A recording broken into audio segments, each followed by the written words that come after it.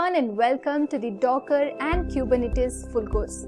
This course is designed to help you understand how modern applications are built and deployed at scale. We will start with the basics of Docker, where you will learn about containers, images, and how to create and manage them. You will also explore key Docker components and commands to build a strong foundation. And next, we will dive into Kubernetes, the industry standard container orchestration platform. You will learn how Kubernetes manages containers across clusters, handles networking, scaling deployments, and ensures applications run smoothly in production environments. And by combining Docker for containerization and Kubernetes for orchestration, you will gain the complete skill set needed to work on real-world DevOps projects and cloud-native applications. So before we begin, please like, share and subscribe to Edureka's YouTube channel and hit the bell icon to stay updated on the latest tech content from Edureka. Also do check out Edureka's DevOps certification training course with Gen AI, designed to equip learners with the skills to master AI-integrated DevOps across the entire software delivery lifecycle. And through hands-on learning, you will gain expertise in building intelligent, automated and secure CI/CD pipelines. This comprehensive course covers essential tools like Git, Jenkins, Terraform, Ansible, Docker, Kubernetes, and monitoring frameworks, while also integrating AI-driven solutions for code generation, testing, and analytics. So do check out the course link given in the description box below. And now, let us get started with our first topic, that is Docker and Kubernetes explained. Kubernetes uses Linux container technologies to provide isolation of running applications. So before we dig into Kubernetes itself, we need to be familiar with the basics of containers to understand what Kubernetes does itself and what it offloads to container technologies like Docker. I'm sure you must know that different software components running on the same machine will definitely require different, possibly conflicting versions of dependent libraries or have other different environment requirements in general. Now, when an application is composed of only smaller numbers of large components, it is completely acceptable to give a dedicated virtual machine to each component and isolate their environments by providing each of them with their own operating system instance. But when these components, now imagine a situation when these components start getting smaller and their numbers start to grow. You cannot give each of them their own virtual machine if you don't want to waste hardware resources and keep your hardware costs really low. But it is not only about wasting hardware resources, because each VM usually needs to be configured and managed individually. Rising number of VMs also lead to wasting human resources because they increase the system administrator's workload considerably. Now, instead of using virtual machines to isolate the environments of each microservice, developers are turning to Linux container technologies.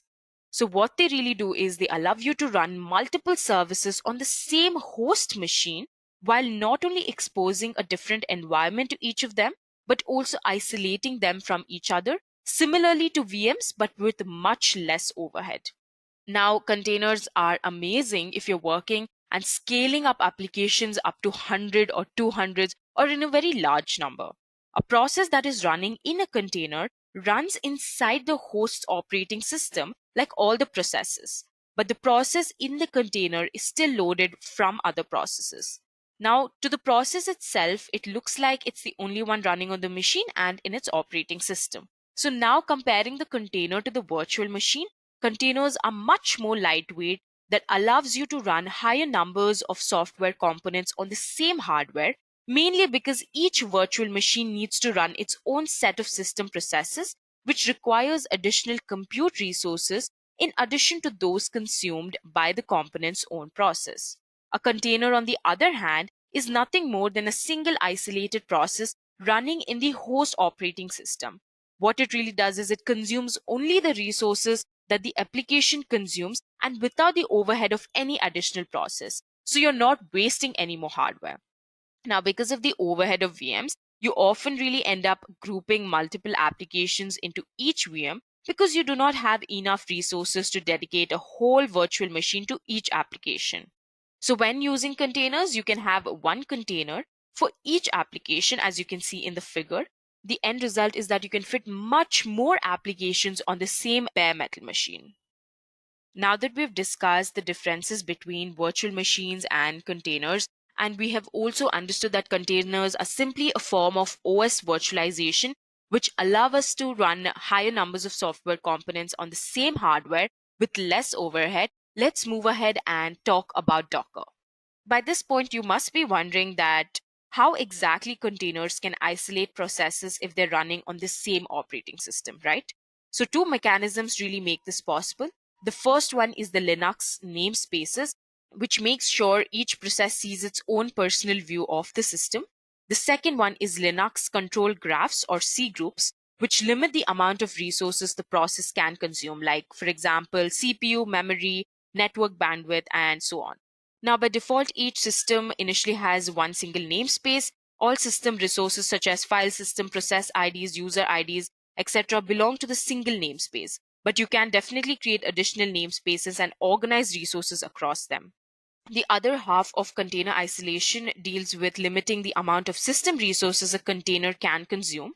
And as I've already mentioned, this is achieved with the help of C groups, that is a Linux kernel feature that limits the resource usage of a process. Okay, a process definitely cannot use more than the configured amount of CPU, memory, network bandwidth, and so on. So this way, processes cannot hog resources reserved for other processes, which is similar to when each process runs on a separate machine. While container technologies have been around for a really, really long time, they have become more widely known with the rise of the Docker container platform. Docker was the first container system that made containers easily portable across various machines. It simplified the process of packaging up not only the application, but also its libraries and other dependencies, even the whole operating system, file system, into a much simpler portable package that can be used to provision the application to any other machine running Docker. So when you run an application package with Docker, it sees the exact file system contents that you have bundled it with. It sees the same files whether it's running on your development machine or a production machine, even if the production server is running on a completely different Linux OS. The application definitely won't see anything from the server it is running on, so it doesn't really matter if the server has a completely different set of installed libraries compared to your development machine. Now, let me explain this with an example.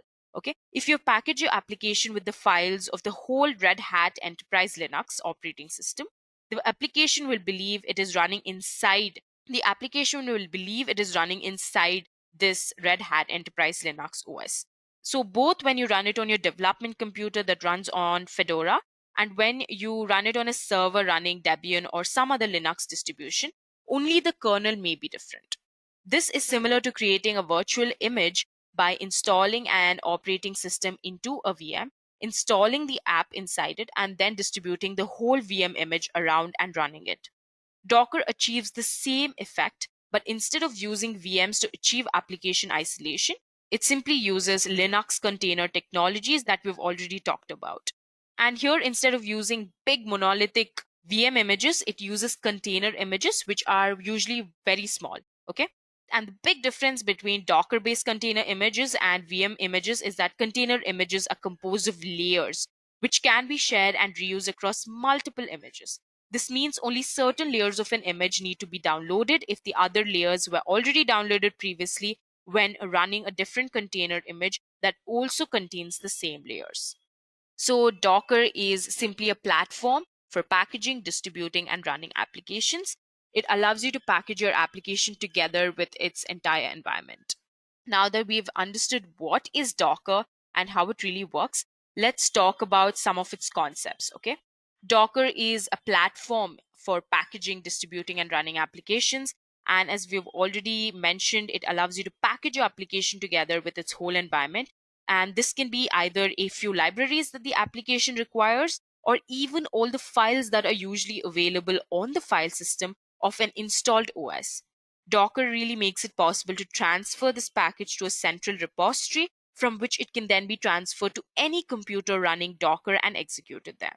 So the three main concepts in Docker are images, registries, and containers. So firstly, let us talk about images. A Docker-based container image is something you package your application and environment into. It's as simple as that, okay? It contains the file system that will be available to the application and other metadata, such as the path to the executable that should be executed when the image is run. The second important concept is registries. Now, a Docker registry is simply a repository that stores your Docker images and facilitates easy sharing of those images between different people and computers. You must be wondering what a repository means, right? So you can think of repository as a storage place for safekeeping, or if there's some information or data that must be stored. All of this can be stored within a repository, and Docker registry is a repository. Okay. So when you build your image, you can either run it on your computer you've built it on, or you can push or upload the image to a registry and then pull, that is, download it on another computer and run it there. Certain registries are public, allowing anyone to pull images from it, while some are private, only accessible to certain people or machines. The next concept is containers. A Docker-based container is simply a regular Linux container created from a Docker-based container image. A running container is a process running on the host running Docker, but it is completely isolated from both the host and all other processes running on it. The process is also resource constrained, meaning it can only access and use the amount of resources like CPU, RAM, and so on that are allocated to it. So before we move ahead to the introduction of Kubernetes, let me explain you how all of these concepts are correlated, okay? And let me explain this with an example. So firstly, imagine the developer tells Docker to build and push image, okay? So what he firstly does is he builds the image and then pushes it to the registry. The image is thus available to anyone who can access that registry. Then what they can do is they can pull the image to any other machine running Docker and then finally run the image. Docker, what it does is it creates an isolated container based on the image and runs the binary executable specified as part of that image. So all of these are related to each other, images, registries, and containers, and are definitely one of the most important concepts in Docker. Okay, so now let's move ahead and let's understand what is Kubernetes. So you can imagine as the number of deployable application components in our system grows, it becomes really hard to manage them all. Google was probably the first company that realized it needed a much better way of deploying and managing their software components and their infrastructure to scale globally. It is also, repeat, it is one of only a few companies in the world that runs hundreds of thousands of servers and has had to deal with managing deployments on a very massive scale. So this has forced them to develop solutions for making the development and deployment of thousands of software components manageable and cost efficient. So through the years, Google developed an internal system called Borg, which was later called as Omega, that helped both application developers and system administrators manage those thousands of applications and servers. Now, in addition to simplifying the development and management, it also helped them achieve a much higher utilization of their infrastructure, which is really important when your organization is that large. Now, when you run hundreds of thousands of machines, even tiny improvements in utilization mean savings in millions of dollars. So the incentives for developing such a system are very clear. After having kept Borg and Omega secret for a whole decade, in 2014, Google introduced Kubernetes, an open source system based on experience gained through Borg, Omega, and other internal Google systems. Kubernetes is simply an open source software system that allows you to easily deploy and manage containerized applications on top of it. So it relies on the features of Linux containers to run heterogeneous applications without having to know any internal details of these applications and without having to manually deploy these applications on each host.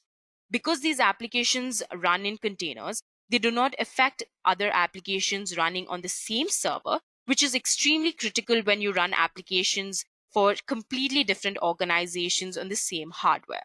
This is of paramount importance for cloud providers because they strive for the best possible utilization of their hardware while still having to maintain complete isolation of hosted applications. Kubernetes enables you to run your software applications on thousands of computer nodes as if all these nodes were a single enormous computer.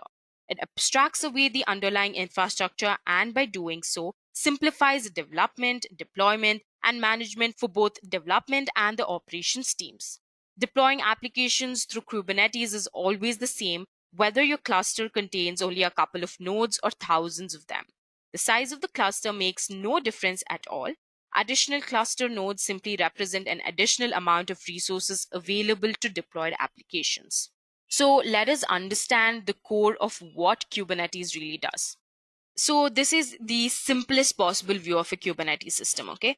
The system is firstly composed of a master node and any number of worker nodes. When the developer submits a list of applications to the master, Kubernetes deploys them to the cluster of worker nodes. So what node a component lands on doesn't and shouldn't matter, neither to the developer nor to the system administrator.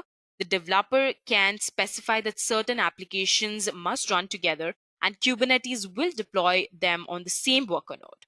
Others will be spread around the cluster, but they can talk to each other in the same way, regardless of where they are deployed. So Kubernetes can be thought of as an operating system for the cluster. It relieves application developers from having to implement certain infrastructure related services into the applications. Instead, they rely on Kubernetes to provide these services. This includes things such as service discovery, scaling, load balancing, self-healing, and even leader election. Application developers can therefore focus on implementing the actual features of the applications and not waste time figuring out how to integrate them with the infrastructure. On the other hand, Kubernetes will also run your containerized application somewhere in the cluster, provide information to its components on how to find each other, and keep all of them running. Because your application doesn't care which node it's running on, Kubernetes can relocate the application at any time, and by mixing and matching applications, it achieves a far better resource utilization than is possible with manual scheduling. So as you can see that Kubernetes exposes the whole data center as a single deployment platform. So now let's talk about some of the most important Kubernetes components. So Kubernetes includes two major players. The first one is masters and the second one is nodes. The master is basically the heart of Kubernetes. It controls and schedules all of the activities in the cluster. Nodes, on the other hand, are the workers that run our containers. So the master includes the master, as you can see in the image, includes the API server, control manager, scheduler, and etcd. All components can run on different hosts with clustering. However, it can also run on the same node. Firstly, we will talk about API server. The API server, what it really does is it provides an HTTP or HTTPS server, which provides a RESTful API for the components in the Kubernetes master. For example, we could use get to get the resource status or post to create a new resource. We can also watch for updates for resources. The API server stores the object information in etcd, which is Kubernetes backend data resource.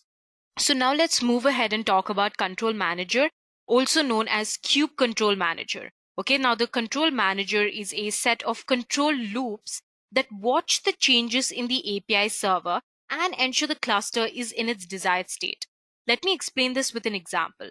Now the deployment controller ensures that the whole deployment is run on the desired amount of containers, whereas the node controller responds and evicts the pod when the nodes go down. The endpoint controller, on the other hand, is used to create a relationship between services and pods. The service account and the token controller are used to create a default account and API access tokens. Now that we know what is controller manager, the next subcomponent of the master component is the etcd. Now, etcd is an open source distributed key value store where Kubernetes stores all of the RESTful API objects. etcd is responsible for storing and replicating data. The next and the last subcomponent is the scheduler or kube scheduler. Now, the scheduler determines which nodes are suitable candidates for pods to run on. It uses not only resource capacity and the balance of the resource utilization on the node, but also node affinity, tie-ins, and toleration. Now that we've discussed the master subcomponents, let's go ahead and talk about node components. Now, node components are provisioned and run on every node, which report the runtime status of the pod to the master. Firstly, we will talk about kubelet. So kubelet is a major process in the nodes. It reports node activities back to Kube API server periodically, including pod health, node health, and liveliness probe. As the diagram shows, it runs containers via container runtimes such as Docker. The next subcomponent in the node components is the proxy or kube proxy. Now, the proxy handles the routing between a pod load balancer, which is also known as service, and the pods. It also provides routing from external internet to services. There are basically three proxy modes, that is user space, IP tables, and IPVS. I'll be talking about all of these. The first one is the user space mode, which creates a large overhead by switching the kernel space and user space. On the other hand, we have the IP tables mode, which is the latest default proxy mode. It changes the IP table's network address translation in Linux to achieve routing TCP and UDP packets across all the containers. IP virtual servers, that is IPVS, was general available in Kubernetes 1.11 and is used to address performance degradations when running more than 1,000 servers in a cluster. So basically, it runs on a host and acts as a load balancer, forwarding the real connection to real servers. IPVS mode will fall back to IPv tables in some scenarios. The last component is Docker. As we've already discussed, Docker is a container runtime implementation, and Kubernetes uses Docker as a default container engine, and it also supports other runtimes such as RKT and runc. So let us understand how the node and the master components really interact with each other. The client uses kubectl, which is a command line interface to send requests to the API server. The API server, on the other hand, is a hub between the master components, will respond to the client requests and push and pull the object information from etcd. Now, if a new task is created, such as run pods, the scheduler will determine which node should be assigned to do that task. The controller manager monitors the running tasks and responds if any undesired state occurs. The API server fetches the logs from pods via the kubelet. Finally, the API server fetches the logs from pods via the kubelet. Now that we know the components of Kubernetes and we've discussed how they interact with each other, let's move on to the next part of the session and talk about Kubernetes benefits. Now, if you have Kubernetes deployed on all your servers, the operation teams do not really need to deal with deploying your applications anymore. Because a containerized application already contains all it needs to run, the system administrators don't really need to install anything to deploy and run the application. Now, on any node where Kubernetes is deployed, Kubernetes can run the application immediately without any help from the system administrators. This brings to the first benefit of Kubernetes, that is simplifying application deployment. Because Kubernetes exposes all its worker nodes as a single deployment platform, we had already seen this in the previous part of the session, application developers can start deploying applications on their own and do not really need to know anything about the servers that make up the cluster. In essence, all the nodes are now a single bunch of computational resources that are really waiting for applications to consume them. A developer does not really usually care what kind of server the application is running on, as long as the server can provide the application with adequate system resources. Certain cases do exist where the developer does care what kind of hardware the application should run on. Now, if the nodes are heterogeneous, you will find cases when you want certain applications to run on nodes with certain capabilities and run other applications on others. Let me explain this with an example, okay? Now, if one of your applications may require being run on a system with SSDs instead of HDDs, while other applications run fine on HDDs. In such cases, you obviously want to ensure that particular app is always scheduled to a node with an SSD. Now, without using Kubernetes, the system administrator would select one specific node that has an SSD and deploy the application there. Now, let's consider a scenario where you're using Kubernetes. Instead of selecting a specific node where your application should be run, it is more appropriate to tell Kubernetes to only choose among nodes with an SSD. So this is the first benefit. It simplifies application deployment. The second benefit is that it helps in achieving better utilization of hardware. By setting up Kubernetes on your servers and using it to run your applications instead of running them manually, you have decoupled your application from the infrastructure. When you tell Kubernetes to run your application, you're letting it choose the most appropriate node to run your application on based on the description of the application's resource requirements and the available resources on each of these nodes. Now, by using containers and not typing the application down to a specific node in your cluster, you're really allowing the application to freely move around the cluster at any point of time. So the different application components running on the cluster can be mixed and matched to be packed tightly onto the cluster nodes. This ensures the node's hardware resources are utilized as best as possible. The ability to move applications around the cluster at any time allows Kubernetes to utilize the infrastructure much better than you can achieve manually. Humans aren't great at finding optimal combinations, we all know that, especially when the number of all possible options is extremely huge, such as when you have many application components and many server nodes they can be deployed on. Computers can obviously perform this work much better and faster than humans. Now, the third benefit of Kubernetes is health checking and self-healing. Having a system that allows moving an application across the cluster at any time is also valuable in the event of server failures. As your cluster size increases, you will deal with failing computer components even more frequently. Kubernetes monitors your application components and the nodes they run on and automatically reschedules them to other nodes in the event of a node failure. This frees the operations team from having to migrate app components manually and allows the team to immediately focus on fixing the node itself and returning it to the pool of available hardware resources instead of focusing on relocating the application. Now, if your infrastructure has enough spare resources to allow normal system operation even without the failed node, the operation teams doesn't even need to react to the failure immediately, such as at 3 a.m. in the morning. They can sleep tight and deal with the fail node during the regular work hours. Now, this brings us to the last benefit of Kubernetes, that is automatic scaling. Using Kubernetes to manage your deployed applications also means the ops team do not really need to constantly monitor the load of individual applications to react to sudden load spikes. As previously mentioned, Kubernetes can be told to monitor the resources used by each application and to keep adjusting the number of running instances of each application.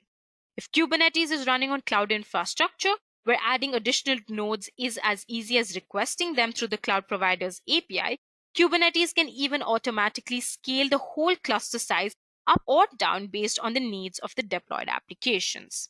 Now that we have discussed the benefits of Kubernetes and how you can utilize it to the maximum, let us move ahead to the next part of the session and prepare the Docker Kubernetes environment.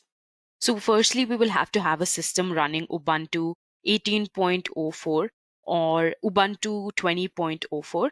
Currently, I'm working on a Linux VM that is Ubuntu 18.04. You will also have to have a user account with privileges. So what I'm going to do now is I'm just going to open my terminal. Now, before we, install whatever requirements that we'll need, we are also going to execute some basic commands. So before installing any software, what you need to do is you need to update and also upgrade the system if necessary that you are working on. To do so, you can just run the apt get command.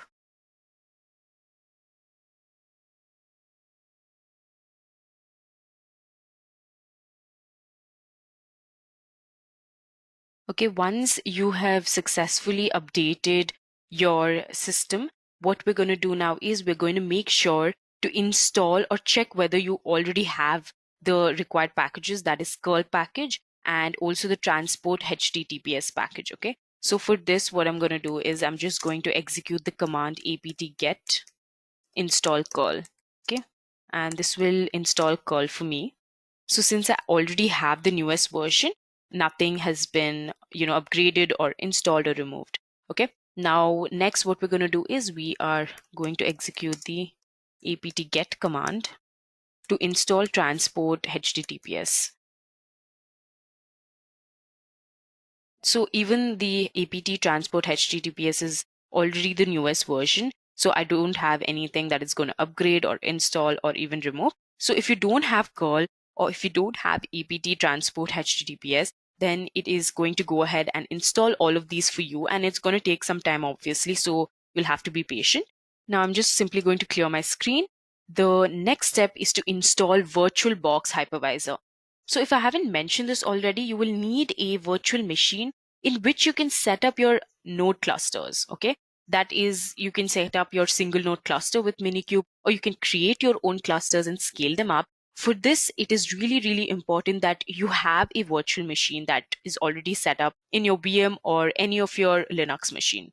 So what we're going to do is we are going to install VirtualBox on Ubuntu. So for this, we're just going to execute the command apt install VirtualBox ext pack. And you can already see that VirtualBox is already the newest version and it is already installed in our VM. So if you're installing VirtualBox for the first time, you'll just be prompted with another window that says, do you want to continue this installation process? You can just confirm it by clicking Y and hitting enter. Then you'll be prompted with another window with the license agreement on the screen. So you can just press tab that is present on your keyboard and then enter to continue. Okay, the installer will then ask you to agree with the terms of the VirtualBox PUEL license by selecting yes. And once that is done, you can just wait for the installation to complete and then move on to the next step. Now what we're going to do is we are going to be installing two tools. One is Minikube and the other one is kubectl. For this, I'm just going to open my web browser and we'll check out the various commands that we can use to install Minikube and kubectl. So if I haven't mentioned already, kubectl is the command line interface that will allow you to make changes, access, and really access Kubernetes as a whole. So what we're going to do is I'm just going to look for install kubectl Minikube. If you scroll down, you can see there's an option that says install tools Kubernetes. And this is your official website from where you could download all of the tools. So I'm just going to click that. And this will immediately redirect me to a page that will allow me to install kubectl on Linux, Mac OS, and on Windows. So if you are working on Mac OS or Windows, this is the right option for you. But if you're working on Linux, like I am, I can just click on install kubectl on Linux. And if you scroll down, you can also install Minikube, okay? So Minikube is just a tool that really lets you run Kubernetes locally. It just runs a single node Kubernetes cluster on your PC so that you can try out Kubernetes or for daily development work as well. But no one really uses, Minikube for local development. Then it's not suggested. It's not really suggested to work on Minikube if you're actually, using it for your daily development work. So I'm just going to click on this View Minikube Get Started guide. So before we, install Minikube, what we're going to do is we're going to set up kubectl, okay? So for this, I'm just going to switch to this page and I'm going to quickly scroll down. There are three ways that you can install kubectl on Linux. The first one is kubectl binary with curl on Linux. The second one is by using native package management. The third one is by using other package management. So I would suggest you to install kubectl binary with curl on Linux, and you can execute all of these commands, right? You can execute the step number 1, that is to download the latest release with the command. And if you want to download a specific version, you can simply replace the command with the portion of the command with the specified version, okay?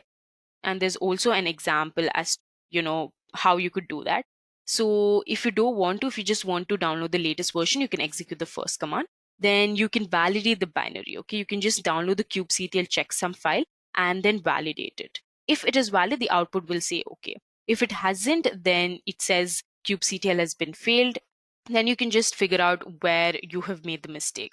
So moving on, then you can install kubectl, right? So this is the location as to where kubectl will install. And finally, you can just test to ensure the version you have installed is up to date. That's what I'm going to do.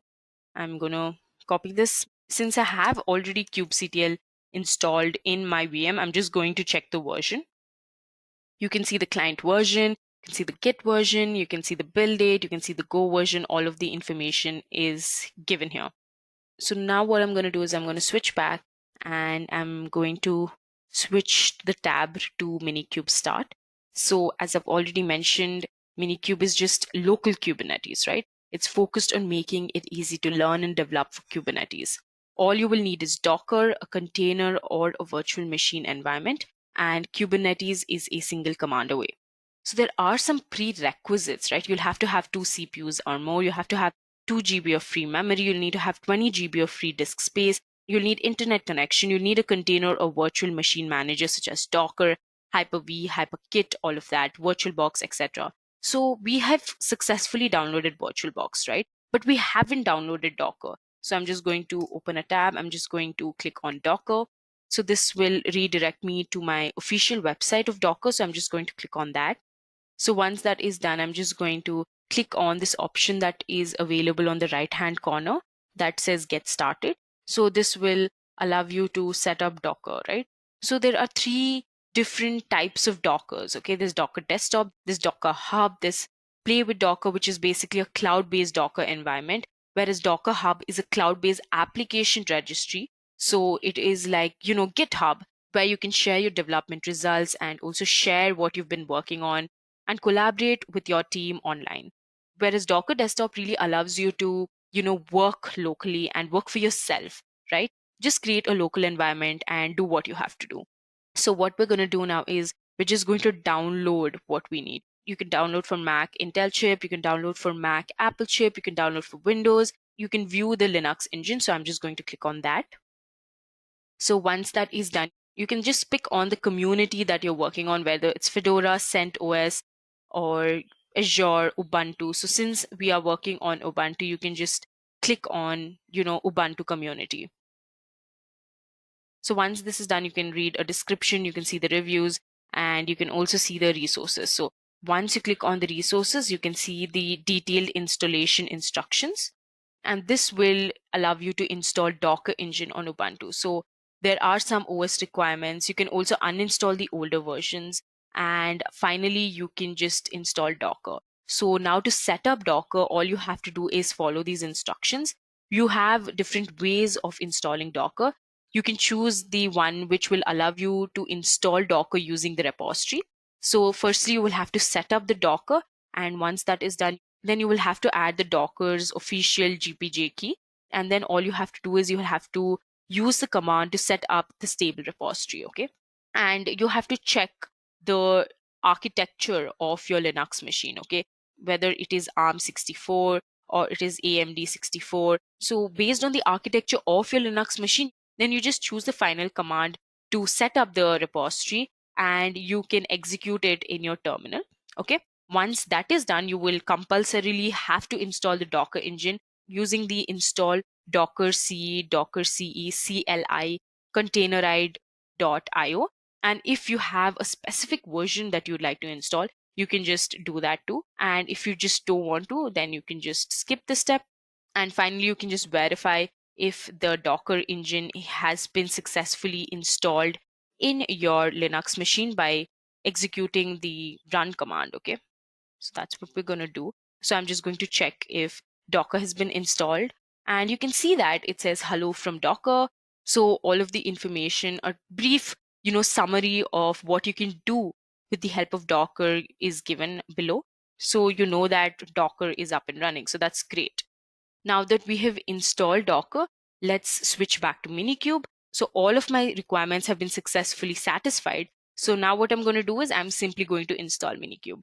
For this, I'm just going to, click on the operating system, the architecture type, and then the installer type, okay? Once that is done, you can just copy this command that is here. So if it is a Debian package that you want to install, then you can click on that. If you want an RPM package, you can click on that. And whatever is well suited for you, just pick on that and install it, okay? Execute these commands on your Linux terminal and get them installed. And once that is finally done, you're just going to execute the command sudo minikube start, okay? But before we start our default Minikube cluster, let's, experiment with Docker a bit, right? So what we're going to do is using the run command, you can run many images that you'd like to, okay? So we just ran hello world. You can also run busybox, okay? And print hello world. So if you're unfamiliar with busybox, that's okay. It is basically a single executable that really combines many of the standard Unix command line tools such as echo, ls, gzip, and so on. So also instead of the busybox image, you can use any other full-fledged OS container image such as Fedora, Ubuntu, or other similar images as long as it includes the echo executable. You can see that we have successfully executed the hello world command, okay? You can also create a Docker file for the image. You can build the container image. There's a lot of things that can really happen. I'm just going to clear the screen. Now what I'm going to do is I'm going to start my Minikube cluster, which is the default Kubernetes cluster. So it's going to take some time to start the cluster. So once it's done, we'll get back to the next part. Now you can see that kubectl is now configured to use the Minikube cluster, which is again the default cluster of Kubernetes. And also there is a default namespace that has been created. So now I'm going to clear the screen.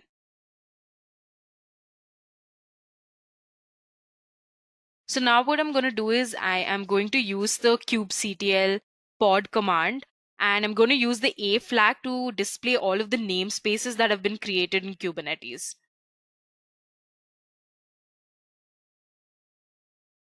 As you can see, all of the output, you have default namespaces, you have Ingress, Nginx, you have Kube System, Prometheus. All of these are namespaces that have been created, and they have a particular name. They have the status when it restarts, whether it's ready. So the status, as you can see, some of them are running, some of them are on error, some of them are completed. All of the information regarding these namespaces are given here.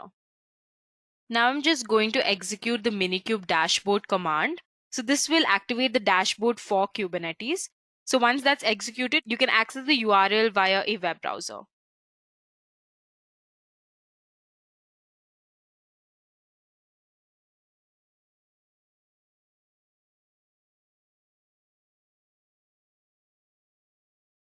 So now the dashboard is enabled and you can see that the proxy has been launched. Now this URL, what you can do with it is you can open it in a web browser.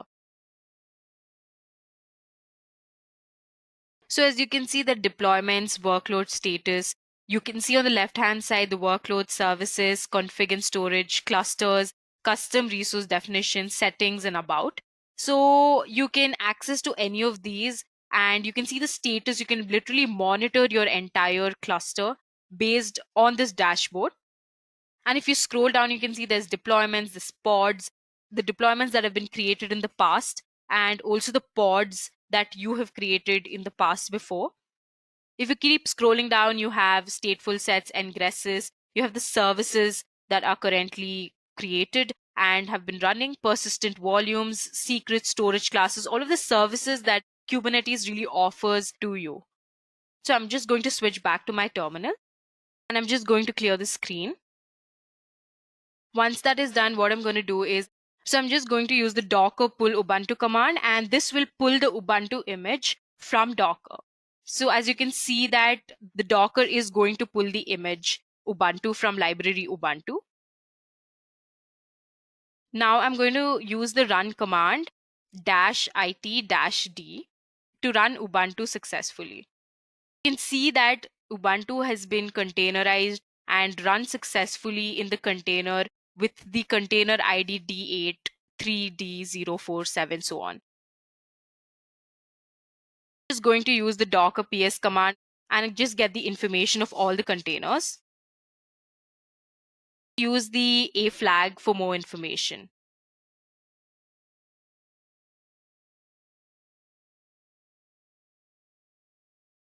I'm going to clear the screen and I'm going to execute the docker images command, which will give me an overview of what all images are running in Docker. And you can see that the Ubuntu image has been created just 4 days ago, and it is the latest image that has been pulled from the Docker website. And that's the latest image that has been pulled from the Docker website. I'm going to clear the screen. So with this, we come to the end of this session. Let's move on to the next part of the session of Kubernetes and Docker. So now let's discuss a case study on how Pinterest really used Docker and Kubernetes together and faced the challenges that they faced. So after almost 8 years in existence, Pinterest had grown into 1,000 microservices and multiple layers of infrastructure and diverse setup tools and platforms. Back in 2016, the company launched a roadmap towards a new compute platform led by the vision of creating the fastest path from an idea to production without really making engineers worry about the underlying infrastructure. So this was the challenge that they faced back in 2016 when the company was at its boom. So once they faced this challenge, they had to find a solution. The first phase involved moving services to Docker containers. Now, once these services went into production in early 2017, the team began looking at orchestration to help create efficiencies and manage them in a decentralized way.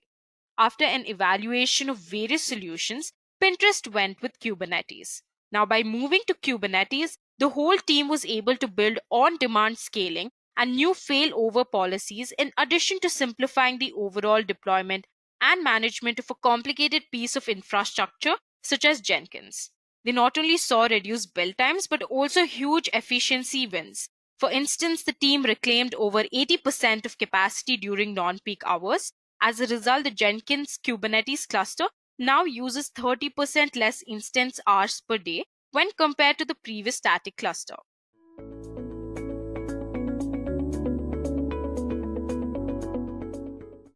So if you talk about the Docker architecture, as you can see on this slide, this is what Docker architecture looks like, and it has three major components, namely the client, the Docker host, and the registry. So now let us talk about each of these components one by one. So the first component is the Docker client. So Docker users can interact with Docker through a client. When any Docker command runs, the client sends them to the Dockerd daemon, which carries them out. Docker API is used by Docker commands, and Docker client can communicate with more than one daemon. The second component is the Docker host. So the Docker host provides a complete environment to execute and run applications. It comprises of the Docker daemons, images, containers, networks, and storage. So as previously mentioned, the daemon is responsible for all container related actions and receives the commands via the command line interface or the REST API. It can also communicate with other daemons to manage its services. The Docker daemon pulls and builds container images as requested by the client. Once it pulls a requested image, it builds a working model for the container by utilizing a set of instructions known as the build file. The build file can also include instructions for the daemon to preload other components prior to running the container, or instructions to be sent to the local command line once the container is built. Now we will talk about the Docker objects. So as you can see on this slide, these are the various Docker objects, starting with images, containers, networking, and storage. Images are a read-only binary template used to build containers. Images also contain metadata that describe the container's capabilities and the needs. Images are used to store and ship applications. An image can be used on its own to build a container or customized to add additional elements to extend the current configuration. So container images can be shared across teams with an enterprise using a private container registry, or shared with the world using a public registry like the Docker Hub. So these images are a core part of the Docker experience, as they enable collaboration between the developers in a way that was not possible before. The second object is the containers. So containers are encapsulated environments in which you run the applications. The container is defined by the image and any additional configuration options provided on starting the container, including and not limited to the network connections and the storage options. Containers only have access to resources that are defined in the image, unless additional access is defined when building the image into a container. You can also create a new image based on the current state of the container. Since containers are much smaller than the VMs, they can be spun up in a matter of seconds and results in much better server density. So the third object that we are going to talk about is the networks, or the networking part. So Docker networking is a passage through which all the isolated containers communicate. So the following are the few types of network drivers in a Docker. The first one is the bridge. It is the default network driver for a container. You use this network when your application is running on standalone containers, that is, multiple containers communicating with the same Docker host. The second one is the overlay. So this network enables Swarm services to communicate with each other. It is used when the containers are running on different Docker hosts, or when Swarm services are formed by multiple applications. The third one is the MAC VLAN. This driver assigns MAC addresses to containers to make them look like physical devices. The traffic is routed between containers through their MAC addresses. This network is used when you want the containers to look like the physical device. For example, while migrating a VM setup. There are two more network drivers known as the host and the none. So the none driver disables all the networking, and the host driver removes the network isolation between the Docker containers and the Docker host. So it is used when you don't need any network isolation between the host and the container. And the fourth Docker object is the storage. You can store data within the writable layer of a container, but it requires a storage driver. Being non-persistent, it perishes whenever the container is not running. Moreover, it is not easy to transfer this data. So in terms of persistent storage, Docker offers four options. The first one is the data volume. Data volumes provide the ability to create persistent storage with the ability to rename volumes, list volumes, and also list the container that is associated with the volume. Data volumes sit on the host file system outside the container's copy on write mechanism and are fairly efficient. The second option is the data volume container. A data volume container is an alternative approach wherein a dedicated container hosts a volume and to mount that volume to other containers. In this case, the volume container is independent of the application container and therefore can be shared across more than one container. Another option is to mount a host's local directory into the container. In previously mentioned cases, the volumes would have to be within the Docker volumes folder, whereas when it comes to directory mounts, any directory on the host machine can be used as a source for the volume. And the final option is the storage plugins. So storage plugins provide the ability to connect to external storage platforms. These plugins map storage from the host to an external source like the storage array or an appliance. So a list of storage plugins can be found on the Docker's plugin page. And the last component that we are going to talk about is the Docker registries. So Docker registries are services that provide locations from where you can store and download images. In other words, a Docker registry contains Docker repositories that host one or more Docker images. Public registries include Docker Hub and the Docker Cloud, and private registries can also be used. So a few common commands when working with registries are Docker push, Docker pull, and Docker run.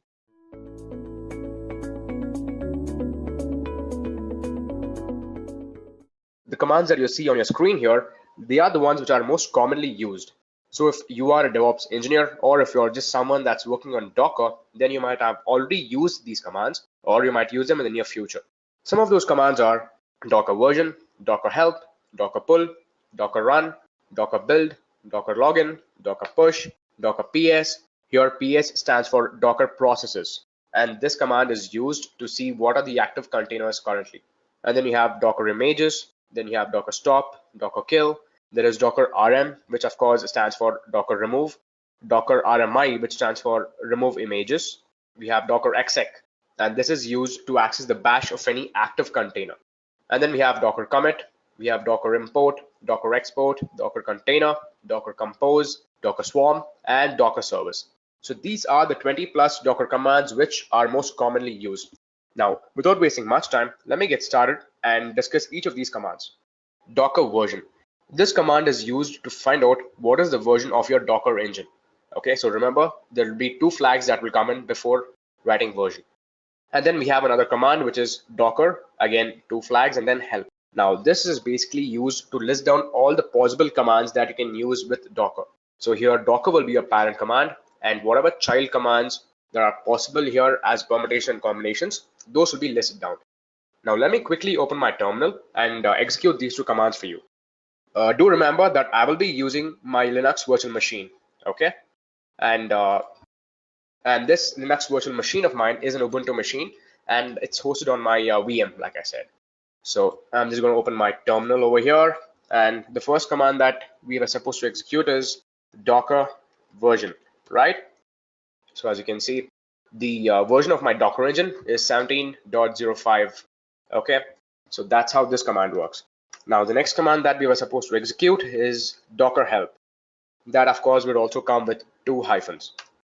And like I told you, there are various commands that you have in Docker, like Docker attach, Docker build, Docker commit, Docker cp, Docker create, Docker diff.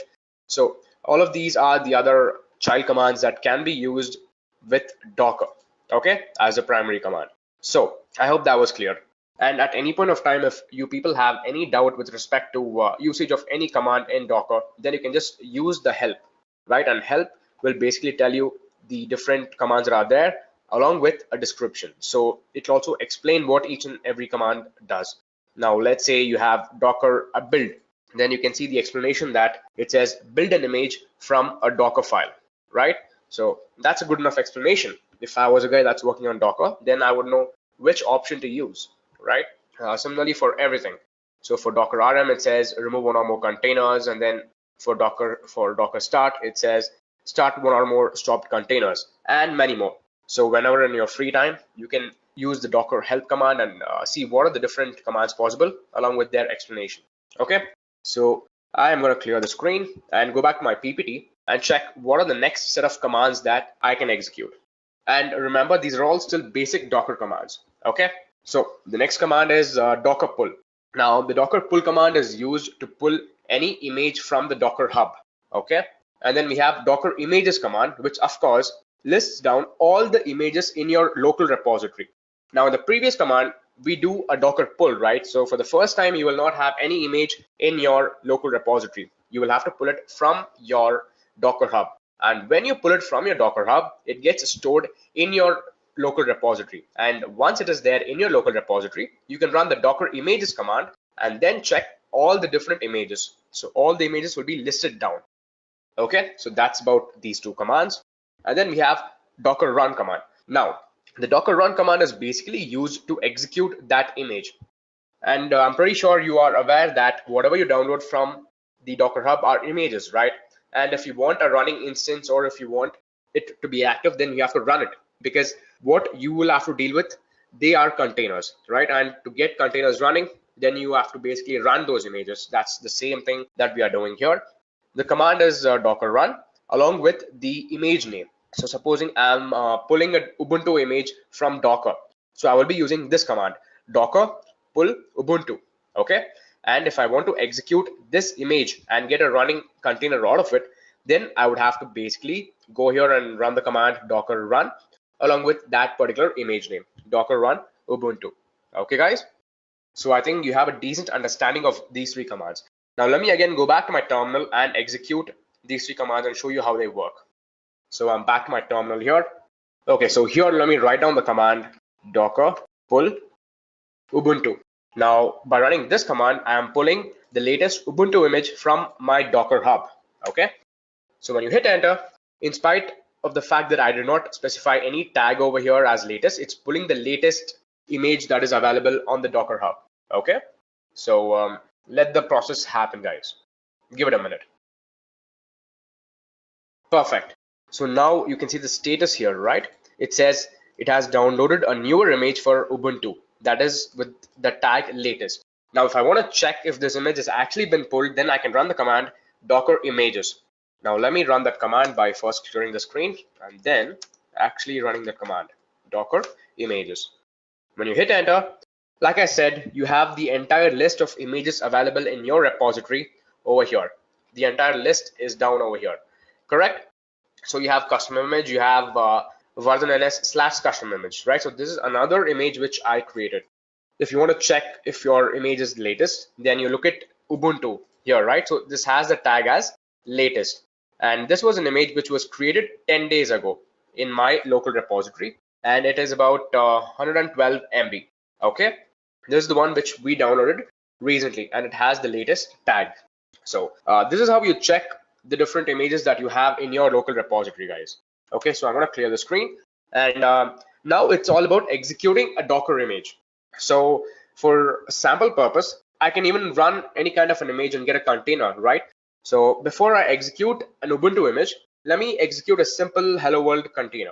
So for that, I'm going to say Docker run hello world. Now remember, when we say Docker run hello world, you might ask me a question that, is hello world already present in my local repository? Well, the answer is it's actually already present. So I have an image of hello world in my local repository. But even if I do not have the hello world image in my local repository, this command will run, because when you do a Docker run command, this would first of all look for this particular image in your local repository. If the image is not present, then it will go to the Docker hub and look for an image with this particular name, and it will pull that image with the latest tag. Okay, so run does two things: it pulls and it executes. Okay, so let me hit enter, and there you go. It says hello from Docker, right? So this is the hello world container for Docker. Now, the reason I did not execute the Ubuntu image is because I want to make a few modifications to that image. But if you want to make a few modifications to that image, then you have a different set of commands which are involved. So let me go through those commands and then get back to what I was supposed to do. That was about Docker run. And then we have something called as Docker build. Okay. And this Docker build command is used to build a custom image of yours. Supposing you have an Ubuntu image, okay, but you do not want it exactly as it is, and you want to make a few adjustments to that. So another example for that would be the node image, right? In my previous sessions, I've had sessions on Docker Swarm, I had a session on Docker Compose, and many more, right? So over there, what happens is I'm using a Node.js image as my base image, and then I'm building my entire application on that. So what you have here is you have a base node image, okay? And on that node image, you build your entire application, be it an Angular application or be it a mean stack application. And the command that you use to build the entire application is the Docker build command. And as you can see, this is the syntax. You have to say Docker build with the flag -t. And the T flag, what it does is it basically tells you that you can give your name with a tag for your image which you're building. Because this image is going to be your image, right? You're customly building this image. So when you custom build this image, you can give it your own name, and that's what this is. And followed by that, with a space, I have specified a dot here. Now the dot specifies that the Docker file which is needed to build this Docker image is present in the current directory where this command is being executed. Now, had I specified the entire path of my Docker file, then I wouldn't be specifying the dot over here, right? But in that case, if I'm specifying the entire path, then that means that my Docker file is present in some other location, not necessarily in the same location where the command is being executed. Okay, I hope that was a little clear to you people. So now if you're still not clear, let me give you a demonstration and then you will be able to understand this in a better fashion. Okay, so let me open my terminal again, and currently we are in the /home/Edureka directory. Now for the demo purpose, I had created a new Docker file. Let me first open and show you that Docker file, okay? And that Docker file is present in the downloads demo folder of mine. If I do an ls, there is a Docker file. Perfect. So let me say cat Docker file. In fact, let me open this in gedit. So sudo gedit Docker file. Yes. Now, the Docker file is the most important file if you want to build your own custom images, because whatever you want for the application to run, those dependencies are specified in this file. You have to say which is the base image that you have to first of all download from the Docker Hub and use that as a basis for your application. And then you have to say the other commands that you want to run. Now in this demo of mine, I'm simply downloading an Ubuntu image from the Docker Hub, and I'm just echoing this sentence. Hi, this is Vardhan from Edureka. So it's a very simple process, right? I'm pulling one Ubuntu image and I'm doing an echo on that particular image. So you can just save this, close this Docker file, and then execute this particular Docker file, okay? And since I am in this folder, I can use the dot to specify that the Docker file is present in this directory. Now let me first clear the screen and then run that command again. So the command is docker build -t. Let's give the name of the image as my custom Ubuntu image. Custom Ubuntu. Well, that's good enough, right? And then I'm going to say dot because the Docker file to build this my custom Ubuntu image is present in the same path. Okay, so it says my custom Ubuntu should be in lowercase. Okay, no problem. So let me just check my Docker file once. Okay, now the reason I got this is because my image name cannot be in caps. So what I'm going to do is let me rerun the command with a different name, possibly in small letters. Okay, my custom Ubuntu. Okay, perfect. The command got executed. So if you can see here, it says sending the build context to the Docker daemon. And since I had specified only 2 steps in my Docker file, those 2 steps are being executed here. Step 1 is it's pulling the Ubuntu image from the Docker Hub. And since it's already there in my local repository, it's using whatever is there. Okay. And step 2 is running the echo statement. Hi, this is Vardhan from Edureka, right? This was the second step. And the same echo command has been executed over here. Hi, this is Vardhan from Edureka. Correct? Perfect. So I hope you guys got a good understanding of this particular command, because this is the most important command if you want to make it as a DevOps engineer or a person that's regularly working on Docker, because all of the images that you will be working on in your office or in your workspace, you will have to be working on custom images for your application. So remember how this command is used and how the applications are built. So let me just clear the screen and go back to my slides and see what is the next command in store for us. Okay, so the next command is the Docker container command. And this Docker container command is basically used to manage your containers. Now, let's say you have n number of containers, and because so many containers are active at the same time, your system may be lagging, right? There's a performance issue. So at that time, you might want to close or end certain containers, right? Kill their process. So at that point of time, you can use the container command and kill the container straight away. So it's just one of the different options that we have. So there are a number of other commands which can be used with the Docker container as the parent command. And I would request you to look up the set of commands on Docker docs. Okay. But for now, let me just go back to my terminal and execute one of these commands and show you how they work. So let me go back to my terminal here. And here, I'm going to run that command, Docker container. And let me run Docker container logs. Okay. But so here, let me run the command Docker container logs to basically find out the different logs that are associated with my container. Okay. Now the thing is, in arguments, I have to specify the container name or the container ID. And since I don't know it right now, let me first find out what is my container ID. Okay. So I'm going to do a docker ps command to list down the different containers. Okay. There are no active containers, so I'm going to do a -a flag. So these two commands I will explain in detail at a later point of time, guys. Okay. But anyways, getting back to our problem here, you can see that the hello world container got executed, right? So I'm going to copy the container ID here. And now I'm going to find out what are the logs of this Docker container logs. And then I'm going to paste the container ID.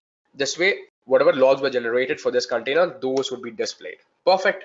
Worked as though the container executed again. So the same thing can be done for any of the other containers. Okay.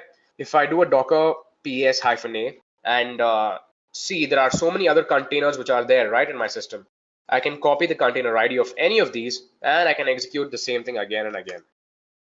Docker container logs, right? And then I can paste this.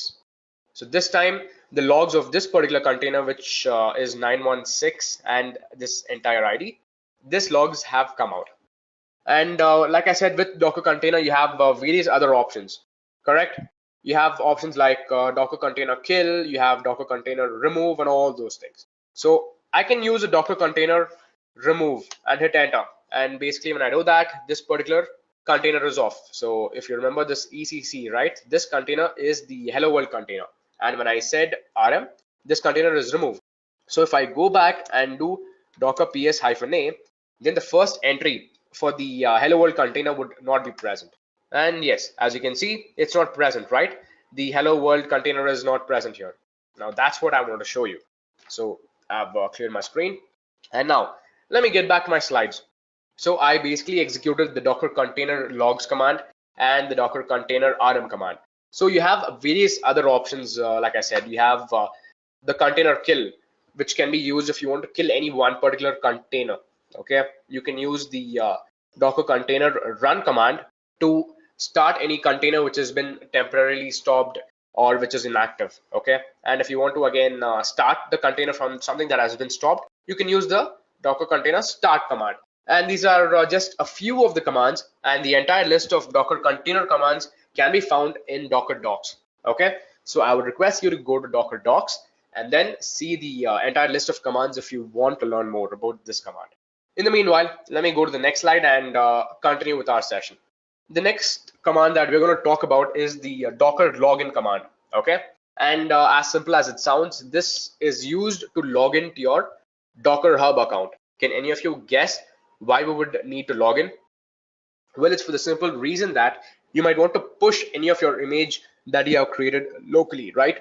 So when you're working with a team who are all using Docker, then you can just pull the Docker image or create a new Docker image from scratch at your end and build a container. And if you want to share that container with other people in your team, then you can upload it to Docker Hub, right? So how do you upload it to Docker Hub? So if you want to upload it, you don't have any other workaround. So you do it through the terminal. And to do it through the terminal, you have to first do a Docker login. Once you've logged in using your Docker container credentials, then you can simply start pushing your Docker image to the Docker Hub. Okay, so that's why this command is really important. So let me go to my terminal and show you this command.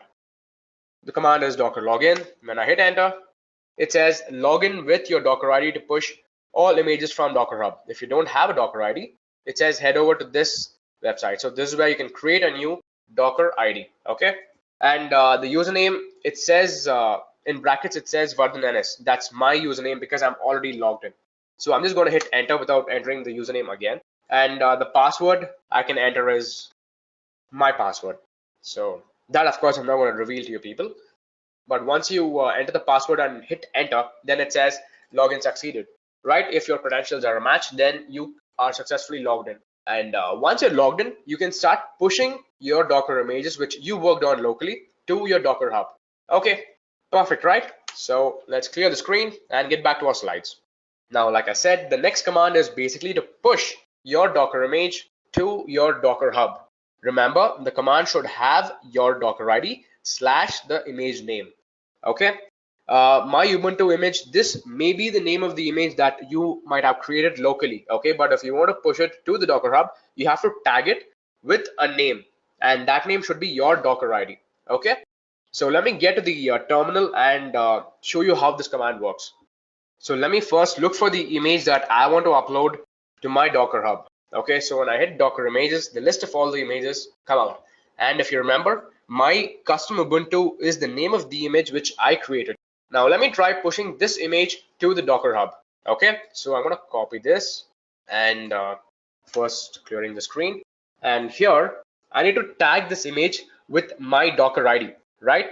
Because right now it has the name my custom Ubuntu and I cannot upload it to Docker Hub with this name.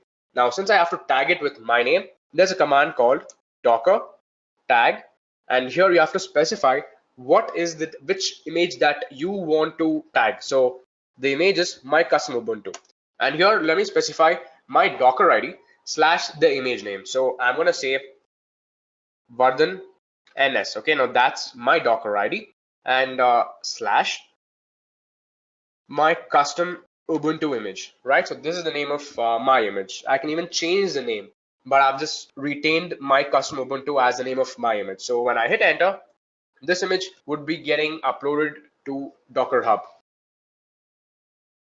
And now this image has been renamed to VardhanNS / my custom Ubuntu. We can verify the same by running the command docker images. And as you can see here, there is one image with the name my custom Ubuntu, and then there is another image with VardhanNS / my custom Ubuntu. Correct? Now this is what I have to upload. So now I can use the docker push command. So I'm going to say docker push and then simply specify the image that you want to push. Docker push VardhanNS / my custom Ubuntu. Hit enter, and the image would be getting uploaded to Docker Hub. And once when you do it from your end, after this command is executed successfully, you can go to your Docker Hub and check that your image which you created locally has been uploaded to the Docker Hub and it can be shared and accessed by other people. Okay, perfect. So this shows that my image has been uploaded. And let me just clear the screen and get back to my slides and move forward. And this command is something that I already executed some time back. Right, if you remember, I used the docker ps command to identify which are the containers which are currently active in my system, right, in my Docker engine. So that's what this does. PS basically stands for processes, and when you hit docker processes, then all the container processes which are currently running in your Docker engine would be listed. However, if you append this command with a yay flag, right, then all the containers which are inactive, even those containers would be listed down. So that is the difference between these two commands, docker ps and docker ps with a flag a. Now let me go to my terminal and show you that. So Docker PS first, okay? And right now there are no entries because there are no containers which are currently active. But if you want to find out all the containers, irrespective of whether they are active or whether they are not active, then it would list down all the containers in my system, right? Or in my host. And that's what it's going to do. Docker PS -a. And as you can see, there's an entire list of Docker containers over here. There's the custom image which I created, and then there are various other images over here which I used to build a container, and I've shown you how they work in my previous sessions. So the contact list, Angular, and then there is a demo app one. These were images which I used for my Docker Swarm and for my Docker Compose videos respectively. So if you want to go and see those videos, then the link will be there in the description below, guys. And I would request you to go through those images to understand other Docker concepts better, okay? Because Docker Compose and Docker Swarm, they are the advanced concepts in Docker, and that's a must know if you want to make it as a Docker professional. The link for those videos are in the description below. So let me just clear the screen and get back to what I was doing. So the next command that we have is the Docker stop command. Now the Docker stop command is basically used to shut down any container. So if there is any container in your Docker engine which is running, right, in your host, and if you want to stop it, then you can use this command. And do note that this command would not be shut down right away. It might take a few seconds because it would be gracefully shut down, waiting for the other dependencies to shut first. Okay, it's not a forced stop. It's a very gentle stop. That's what this command is. But we have something called as a Docker kill command. Okay, and what this Docker kill command does is it ungracefully stops your container. As in, if there is any container that is actively running, it would straight away kill it. In spite of it's something similar to force kill, right? So that is the difference between these two commands, Docker stop and Docker kill. Kill would straight away kill your command. Now before I show a hands-on of this, let me go forward and talk about a few more commands. There is something called as a Docker remove, right? Docker RM. This one, what it does is it removes a container. At this point of time, you have to remember that if you want to remove any container from your host, you have to first stop it. And how will you stop it? By the two commands that I explained in the previous two slides. You either force kill it or you kill it gracefully using the Docker stop command or the Docker kill command. And once you've used those two commands, you can remove them from your repository, okay? And we have another command that is the Docker RMI, okay? So the Docker RM would remove containers. But if you want to remove images itself from your repository, then you can use the Docker RMI command. Okay, guys? So these are the four different commands that we have here, which are regularly used. Now let me open my terminal and show you how they work. First, let me do a Docker PS. And since there are no containers which are currently active, what I'm going to do is I'm going to start a service. Okay, I'm going to containerize a particular service, and then I will show you how to stop it or kill it or remove it. Okay, there is one particular image demo app one, okay, which I used to deliver my previous session. There was the Docker Compose session, right? Over there I used that particular image and I created an Angular application.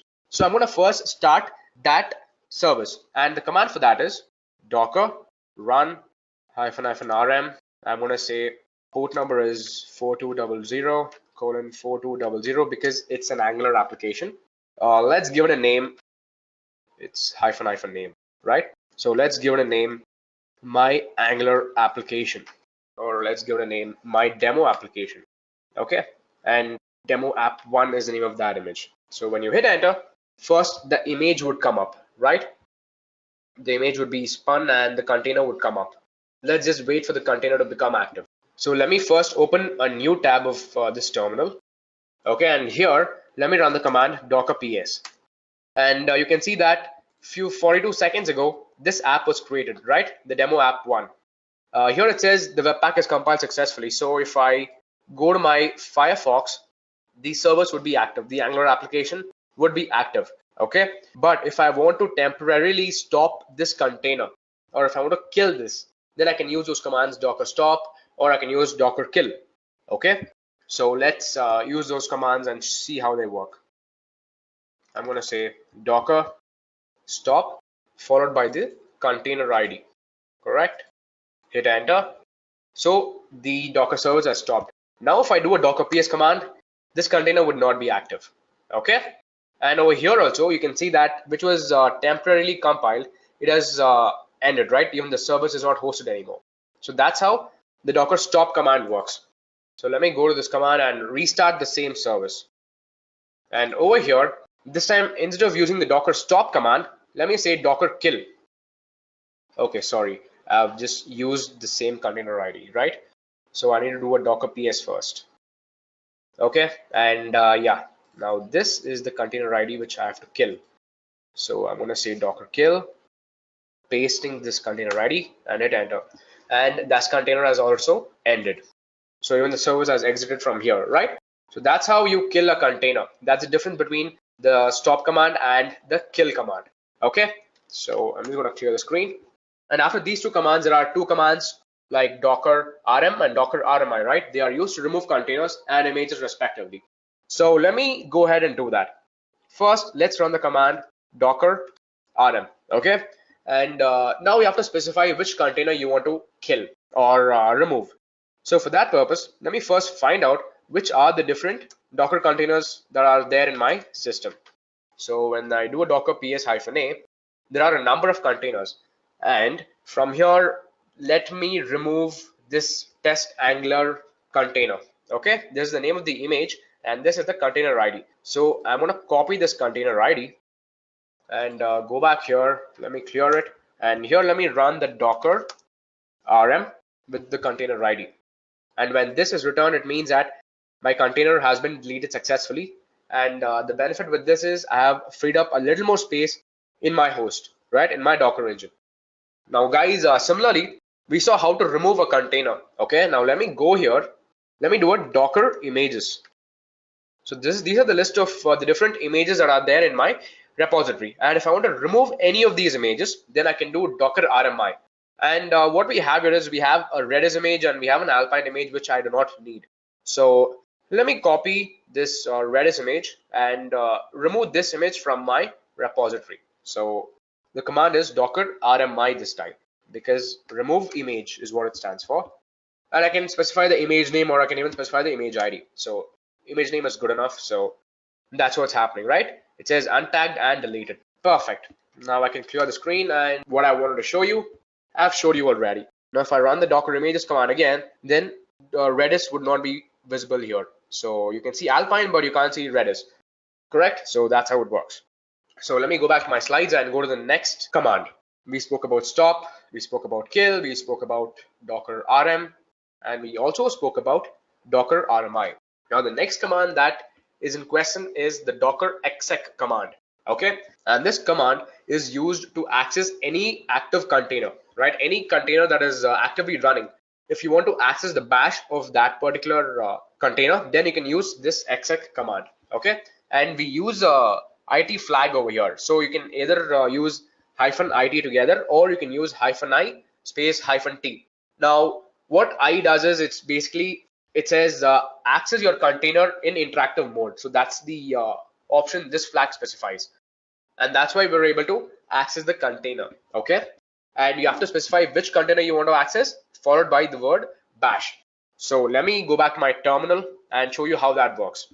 So over here, let me clear the screen and do a Docker PS and check which containers are actively running. None of them are running right now. So let me start a container over here. Okay, let me do a Docker. In fact, I can start one of the containers I started sometime back. The demo app one, right? The one I spoke about is the Angular application. Let me start this same container. Let's wait for it to come up. Perfect. Now it says Webpack compiled successfully. So now let me go to my browser and hit localhost 4200, because my Angular application is active on port number 4200. Right? So this is that Angular application which I was talking about. So if I go back to my terminal, you can also see that I have specified 4200 as the port which is to be used to access that application on my host. And this is the port number it's running on internally in my container. So I'm mapping my container port to my host port. And because of this, I could access that Angular application on my web browser. Now, getting back to our slides, we were supposed to use the Docker exec command to access this container, right? So right now, I cannot access this container over here. So let me access this container in a new terminal. So this is the new terminal. And here, if I do the same Docker PS command, the new container is active. So from here, let me copy the container ID and then run the command docker exec with the flag it, followed by the container ID and then bash. Bingo. So right now I am inside this container. So all this time, this was the user, right? Edureka @Ubuntu. This was my host machine and this was my username. Right now, I'm logged in as a root user inside the container with the having the ID this one, because this is what I specified over here. So now we are not in my local system. We are inside the container. And what can we find inside the container? We would basically find dependencies, libraries, and the actual application code of this particular Angular application, which is hosted over here, right? Which you can see. All the project codes would be present inside this container, correct? So let's verify if that is the case by checking if we are actually there. And by doing an ls, you can see all the different files here. We have a Docker file which was used to build this application, and then we have a package.json file, which is the most important file to build any Angular application or any mean stack application. And then we have protractor.conf.js, which is used to test any Angular applications. And then we have so many others, right? We have an src folder, we have an e2e folder, and then we have node_module. So this is where all your project dependencies are stored, correct? So package.json specifies what are the project dependencies that you want, and this is where it's all stored. So this is my Angular application, right? So if I go one directory back, I am in this src folder now. Okay, let me do an ls. I have app here. Let me go one path back again and do an ls. And here you can see that I have other folders like bin, games, include, lib, local, sbin, share, and src. Now all these are inside my container. I hope this was enough evidence for you. I hope it was. So I'm back here, and yeah, that's how you access your container. If you want to make changes, you can make changes here. Okay, and since we are inside the container, let's just create a new file. So let's just say touch f1. So the touch command is used to create an empty file, right? So now if I do cat f1, of course there is nothing, but let me do a sudo gedit. Okay, so I don't need to give a sudo because I'm already logged in as root user. So I'm just going to do gedit f1. Okay, so it's not letting me access this command, right? Okay guys, anyways, that's how you access the container. Okay, so let me just clear the screen. And if you want to exit the container, exit the bash, then you should use the command exit. So when you hit exit, you're back as the Edureka user on your Ubuntu host system. Interesting, right? So I'm going to clear the screen and go back to my slides and check what's next. And then we have the docker commit command. And what this docker commit command does is that it basically creates a new image of an edited container on the local repository. In simple words, it creates a new image of any container which you have edited, correct? So let's execute this docker commit command and see how that works. Let me go to my terminal here. Let's first run the docker ps command and check this is the container ID. I accessed my docker container, so I hope some changes would have been there. So let's create a new image of that particular docker container. Okay, so I'm going to say copy and run the command docker commit and then specify the container ID of your container, and followed by that you have to specify the name of your new image. So I can say vardhan_ns/my image, right? My Angular image. So this would basically create an image of this container which is running, and bingo, perfect, it's done. So if I run the command docker images, then there will be a new image with this name and tag. Let's verify that by going to docker images. Let's go up, and as you can see, there is vardhan_ns/my Angular image. Perfect.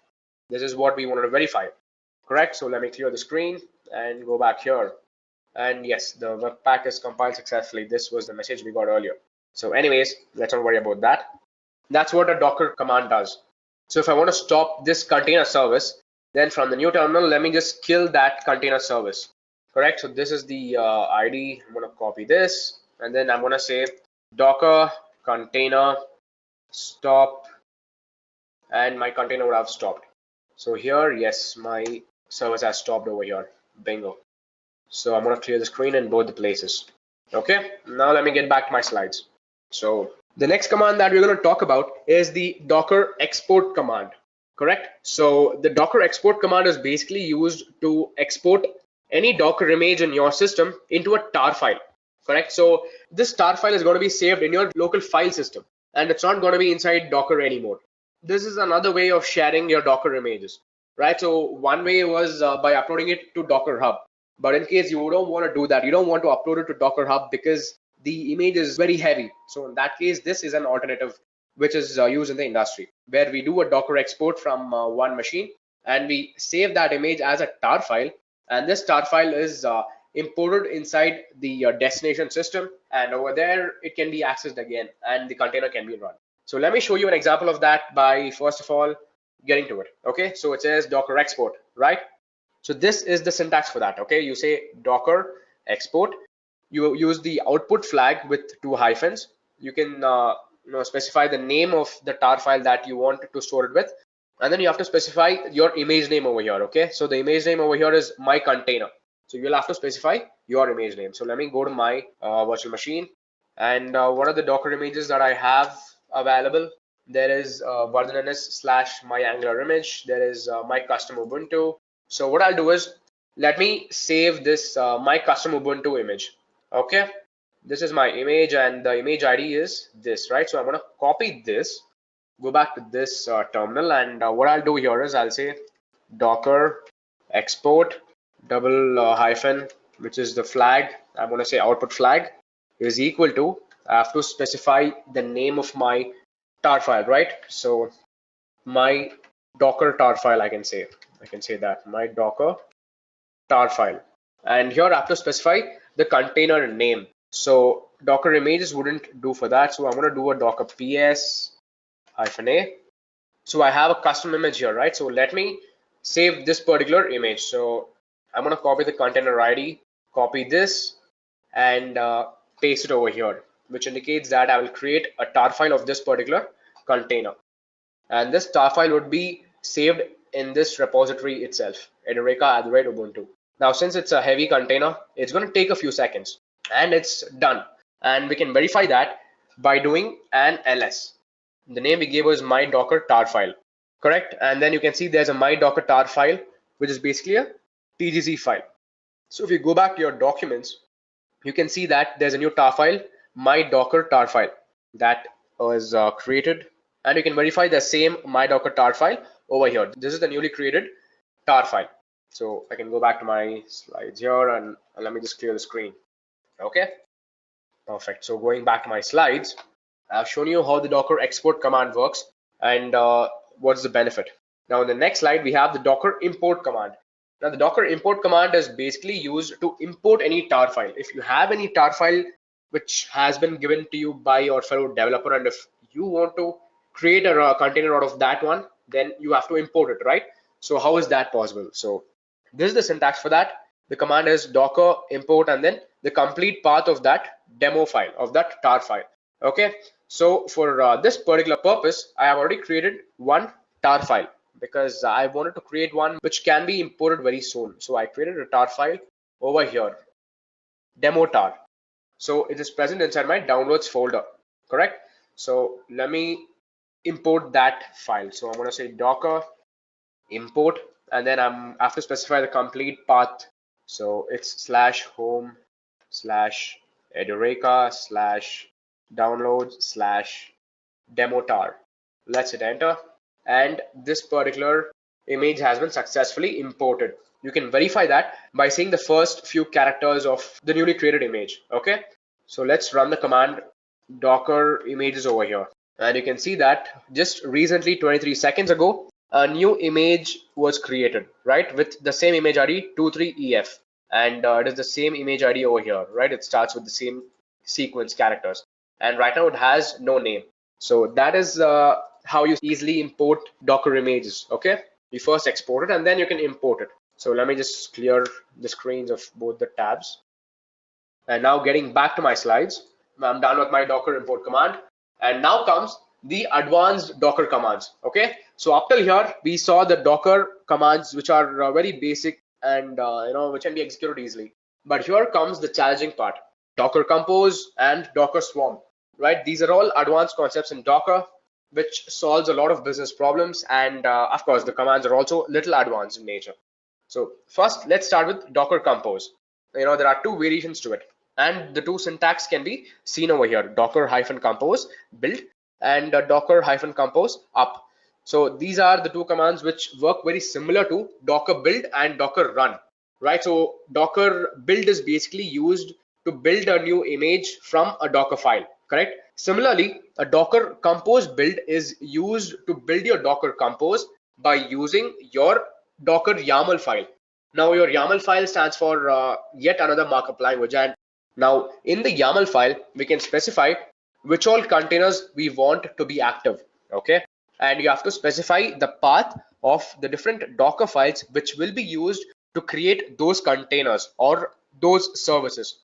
And that's what Docker Compose does, right? It creates multiple services, and it's basically used to manage all those services and start them at one go. So it would use more than one Docker file. Probably if you go through my previous video on Docker Compose, I have explained it in detail over there.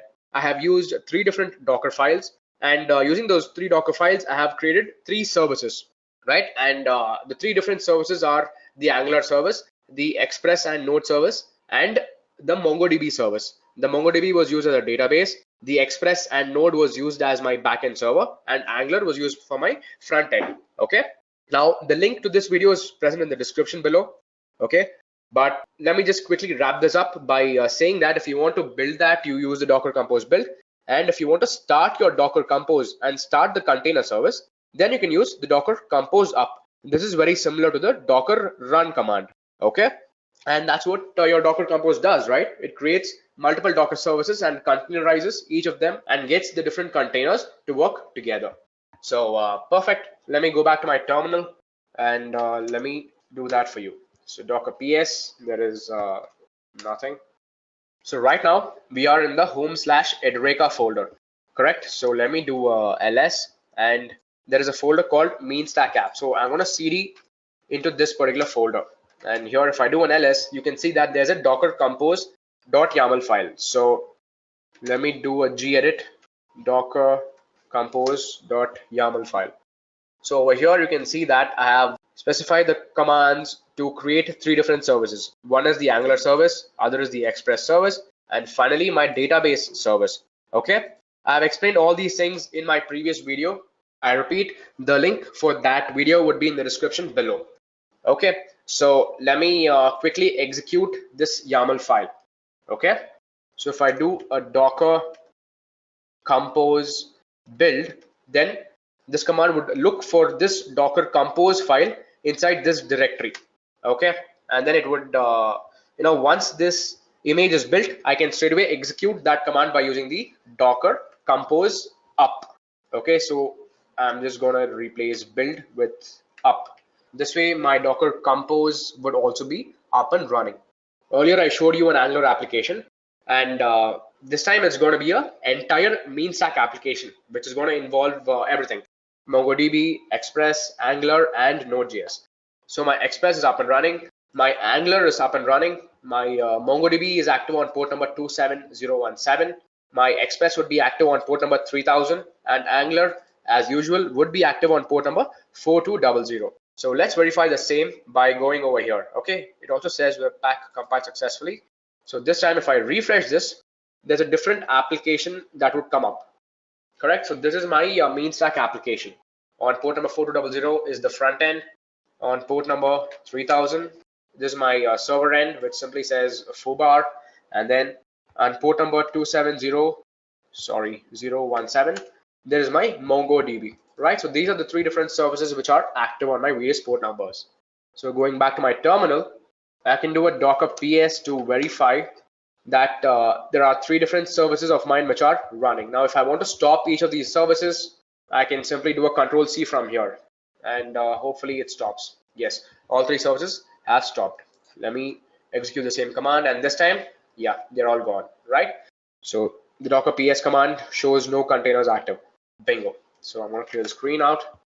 Okay, and go back to my slides and go to the next command.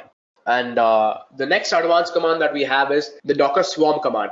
Docker Compose, I told you, was to basically have a multi-container application. right? And Docker Swarm is, however, used to manage multiple Docker engines on various hosts, right? So usually you might be aware that your Docker engine is hosted on one particular host and you're executing your Docker commands over there, right? That's what we were doing all this time. Even Docker Compose did that. On the same host, 3 different services were started. But with Docker Swarm, the benefit is that we can start those services in multiple machines. So you will have a master machine, which is nothing but the Docker manager as visible from here. And then you will have different slaves, or which are called as worker in Docker terms. So you have a manager and worker, and whatever service you start at the manager will be executed across all the machines which are there in that Docker Swarm cluster. Okay, so it says, right, it creates a network of Docker engines or hosts to execute the containers in parallel. And the biggest benefit of Docker Swarm is scaling up and ensuring high availability. Okay, so some of the commands which are associated with Docker Swarm are these. If you want to first of all start off creating a Docker Swarm, then you use this command, Docker Swarm init, and you say advertise. Okay, and then you have 192.168.1.100. It's supposed to be 2 hyphens over here. Okay, yeah, so this is how the syntax is supposed to be. Docker Swarm init hyphen advertise hyphen adder, and then you have to specify the IP address of your manager machine. So if I start the swarm from this particular host of mine, then this would assume the role of my manager. Okay, and in this syntax, remember, I have to specify my own IP address so that the other workers who will be joining my network would subscribe to my IP address over here. So let's quickly go and execute this first command, and let me show that to you. Okay, so let me open up the terminal, and the command is Docker Swarm init, which stands for initialize, with the flags advertise, adder, and then the IP address. So the IP address of my VM is 192.168.1.100. Okay, so when I hit enter, see what happens. It says swarm is initialized, and this is the current mode. This particular node is now a manager. Okay, and if you want other machines to join this particular manager as workers, then they have to use this token. So you have to just copy this, go to the other machines and execute it. Supposing this is another machine of mine. Okay, I'm giving you an example. So over here, you would have to paste that token. Okay, so this is called the token. You just hit enter and then you will join as a worker. Okay, so that's how the Docker Swarm command works. Now I cannot go into too much details with respect to how Docker Swarm works, okay, because there again it will take a lot of time, and if you want to actually learn Docker Swarm, you can go and watch the other video which I delivered a couple of months back, right? That video is called Docker Swarm for high availability. Okay, and that is a detailed video, and you will enjoy that video because with that video I've shown how Docker Swarm can be used, and you will see the power of Docker in that particular video. So I would request you to go there, and the link for it is again below in the description. Okay, so I would request you to go there if you want to learn more about Docker Swarm. But getting back to our slides, we have other commands here, right? So the Docker Swarm join is what I already explained to you. So followed by this, you will have a token. So if you give that, you can join a particular Swarm cluster as a worker. Okay, so if you want to regenerate that particular token which is needed to join that particular cluster, then at the manager's end, you can execute this command, Docker Swarm join token. So it would generate that token and give it to you. And similarly, if you want to leave the Docker Swarm cluster, then you can execute this command, Docker Swarm leave. Okay, so if you execute this command straight away at the worker's end or the nodes, then it would simply leave. Okay, but at the manager's end, it would not leave just like that. You would have to append the flag force. So let me show you that. Let me just execute the command, Docker Swarm leave. If it was a worker, it would leave right away. But since it's a manager, like I said, it says use the force option. So let's use that. Okay, Docker Swarm leave with double flag force, and it says the node has left the swarm. Perfect, right? So this is all about Docker Swarm, guys. Okay, so let me go back to my slides and cover the one last command that is there for today, and that command is the Docker service command. So this command is used to control any existing Docker service, be it any container or be it a Docker Compose or Docker Swarm or anything else, right? So Docker servers is a very underutilized command, I would say, because if you want to control your different nodes when you're in a Docker Swarm, then you use the Docker service. You use the Docker service command to list down the different nodes that are there in your cluster. You use the Docker service PS command to find out what containers are being executed in a particular node. And then if you want to scale the number of containers, supposing you have a cluster of 5 machines and then you have 5 containers running in each of those machines. If you want to scale those containers to 25, that means you will be executing 5 containers on each machine, right? So for that, you have to use the command Docker service scale. If you want to stop any container on any particular node, then you use the command Docker service stop. And then if you want to find out the different logs, then you use the command Docker service logs, Docker service rm, and so on, right? So the Docker service command is, let me repeat, it's used in sync with your Docker Swarm and Docker Compose primarily. So that's why these form the advanced Docker commands. So let me go to my terminal and quickly show you a glimpse of this. So it's Docker service. If we do an ls, you will not have any options listed because it says this is not a Swarm manager currently. But if I start my Docker Swarm and then if I run the same command, Docker service ls, then you can see that the output is different, right? I have a few attributes here, ID, name, mode, which is basically details about the different worker nodes in my cluster. But since no worker has joined my cluster, there are no entries here. So that's how it is. So let me just end that. So that is the Docker service ls. If you want to find out the logs, then you can do that too. Docker service logs. So if you use the Docker service log, you have to specify which service you want to check the logs of and what is the task, right? So which task and which service. So it's that simple, guys. So that's how Docker service is used. Okay, guys. And again, if you want to stop any service, if you want to remove any service, you can use these commands: Docker service stop or Docker service remove.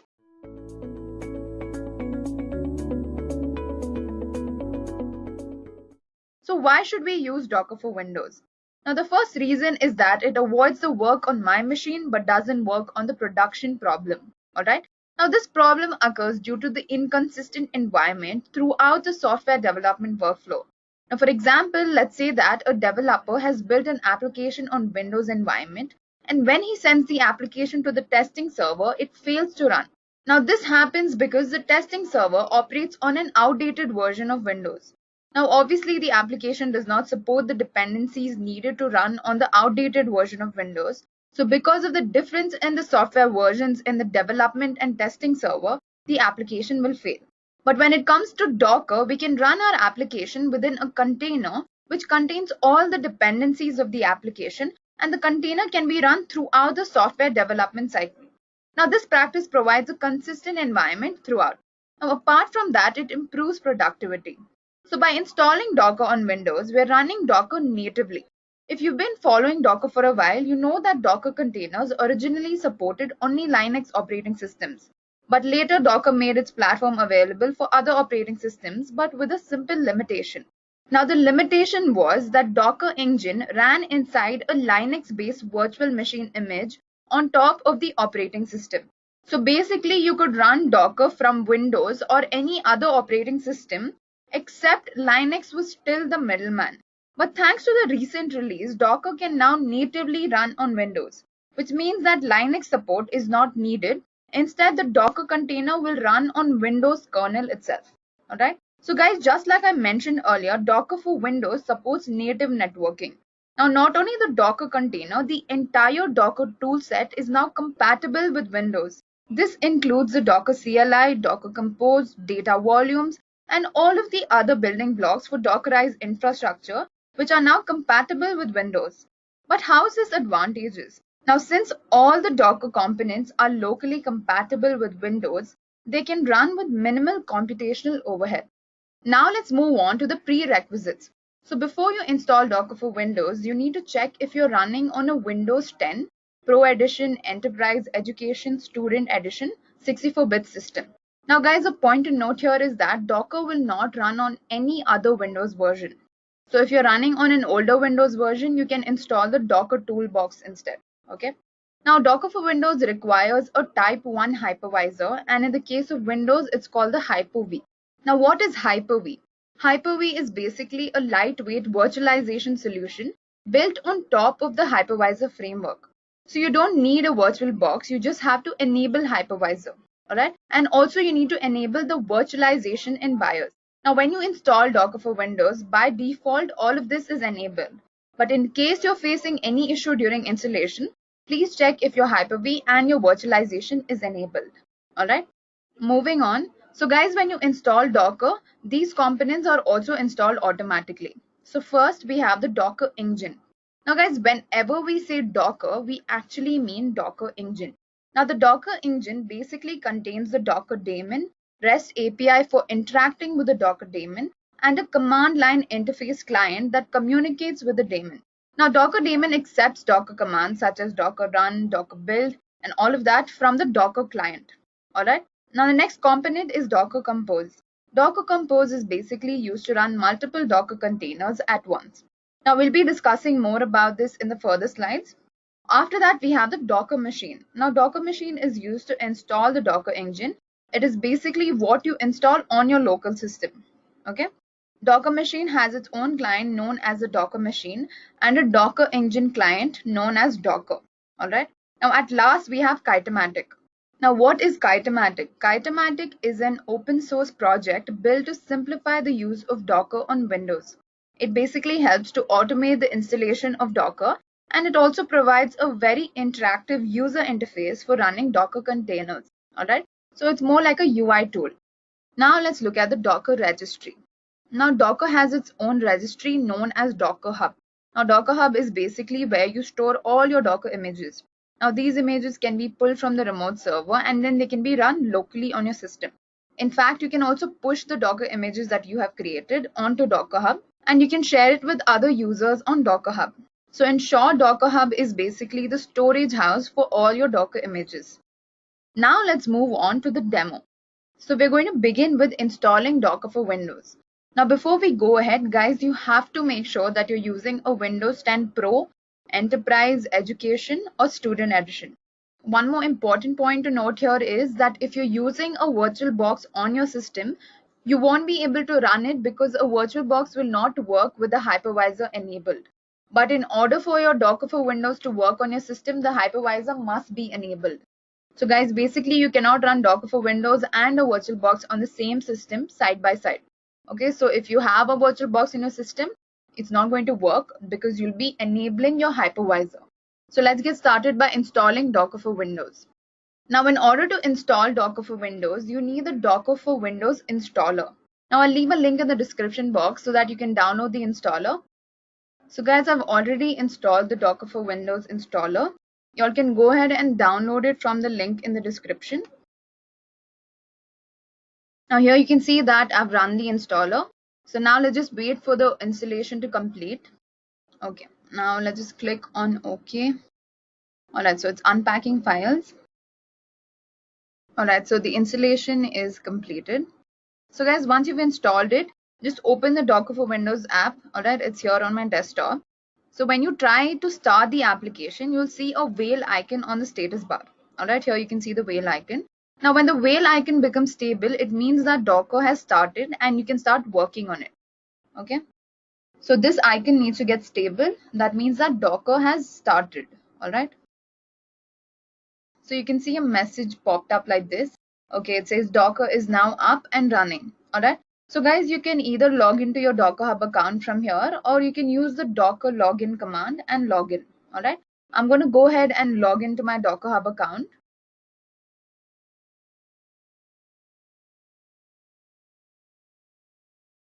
So now you all can open up any terminal and start running Docker commands. So guys, I'm going to be using Windows PowerShell. Now make sure you run as an administrator because there are a lot of commands which require admin access. Okay. Let's say yes. Alright. Now in order to check if we've successfully installed Docker, what we're going to do is we're going to check the version of Docker. So the command for checking the version is docker space -- version. Alright, so it's returning the version of Docker that I've installed, which means that we've successfully installed Docker. Okay. So now that we know Docker is successfully installed, let's run a few basic Docker commands, okay? So let me just clear the terminal. Now I'm going to run docker run hello world. Now this is the most basic Docker command that's run once you install Docker. Okay, so I'm basically going to run the hello world image. Now let's see what happens. So it's unable to find image locally, so it's going to pull the hello world image from Docker Hub. Okay, all right. So this basically gives a hello from Docker message. So we finished the first command. Now let's try something different. Yeah, so you use Docker images command to check the images that you have in your system. Since we just ran this hello world image from Docker Hub, we have this image in our repository. All right. Now let's pull a Docker image from Docker Hub. Okay. Now in order to do that, you just use a simple command called docker pull and the name of the image that you want to pull. All right. So I'm going to pull an Ubuntu image. Let's see how it works. So it's basically pulling Ubuntu image from Docker Hub. All right. Now let's run this image. So guys, do you remember that I said that whenever you run a Docker image, it runs as a Docker container. So whenever I perform this command, docker run -it -d and name of the image. All right. So whenever I use docker run and I run an image, it's basically going to create a container from this image. Okay. So it's going to create an Ubuntu container. All right. Now the next command is docker space ps -a. Now basically this will show all the containers. All right. So basically we have two containers over here because we ran both of these images. All right. So whenever you run an image, it runs as a container. That's exactly what I told you earlier. Okay. Let's clear this. Now let me type this out and then I'll tell you what this does.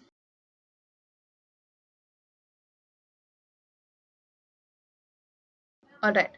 Now what I'm doing here is I'm just accessing a running container. Okay. This is the container ID, which is basically the Ubuntu image that we pulled. So I'm basically giving the container ID of this Ubuntu image that we pulled.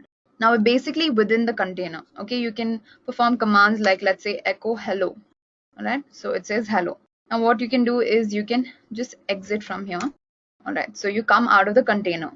Okay, now let's try to stop a running container. Okay, let's say docker stop and the container ID. All right, so it stopped that container. Okay. All right, so the next command is docker commit. Okay, let me just type this out and then I'll tell you what it does. Okay, so basically I'm using the docker commit command. So basically it's going to create a new image on the local system. So after docker commit, I have the container ID and I'm going to create an image out of this. And after a space, I've mentioned Zulekha/Ubuntu. Now Zulekha is basically the name of my Docker Hub repository and Ubuntu is the name of the image. All right, so let's see what happens. So basically we created a new image over here. So here you can see that there's another image which is added, which is Zulekha-Ubuntu.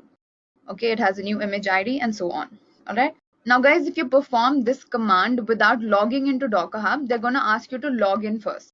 Okay, and for that you can use the command which is docker login. All right.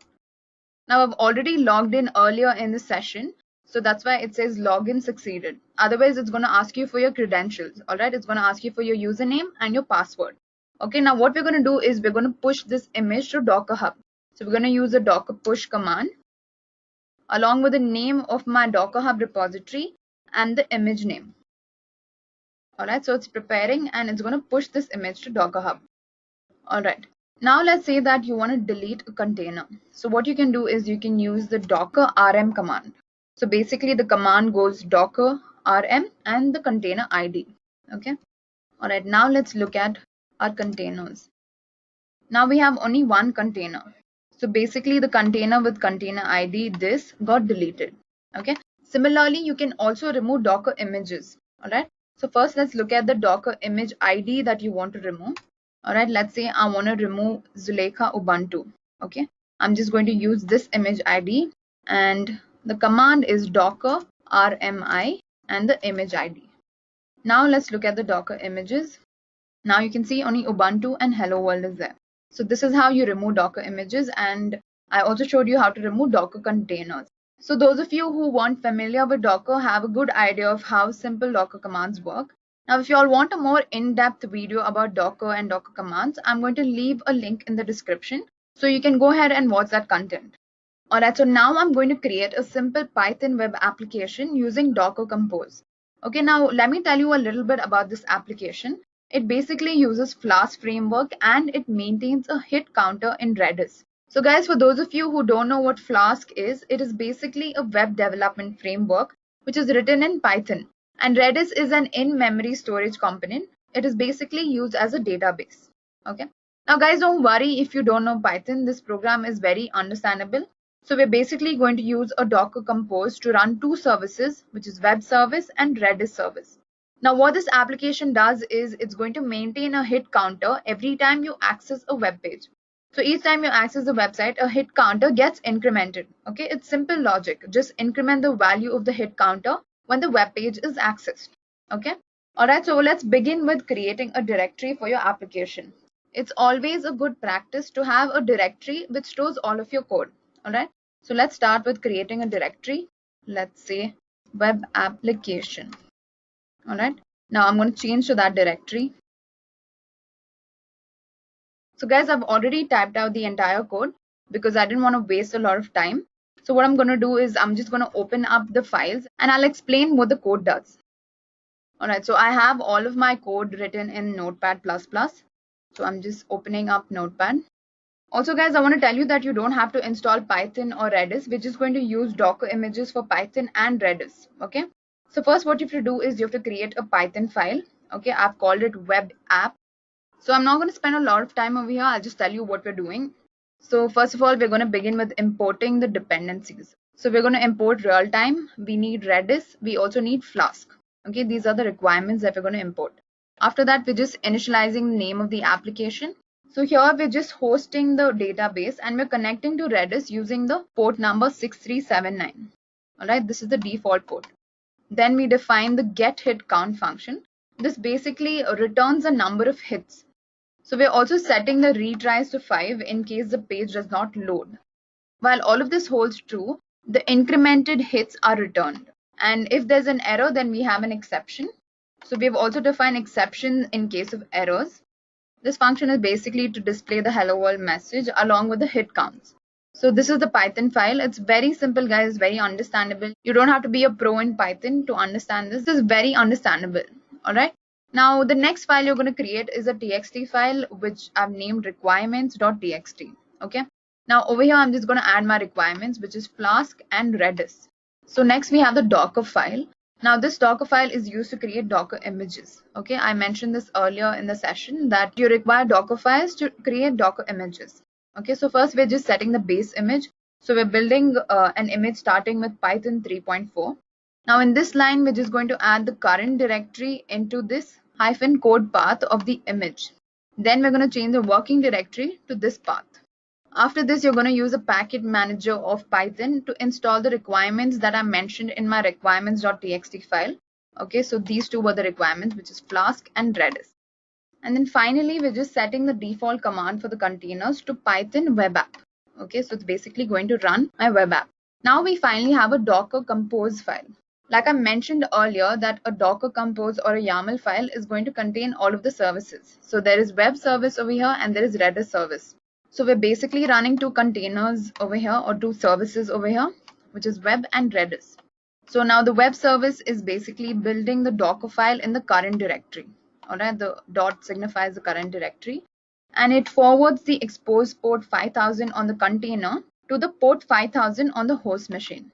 Now the Redis service is basically using a Redis image pulled from Docker Hub. So guys, this was all about the files. You need to create a web application file, which is a Python file. And then you have a requirements.txt file. Then you have to have a Docker file and a Docker Compose file to run both of these services. So guys, now that I've explained the various files, what I'm going to do is I'm going to run both of these services or both of these containers by using the docker-compose up command. Alright, guys, make sure to create all of these 4 files and you have to create them obviously in the web application directory. So if I do ls, I know that I have a docker compose.yaml file, I have a Docker file, I have requirements.txt, and I have a web app.python file. Now let's use docker-compose up to run all of these containers. So it's just building from my Docker file. So now it's installing my requirements over here. So now it's running my web app.python file. Now it's creating two services over here, which is web service and Redis service. So what I'm going to do is I'm going to look at the output by using Kitematic. So guys, I told you all earlier that Kitematic is basically a UI tool for Docker for Windows. So just left click on the Docker icon over here, and here you're going to see Kitematic. Okay, click on it. Alright, I think I'm facing an error. I'm just going to go back to my files and see if I have missed out any line. Alright, so over here I have written RT. This is actually import time. Okay, this was a simple mistake.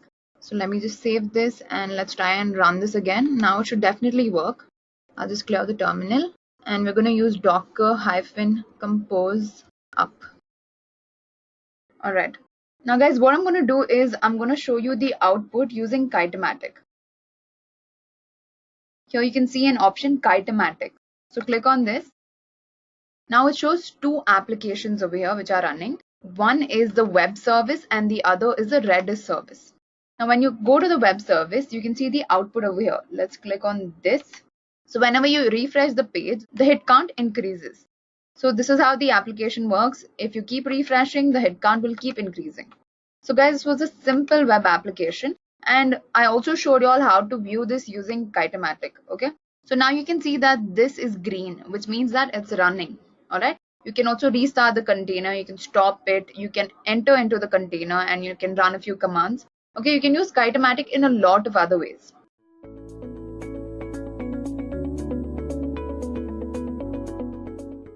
Why Docker Compose? So when we have a single container, we don't need any specific tools to manage that container. We can do that ourselves, right? But when we have large number of containers that have been deployed, so managing those large number of containers manually is not going to be an easy task, or it's not going to be feasible at all. So for managing those large number of containers, we have to use a tool which is going to allow us to manage those containers, to deploy those containers, to simply, if we want to scale up the containers, if we want to add more containers, if we want to remove some containers, we have to deploy the containers, we have to deploy the updates in those containers. So for every setup required, every kind of management tool is offered under orchestration tool, like we have Docker Compose. So if we talk about a simple example, we can take the example for Agio, which is basically one of the most popular online retail store. So Agio is basically deployed again in different services. So basically Agio in, or even if you talk about any e-commerce store, not just Agio, but any e-commerce store, they have multiple components, as in multiple microservices defined here.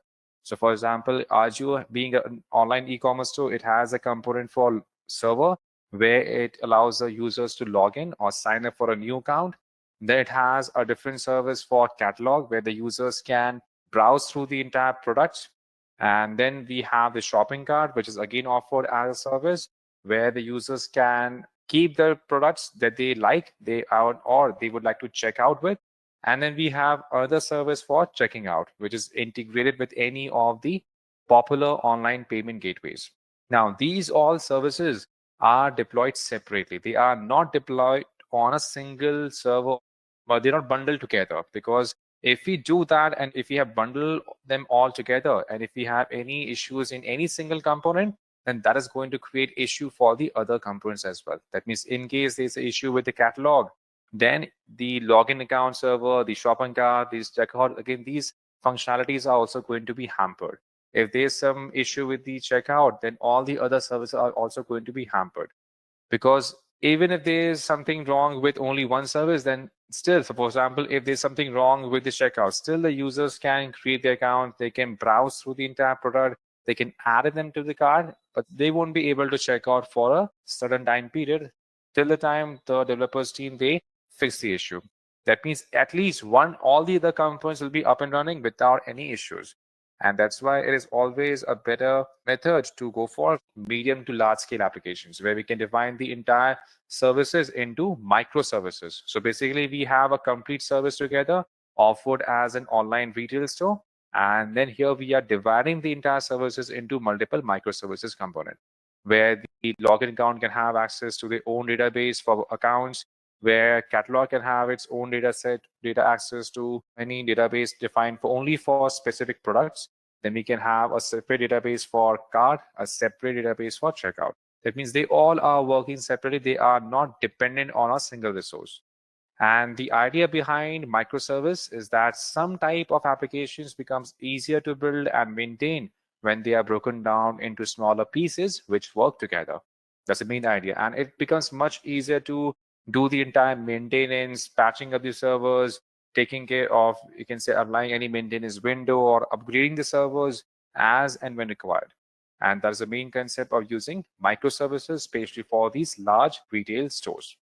Just like we have a separate microservice containing the catalog server and the database, same way for shopping cart and database, and this for checkout server and its own database.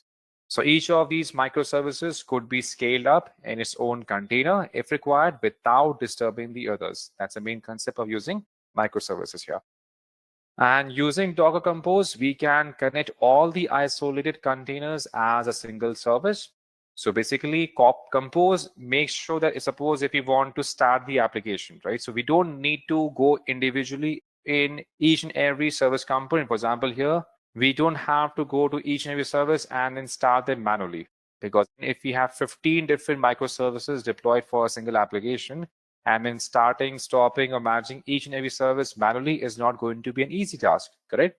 So using Docker Compose, we can connect all the microservices together, and then we can start them, we can manage them easily using a centralized location, or we can say as a centralized service. And that is a main advantage of using Docker Compose, where we can use all the services, we can start, stop, we can deploy all the services at once by using this Docker Compose section. So now let's discuss what exactly Docker Compose is. So Compose is basically used for managing all the containers together, and it allows us to make sure that we are having the centralized management tool to manage all the containers in case you want to apply some configuration changes on multiple components of these microservices. And that is exactly what Docker Compose is. So basically, in simple layman terms, we can say it is used for running multiple containers as a single service. And each of the containers here run in isolation, but they can interact with each other whenever required. And Docker Compose files are very easy to write in a scripting language called as YAML, which is a XML-based language that can be used easily without having any kind of parenthesis or complex syntaxes required. The entire layout is much easier for the Docker Compose files as they are written in YAML. And another advantage that we get by using Docker Compose is that users can activate all the services using a single command. So if you want to stop all the microservices, we can do that. If you want to activate all the services by using a single command, we can do that easily by using Docker Compose files. Now, a simple example can be, for example, if we have an application that requires an engine server and a Redis database. So we can create a Docker Compose file that can run both the containers as a service without the need to start each one separately. We can do that. And there are multiple advantages that we get with Docker Compose.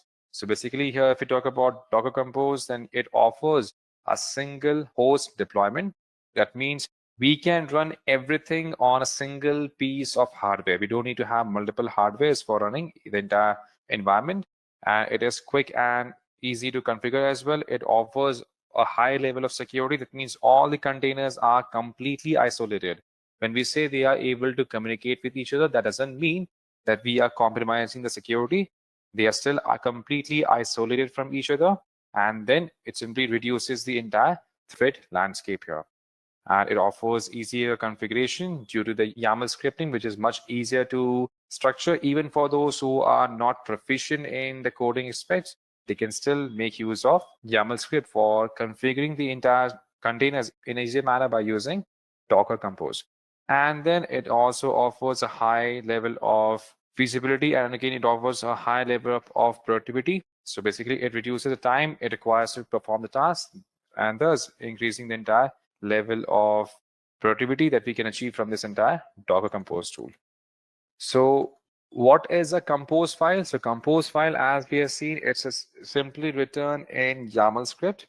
So basically, when we are creating a YAML script, we can define the entire versions, as in the version of the file, the services that we are going to work with.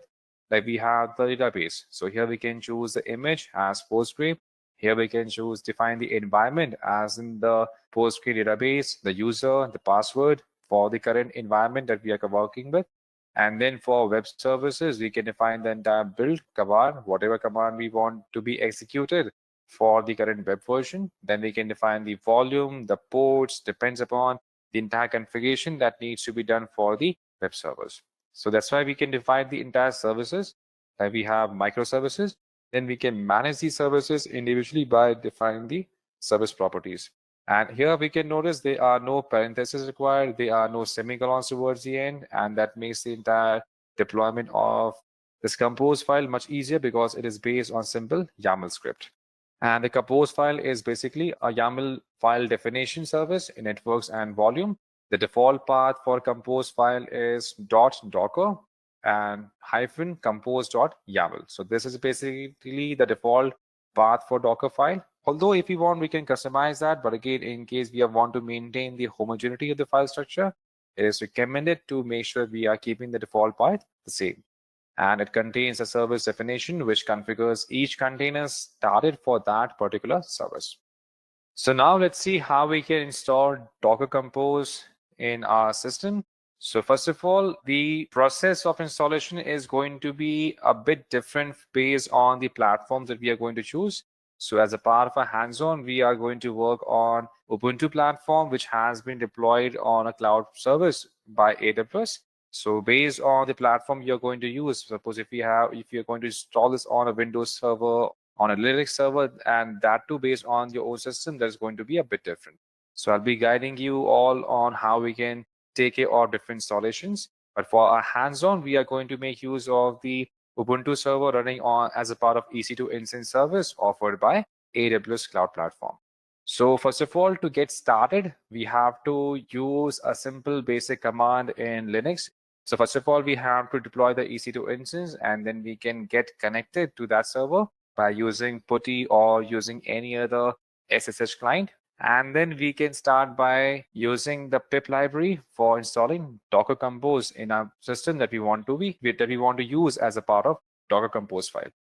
So on Linux system, first of all, we have to install Docker engine for the operating system, and then we are going to use pip library and then install Docker Compose to install Docker Compose on a system, and then we are going to use Docker Compose version to verify if it has been installed properly or not. Because if it's not properly installed, then we are not going to see the Docker Compose version returned to us.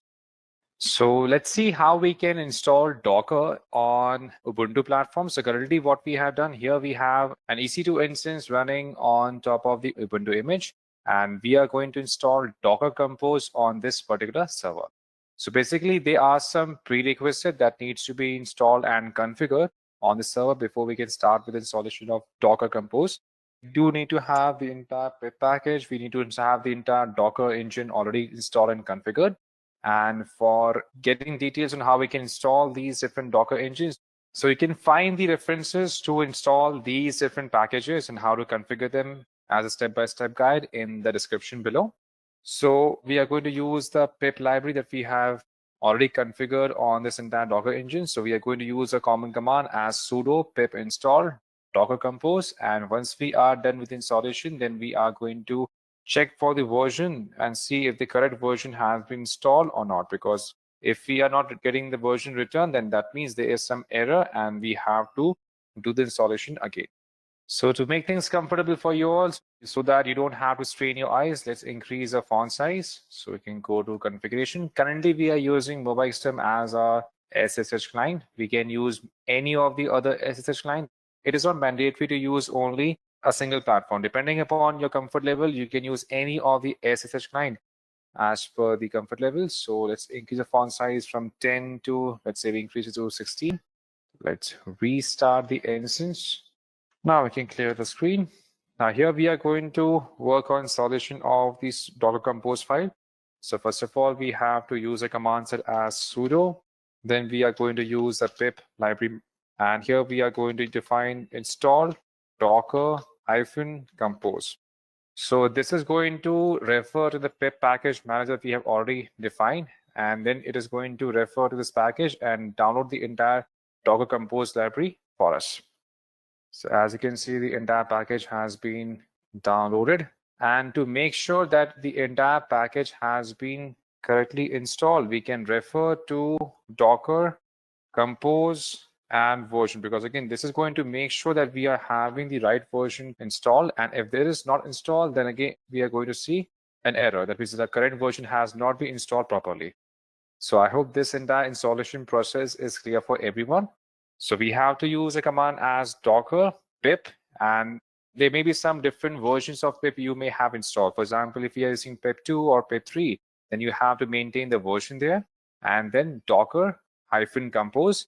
And then this is going to install the entire package. And to cross-check if the Docker Compose has been properly installed or not, we can use docker-compose space -version, and that is going to return the version of Docker Compose that has been configured.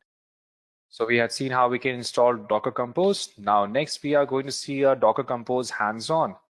So in this hands-on, we are going to deploy a microservice. So basically here we are going to deploy a Docker Compose project, which contains a Docker file where we have the entire Docker file defined in the same format as the template that we have seen earlier. So we are going to define a version, the services, which we are going to deploy, both in terms of database and the web services. And then we are going to create a Django project by building the image from the build context defined previously that we have seen. So let's see how we can define that. And towards the end, we are going to see how we can set up a database connection to this Django platform. Docker Compose, then we are going to work on our Docker Compose file. First of all, here we are going to create the entire configuration files. So here we can create a separate project directory, which is going to be our project directory, where we can name the directory something easier for us to remember. And this directory is meant for creating the image that we are going to use as a part of our Docker Compose tool. So directory can be anything. We can name the directory as per our own requirement. We can name it as anything. And here we can define a directory by the name of sudo mkdir for making directory. Let's say we made the directory name as Django. Now we already have the directory name defined as Django apps. So basically, if we want to create a new directory, we can define it as any name.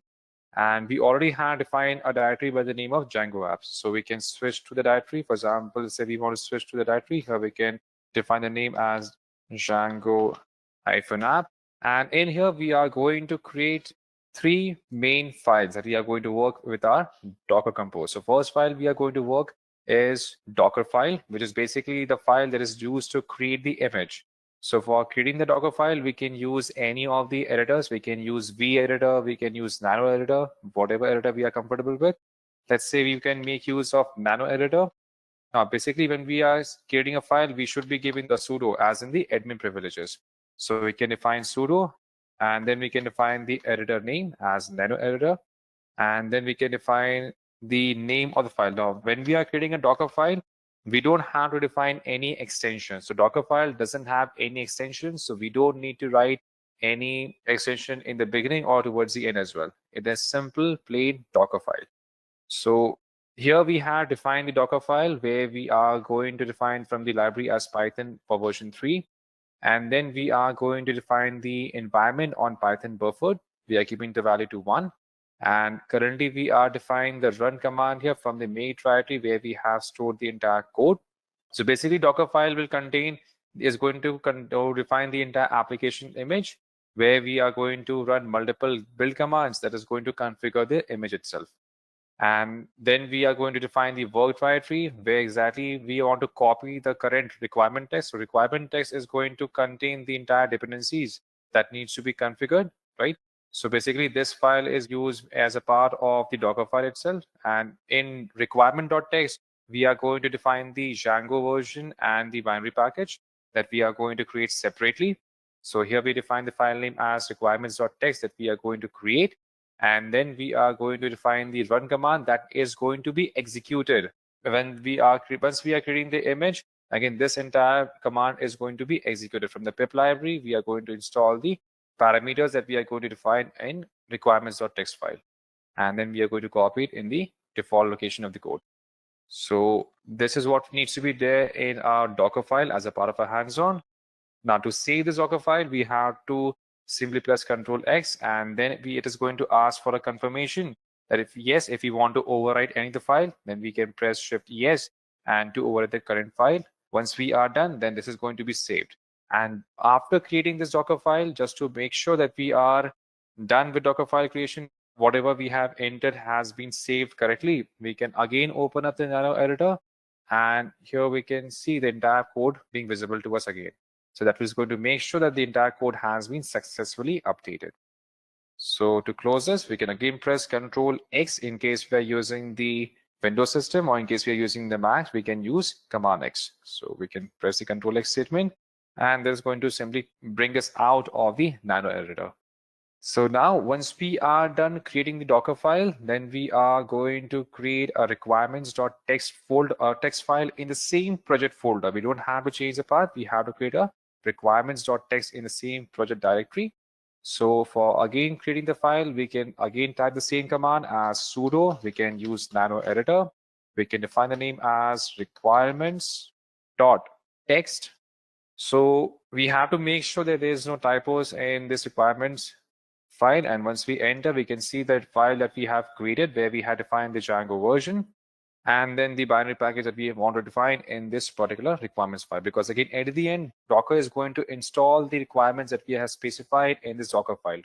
So whatever path we have given there, we have defined the path as requirements.txt, right? That's why the name of the file also needs to be the same. And here when the requirements.txt file is going to be installed, then again these Django with a specific version is going to be installed and configured on the server. So we are going to come out of this. Same way we can press Ctrl X, and just to be sure that the current file has been updated, we can again run the same command. So for reusing the same command, we can press the upward arrow key, and then the last use command is going to be repeated. So again, just to cross check that we do have the content saved in requirements.txt, we can see the commands being opened up. And then we can come out of it by pressing Ctrl X again. All right, so now once we have Docker file, once we have requirements.txt configured, then we are going to create Docker compose.yaml file in the same project directory. So basically, as we discussed, Docker compose.yaml file is going to describe all the services that we are going to use for making the application. And as a part of a hands-on, we are going to use the servers for web servers and database, as we have seen previously. So the compose file is also going to describe which Docker image these services use and how they are linked together, and any value that may need to be mounted inside the given containers. And then that's why we are going to deploy this kind of Docker compose YAML file. So basically, we can also define all the ports. That means which ports to expose as a part of configuration that we can define under Docker compose.yaml. So let's create that. So again, we can do the same thing. We can run the same command as sudo nano, and here we can define Docker compose.yaml. So YAML format is basically either by AML, or as a standard, we can keep it to YAML format. So here we can define Docker compose.yaml. We can press enter. So this is the Docker compose file that we have to create, where we have to define the version to be kept as 3. Under services, we had defined database. The image is going to be Postgre. In case we want to use some other database engine, then we can define it. For our hands-on, we are going to make use of the Postgre itself. So here we can define the database, the name of database, the user, the password that needs to be configured, because at the end, we don't want to do this manually. That's why we are taking the help of this Docker compose file. And here we can define the configuration that needs to be done for the web servers, the build, the command that is going to be used for Python manage.py. And then we are going to run the server, localhost, and that too on port 8000. So again, we can define the entire volume that needs to be configured, the port that we are going to use the port 8000, and it is going to depend upon the database that we have defined here. So name has to be the same, because if there is any misconfiguration, then our database in our application is not going to get connected to this database that we deployed. All right, so same way, if you want to save this up, we can simply we can hit Control+X, and then we can define the yes format to make sure a Docker Compose file is created. Again, just to cross check that if we do have the content updated there, so we can simply use the same command set as sudo nano docker compose or YAML to see if the content has been correctly updated. And then we are going to work on the Django project. So for working on Django, we can come out to our root directory, and then we are going to create the Django project by running the docker compose run command as per the current structure defined. All right, so now we are going to work on the Django project first. So we are going to build the Django project. Now here we are not going to discuss the entire Django project in detail because our main focus is to see how we can make use of Docker Compose to deploy the components of Django application and how we can manage it, right? So we are going to use the project that we have already configured locally, and then we are going to simply import that project and configure it by using the Docker Compose YAML file that we have created. So let's do that. So basically, for getting started, we have to make use of this command as sudo docker compose run web Django admin start project compose example dot. So basically, this is going to instruct compose to run Django admin start project compose example in a container itself. And this is going to be done by using the web service image and configuration. Now, because we know that the web image has not been deployed yet, correct? That's why the compose is going to build it from the current directory as specified by the build command that we have defined as build.line, and that has been mentioned in the docker compose.yaml file. And once the entire web service image is going to be built, the compose is going to run it and perform the entire execution for Django admin start project command specified in the container. And the command is going to instruct Django to create a set of files and directories representing a Django project.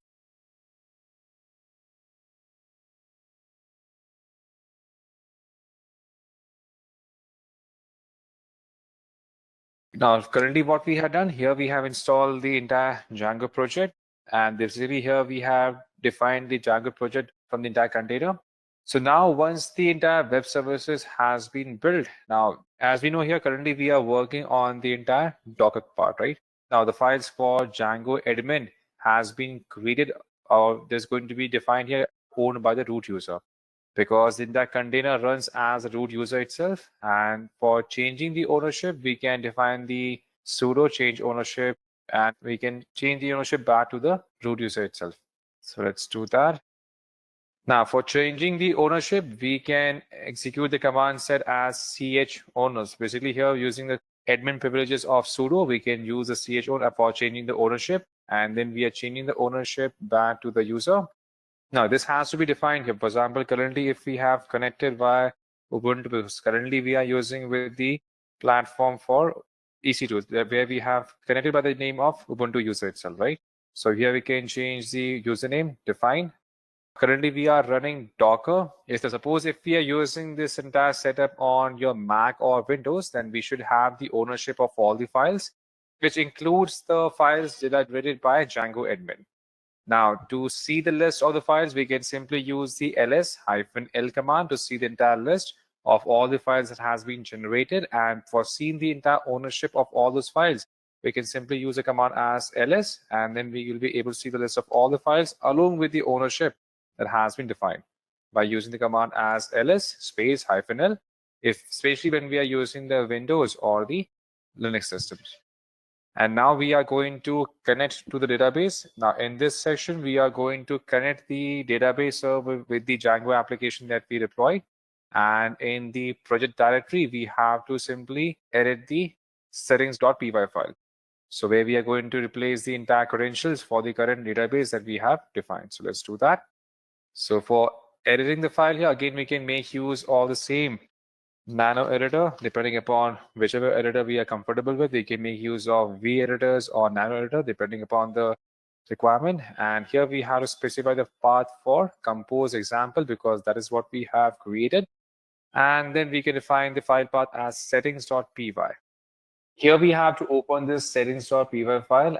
Now, this contains the entire default configuration that is going to be used by the Django application. So when we are defining the entire security component, we have to make sure that we are going to allow the host to all or to specific IP of the server that we want to allow the access to. So basically in production servers, we don't keep it to all, but again, as a part of a hands-on to see this up and running, we have defined this to all. So all we can define by default, the file is going to have no values defined. So we have to add this asterisk value under single quotes that is going to give the access to all the hosts that on which we want to access Django application. Then we can scroll down and we have to locate the section for database. So basically in database, we'll be having the default parameters defined where we have to configure this based on the application and based on the Docker file that we have created. So this is going to be the engine that we have used for Postgre. Then we have to define the name, username, password that we have used, the host, that is the DB that we have created while we were working on the Docker Compose file. And this is a port on which we have opened this database engine on. And once we are done defining all of these attributes, we can save this file and then we can come out of it. Again, just to cross-check if we have defined the same file, always have a cross-check because again, it is a common issue that sometimes we may forget to save the file even after writing all the changes. So that's to make sure we have all the changes defined. We can again open the same nano editor. We can cross-check for all the components. We have allowed the host and the database configuration is also defined. So once we are done, we can come out by pressing Control X. And at the end, now we have to run the command as sudo docker-compose up. So basically, this is going to simply turn on the entire Docker Compose session, which is currently going to launch the application so that we can make use of it. So once we have this one deployed, then we can come to the browser. If we are deploying this on a local machine, then we can simply choose any browser on which we want to open the application. For example, we can come to the browser and we have to type in localhost. In case we are deploying this on a local machine, we can define localhost, and then we have to install the application on port 8000. So here we can define the port number, and this is going to open the application in the browser. Like we can see here, this is a default Django application that we have successfully deployed by using Docker Compose. And if we are deploying this on any of the cloud platforms, and as we had defined the host to all, so we can specify the IP of that particular instance that we deploy, and then we can add the port as 8000. So this is going to open the application in the browser. And now if we want to customize it further, we can easily do all the customization as per the requirement. All right, so to see how exactly we can stop the application, so we can come back to the console. Now, first of all, easiest method is to simply kill off the application by simply pressing Ctrl+C, and this is going to simply kill off the application right away, as in a force stop. So although this is quicker, but again, this is not recommended when we want to stop the application. So if we want to stop the application, then we can use a simple command called as Docker Compose down. Just like we have used Docker Compose up, so we can use Docker Compose down. Basically, it's a more elegant way to shut down, which basically switches to a different shell and run Docker Compose down from the top level of our project directory itself. Let's say once we have the application up and running, let's say we run the application again. Now, if you want to stop the application, we have the application up and running, we can simply use a command such as Docker Compose down.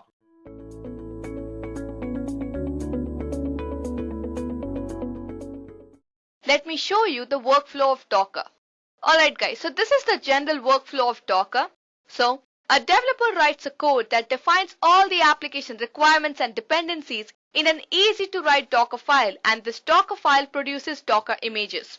So whatever dependencies are required for a particular application is present inside this image, and then when we run this Docker image, it creates an instance, and that is nothing but the Docker containers. This particular image is then uploaded onto the Docker Hub. So from these repositories, you can pull your image as well as you can upload your images onto the Docker Hub. Then from the Docker Hub, various teams, just the quality assurance team or the production team, will pull the images and prepare their own containers, as you can see from the diagram. Now, these individual containers will communicate with each other through a network to perform all the actions required, and this is nothing but Docker networking. So what exactly is Docker networking? So when containers are created, these isolated containers have to communicate between each other, right? So the communication channel between all the containers introduces the concept of Docker networking. Alright, so now what would be the goals of Docker networking? So Docker is flexible, in other words, I mean pluggable. By flexibility, I mean that you can bring in any kind of applications or operating systems or any kind of features in Docker and deploy them in Docker. Next, Docker can be easily used in cross-platform.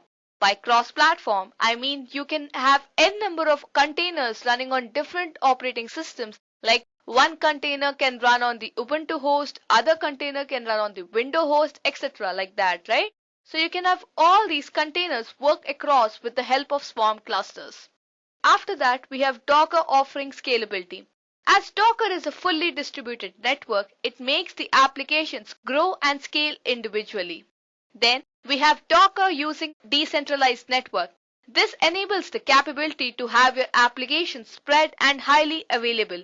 So in the event that a container or a host is suddenly missing from your pool of resources, we can automate the process of either bringing up additional resources or passing over to the services that are still available. Apart from offering the decentralized network, we have Docker being really user-friendly. So Docker makes it really easy to automate the deployment of your services or containers that would make things easy for you in your day-to-day life. And finally, we have Docker offering out-of-box support. So the ability to use Docker Enterprise Edition and getting all the functionalities very easy and straightforward makes Docker platform to be very easily used. So those were the goals of Docker networking. Now, to enable these capabilities, we have the container networking management, and to do that, we have the lib network. Now, what is this lib network? So lib network is an open source in which you can read through the source code and you can automate all of that as an open source. So lib network is basically a Docker library that implements all of the key concepts that make up the CNM model. Now, what exactly is this container network model? Well, container network model formalizes the steps required to provide networking for containers while providing an abstraction that can be used to support multiple network drivers. So CNM requires a distributed key value store like console to store the network configurations. The container network model has interfaces for IPAM plugins and network plugins. The IPAM plugin APIs are used to create or delete address pools and allocate or deallocate container IP addresses, whereas the network plugin APIs are used to create or delete the networks and add or remove the containers from networks. A container network model is basically built on three main components: the sandbox, endpoints, and the network object itself. So a sandbox contains the configuration of a container's network stack. This basically includes the management of the container's interfaces, routing tables, and DNS settings. Now, a sandbox may contain many endpoints from multiple networks, right? An endpoint is something which joins a sandbox to a network. Endpoint can belong to only one network but may only belong to one sandbox. And finally, as I was talking about network is a group of endpoints that have the ability to communicate with each other directly. Now that you know a brief about the container network model, let me tell you the various objects involved in this model. The container network model comprises of 5 main objects: the network controllers, drivers, network, endpoint, and sandbox. Starting with network controller object provides the entry point into the lib network that exposes the simple APIs for users such as the Docker engines to allocate and manage networks. Since lib network supports multiple active drivers, both inbuilt and remote, network controller allows users to bind a particular driver to a given network. Next comes driver. Driver is not a user visible object, but drivers provide the actual implementation that makes the network work. Driver can be both inbuilt and remote to satisfy various use cases and deployment scenarios. The driver owns a network and is responsible for managing the network, which can be further improvised by having multiple drivers participating in handling various network management functionalities. After the driver object, we have the third object as network. Network object is an implementation of the container network model. As I said, network controllers provide APIs to create and manage the network object. Whenever a network is created or updated, the corresponding driver will be notified of the event. The lib network treats network object at an abstract level to provide the connectivity between a group of endpoints that belong to the same network and then also simultaneously isolate them from the rest. The driver performs the actual work of providing the required connectivity and isolation. The connectivity can be within the same host or across the multiple hosts. After that, the next object that we have is endpoint. As I discussed before, endpoint mainly represents a service endpoint. So it provides the connectivity for services exposed by a container in a network with other services provided by other containers in a network. So the network object provides the APIs to create and manage endpoints, and an endpoint can be attached to only one network. Since endpoint represents a service and not necessarily a particular container, endpoint has a global scope within the cluster as well. And finally, we have the sandbox. So the sandbox represents containers network configurations such as the IP address, MAC address, routes, and DNS entries. A sandbox object is created when the user requests to create an endpoint on the network. The driver that handles the network is responsible to allocate the required network resources such as the IP address and pass the info called as sandbox info back to the lib network. So, the lib network will make use of the OS-specific constructs to populate the network configuration into the containers that is represented by the sandbox. So, a sandbox can have multiple endpoints attached to different networks. Alright guys, so that was a brief about the various network model objects. Now, let me tell you the various network drivers that are involved in Docker networking. Docker networking has mainly 5 network drivers involved with it: the bridge, host, none, overlay, and MACLAN network. So starting with the bridge network is the default network driver. So if you do not specify a driver, then this is the type of networking you're creating. So the bridge network is a private internal network created by the Docker on host. All the containers are attached to this network by default. The containers can access each other using this internal IP, and if it is required to access any of these containers from the outside world, then port forwarding of these containers is performed to map the port onto the Docker host. Bridge networks are usually used when your applications run in standalone containers that need to communicate. Another type of network is the host network.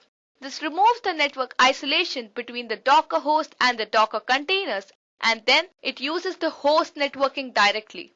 So, if you were to run a web server on port 5000 in a web app container attached to the host network, it is automatically accessible on the same port externally without requiring to publish the port, as a web container uses the host network.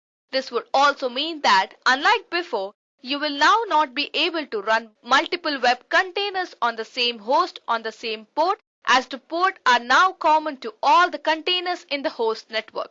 The third option is the none network. The containers are not attached to any network and do not have any access to the external network or the other containers. This is usually used in conjunction with a custom network driver and is not available for Swarm services. The next network that we have in the list is overlay network. So to understand this network, let's consider a scenario. Let's say we have multiple Docker hosts running containers. Each Docker host has its own internal private bridge network in the 172.2.17 series, allowing the other containers running on each host to communicate with each other. However, containers across the host have no way of communication with each other unless you publish the ports on those containers and set some kind of routing yourself. This is where the overlay network comes into play. With Docker Swarm, you could create a new network of type overlay, which will create an internal private network that spans across all the nodes participating in the Swarm cluster. We could then attach the containers or services to this network using the network option while creating a service, and then we could get them communicate with each other through this overlay network. So, you can say that you can use overlay networks to facilitate communication between a Swarm service and a standalone container, or between two standalone containers on different Docker daemons. And finally, we have the last network, that is the MACLAN network. So MACLAN networks allow you to assign a MAC address to a container, making it appear as a physical device on your network. Then the Docker daemon routes traffic to the containers by their MAC addresses, and then the MACLAN driver is sometimes the best choice when dealing with legacy applications that expect to be directly connected to the physical network. rather than route it through the Docker host network stack. So guys, that was about the various network drivers. Now, let me brief you a little bit about Docker Swarm and tell you the significance of Docker Swarm in Docker networking. In simple words, if we have to define Docker Swarm, then Docker Swarm is a cluster of a machine all running on Docker. This provides scalable and reliable platforms to run many containers, which enables the IT administrators and developers to establish and manage a cluster of Docker nodes as a single virtual system. So, as we know that Docker Swarm is a technique to create and maintain cluster of Docker engines, what exactly is this cluster of Docker engines? So let me tell you that in a cluster of Docker engines, there will be many Docker engines connected to each other forming a network. This network of Docker engines is what is called as a Docker Swarm cluster, as you can see from the diagram on the screen. And this is also the architecture of Docker Swarm cluster. So there will always be one Docker manager. In fact, it is the Docker manager which basically initializes the whole swarm, and with the manager, they will have many other nodes on which the server should be executing. So there will be times when the service is also executing at the manager's end, but the manager's role is to make sure that these services or the applications are running perfectly on the Docker nodes. Now, whatever applications or services that are specified or requested, they will be divided and then they would be executed on different nodes, as you can see in the diagram here. So these different nodes are nothing but the workers. Alright guys, that's all you need to know about Docker networking. Now let's move on to the hands-on part. In our hands-on part, first I'm going to show you how to create a simple network and how to deploy the service over your network. And after that, we'll create a swarm cluster and then we'll connect two services and then we will scale a single service. Alright, so let's get started with our hands-on. So first, we're going to deploy an application named Apache 2 by creating a Docker service in the default network, that is the bridge network. So apart from that, we'll also initialize the swarm cluster as we want it to work on two different nodes, that is the manager node and the worker node. So for that, let me open my terminal and then let me type in the command sudo docker swarm init -advertise -addr and then mention the IP address, right? So I'll mention the IP address of the manager node and then I'll click on enter. Once you click on enter, you'll be asked for the password. So type in the password and then you can see that the swarm has been initialized.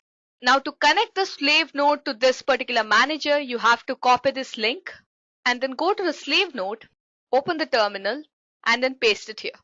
So you can see that this node has joined the swarm as a worker. So that is the manager and this is the slave. Now let's go back to the manager node and over here, we're going to deploy an application named Apache 2 by creating a Docker service. So for that, you have to type in the command docker service create --name, give the name of the application, --mode, that is which mode we want it to work. We want it to work in the global mode, -d, -p, that is port forwarding, and then we'll mention the port where it's going to work. So it's going to work on 8003. And then mention the account name from which the Docker image has been pulled. So once you click on enter, you can see that your Docker service has been created. Now to check whether your Docker service has been created or not, you can use the command docker service ls. So this will list all your running services. At present, we just have one service, that is Apache 2. Now to check whether it is running or not, you have to go to the slave node and then open the web browser here and then let's go to the local host to the port 8003. So let's go to the port. So you can see a message that it works. So that means our application has been deployed onto a container and then it is also connected to the swarm cluster. So the worker also has this particular application. Now, if you want to deploy a multi-tier application in a swarm cluster, how will you do that? So let me show you how to do that. So before I do that, let me tell you what are we going to connect. So basically we have two applications, that is the web application and the MySQL database. So the web application has two parameters, that is the course name and the course ID. And once you mention the details and you click on submit query, it will be automatically stored in the MySQL database. This multi-tier application is connected with each other through the overlay network. So let's start doing it. So first let's create the overlay network. So for that you have to type in the command docker network create -d overlay my overlay 1. So my overlay 1 is basically the name of the network that I'm giving. You can give any other name that you want. After that, let's create a service for the web app application. So for that, I'll again type in the command docker service create --name. Name of the application is web app 1 -d --network, and we'll connect it to my overlay 1 network, and then -p for port forwarding, and then we'll mention the port on which it is going to run, and then we'll mention the account details from which this Docker image will be pulled. So after that, you can just click on enter. So you can see that your Docker service has been created. So let's check it once again. So for that, you'll type in the command as docker service ls. So you can see that the web app 1 service has been created. Now we'll create another service for the MySQL application. So for that, you'll type in the command docker service create --name MySQL, that is the name of the application, -d --network. The network through which we want to get connected is my overlay 1 -p for port forwarding. Let's mention the port, and then the account details. So for that, let me mention the account details. So you can see that your Docker service has been created. So let's check again. So for that, we'll type in the command docker service ls, and you can see that the MySQL service has been also created. Now what you have to do is you have to go to the web app application, and inside which you have to make some changes. So to go inside the web app service, you need to know the container ID. So to know the container ID, you have to type in the command docker ps. So this will list all the container IDs that are present on this node. So you can see that web app 1 and Apache 2 are present. At present, we need container ID for web app 1, right? So to go inside this container, you'll type in the command docker exec -it, and then copy this container ID and then paste it here, and then end the command with bash. So you can see that you've gone inside this container. Now you have to go to a file index.php and make some changes. So for that, we'll type in the command nano and mention the directory. So this PHP file opens up. Now you have to change the server name to MySQL since we want to get connected to the MySQL server, and then change the password to Edureka. And let's say we keep the database name as hands-on. After that, use the keyboard shortcut Ctrl X, press on Y, and then save the file.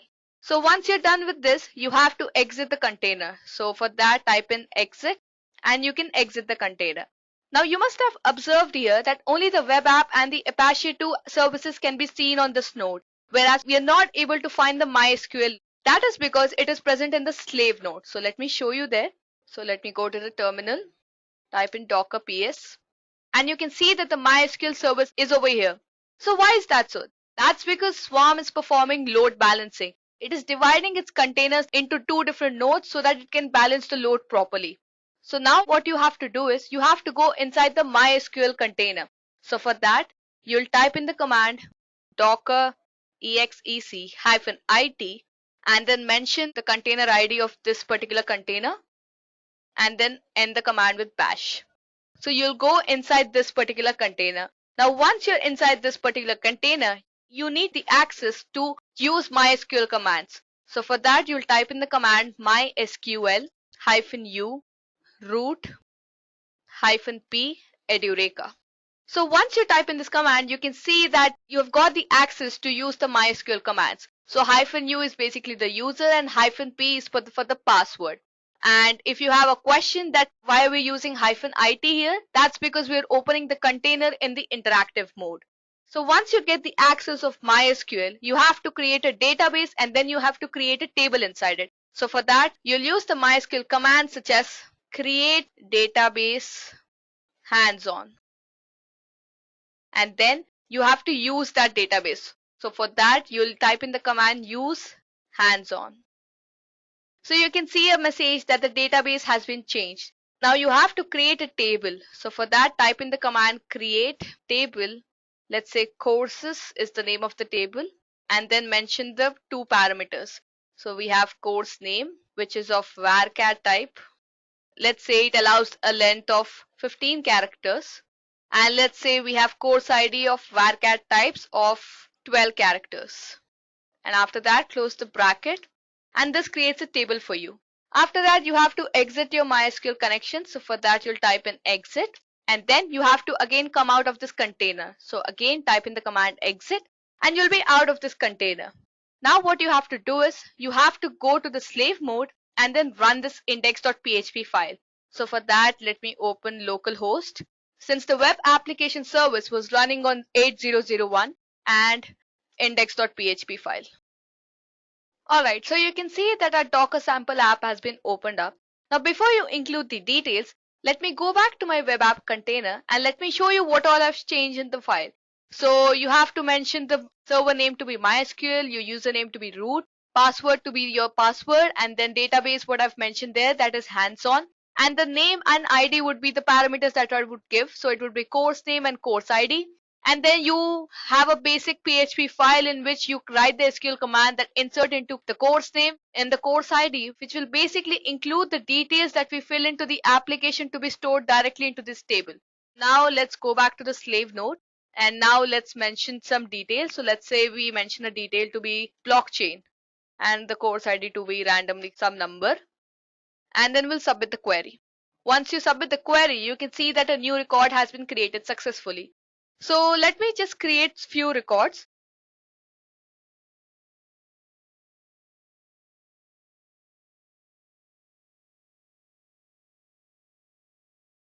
Alright, so I've typed in few records. Now let's go back to our MySQL container and get into the database and see if our table has all the records entered, stored or not. So let's go back to the terminal. So now let me type in the command docker ps, and then I'll type in docker exec -it, mention the container ID. Now I'll type in the command mysql -u root -p edureka. So this will give my MySQL connection.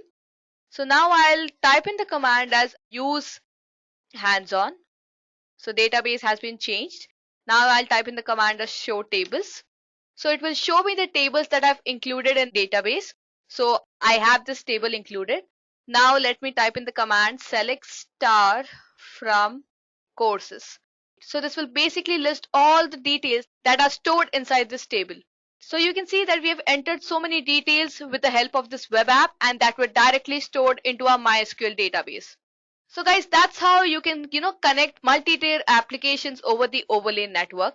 Now, if you want to scale any particular service, you can just scale that service by using a simple command. So for that, you have to go back to your manager node and then use the command docker ps to list all the containers.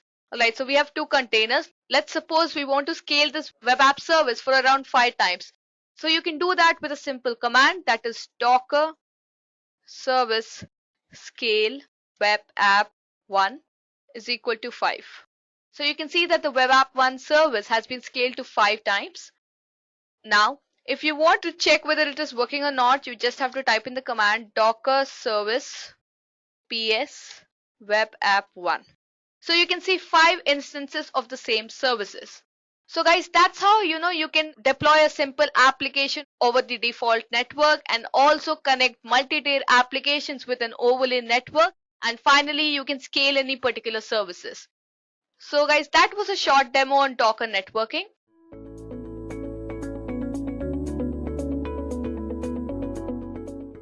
Now before listing down a few features of Jenkins, let me tell you some fun facts about Jenkins.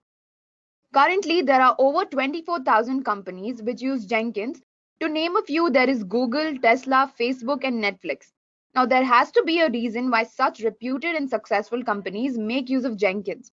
Now, let's discuss a few key features and see why Jenkins is so important. All right.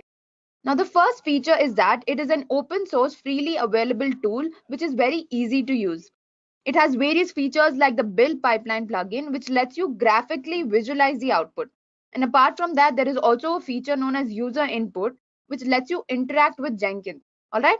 Now, one major feature of Jenkins is that it implements continuous integration. Now, what is continuous integration? Every time a developer commits into a source control management, that commit is continuously pulled, built, and tested using Jenkins. Now, how does Jenkins do all of this? Now Jenkins has over 2000 plugins which allow it to integrate with other tools like Docker, Git, Selenium, etc. So by integrating with other tools, it makes sure that the software development process is fully automated. All right.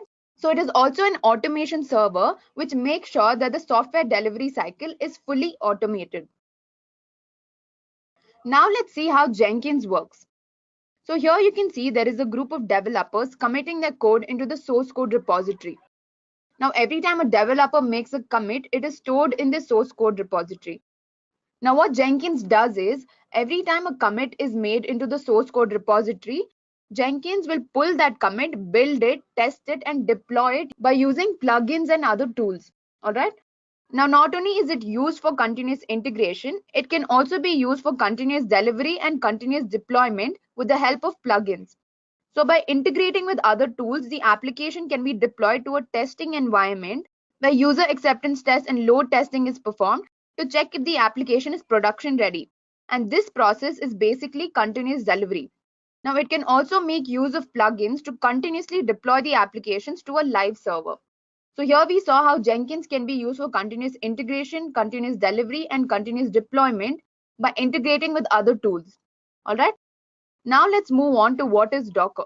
Now before we discuss about Docker, let's compare virtualization and containerization. Now the goal of virtualization and containerization is to solve the problem of the code works on my machine but it does not work on the production. Now this problem happens because somewhere along the line you might be on a different operating system. Now let's say your machine is a Windows machine and you're pushing the code to a Linux server. Now this will usually result in an error because the Windows and Linux support different libraries and packages, and that's why your code works on the development server and not on the production server. All right. Now when it comes to virtualization, every application is run on a virtual machine. Now a virtual machine will basically let you import a guest operating system on top of your host operating system. Now this way you can run different applications on the same machine. All right. Now you're wondering what is the problem with virtualization.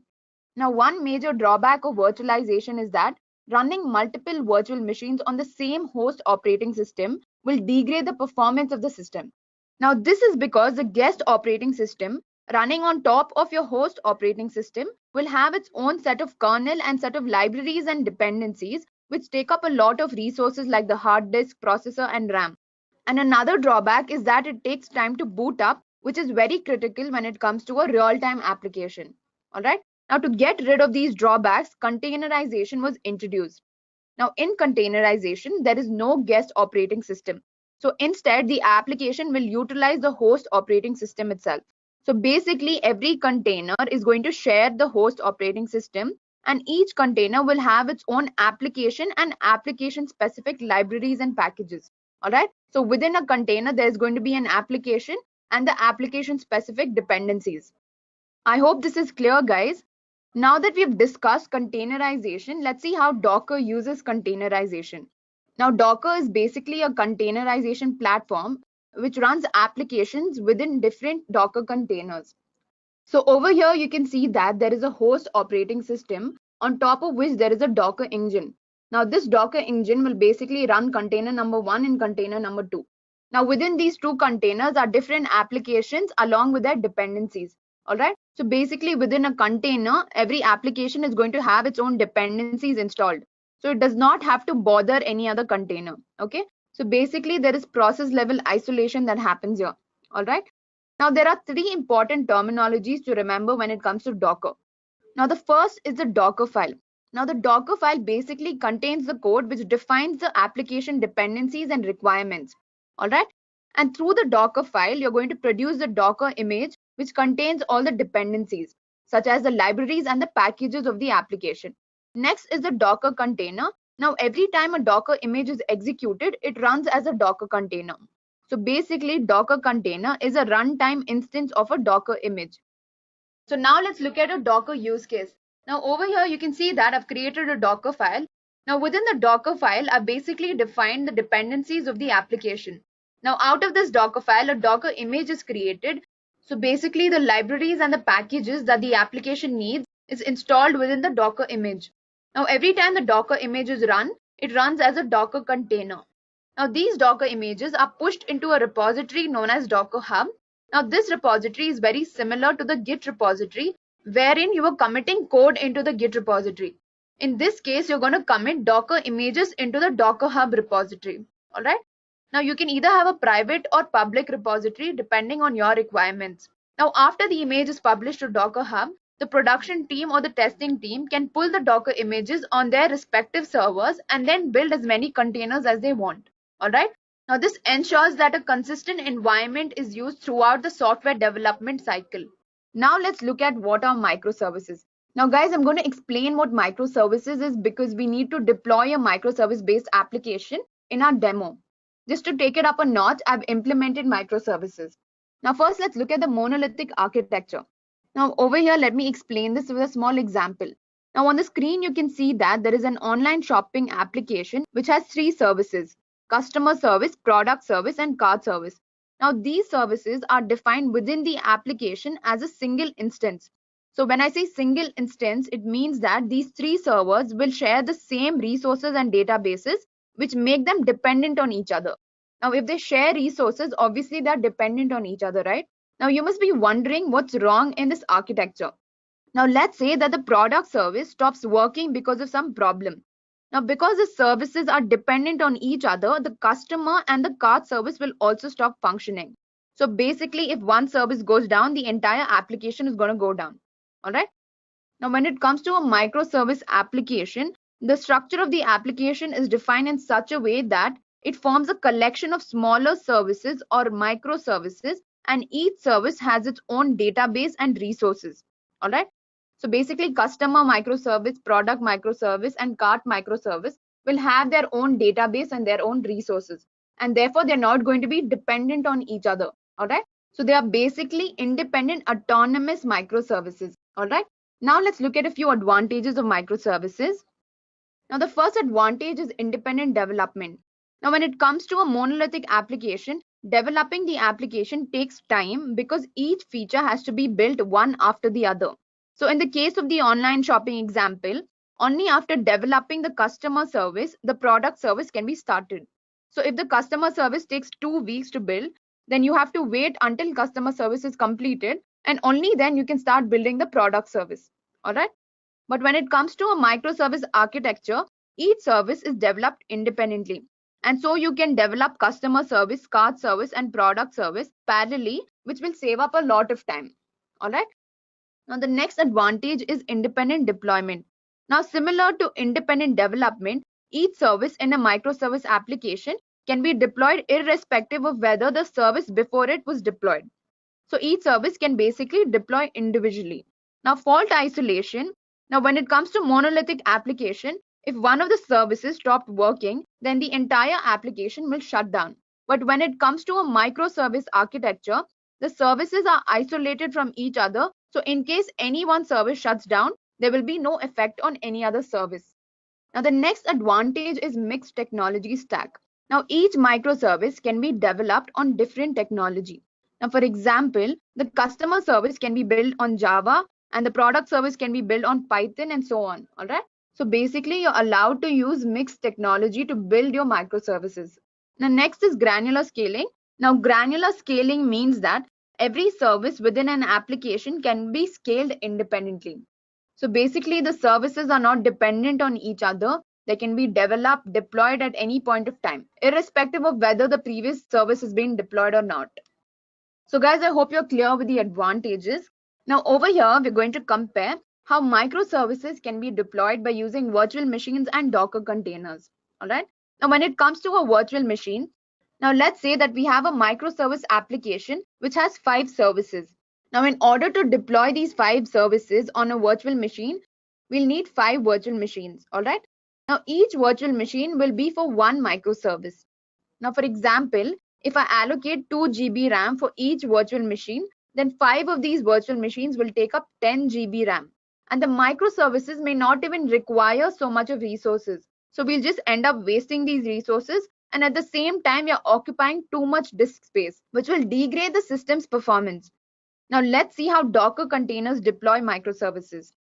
So instead of running 5 virtual machines, we can just run 5 Docker containers on one virtual machine. Now, by doing this, we're saving up a lot of resources, but when it comes to a Docker container, you don't have to pre-allocate any RAM. The Docker container will just utilize the resources that are needed. And another point to remember here is that Docker containers are lightweighted. They do not require additional guest operating system. Instead, they just share the host operating system. All right, so this makes them very lightweight when compared to a virtual machine. Now let's move on to the use case. Now basically we're going to try and understand the problem with the help of an analogy. Now over here you can see that in the favorable environment, the soil is fertile and the tree is watered at a regular basis. And as a result of this, the tree grows properly. But when the tree grows in an unfit environment where the required dependencies for growing a tree are not present, then the tree will die. All right. Now similarly, when an application runs on an inconsistent environment which does not support the application dependencies, then the application will fail.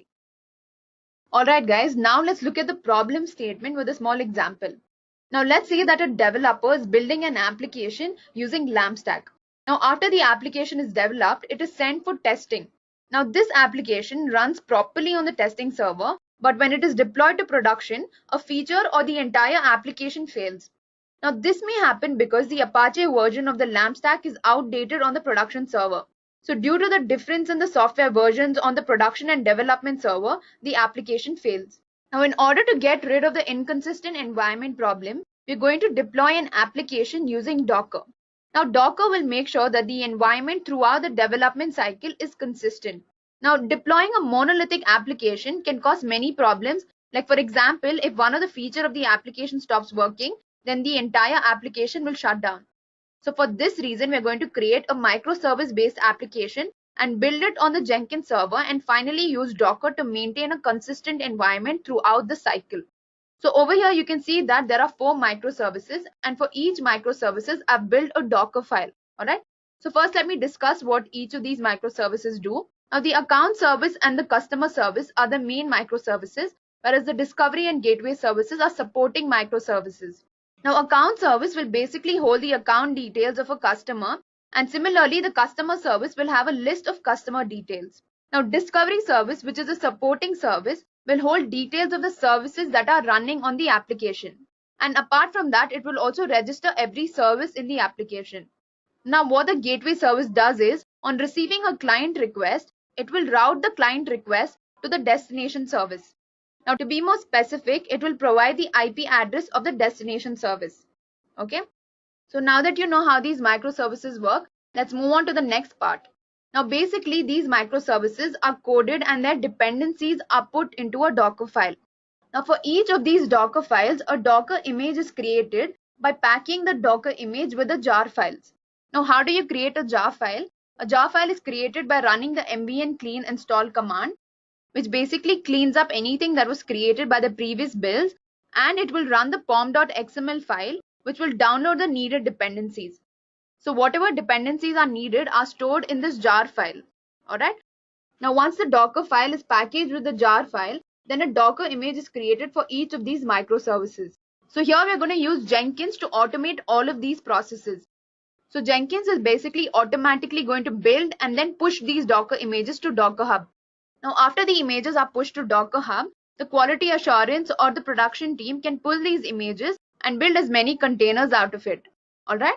So basically over here, we're going to create Docker files for each of these microservices, and then we're going to package these Docker files along with the jar files and create a Docker image for each of these microservices. All right. Now after creating the Docker images, we're going to push these images to Docker Hub, after which the quality assurance or a production team will pull these Docker images onto their respective servers and build as many containers as they want. I hope this is clear. So now let's practically implement all of this. Alright guys, so I've logged into Jenkins and I've created 4 different jobs, each for one microservice. Alright. Now let me just show you the configuration of one of these jobs. Now let's go to account service. Let's go to configure. So guys, make sure that you enter your GitHub repository here. So go to source code management, click on Git, and then enter your repository URL over here. Now let me just show you what we're doing here. Now within the build step, I've selected execute shell. Now let me just show you how that's done. So it's simple, just go to add build step and click on execute shell. So when you click on execute shell, a command prompt will open like this, and you can type this code on that. Now what I'm doing here is first I'm changing the directory to account services because I'm running the account service within this job. After that, I'm performing an MV and clean install, which I explained earlier. Now once we're done with that, we're going to build a Docker image and then we're going to push it to your Docker Hub account. Now these are the credentials to my Docker Hub account, where Zulekha is the username of my Docker Hub account and Edureka-demo is a repository that I've created in my Docker Hub account. Then click on apply and save. Now apart from account services, I've built jobs for the other services as well. Now let me just show you customer service also. Let's go to configure. Now within the source code management, like I said earlier, enter your repository URL. After that, go to the build steps. Over here, you can see that I'm changing the directory to customer service. Then I'll perform MV and clean installed. So next, I'm going to build Docker images. Now over here, customer is basically the tag of the image. So whenever this image is going to get pushed to my Docker Hub, the tag is going to be customer. All right. Now similarly for account service, the tag was account. Now I've done the same thing for all the other jobs. All right. Click on apply and save. Now guys, in order to run these 4 jobs as one workflow, I've created a build pipeline. Now this pipeline will basically execute these 4 jobs in one workflow. Now if you want to know how to create a build pipeline, please refer the video in my description box. I'm going to leave a link where you can see how to create a build pipeline. All right. Now let me just show you my GitHub account. Now over here you can see that I have account service, customer service, discovery service, gateway service, and also there's Zipkin service. Now guys, this service basically keeps a track of all the other services. So it's going to keep a track of where the requests are going and how the requests are getting sent from account service to customer service. Now within account service, you can see that I have a Docker file, Jenkins file, and a pom.xml file. All right guys, now let's start building our application. Just click on run. Now here you can see that account service is getting executed. Now let's individually go to account service first. Let's click on account service. All right, here you can see that it's building this job. So basically here what we're going to do is we're going to change the directory to account service. After that, we're going to perform an MV and clean install. And then we're going to build an image and push that image to Docker Hub. All right. So guys, remember to provide your Docker Hub credentials. Now this job has successfully executed. Now after this job has executed, it's going to trigger the next job, which is customer service. Now let's look at the build pipeline. Now over here, this has turned green because account service has completed execution. Now customer service is currently running. So let's look at the build in customer service. So after the account service has completed execution, guys, you can also check the output of account service from here. Scroll down, it says success. Now after account service has finished, let's trigger the customer service. So customer service starts executing now. Now let's individually look at customer service. Now over here, you can see that customer service is building. Now in this job, we're basically going to change the directory to customer service. After that, we're going to perform an MV and clean install command. And then we're going to build and push a Docker image to Docker Hub. All right. So once this is completed, the next job in the pipeline will get executed. Okay.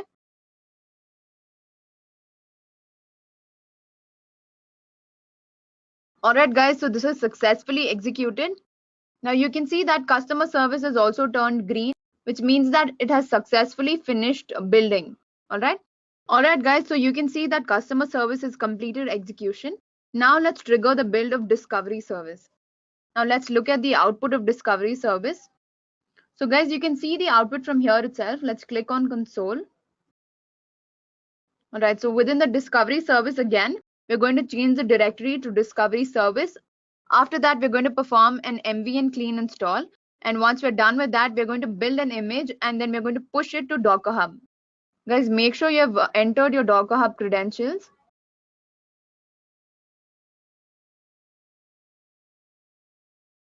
All right, guys, so this is completed execution. You can see that it says success. Now it's triggering the new build, which is gateway service. So here you can see that gateway service has started execution. Let's look at the console output. All right, so similarly in gateway service, first you're going to change the directory to gateway service. After that, you're going to perform an MV and clean install command. And once you're done with that, you're going to build an image and then push it to Docker Hub. So guys, gateway service has successfully completed execution. Now the build pipeline has fully turned green, which means that the entire workflow has completed execution. Now let's go to our Docker Hub account and see if all these images got pushed to Docker Hub. All right. So I'm going to my Docker Hub. Now let's go to the Edureka demo repository. Now over here, you can see that the account, customer, discovery, and gateway services, all of these 4 images are pushed to Docker Hub. All right. So with this, we've come to the end of the demo. Now, after pushing these images to Docker Hub, any quality assurance team or any testing team can pull these images onto their respective servers so they can easily deploy this to production.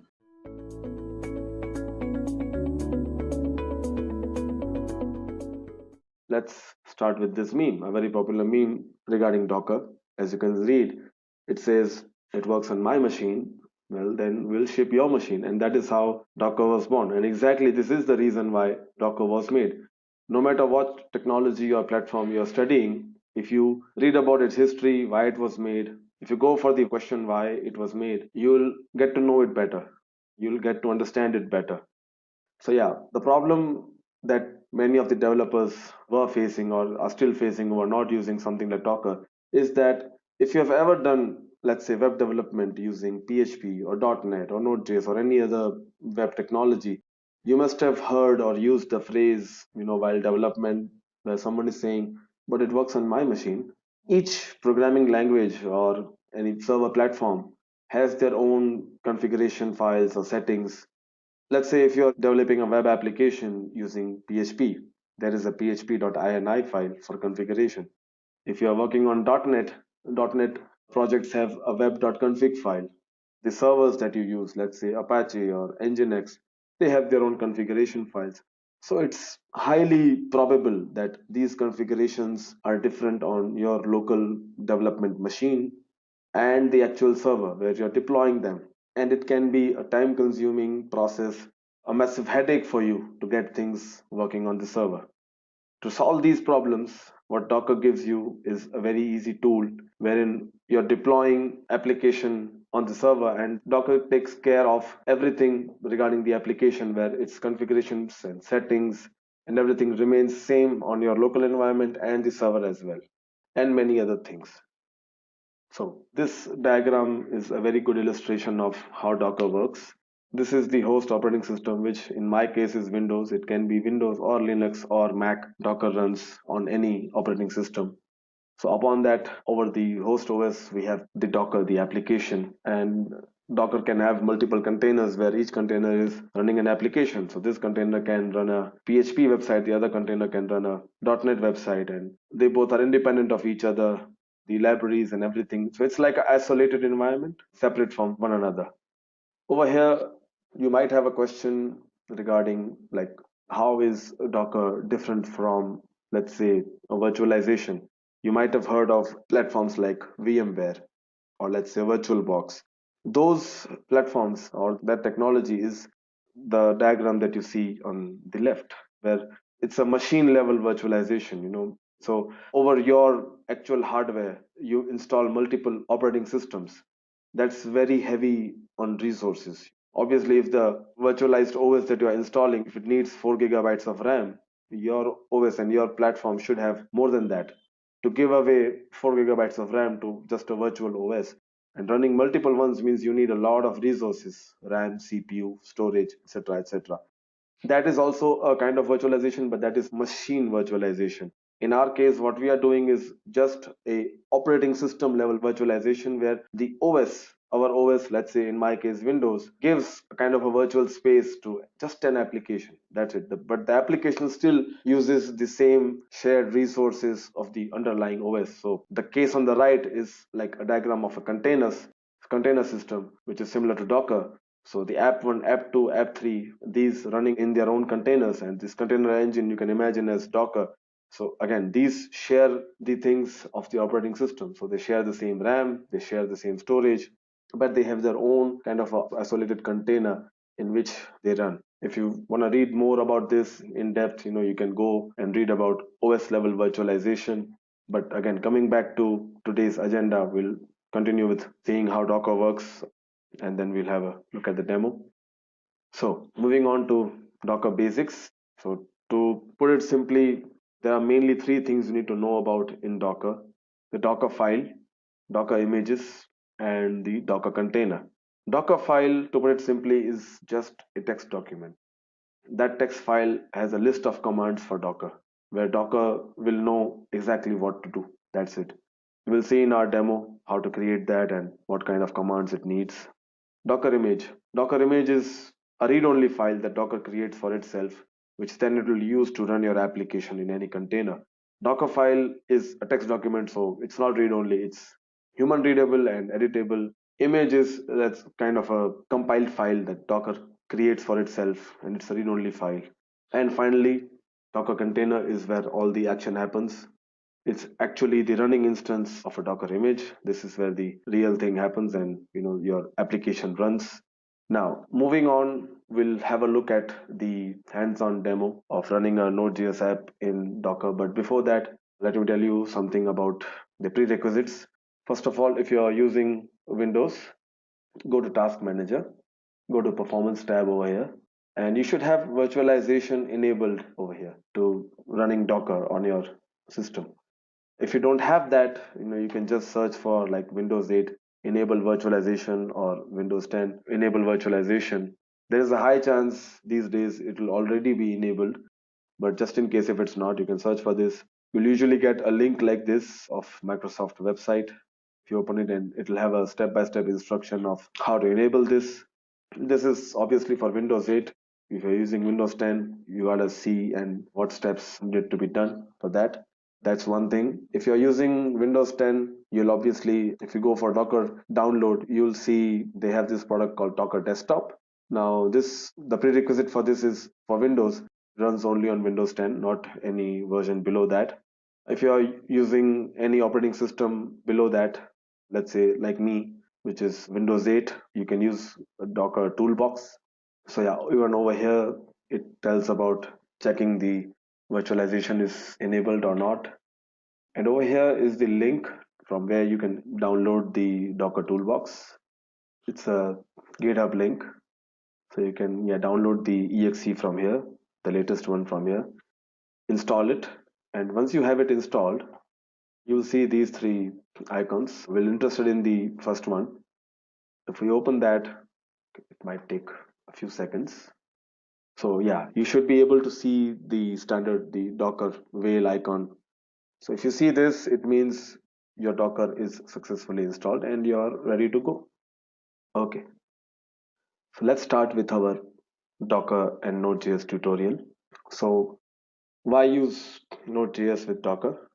So as it speeds up the application deployment process, deployment becomes easier where there are a lot of things which you don't need to look at while deploying. If it runs locally on your Docker container, surely it will run on any other machine or any other server on any Docker container.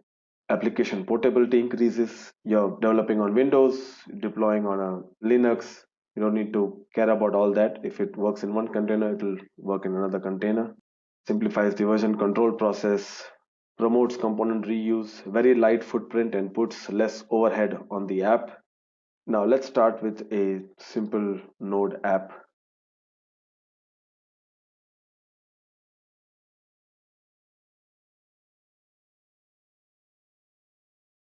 I'll do npm init, create an empty project.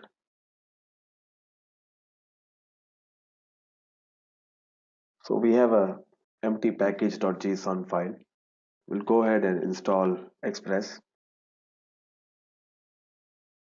So we'll try to create a very simple hello world application using Express. So it will be a web application. Express is a very popular web framework created on Node. So if we open the package.json, we can see the name of the application, and mainly in the dependencies we have Express listed over here. Okay, we'll create our app.js file. That will be our app. Let's write our application over here. First, we'll import the Express module. We'll use that object of the Express module to create our app object. We'll use the app object to listen So this is where we're actually starting our HTTP server, and it has to listen on a particular port. We can use any port number over here. 3000. The port numbers that are commonly used are 3000, 8080, or 888 four times. Basically any number, any port that is open on your system. And then finally, we'll just create one route where the app would be giving a response if that route is hit in the browser. We'll just send hello from Docker. Okay, I think that's all we need. Just a simple demo. We'll try and run this. Okay, app listening on 3000, no errors. We'll open this. Okay, hello from Docker. We have it. Great. So I'll close this now. Now let's Dockerize this application. So as you remember, the three basics of Docker: Dockerfile, Docker image, Docker container. We need a Docker file over here. Just write Dockerfile. No need to give any extension. Okay, it's still a text file. We'll open this. Now this is where we will tell Docker what to do. Before moving on with the commands, this is the Docker Hub website, hub.docker.com. I suggest you please create an account on this website. Or I guess when you go to install, when you go to download the Docker, I think it'll tell you to create an account or Docker ID. So once you have an account on hub.docker.com, you go to explore, and this is where you see all the popular images of Docker. So anytime you're working with any language platform, for example, let's say Node.js in our case, or PHP or .NET, or using in databases, let's say like over here, Postgre or Couchbase, all these standard technologies, they have their own official Docker images already on the Docker Hub. You don't need to create images for these from scratch because these are already available to use. So in our case right now we need to use the node on the Docker.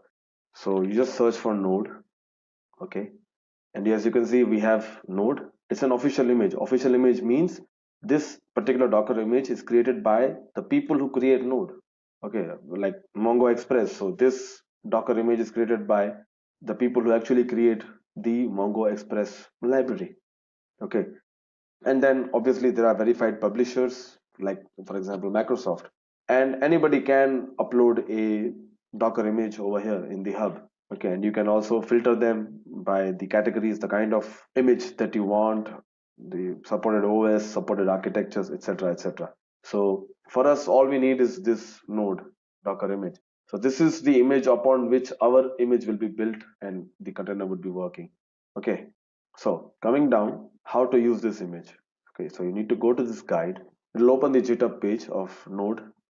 Okay, so over here, create a Docker file in your Node.js app project. Specify the node base image with your desired version. This will be the first line of our Docker file. So this is the official Docker image that we want to use, and this is the version of that Docker image, not the version of Node. You can have a look at all the supported Docker image versions of Node. I think 10 is good for us. I think it is the latest one. We don't actually need to go and dig into which version supports what, but this is good for us for now. Okay, moving forward. Now, what do we want to tell Docker to do? First, we'll create a working directory for the Docker. So this is where we are telling Docker to like create a app directory for itself, where whatever work or things the Docker needs to do for our application, Docker can put it inside the app folder. We'll tell Docker to copy our package.json. And if you remember, Dockerfile is inside our app folder. Okay, so this is inside our app folder. So we don't need to give any paths for any files that we are referencing. So I can directly say copy package.json inside the app. Okay, run npm install. So this is like very easily understandable commands. Copy package.json inside the app folder and then run the npm install. So this command will be run inside this folder of the Docker container. And what npm install would do is whatever packages are listed inside package.json, if you remember, we have Express. So those packages will be installed. Okay. Then we tell docker to. Now dot over here means the current directory the file is in. So this is our current directory, and we're telling Docker to copy everything from the current directory to the app folder, and then run the command node. So this is the command which even we use to run the node app. Okay, so this is what Docker would run inside its container. And lastly, if you remember, we had a port number which we were using. For us, it's 3000. So we need to expose a port number as well. Okay. Yeah, so I think this is it. We are done. Now we'll try and run this inside Docker. Okay, so first we need to build the Docker image. We only have a Docker file right now. So next step is to build a Docker image from the Docker file. We need to give a name to the Docker image. I'll name it Hello Docker. Okay, because the mistake that I did is to put a dot in the end, suggesting the current directory we are in. Okay. So as you can see, these are the commands that is running one by one. It's going through all the steps from node 10, work dir, copy package.json, run npm install. And this over here, it might take a while because it needs some time to download the packages listed in package.json. Okay, and then it went through everything, fine. Okay, now we have the image created. Now we need to run the Docker app. So the command for that is docker run. Also, again, we do have the Docker documentation online, which you can refer anytime. Okay, so any language, any platform, technology you learn, always try and refer to the official documentation. If you can like refer from it, study from it, that is the best always.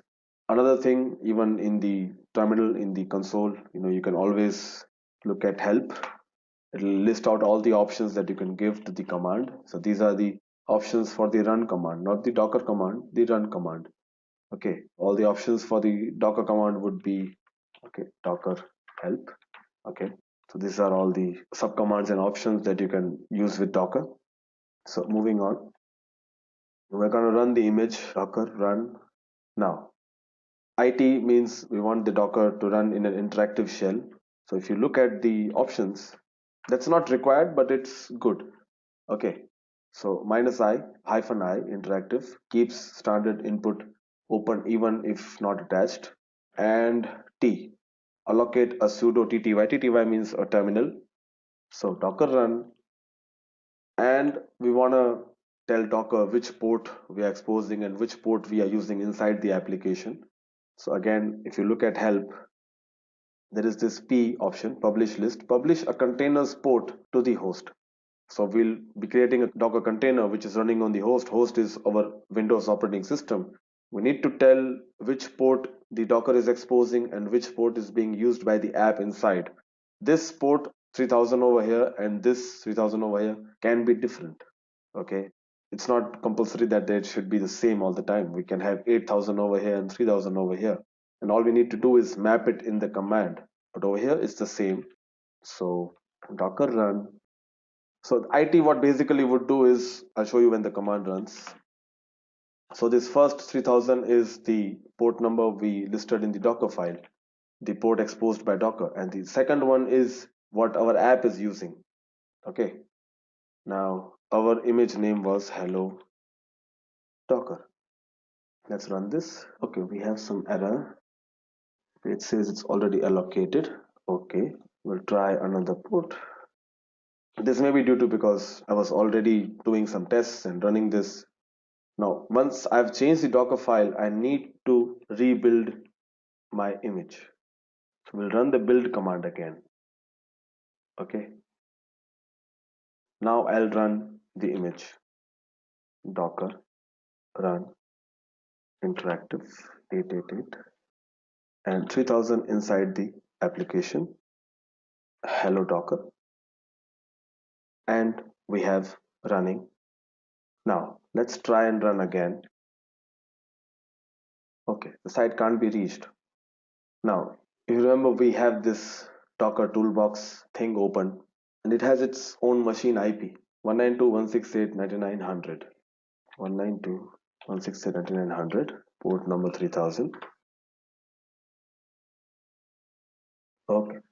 So I'm sorry, but I had another instance running already on that port. That is why it did not allow me to run that Docker image on that particular port. I changed my Dockerfile port to 8888, and that is the one that is being exposed. So for us over here, the port number should be 8888, and that is where I see the message hello from Docker, which is what we have used. Hello from Docker.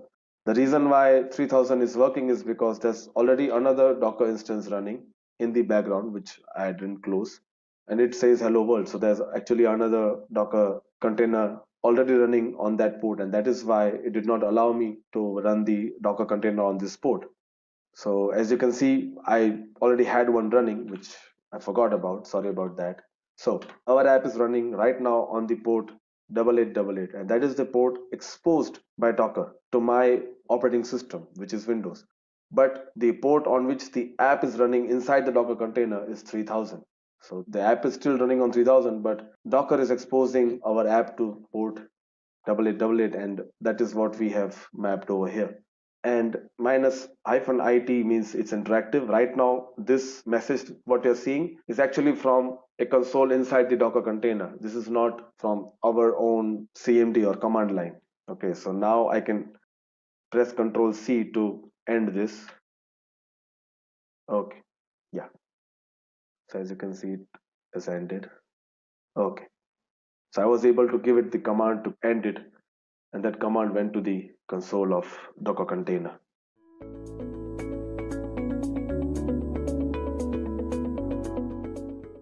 So there is a relationship between Kubernetes and Docker. We're going to discuss them now.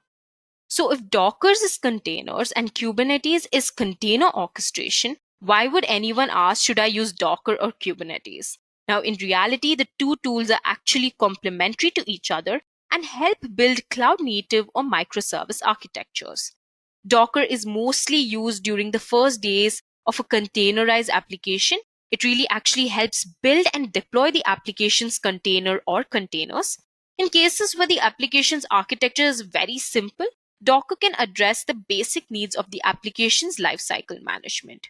Now, if the case or the scenario where the application is broken down into multiple microservices, with each of these services having their own lifecycle and operational needs, Kubernetes comes into the picture. It is not only used to create the application containers, it actually needs a container platform to run, and Docker being the most popular one, it runs on that. Kubernetes integrates with a large toolset built for and around containers and uses it in its own operations. Containers created with Docker or any of its alternatives can be managed, scaled, and moved by Kubernetes, which also ensures failover management and health maintenance of the system. As you can see in the diagram, the container lifecycle has been explained. You can see that in the Docker, there is the build and deployment of the application that has been successfully done. Once the Docker has been successfully deployed, then Kubernetes takes the responsibility to monitor and scale the application. There are great benefits to using Kubernetes with Docker. Firstly, the applications are easier to maintain as they are broken down into smaller parts. Also, these parts run on an infrastructure that is much more robust, and the applications are more highly available. Here, applications are able to handle more load on demand, improving the user experience and reducing resource waste. As applications become more scalable, there is no need to pre-allocate resources in anticipation of load peak times. Now here, both Docker and Kubernetes are backed by strong open source communities and are part of the Cloud Native Computing Foundation, a Linux Foundation project aiming to advance container technologies and align the industry around specific standards.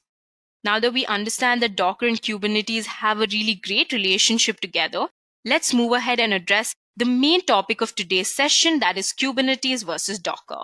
Firstly, we will compare them in terms of setup and installation.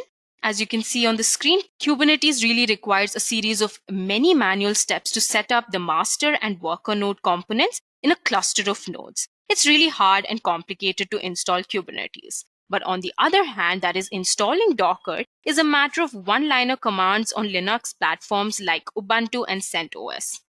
So compared to Kubernetes, Docker is much more easy to install and set up. Moving on to the next difference, that is logging. Kubernetes provides no native storage solution for log data, whereas logging driver plugins are available in Docker 17.05 and much higher. So in terms of monitoring Kubernetes applications, you can use various open source tools like Prometheus, Grafana, InfluxDB, etc. Docker, on the other hand, also has tools like Prometheus, Docker API, etc. for monitoring purposes. Kubernetes supports up to 5,000 nodes, whereas Docker supports only up to 2,000 nodes. And in terms of compatibility, Kubernetes is more comprehensive and highly customizable, whereas Docker is less extensive and customizable. So for all of y'all who don't know what load balancing is, it is an efficient distribution of network or application traffic across multiple servers in a server farm. So usually each load balancer sits between client devices and backend servers, receiving and then distributing incoming requests to any available server capable of fulfilling them. As you can see in Kubernetes, you must manually configure your load balancing settings, whereas in Docker, it does auto load balancing. That is, it is automated. Now, there are various companies that use Kubernetes and Docker. Companies like Google, Shopify, Udemy, Slack, Robinhood, Delivery Hero, Stackshare, Nubank, etc. use Kubernetes every day. On the other hand, various companies like Twitter, Business Insider, Spotify, PayPal, eBay, Oxford University Press, the New York Times, New Relic, all of these companies and organizations make use of Docker. Now that we've compared Kubernetes and Docker, let us understand in what situation to use Kubernetes and Docker. So what are the choices when it comes to Kubernetes and Docker? What happens if you do choose to use only one and not the other? So there are three scenarios that I'll be addressing. The first one is Docker without Kubernetes. The second one is Kubernetes without Docker. And the third one is Kubernetes with Docker. We've already discussed the benefits of using Kubernetes with Docker, but we'll just brief up that again. So firstly, let's understand the scenario where Docker can be used without Kubernetes. Docker by itself will allow you to build container images, manage them in a registry, run containers, and communicate with them, and eventually put them together in a multi-container application using Docker Compose. So is Docker all that you need? Now, when it comes to producing and managing container images and putting containers into operation at the runtime level, the answer for the most part is definitely yes. It has become the industry standard for creating containers and getting them off the ground. Now, under Docker's current developer-centric definition of its mission, however, it has moved away from earlier attempts to go beyond its core functions. It is no longer attempting to compete with Kubernetes and other companies at the infrastructure or orchestration level. Now, let's talk about the second scenario. Kubernetes does not include functionality for creating or managing container images, and it does not by itself run containers. It really needs to work with an external container source and runtime. It is, however, capable of using containers from a variety of sources, and it is compatible with runtimes other than Docker, so it is not inherently dependent on Docker and Docker alone. What Kubernetes does is it provides a rich and a very flexible and powerful framework for defining applications and orchestrating containers at scale. It is very well designed for key enterprise-level tasks such as automated scaling, maintaining high availability, and operating in a multi-platform environment. It also has a large community of users and developers with a corresponding large number of add-ons and support tools. So finally, in the third scenario, what is the best choice? This is a tricky question, and the answer is most obvious, that is, use both. The truth here is that although Kubernetes can use other container sources and runtimes, it is designed to work well with Docker, and much of Kubernetes documentation was very well written with Docker in mind. The most basic Kubernetes use case is Kubernetes plus Docker, and Kubernetes includes Docker-centric tools such as Compose, which converts Docker Compose commands and settings so that can be used by Kubernetes. For its part, Docker has embraced Kubernetes and has in fact offered its very own integrated Kubernetes distribution. So the bottom line is that Kubernetes and Docker are both industry standards in their respective core areas of expertise, and together they provide a well-integrated platform for container management, deployment, and orchestration at scale. It was never really a question of Kubernetes versus Docker. It was always Kubernetes and Docker. And today, this is even more true.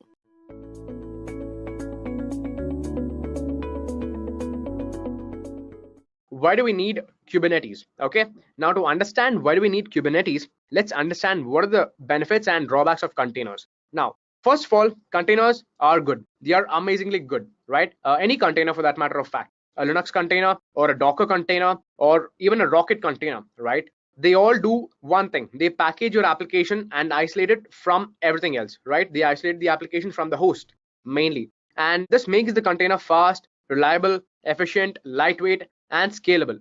Now, hold the thought. Yes, containers are scalable, but then there's a problem that comes with that. And this is what is the resultant of the need for Kubernetes. Even though containers are scalable, they are not very easily scalable. Okay, so let's look at it this way. You have one container, you might want to probably scale it up to 2 containers or 3 containers. Well, it's possible, right? It's going to take a little bit of manual effort, but yeah, you can scale it up. You're not going to have a problem. But then look at a real world scenario where you might want to scale up to like 50 to 100 containers. Then in that case, what happens? I mean, after scaling up, what do? You have to manage those containers, right? You have to make sure that they're all working, they're all active, and they're all talking to each other. Because if they're not talking to each other, then there's no point of scaling up itself. Because in that case, the servers would not be able to handle the loads if they're not able to talk to each other, correct? So it's really important that they are manageable when they are scaled up. And now let's talk about this point. Is it really tough to scale up containers? Well, the answer for that might be no. It might not be tough. It's pretty easy to scale up containers, but the problem is what happens after that. Okay, once you scale up containers, you'll have a lot of problems. Like I told you, the containers first of all should have to communicate with each other because there are so many in number, and they work together to basically host the service, right? The application. And if they are not working together and talking together, then the application is not hosted and scaling up is a waste. So that's the number one reason. And the next is that the containers have to be deployed appropriately, and they have to also be managed. They have to be deployed appropriately because you cannot have the containers deployed in just random places. You have to deploy them in the right places. You cannot have one container in one particular cloud and the other one somewhere else. So that would have a lot of complications. Well, of course it's possible, but yeah, it would lead to a lot of complications internally. You want to avoid all that. So you have to have one place where everything is deployed appropriately, and you have to make sure that the IP addresses are set everywhere and the port numbers are open for the containers to talk to each other and all these things, right? So these were the two other points. The next point or the next problem with scaling up is that auto scaling is never a functionality over here. Okay, and this is one of the things which is the biggest benefit with Kubernetes. The problem technically is there's no auto scaling functionality. Okay, there's no concept of that at all. And you may ask at this point of time, why do we even need auto scaling? Okay, so let me explain the need for auto scaling with an example. So let's say that you are an e-commerce portal, okay, something like an Amazon or a Flipkart, and let's say that you have decent amount of traffic on the weekdays, but on the weekends you have a spike in traffic.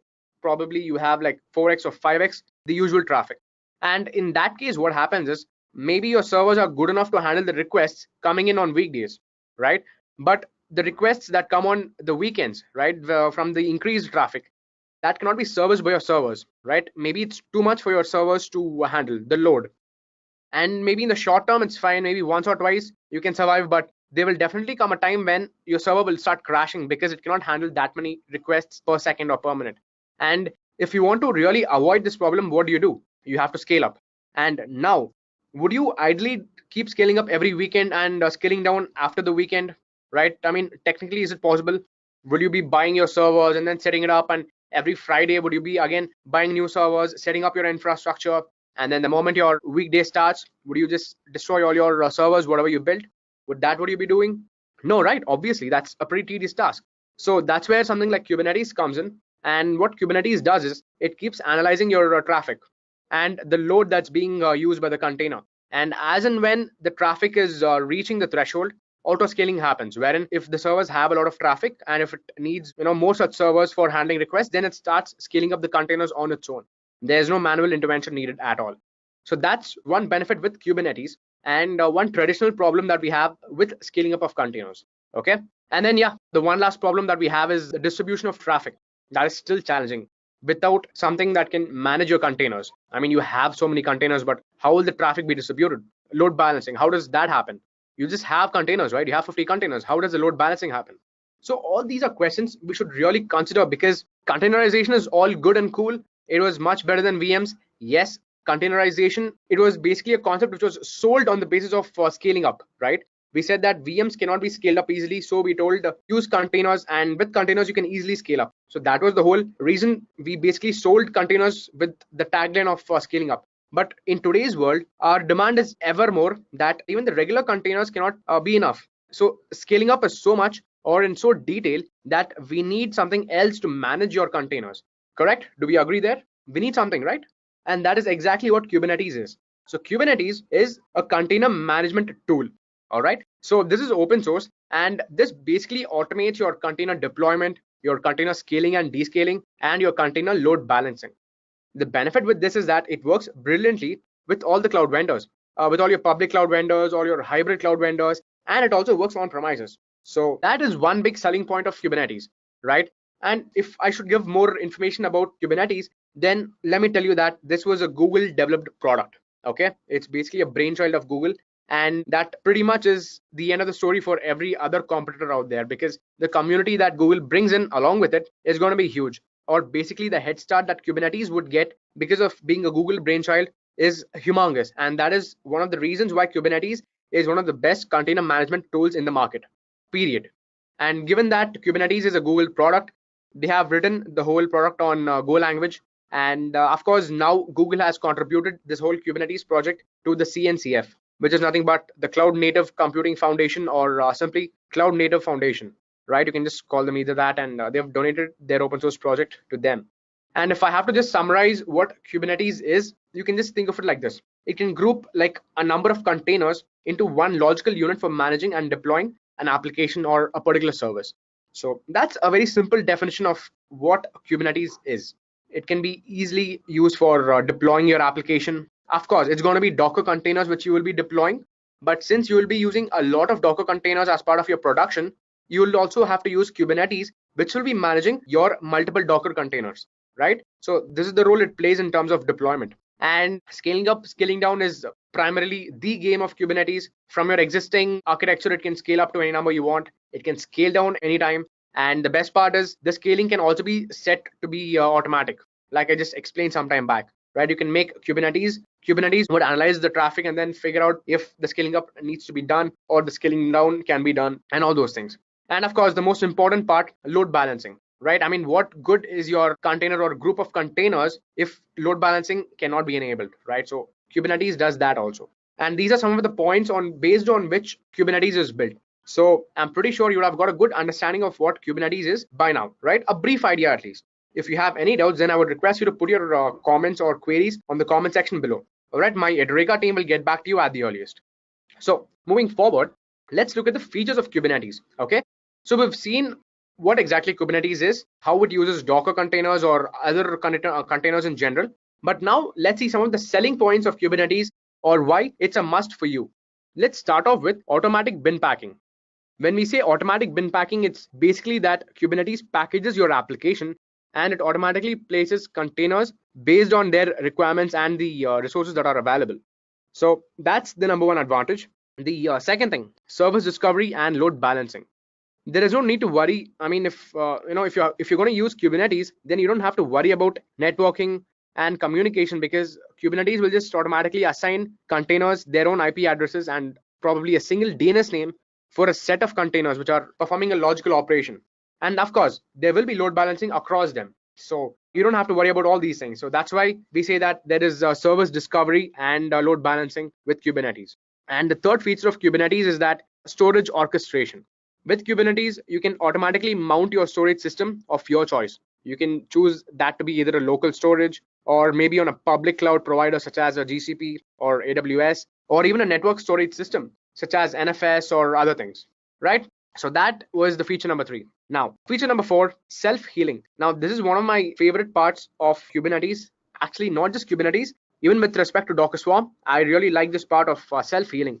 What self-healing is all about is that whenever Kubernetes realizes that one of your containers has failed, then it will restart that container on its own, right? It will create a new container in place of this crashed one. And in case your node itself fails, then what Kubernetes would do in that case is whatever containers were running in that failed node, those containers would be started in another node, right? Of course, you would have to have more nodes in that cluster. If there's another node in the cluster, definitely room would be made for this failed container to start its service. So that happens. So the next feature is batch execution. So when we say batch execution, it's that along with services, Kubernetes can also manage your batch and CI workloads, which is more of a DevOps role, right? So as part of your CI workloads, Kubernetes can replace your containers which fail, and it can restart and restore the original state. That is what is possible with Kubernetes. And secret and configuration management. That is another big feature with Kubernetes, and that is the concept of where you can deploy and update your secrets and application configuration without having to rebuild your entire image and without having to expose your secrets in your stack configuration or anything, right? So if you want to deploy and update your secrets, only that can be done. So it's not available with all the other tools, right? So Kubernetes is one that does that. You don't have to restart everything and rebuild your entire container. That's one benefit. And then we have horizontal scaling, which of course you people might be aware of already. You can scale your applications up and down easily with a simple command. The simple command can be run on the CLI, or you can easily do it on your GUI, which is your dashboard, your Kubernetes dashboard, or auto scaling is possible, right? Based on the CPU usage, your containers would automatically be scaled up or scaled down. So that's one more feature. And the final feature that we have is automatic rollbacks and rollouts. Now, Kubernetes, what it does is whenever there's an update to your application which you want to release, Kubernetes progressively rolls out these changes and updates to the application or its configurations by just ensuring that one instance after the other is sent these updates, and it makes sure that not all instances are updated at the same time, thus ensuring that yes, there is high availability, and even if something goes wrong, then the Kubernetes will roll back that change for you. So all these things are enabled, and these are the features with Kubernetes. So if you're really considering a solution for your containers, for managing your containers, then Kubernetes should be your solution, right? So that should be your answer.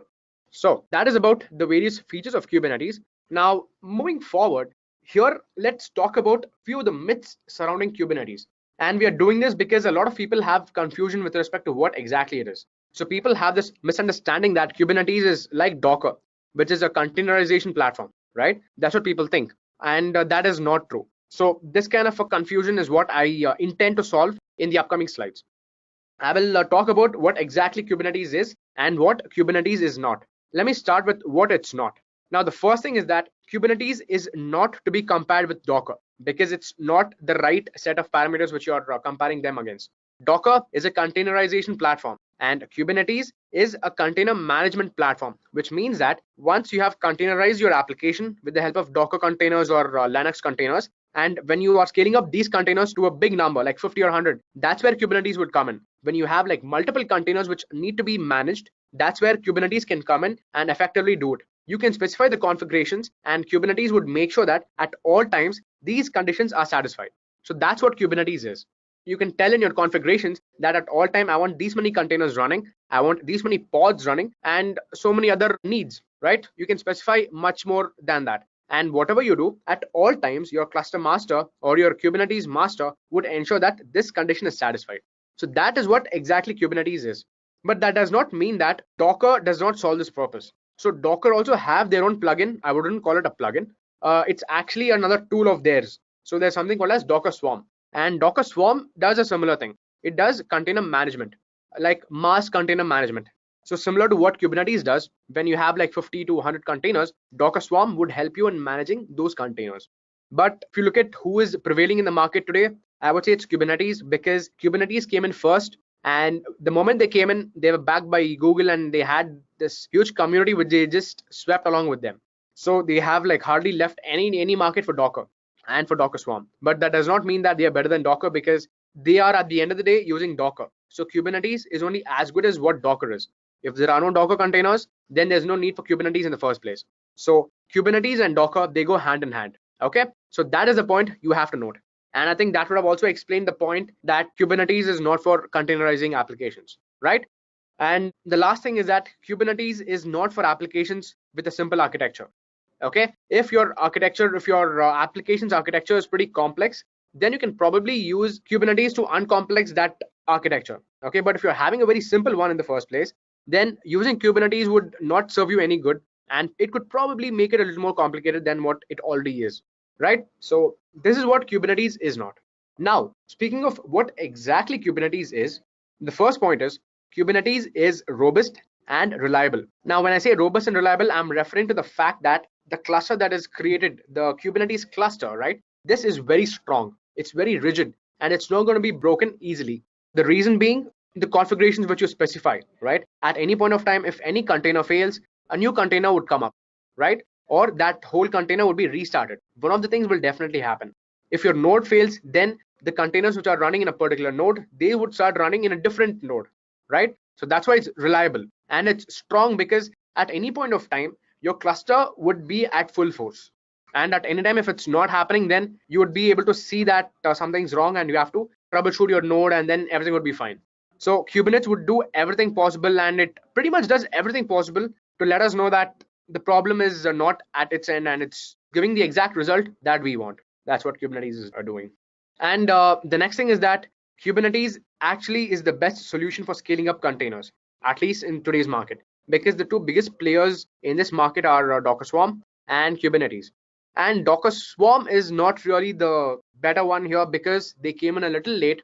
Even though Docker was there from the beginning, Kubernetes came after that. But Docker Swarm, which we are talking about, came in somewhere around 2016 or 2017, right? But Kubernetes came somewhere around 2015, and they had a very good head start. They were the first ones to do this, and their backing by Google is just icing on the cake, because whatever problem you have with respect to containers, if you just go up and if you put your error there, then you will have a lot of people on github.com and GitHub queries and then on Stack Overflow who will be resolving those errors, right? So that's the kind of market they have. So it's backed by a really huge community. That's what Kubernetes is. And to conclude this slide, Kubernetes is a container orchestration platform and nothing else. All right. So I think these two slides would have given you more information and more clarity with respect to what Kubernetes is and how different it is from Docker and Docker Swarm, right? If you guys still have any doubts, then I would request you to put your comments in the comment section below and my team will get back to you at the earliest. Okay, so now moving on, let's go to the next topic where we will compare Kubernetes with Docker Swarm. And we are comparing with Docker Swarm because we cannot compare Docker and Kubernetes head on. Okay, so that is what you have to understand. If you are this person over here, if you are Sam who is wondering which is the right comparison, then let me reassure you that the difference can only be between Kubernetes and Docker Swarm.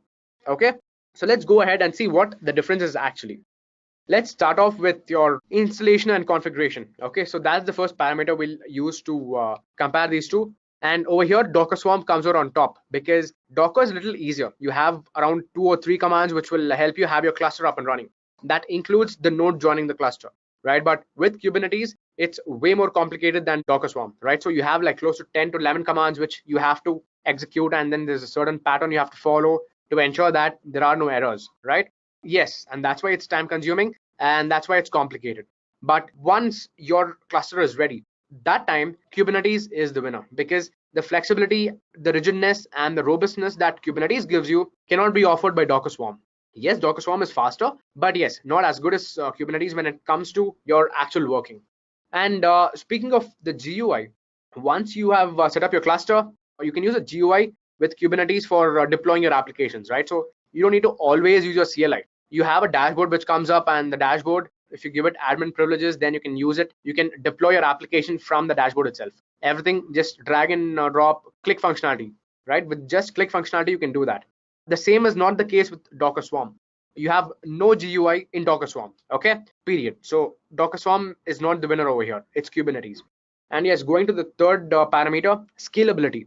So people again have a bad misconception that Kubernetes is better. It is the solution for scaling up, and it is better and faster than Docker Swarm. Well, it could be better, but yes, it's not faster than Docker Swarm.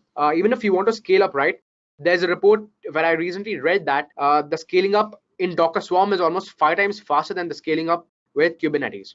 So that is the difference. But yes, once your scaling up is done, after that, your cluster strength with Kubernetes is going to be much stronger than your Docker Swarm cluster strength. That's again because of the various configurations that should have been specified by then. That is the thing. Now, moving on to the next parameter we have is load balancing. Requires manual service configuration. Okay, this is in case of Kubernetes. And yes, this could be a shortfall But with Docker Swarm, there is inbuilt load balancing techniques, which you don't need to worry about. Okay. Even the load balancing, which requires manual effort in case of Kubernetes, is not too much.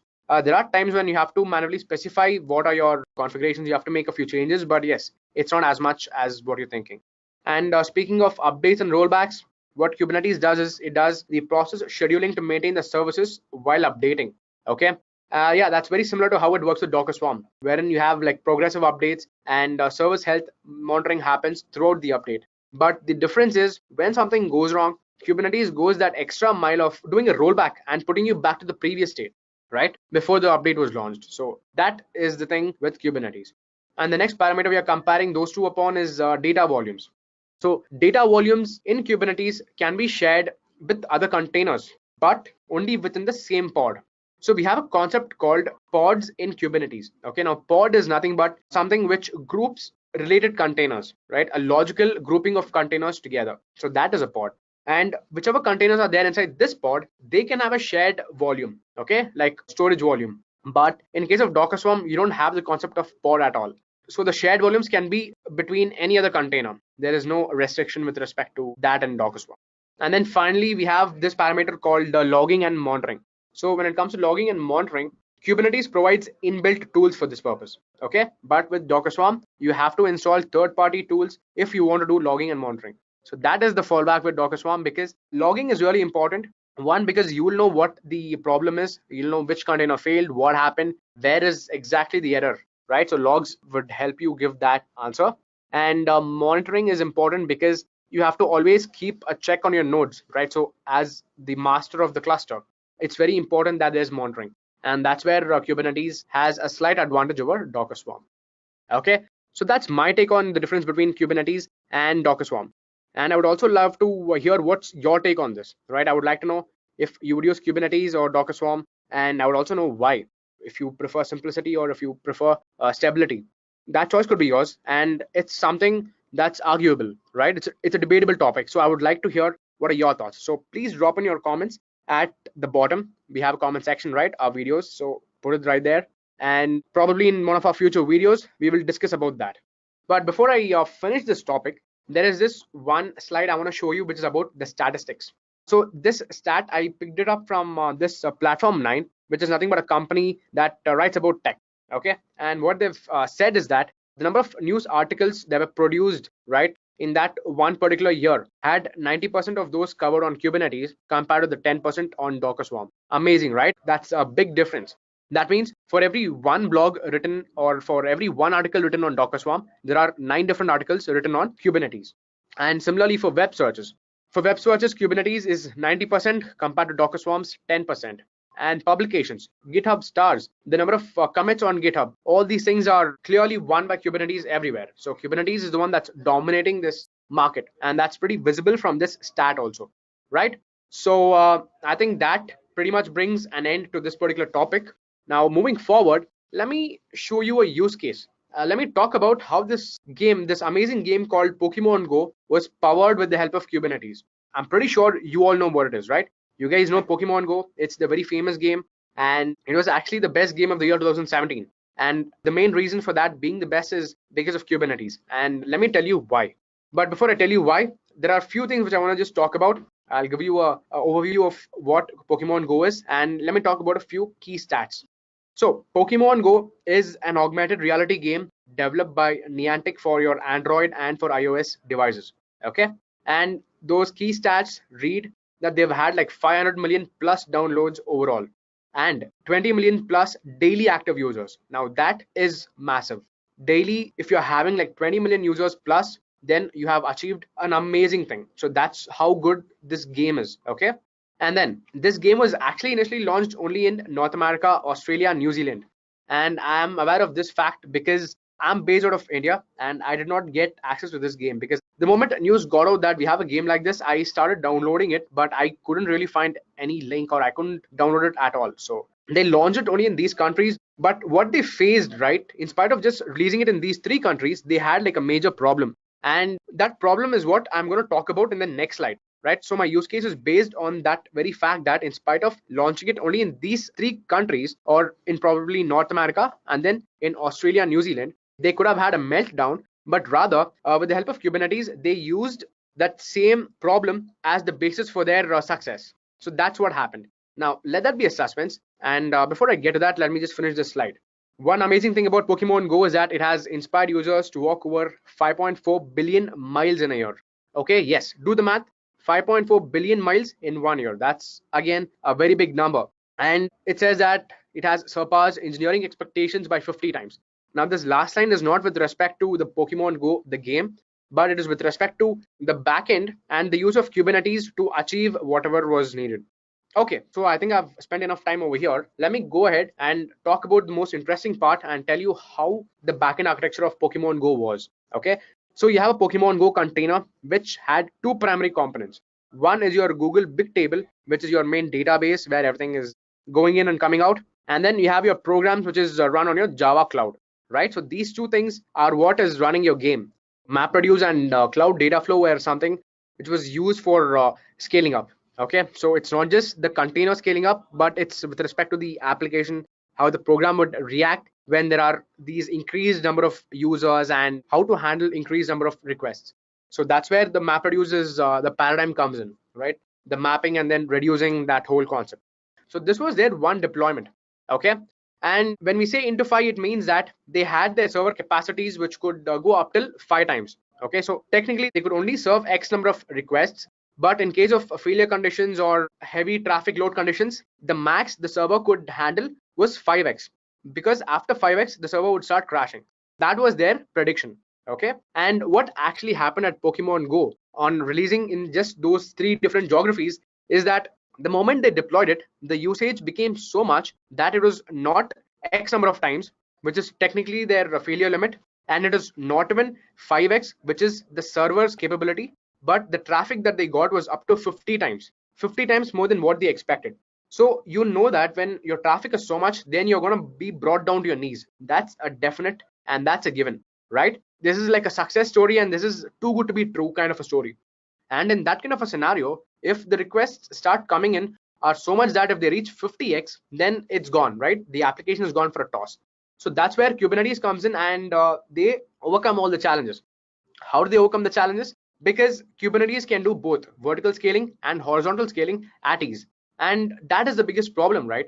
Because any application and any other company can easily do horizontal scaling, where you just spin up more containers and more instances and you set up the environment. But vertical scaling is something which is very specific, and this is even more challenging. Now it's more specific to this particular game because the virtual reality would keep changing. Whenever a person moves around or walks around somewhere in his apartments or somewhere on the road, then the RAM, right, that would have to increase. The memory, the in-memory and the storage memory, all this would increase. So in real time, your server's capacity also has to increase vertically. So once they have deployed it, it's not just about horizontal scalability anymore. It's not about satisfying more requests. It's about satisfying that same request with respect to having more hardware space, more RAM space, and all these things, right? That one particular server should have more performance abilities. That's what it is about. And Kubernetes solved both of these problems effortlessly. And Niantic were also surprised that Kubernetes could do it. And that was because of the help that they got from Google. I read an article recently that the head of Niantic's lab, he met with some of the top executives in Google and in GCP, right?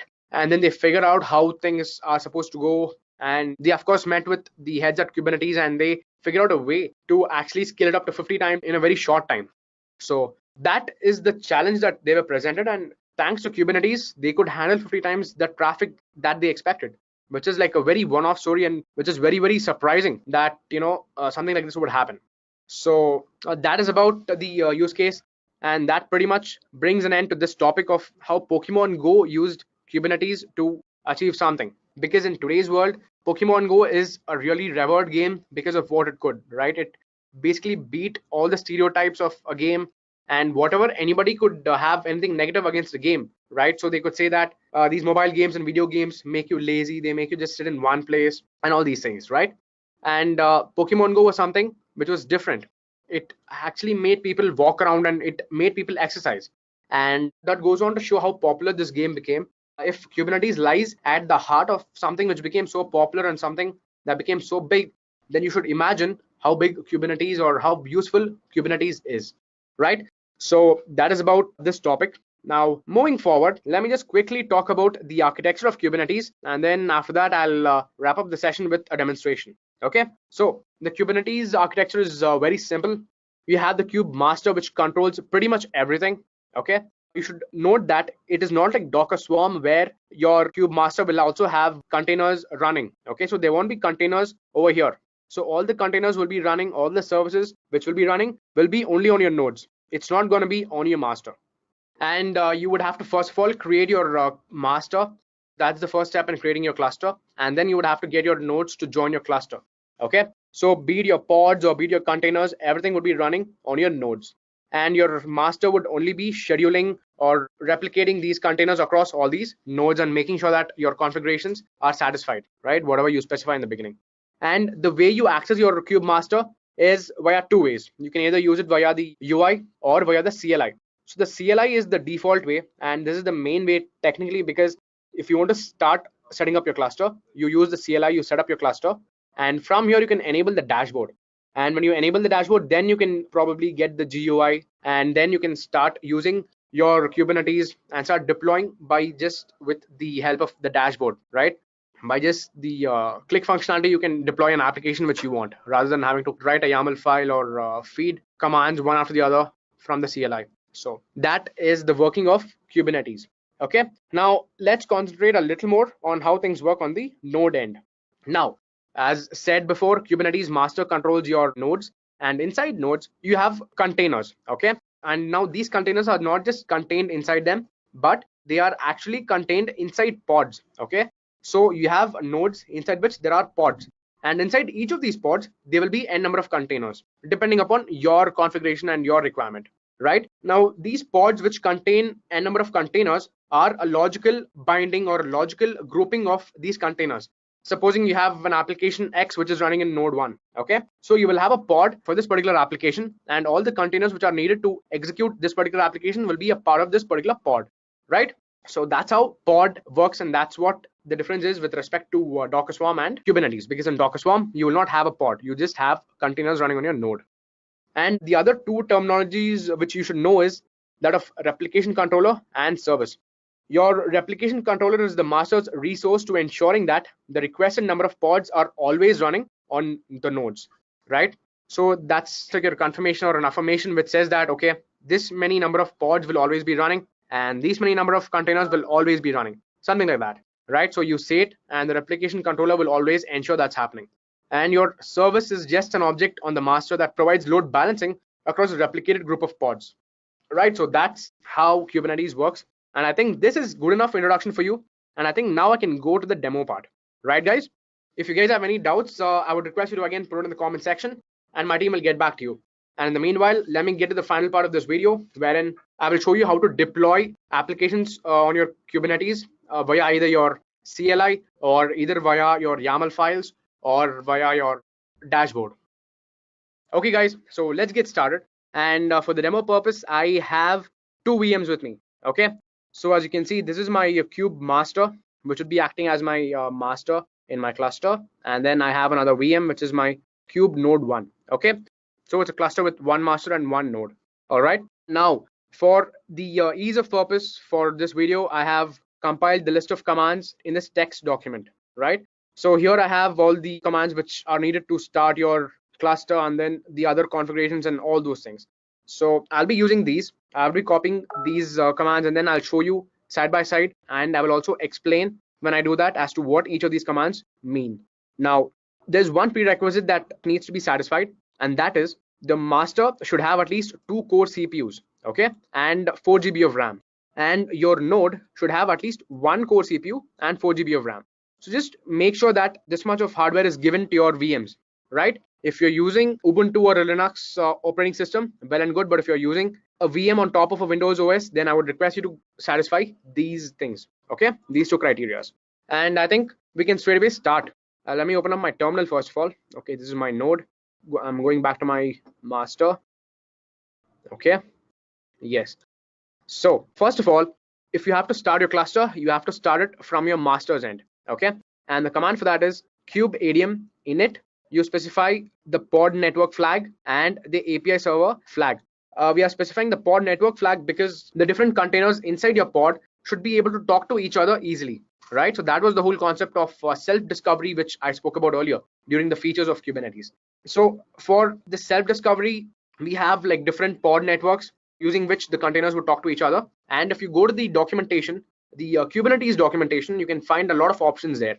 You can use either a Calico pod or you can use a Flannel pod network. So when we say pod network, it's basically acronymed as CNI, okay, Container Network Interface, okay. So you can use either a Calico CNI or a Flannel CNI or any of the other ones. These are the two popular ones, and I will be using the Calico CNI, okay. So this is the network range for this particular pod, and this we'll have to specify over here, okay. And then over here we'll have to specify the IP address of the master.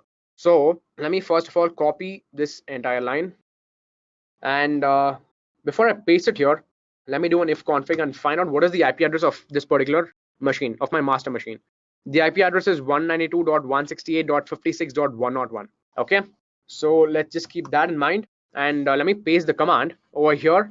In place of the master IP address, I'm going to specify the IP address of the master, okay, which I just read out.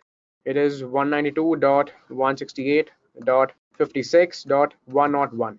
And the pod network, I told you that I'm going to use the Calico pod, so let's copy this network range and paste it here. So all my containers inside this particular pod would be assigned an IP address in this range, okay. Now let me just go ahead and hit enter, and then your cluster would begin to set up. So it's going as expected. So it's going to take a few minutes, so just hold on there. Okay, perfect. My Kubernetes master has initialized successfully, and if you want to start using your cluster, you have to run the following as a regular user, right? So we have 3 commands which is suggested by Kubernetes itself, and that is actually the same set of commands that even I have here, okay. So I'll be running the same commands. This is to set up the environment, and then after that we have this token generated, right, the joining token. So the token along with the init address of the IP of the master, if I basically execute this command in my nodes, then I will be joining this cluster where this is the master, right? So this is my master machine. This has created the cluster. So now before I do this though, there are a few steps in the middle. One of those steps is executing all these 3 commands, and after that comes bringing up the dashboard and setting up the pod network, right? Mine is the Calico pod, so I'll have to set up the Calico pod, and then I have to also set up the dashboard. Because if I do not start the dashboard and this before the nodes, then the node cannot join, and I will have various other complications. So let me first of all go ahead and run these 3 commands one after the other, okay. Since I have the same commands in my text doc, I'll just copy it from there, okay.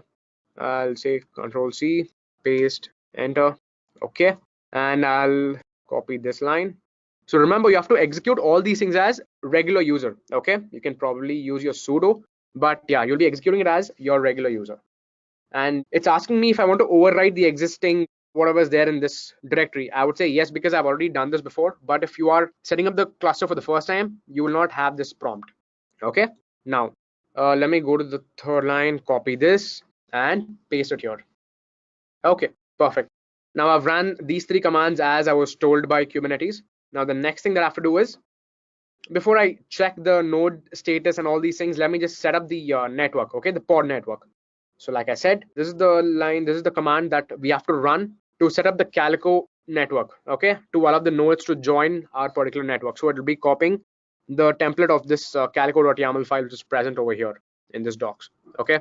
So hit enter, and yes, my thing is created. Calico cube controller is created. Now I'll just go back here and see, at this point of time I can check if my master is connected to the particular pod, okay. So I can run the kubectl get nodes command, okay. This would say that I have one particular resource connected to the cluster, okay, name of the machine, and this role is master, and yeah, the status is ready, okay.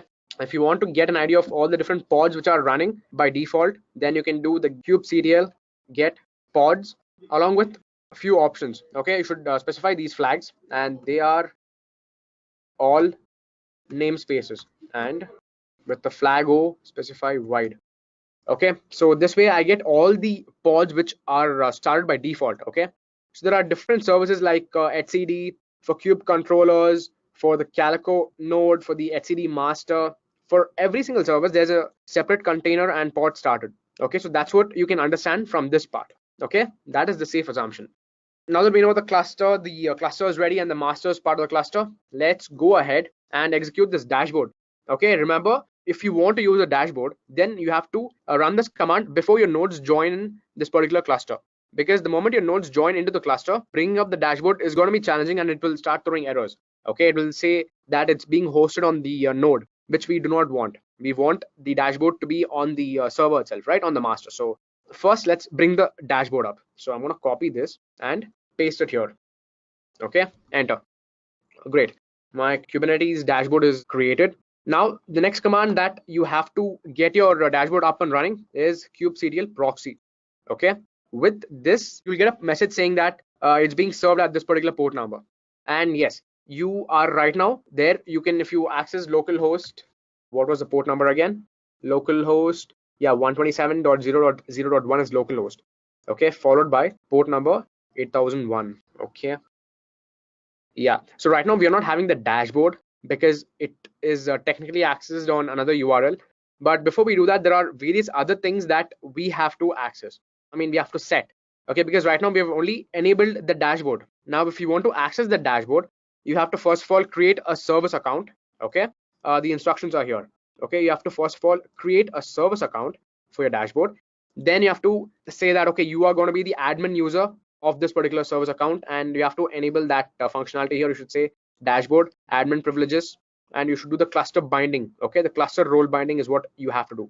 And after that, to join to that or to get access to that particular dashboard, we have to basically give a key. Okay, it's like a password. So we have to generate that token first, and then we can access the dashboard. So again, for the dashboard, there are these 3 commands. Well, you can get confused down the line, but remember, this is separate from the above. Okay, so what we did initially is ran these 3 commands which Kubernetes told us to execute, and after that the next necessity was bring up a pod. So this was that command for the pod, and then this was the command for getting the dashboard up, and right after that run the proxy, and then on that particular port number it'll start being served. So my dashboard is being served, but I'm not getting the UI here. And if I want to get the UI, I have to create the service account and do these 3 things, right? So let's start with this and then continue. I hope this wasn't confusing, guys.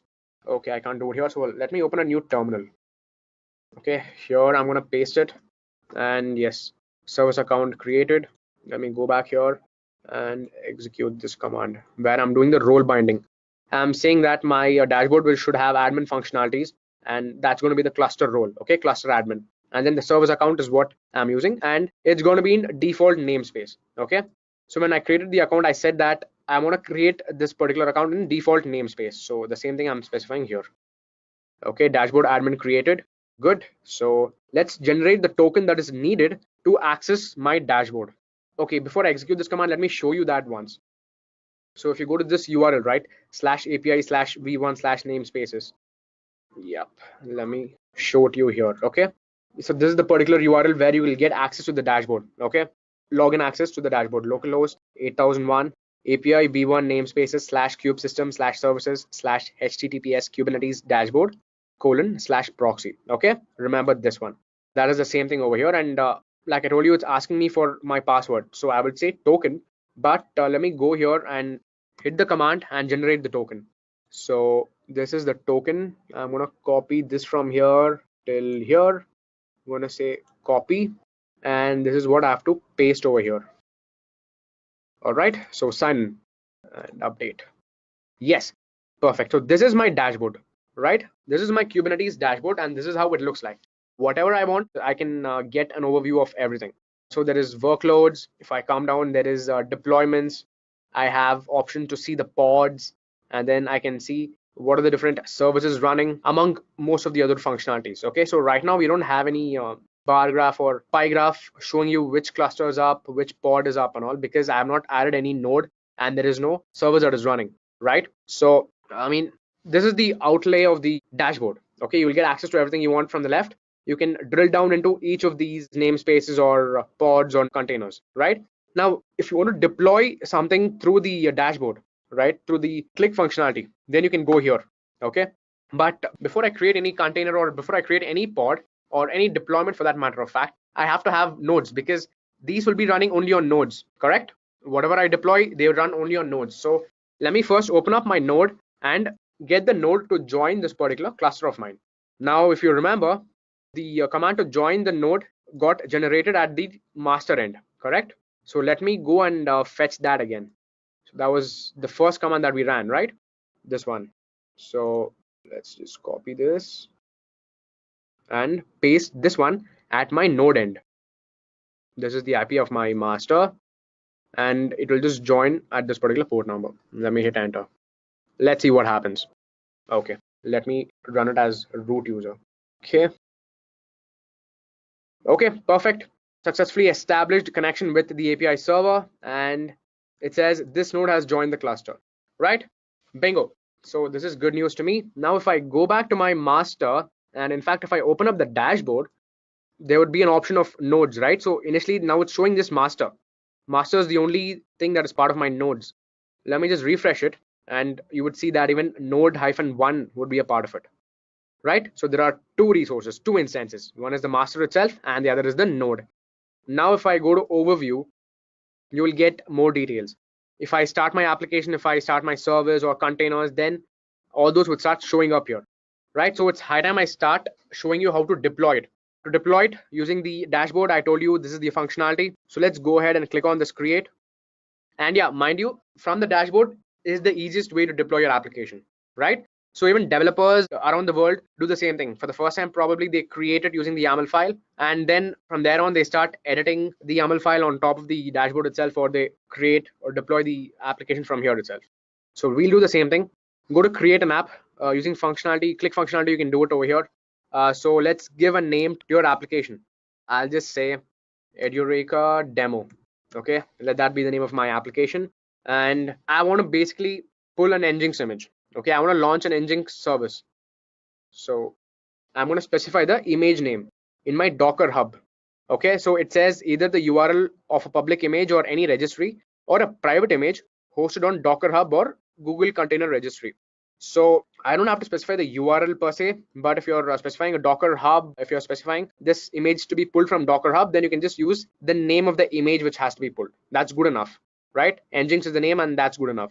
And I can choose to set my number of pods to 1 or 2. In that way, I will have 2 containers running in the pod, right? So this is done. And the final part is, actually without the final part, I can straight away deploy it, okay?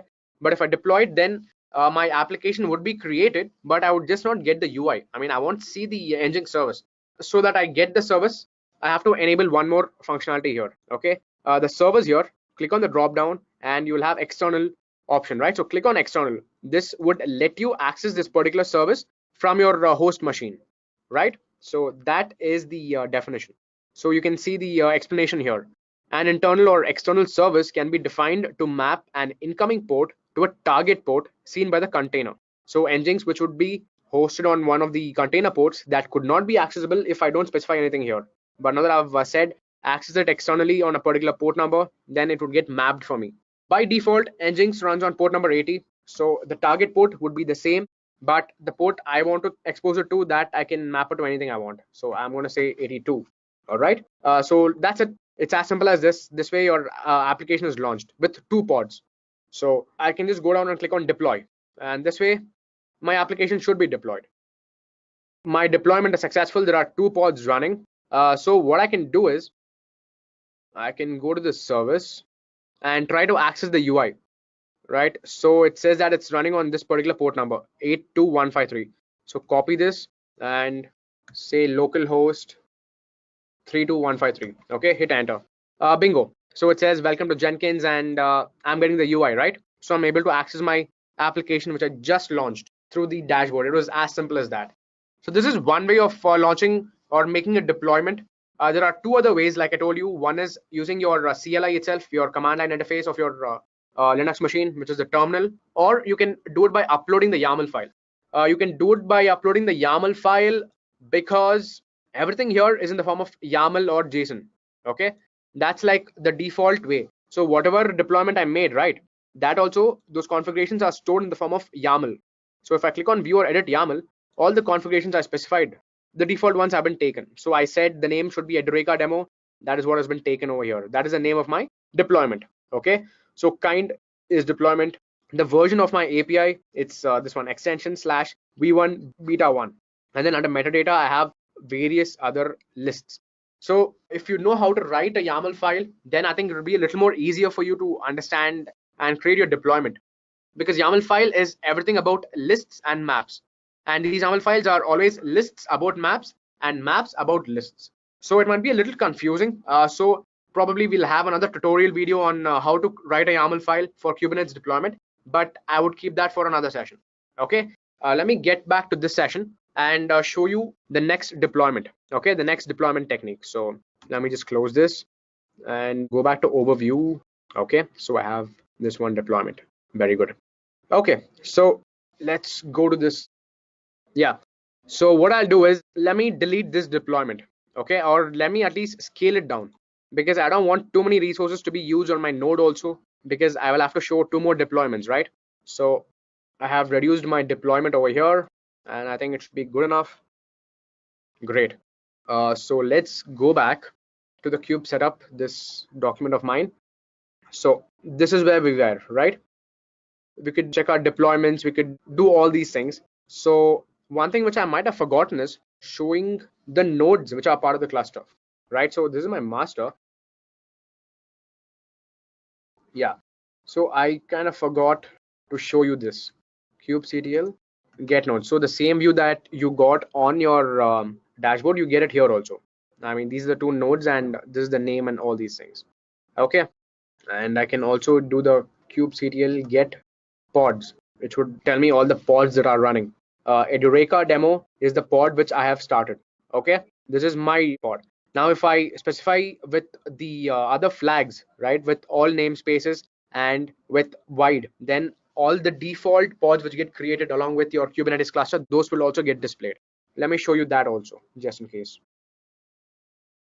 Okay, yeah, so this is the one which I created, and the other ones are the default deployments that come with Kubernetes. The moment you install set up the cluster, these get started. Okay, and if you can see here, this particular Edureka demo which I started is running on my node 1 along with this kube proxy and this particular Calico node.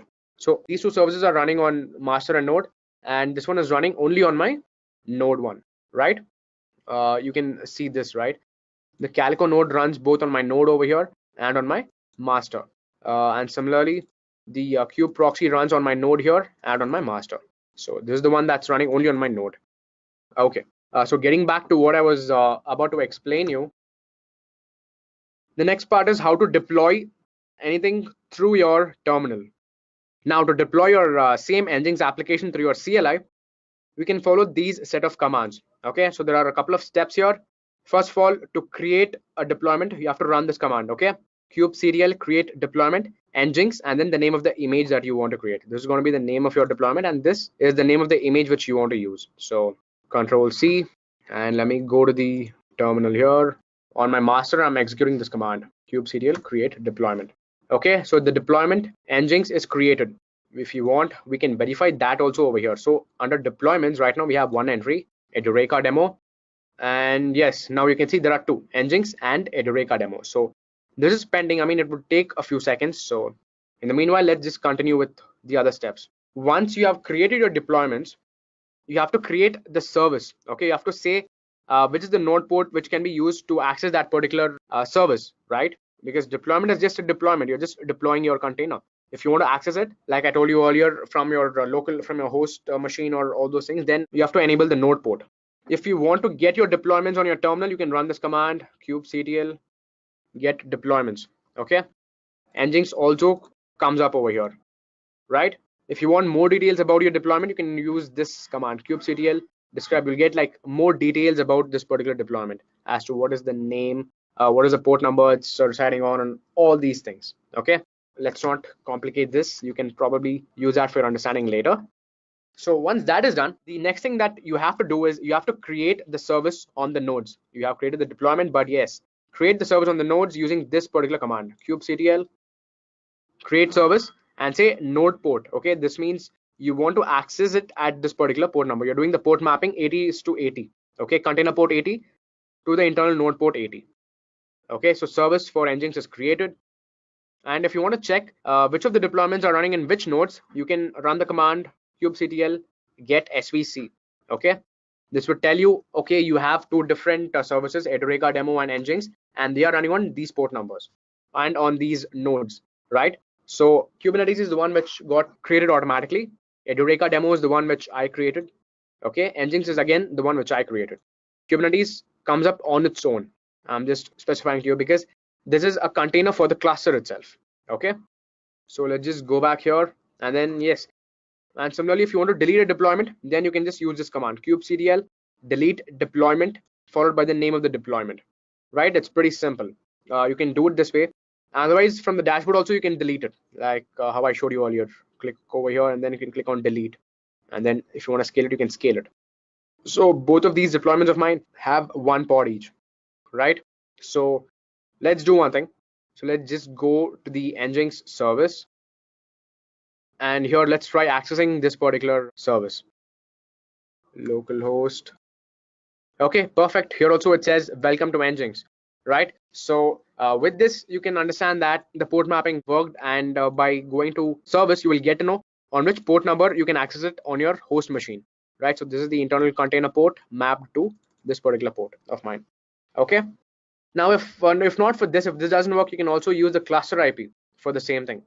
Cluster IP is going to basically the IP using which all your containers access each other, right? So for your pod you will have an IP, so whatever is running in your containers, that will again be accessible on your cluster IP. So it's the same thing, right? So let me just close these pages, and that's how you deploy an application through your CLI. So this comes to our last part of this video, which is nothing but deployment via YAML file.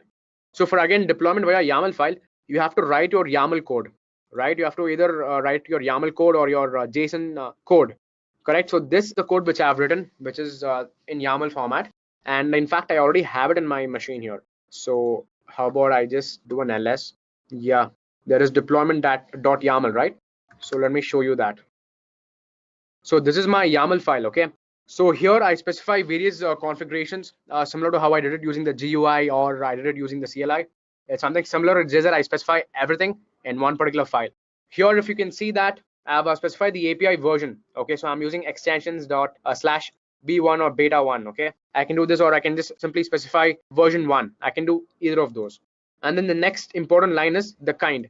So kind is important because you have to specify what kind of file it is. Is it a deployment file, or is it for a pod deployment, or is it for your container deployment, or is it the overall deployment? What is it? So I've said deployment, okay, because I want to deploy the containers also along with the pod. So I'm saying deployment.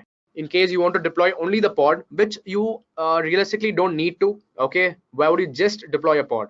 But in case if you want to deploy a pod, then you can go ahead and write pod here and then just specify what are the different containers. Okay, but in my case it's a complete deployment, right, with the pods and the services and the containers. So I will go ahead and write other things, and under the metadata I will specify the name of my application. I can specify what I want. I can put my name also over here, like Vardhan. Okay, and I can save this. And then the important part is this spec part. So here is where you set the number of replicas. Do you remember I told you that there's something called as replication controller, which controls the number of pods that you will be running? So it is that line. So if I've set 2 over here, it means that I will have 2 pods running of this particular application of Vardhan. Okay, what exactly am I doing here? Under spec, I'm saying that I want 2 containers. So I've intended a container line over here, and then I have 2 containers inside. So the first container which I want to create is of the name front end. Okay, and I'm using an Nginx image. And similarly, the port number that this would be active on is container port 80. All right, and then I'm saying that I want a second container, and the container for this I could rename this to anything. I can say backend, and I can choose which image I want. I can probably choose a HTTPD image also. Okay, and I can again say the ports that this will be running on. I can say the container port that it should run on is port number is 88, right? So that's how simple it is. All right, and since it's your first video tutorial, the important takeaways from this YAML file configuration is that under spec you will have to specify the containers, and yes, everything in JSON format with all the indentations and all these things. Okay, even if you have an extra space anywhere over here, then your YAML file would throw an invalid error. So make sure that is not there. Make sure you specify the containers appropriately. If it's going to be just one container, well and good. If it's 2 containers, make sure you indent it in the right way, and then you can specify the number of pods you want to give a name to your deployment, and mainly establish these rules. Okay, so once you're done with this, just save it and close this YAML file. Okay, so this is your deployment.yaml. Now you can straight away upload this YAML file to your Kubernetes. Okay, and that way your application would be straight away deployed. Okay, now the command for that is kubectl create -f and the name of the file. Okay, so let me copy this, and then the name of my file is deployment.yaml. So let me hit enter. Perfect. So my deployment, the third deployment, Vardhan, is also created, right? So we can check our deployments from the earlier command, that is nothing but kubectl get deployments. Okay, it's not get deployment.yaml, sorry, it's get deployments. And as you can see here, there is an Edureka demo, there is Nginx, and there is Vardhan. And the funny thing which you should have noticed is that I said I want 2 replicas, right? 2 pods. So that's why the desired is 2. Currently we have 2. Up to date is 1. So okay, up to date is 2. Brilliant. Available is 0 because let's just give it a few seconds. In 23 seconds, I don't think the pod would have started. So let's go back to our dashboard and verify if there's a third deployment that comes up over here. Okay, perfect. So that's how it's going to work. Okay, so probably it's going to take some more time because the container is just restarting. So let's just give it some more time. This could well be because of the fact that my node has very less resource, right? So I have too many deployments. That could be the very reason. So what I can do is I could go ahead and delete other deployments so that my node can handle these many containers and pods, right? So let me delete this particular deployment, Nginx deployment. And let me also delete this Edureka demo deployment of mine. Okay, now let's refresh and just wait for this to happen. Okay, so what I can do instead is I could have a very simple deployment, right? So let me go back to my terminal and let me delete my deployment. Okay, and let me redeploy it again. So kubectl delete deployment. Okay, so Vardhan, this deployment has been deleted. Okay, so let's just clear the screen and let's do gedit of the YAML file again. And here let's make things simpler. Let me just delete this container from here. Let me save this. All right, and close this. Now let me create a deployment with this. Okay, so Vardhan is created. Let me go up here and refresh. Let's see what happens. Okay, so this time it's all green because it's all healthy. My nodes are successful, or at least it's going to be successful. Container creating. Perfect. So 2 pods of mine are up and running, and both my pods are running, right? And both are running on node 1. Pods 2 out of 2. Those are the 2 deployments, and replica set, and then services, right? So it's Nginx, which is the base image which is being used. So well and good. This is also working. So guys, yeah, that's about it, right? So when I tried to upload it, maybe there was some other error. Probably in the YAML file, there could have been some small mistake, or it could have been because my node had too many containers running. Those could have been the reasons. But anyways, this is how you deploy it through your YAML file. All right. So that kind of brings us to the end of this session, where I've showed you a demonstration of deploying your containers in 3 different ways: CLI, dashboard, and your YAML files.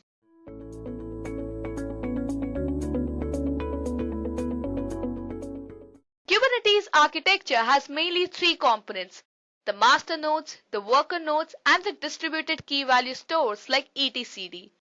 Talking about the master node is responsible for managing the Kubernetes cluster, and it is the entry point for all the administrative tasks. So we can communicate to the master node via the CLI or GUI or APIs. So for the fault tolerance purposes, there can be more than one master node in the cluster, and if we have more than one master node, then there would be high availability mode, and only one of them will be the leader performing all the operations. All the other master nodes would be the followers of that node. Also, to manage the cluster state, Kubernetes uses etcd, and all the master nodes connect to it. So etcd is a distributed key value store, which I'll tell you in a little while. Also, let me tell you that the key value store can be the part of the master node, and it can also be configured externally, and in that case, master nodes would connect to it. So now that I've told you what a master node is and what are the responsibilities of the master node, let's discuss the components of master nodes.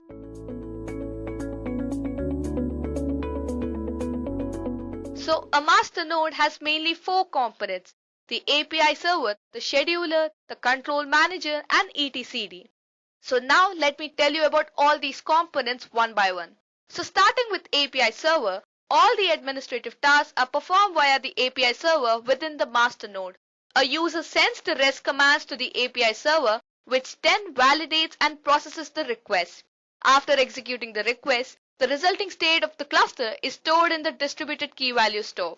After that, we have scheduler. So as the name suggests, the scheduler schedules the work to different worker nodes. The scheduler has the resource usage information for each worker node and also knows about the constraints that the users may have set. Before scheduling the work, the scheduler also takes into account the quality of service requirements, data locality, affinity, anti-affinity, and many other such parameters, and then the scheduler schedules the work in terms of pods and services. The next component that we have is controller manager. Now, what do you think are the responsibilities of controller manager? Well, as the name suggests, controller manager manages different non-terminating control loops which regulate the state of the Kubernetes cluster. Now, each one of these control loops know about their desired state of the object it manages, and then they watch their current state through the API servers. Now, in a control loop, if the current state of the object it manages does not meet the desired state, then the control loop itself takes the corrective steps to make sure that the current state is same as the desired state. So what does a controller manager do? It basically makes sure that your current state is same as the desired state. After that, the last component that we have is etcd. So as I mentioned earlier, etcd is a distributed key value store which is used to store the cluster state. So either it has to be a part of the Kubernetes master or you can configure it externally. So guys, that were the various components of master node. Now let's move on to the next component of Kubernetes architecture, that is the worker node. A worker node is a machine or a virtual machine or any physical server which runs the applications using pods and is controlled by the master node. So you understand the master-slave concept. It has its own machine, but yes, it is controlled by the master node. Now pods are scheduled on the worker nodes which have the necessary tools to run and connect them. So you can say that the pod is basically the scheduling unit in Kubernetes. It is a logical collection of one or more containers which are always scheduled together, and to access the applications from the external world, we have to connect to the worker nodes and not the master nodes. So now that I've briefed you about the worker node, let's discuss the various components of worker node. So a worker node has mainly 3 components: the kubelet, the kubeproxy, and container runtime. So let's start the discussion with container runtime.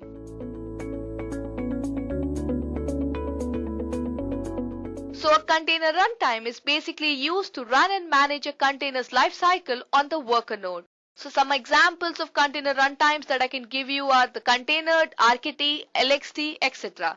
Now, it is often observed that Docker is also referred to as container runtime.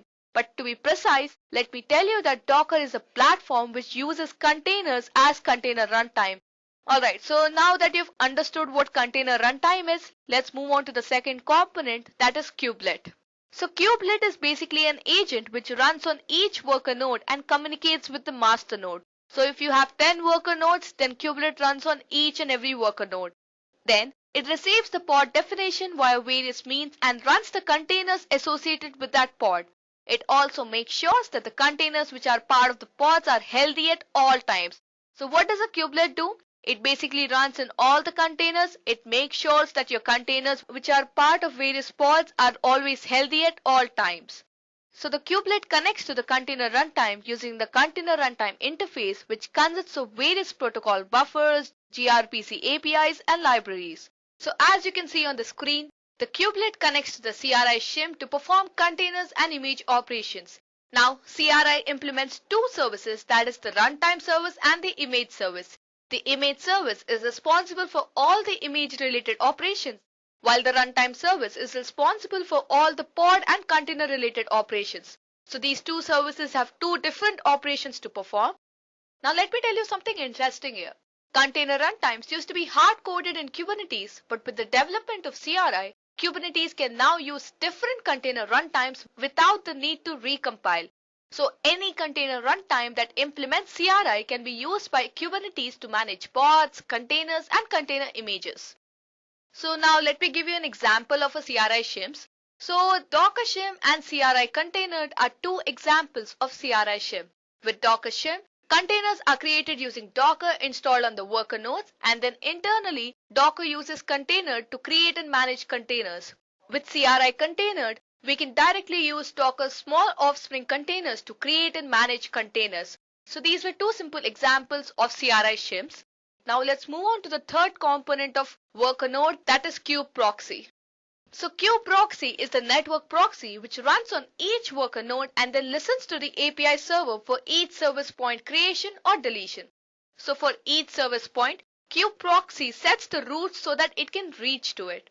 So guys, that were the components of the worker node.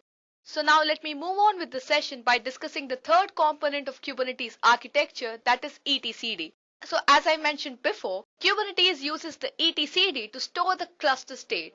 So etcd is a distributed key value stored based on the raft consensus algorithm. So the raft allows a collection of machines to work as a coherent group that can survive the failures of some of its members. So basically this algorithm works in such a way that even if some of the members fail to work, it can still work. At any given time, one of the nodes in the group will be the master and rest of them will be the follower. As I told you before in the starting of the session, that there can be only one master and all the other masters have to follow that master, right? Not only this, but let me tell you that etcd is written in the Go programming language. Besides storing the cluster state, etcd is also used to store the configuration details such as the subnets and the config maps. So now that I've told you so much about Kubernetes architecture, you must be wondering, right, what could be the network setup challenges while working with Kubernetes cluster? So let me tell you the network setup challenges that you may face. So you have to make sure that you have assigned a unique ID to each pod, and the containers in the pod should be able to communicate with each other. If they do not communicate with each other, then you will face the network challenges. Not only this, but you should also make sure that the pod is able to communicate with the other pods in the same cluster, and also you should make sure that the application deployed inside a pod is also accessible from the external world. So now that you know the network set of challenges, in a situation suppose you face these challenges, how are you going to solve these challenges? You can solve these challenges by assigning a unique IP address to each pod, by making sure that the container-to-container communication inside a pod is working absolutely fine. You can also make sure that the pod-to-pod communication across nodes is fine, and also finally, the application deployed inside a pod is accessible from the external world. So let me tell you about each of these ways. So starting with the first method, that is assigning a unique IP address to each pod. So Kubernetes uses the container network interface to assign the IP addresses to each pod. The container runtime offloads the IP assignment to the CNI, which is nothing but the container network interface, which connects to the underlying configured plugins like the bridge or MacLib networks to get the IP addresses. Once the IP address is given by the respective plugin, CNI forwards it back to the requested container runtime. Now moving on to the second method, that is container-to-container communication inside a pod. Now with the help of underlying host operating systems, all of the container runtimes generally create an isolated network entity for each container that it starts. On Linux, that entity is referred to as the network namespace, and these network namespaces can be shared across containers or with the host operating systems. So, inside a pod, containers share across the network namespaces so that they can reach to each other via local hosts. Now the next method is pod-to-pod communication across the nodes. So in a clustered environment, the pods can be scheduled on any node. We need to make sure that the pods can communicate across the node and all the nodes should be able to reach any pod. Kubernetes also puts a condition that there shouldn't be any network address translations while doing the pod-to-pod communications across the host. And you can achieve this by routable pods and nodes using the underlying physical infrastructure like the Google Kubernetes engine, and also use the software-defined networking such as Fanel, Weave, Calico, etc. And finally, the last method that I mentioned was communication between the external world and pods. So in the last method, you just have to make sure that the application deployed inside a pod must be accessible to the external world As with kube proxy, we expose our services to the external world so that we can access the applications outside the cluster also, right? So guys, these were the 4 methods through which you can solve your network challenges.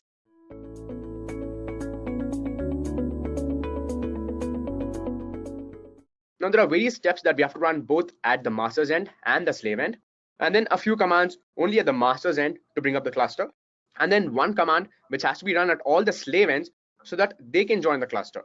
Okay, so let me get started by showing you those commands and those installation steps which have to be run commonly on both the master's end and the slave end. First of all, we have to update your repository.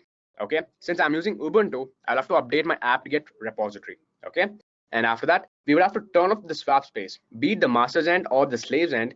Kubernetes will not work if the swap space is on. Okay, we have to disable that. So there are a couple of commands for that. And then the next part is we have to update the host name, the hosts file, and we have to set a static API address for all the nodes in your cluster. Okay, we have to do that because at any point of time, if your master or if your node in the cluster fails, then when they restart, they should have the same IP address. If you have a dynamic IP address, and then if they restart because of a failure condition, then it'll be a problem because they will not be able to join the cluster because they'll have a different IP address. So that's why we have to do these things. All right, there are a couple of commands for that. And after that, we have to install the OpenSSH server and Docker. That is because Kubernetes requires the OpenSSH functionality, and it of course needs Docker because everything in Kubernetes is containers, right? So we are going to make use of Docker containers. So that's why we have to install these 2 components. And finally, we have to install kubeadm, kubelet, and kubectl. Now these are the core components of your Kubernetes. All right, so these are the various components that have to be installed on both your master and your slave end. So let me first of all open up my VMs and then show you how to get started. Now before I get started, let me tell you one thing. You have a cluster, you have a master, and then you have slaves in that cluster, right? Your master should always have better configurations than your slave. So for that reason, if you're using virtual machines on your host, then you have to ensure that your master has at least 2 GB of RAM and 2 core CPUs. Okay, and your slave has 2 GB of RAM and at least 1 core CPU. So these are the basic necessities for your master and slave machines. On that note, I think I can get started. So first of all, I'll bring up my virtual machine and go through these installation processes. So I hope everyone can see my screen here. This is my first VM, and what I'm going to do is I'm going to make this my master.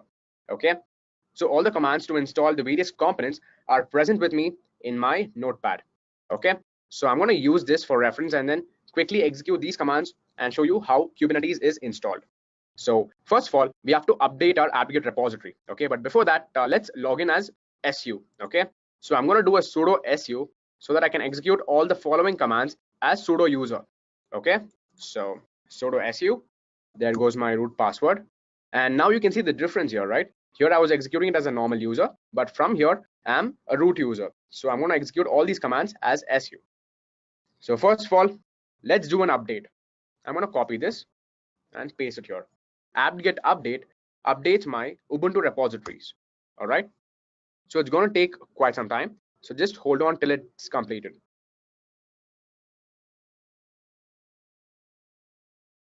Okay, so this is done. The next thing I have to do is turn off my swap space. Okay, now the command to disable my swap space is swap off space flag a. Let me go back here and do the same. Okay, swap off with flag a. And now we have to go to this fs tab. So this is a file called fs tab. Okay, and we will have a line with the entry of swap space, because at any point of time, if you've enabled swap space, then you'll have a line over there. Now we have to disable that line. Okay, we can disable that line by commenting out that line. So let me show you how that's done. I'm just using the nano editor to open this fs tab file. Okay, so you can see this line, right, where it says swap file. This is the one which I have to comment out. So just let me come down here and comment it out like this. Okay, with a hash. Now let me save this and exit. Now the next thing I have to do is update my host name and my hosts file and then set a static IP address. So let me get started by first updating the host name. So for that, I have to go to this file host name, which is in this /etc path. So I'm again using nano for that. You can see here it's Edureka-virtualbox, right? So let me replace this and say kmaster as in Kubernetes master. So let me save this and exit. Now, if you want your host name to reflect over here, because right now it says root@Edureka VirtualBox, the host name does not look updated as yet. And if you want it to be updated to kmaster, then you have to first of all restart this VM or your system. If you're doing it on a system, then you have to restart your system. And if you're doing it on a VM, you have to restart your VM. Okay, so let me restart my VM in some time. But before that, there are a few more commands which I want to run. And that is set a static IP address. Okay, so I'm going to copy this ifconfig. I'm going to run the ifconfig command. Okay, so right now my IP address is 192.168.56.101. And the next time when I turn on this machine, I do not want a different IP address. So to set this as a static IP address, I have a couple of commands. Let me execute that command first. So you can see this interfaces file, right? So under etc/network, we have a file called interfaces. So this is where you define all your network interfaces. Now let me enter this file and add the rules to make it a static IP address. As you can see here, the last 3 lines are the ones which ensure that this machine will have a static IP address. These 3 lines are already there on my machine. Now, if you want to set a static IP address at your end, then make sure that you have these things defined correctly. Okay, my IP address is .101, so I would just retain it like this. So let me just exit. So the next thing that I have to do is go to the hosts file and update my IP address over there. Okay, so I'm gonna copy this and go to my etc/hosts files. Now over here you can see that there's no entry, so I have to mention that this is my kmaster. So let me specify my IP address first. This is my IP address, and now we have to update the name of the host. So this host of mine is kmaster. So I'm just gonna enter that and save this. Okay, now the thing that we have to do now is restart this machine. So let me just restart this machine and get back to you in the meanwhile. Okay, so now that we are back on, let me check if my host name and hosts have all been updated. Yes, there you go. You can see here, right? Edureka@kmaster. So this means that my host name has been successfully updated. We can also verify if my IP address is the same. Let me do an if config. And as you can see, my IP address has not changed. All right, so this is good. Now this is what we wanted. Now let's continue with our installation process. Let me clear the screen and go back to the notepad and execute those commands which first of all install my OpenSSH server. So this is going to be the command to do that, and we have to execute this as sudo user, right? So sudo apt-get install OpenSSH server, that's the command. Okay, let me say yes and enter.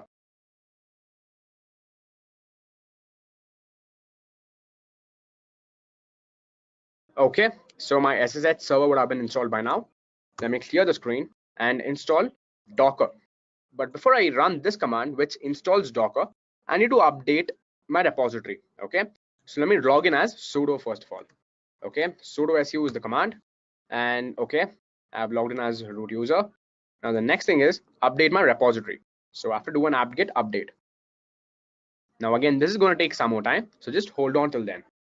Okay, this is also done. Now I can straight away run the command to install Docker. Now this is the command to install Docker. Okay, from the apt-get repository, I'm installing Docker. I'm just specifying -y because -y is my flag. So whenever there's a prompt that comes in while installation saying, do you want to install it, yes or no? Then when you specify -y, then it means that by default, it will accept y as a parameter. Okay, so that is the only concept behind -y. So again, installing Docker is going to take a few more minutes. Just hang on till then.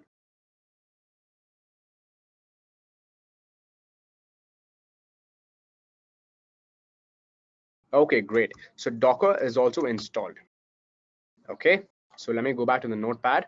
So to establish the Kubernetes environment, the 3 main components that Kubernetes is made up of are kubeadm, kubelet, and kubectl. But just before I install these 3 components, there are a few things I have to do. They are like installing curl and then downloading certain packages from this URL and then running an update. Okay, so let me execute these commands one after the other first and then install Kubernetes. So let's first of all start with this command where I'm installing curl.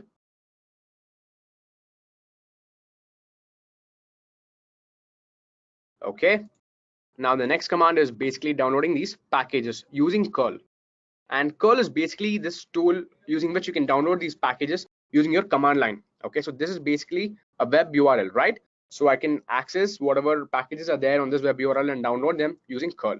So that's why I've installed curl in the first place. So when executing this command, I get this, which is perfect. Now when I go back, then there is this which I have to execute. Okay, let me hit enter and I'm done. And finally, I have to update my apt-get repository. And the command for that is this one, apt-get update. Okay, great. So all the pre-installation steps are also done. Now I can straight away set up my Kubernetes environment by executing this command. So in the same command, I say install kubelet, kubeadium, and kubectl. And to just avoid the yes prompt, I'm specifying the -y flag, okay, which will by default take yes as a parameter. And of course, I'm taking it from the apt-get repository, right? So let me just copy this and paste it here. Give it a few more minutes, guys, because installing Kubernetes is going to take some time.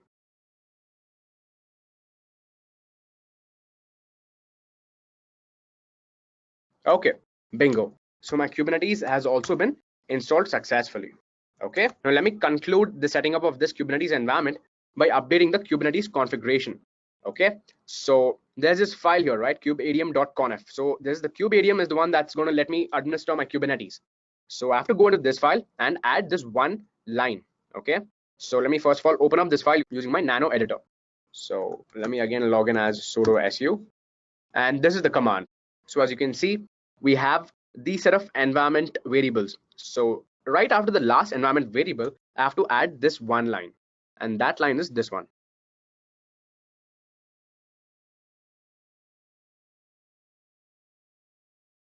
All right, now let me just save this and exit. Brilliant. So with that, the components which have to be installed at both the master and the slave come to an end. Now what I have to do next is run certain commands only at the master to bring up the cluster, and then run this one command at all my slaves to join the cluster. All right. So before I start doing anything more over here, let me also tell you that I have already done the same steps on my node. So if you are doing it at your end, then whatever steps you've done so far, run the same set of commands on another VM, because that will be acting as your node VM. But in my case, I've already done that just to save some time, So let me show you that this is my K master, and right here, I have my K node, which is nothing but my Kubernetes node. And I've basically run the same set of commands in both the places. But there's just one thing which I have to ensure before I bring up the cluster, and that is ensure the network IP addresses and the host name and the hosts. So this is my Kubernetes node. So first of all, I'm going to do a cat and say /etc hosts. Okay, now over here I have the IP address of my Kubernetes node, that is this very machine, and I specify the name of the host. However, the name of my Kubernetes master host is not present, and neither is the IP address. So that is one manual entry we have to do. If you remember, let me go to my master and check what is the IP address. Yes, so the IP address over here is 192.168.56.101. So this is the IP address I have to add in my node end. So I have to modify this file for that. All right. But before that, you have to also ensure that this is a static IP address. So let me ensure that the IP address of my cluster node does not change. So the first thing we have to do before anything is check what is the current IP address. And for my node, the IP address is 192.168.56.102. Okay, now let me run this command, network interfaces. Okay, so as you can see here, this is already set to be a static IP address. You have to ensure that these same lines are there in your machine if you want it to be a static IP address. Since it's already there for me, I'm not going to make any change, but rather I'm going to go and check what's my host name. I mean, the host name should anyways give the same thing, because right now it's K-node, so that's what it's going to reflect. But anyways, let me just show it to you. Okay, so my host name is K-node. Brilliant. So this means that there's just one thing which I have to change, and that is nothing but adding the particular entry for my master. So let me first clear the screen, and then using my nano editor, in fact, I'll have to run it as sudo. So as a sudo user, I'm going to open my nano editor and edit my hosts file. Okay, so here, let me just add the IP address of my master. So what exactly is the IP address of the master? Yes, this is my K master. So I'm just going to copy this IP address, come back here and paste the IP address. And I'm going to say the name of that particular host is K master. And now let me save this. Perfect. Now what I have to do now is go back to my master and ensure that the host file here has details about my slave. I'll clear the screen and first I'll open up my hosts file. So on my master's end, the only entry is there for the master. So I have to write another line where I'll specify the IP address of my slave and then add the name of that particular host, that is knode. And again, let me use the nano editor for this purpose. So I'm going to say sudo nano/etc hosts. Okay. So I'm going to come here, say 192.168.56.102 and then say knode. All right. Now all the entries are perfect. I'm going to save this and exit. So the hosts file on both my master and my slave has been updated. The static IP address for both my master and the slave has been updated. And also the Kubernetes environment has been established.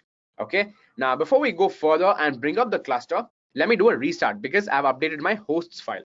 Okay. So let me restart both of my master and my slave VMs. And if you're doing it at your end, then you have to do the very same. Okay. So let's say restart, and similarly, let me go to my node here and do a restart.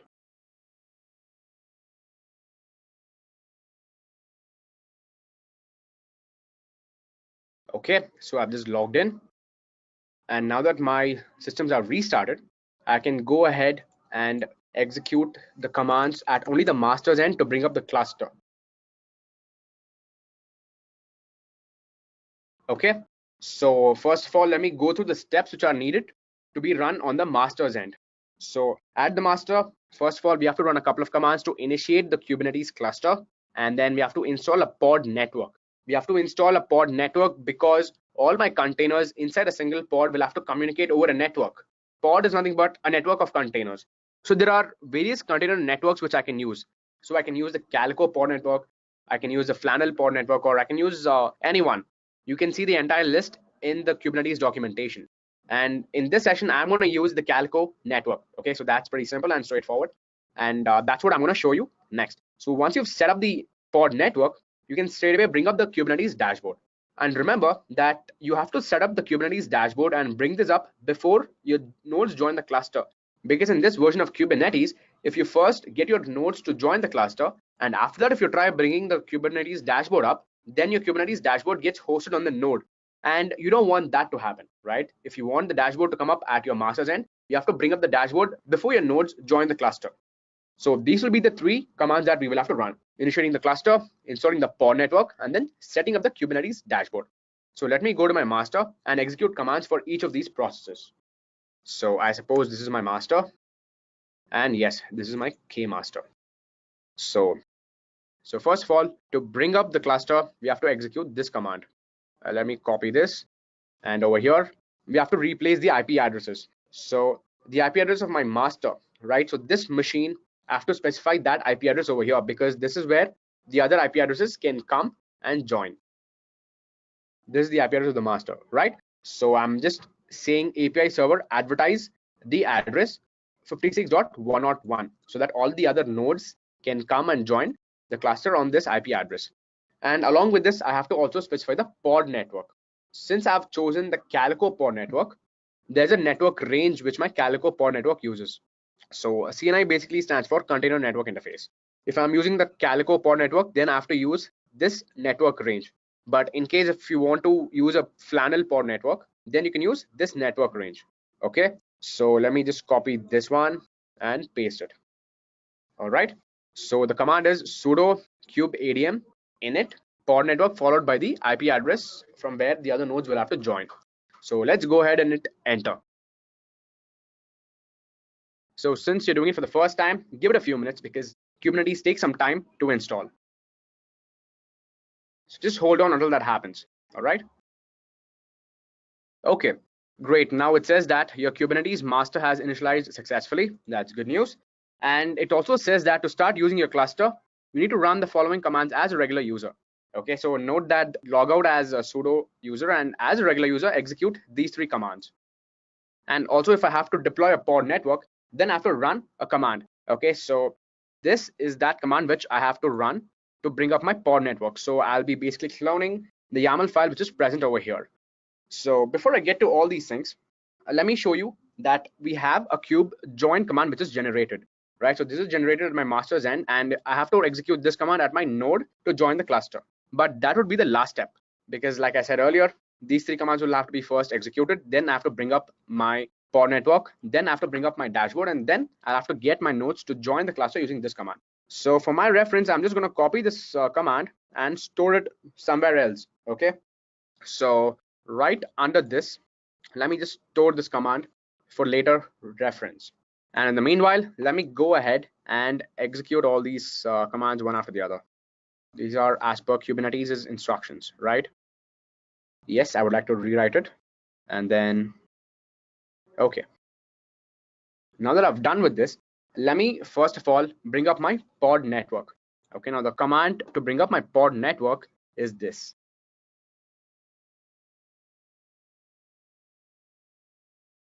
Perfect. So my Calco pod has been created. Now I can verify if my pod has been created by running the kubectl get pods command. Okay, so this is my kubectl get pods.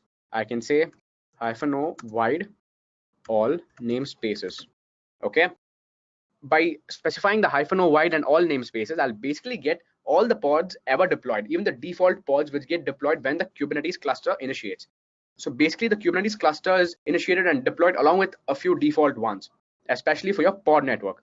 There's one pod which is hosted for your cluster. There's one pod for your pod itself. And then there's one pod which is deployed for your dashboard and whatnot. So this is the entire list, right? So for your Calico, for your etcd, there's one pod. For your kube controller, there's a pod. And we have various pods like this, right? For your master and your API server and many things. So these are the default deployments that you get. So anyways, as you can see, the default deployments are all healthy because it says the status is all running and everything is basically running in the kube system namespace.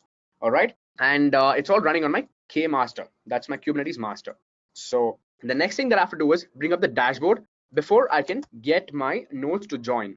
Okay. So I'll go to the notepad and copy the command to bring up my dashboard. So copy and paste. So great.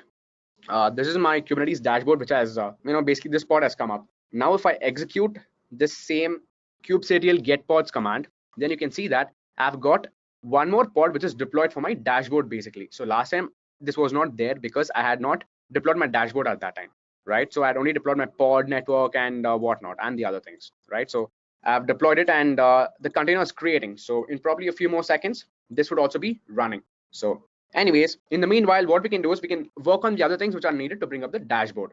To first of all enable your proxy and get it to be hosted on web server, there's this kubectl proxy command. Okay, so with this, your service would be starting to be served on this particular port number. Okay, localhost port number 8001 of my master. Okay, not from the nodes. So if I could just go to my Firefox and go to localhost 8001, then my dashboard would be up and running over there.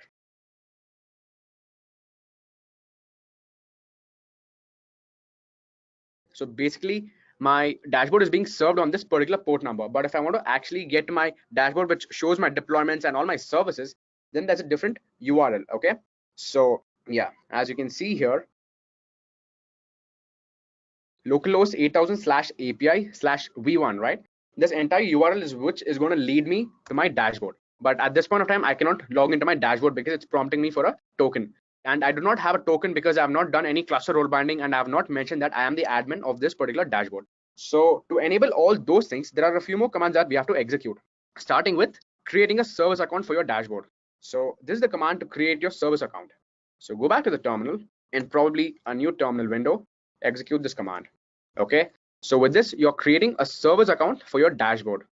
And after that, you have to do the cluster role binding for your newly created service account. Okay, so the dashboard has been created in default namespace as per this. Okay, and here I'm saying that my dashboard is going to be for admin and I'm doing the cluster role binding. Okay, and now that this is created, I can straight away get the token, because if you remember, it's asking me for a token to log in, right? So even though I'm the admin now, I will not be able to log in without the token. So to generate the token, I have to again run this command, kubectl get secret key.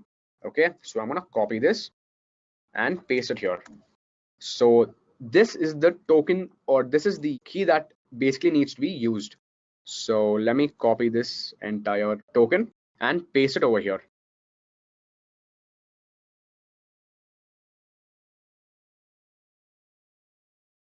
So let me just save this. And yeah, now you can see that my Kubernetes cluster has been set up, and I can see the same thing from the dashboard over here. So basically by default, the Kubernetes service is deployed, right? So this is what you can see. But I've just brought up the dashboard now, and my cluster is not ready until my nodes join in. So let's go to the final part of this demonstration, wherein I'll ask my slaves to join the cluster. So you remember I had copied the join cluster which was generated at my master's end in my notepad. So I'm going to copy that and execute that at the slave's end to join the cluster. Okay, so let me first of all go to my notepad, and yeah, this is the join command which I had copied, right? So I'm going to copy this, and now I'm going to go to my node. Yeah, so let me just paste this and let's see what happens. Let me just run this command as sudo. So perfect. I've got the message that I've successfully established connection with the API server on this particular IP address and port number, right? So this means that my node has joined the cluster. We can verify that from the dashboard itself. So if I go back to my dashboard, which is hosted on my master's end, so I have an option here as nodes. If I click on this, then I will get the details about my nodes over here. So earlier I only had the K master, but now I have both the K master and the K node. Give it a few more seconds until my node comes up. I can also verify the same from my terminal. So if I go to my terminal here, and if I run the command kubectl get nodes, then it will give me the details about the nodes which are there in my cluster. So kmaster is one that is already there in the cluster, but knode, however, will take some more time to join my cluster. All right, so that's it, guys. So that is about my deployment, and that's how you deploy a Kubernetes cluster. So from here on, you can do whatever deployment you want. Whatever you want to deploy, you can deploy it easily, very effectively, either from the dashboard or from the CLI.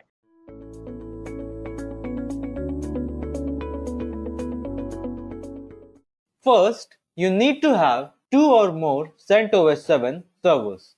Next, you need the Docker. Also, you are gonna need root privileges on all the CentOS servers, and you need a minimum of 2 CPUs and a minimum of 2 GB RAM with complete connectivity among all those servers. And you must have the swap disabled. This is a setting in the OS that can interfere with how Kubernetes operate. So let's go to the demo and see what we can do to get Kubernetes installed on our CentOS 7 system. Here I have 2 VMs. For this demo, we are using EC2 instances. As you can see, I have my instances running, but this is not limited to the AWS cloud. You can have your private servers or other cloud servers as well. If you type into your browser kubeadm install, you will see a link to the documentation. If you click on it, you will see what is the instructions. In the beginning, it says that you need a compatible Linux host for the installation, and as we discussed in the prerequisites, you need 2 GB minimum of RAM and you need 2 CPUs or more. You also must have the swap disabled and you must have full connectivity among all the systems. Now, since we are going to be installing this on our CentOS 7 system, we will be looking at these instructions, which are Red Hat based distribution, because CentOS 7 is a Red Hat based distribution. So these are the instructions that we need to run in our command line. But before that can happen, we need to install Docker on both our worker and our master node. So let's get started. So I connect with my master and my worker node. And the first thing that we are going to do is we will type sudo yum check update. And I'll do the same in the worker node as well. Now that is done, I will go ahead and install the Docker. So I'll copy this command and I'll run this on my worker as well. After this is done, what we'll be doing is we'll be installing the Docker and we will be starting the Docker service and we will enable the Docker. And after that, we will escalate some privileges. Now, let's do the starting of Docker.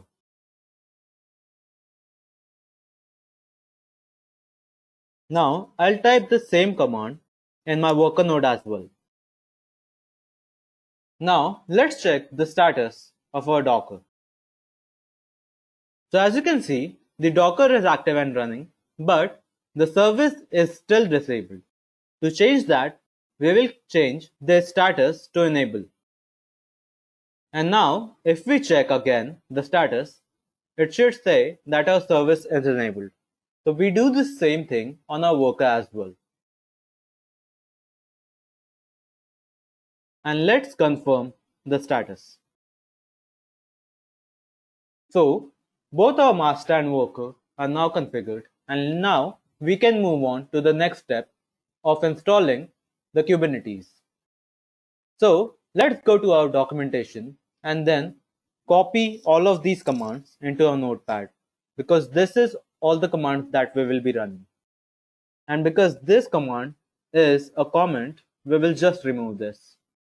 So I have my notepad set up here, and then I'll go ahead and delete this comment. As you can see, it will be creating a Kubernetes repo file, and it will have some checks. So it has a GPG check, it has a repo GPG check, but I'll be just changing this to 0 just to help install the Kubernetes faster on the system. So let's copy all of these commands and then paste it into our terminal. Now in our terminal, all the commands get executed one by one. And we do the same thing on our worker as well. And now on our master node, we are now ready to start the Kubernetes initialization. So to do that, the command for that is kubeadm init, and then you pass on the API server advertise address. And this address is the private IP address of the instance. So we'll go to our AWS console and then find out the private IP of the master. So as you can see, this is the private IP. So what I'll be doing is I'll paste this into a command here. And then I'll type pod network CIDR. And for this, the ranges that we are going to be using is this. And now let's hit enter. It throws up an error message saying we are not the privileged user. So let's change that. Now let's run this command again. So as this is initializing, what I'll do on my worker node is that I'll keep this active. And I can do that by typing this command. So now this session won't log out and I can continue working with my master. So as we can see, it starts throwing up some errors. And this is what I wanted to show you, because following the documentation doesn't actually lead to us getting the proper results. So we were able to find a workaround for that using community questions as well as some documentation. So let's close this and then let me show you the configuration that we have used. So this is the workaround that we have come up with for installing Kubernetes on CentOS 7.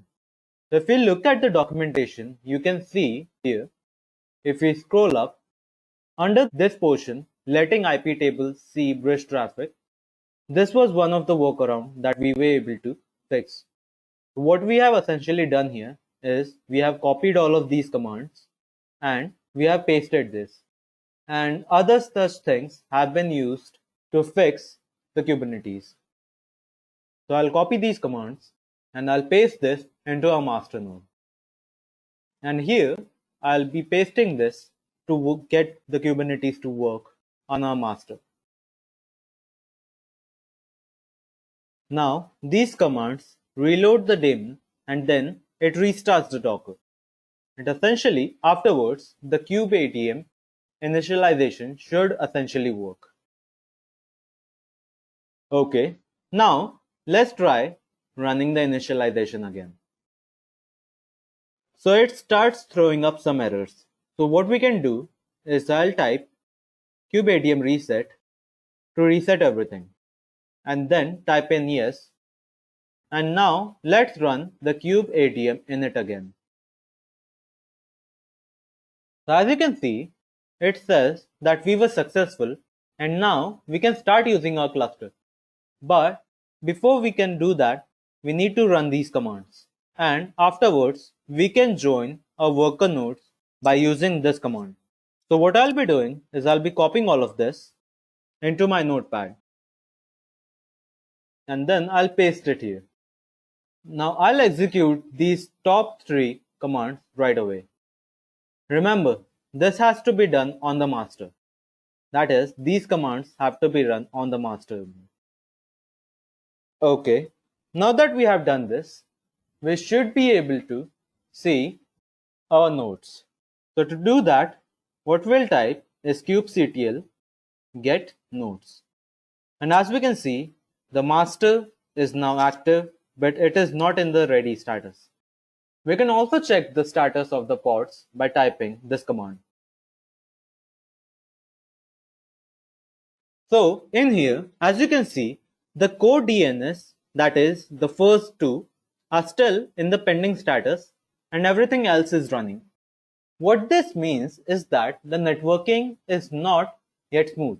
And to fix that, what we can do is we can use the Calico installation to fix everything.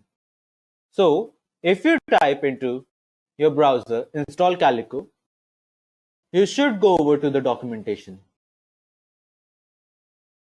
And because in our case we are using less than 50 nodes under this section, we can follow these 4 steps and then we'll have a proper working master.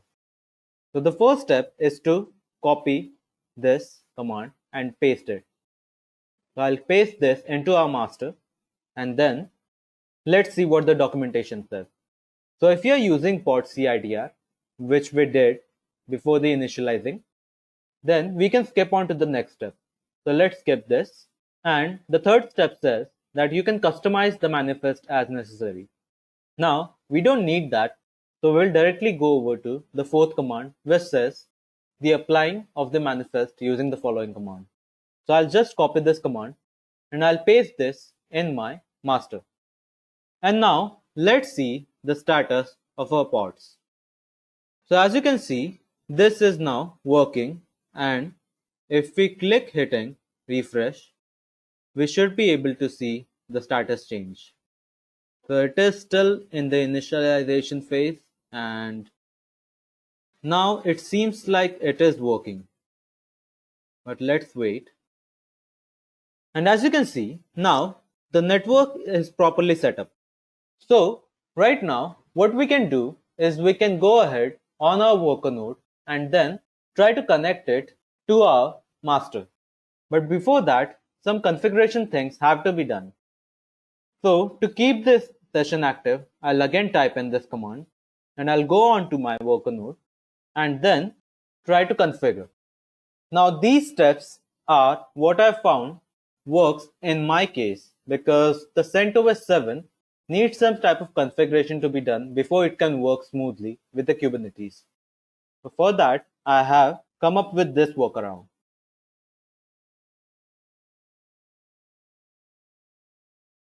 And then I'll restart my daemon and the Docker.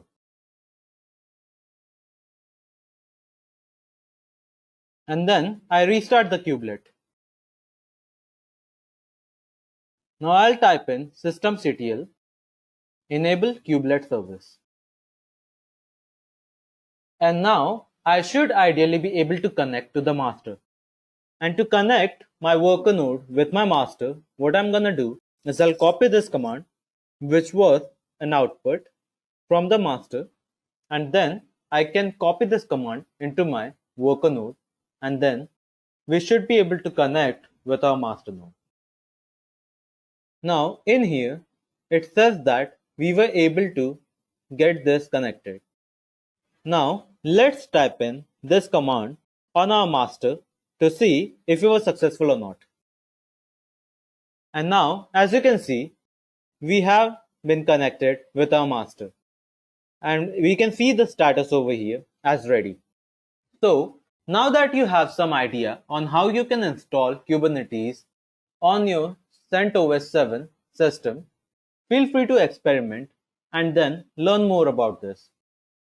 It might be possible that some commands that we have run today might not exactly work for you, but this is the major way that things are going to be done. So, as long as you follow the documentation properly, you should be able to get your Kubernetes working properly and then deploy your cluster with the Docker. And that's it.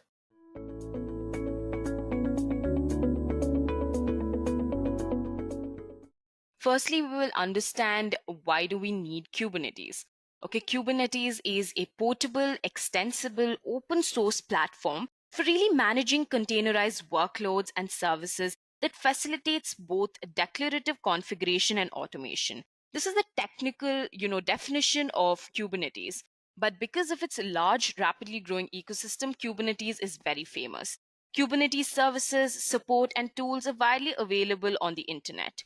So in the definition, you come across a word that says containerized workloads and services, or containerized applications. So what is a container? Containers are very, very similar to virtual machines, but they have relaxed isolation properties to share the operating system among the application. Therefore, containers are considered very lightweight. As I've already mentioned, it is very similar to a virtual machine, and it also has its own file system, share of CPU, memory, process space, and much more. Now, as they are decoupled from the underlying infrastructure, they're portable across clouds and operating system distributions. You can see an image of the container on the screen. There is an application and its dependencies and libraries along with it. You will also have a container runtime which runs along all of these applications and host operating system, and finally its underlying infrastructure. Containers have become popular because they provide many benefits such as agile application creation and deployment, continuous development, integration and deployment, dev and operation separation of concerns, observability not only surfaces OS level information and metrics, but also application health and other signals. It also offers the benefit of an environmental consistency across development, testing, and production. So basically, they are a good way to bundle and run your applications. In a production environment, you need to manage the containers that run the application and ensure that there is no downtime. For example, if a container goes down, another container needs to start. Wouldn't it be easier if this behavior was handled by a system? That's how Kubernetes comes to the rescue. Kubernetes provides you with a framework to run distributed systems resiliently. It takes care of scaling and failover for your application, provides deployment patterns, and much more. For example, Kubernetes can easily manage a canary deployment for your system. It provides you with the following features. That is, firstly, it provides service discovery and load balancing. Kubernetes can expose a container using the domain name system or using their own IP address. Now, if traffic to a container is very, very high, Kubernetes is easily able to load balance and distribute the network traffic so that deployment is stable. The next feature is that it has storage orchestration. Kubernetes allows you to automatically mount a storage system of your choice, such as local storages, public cloud services, and much more.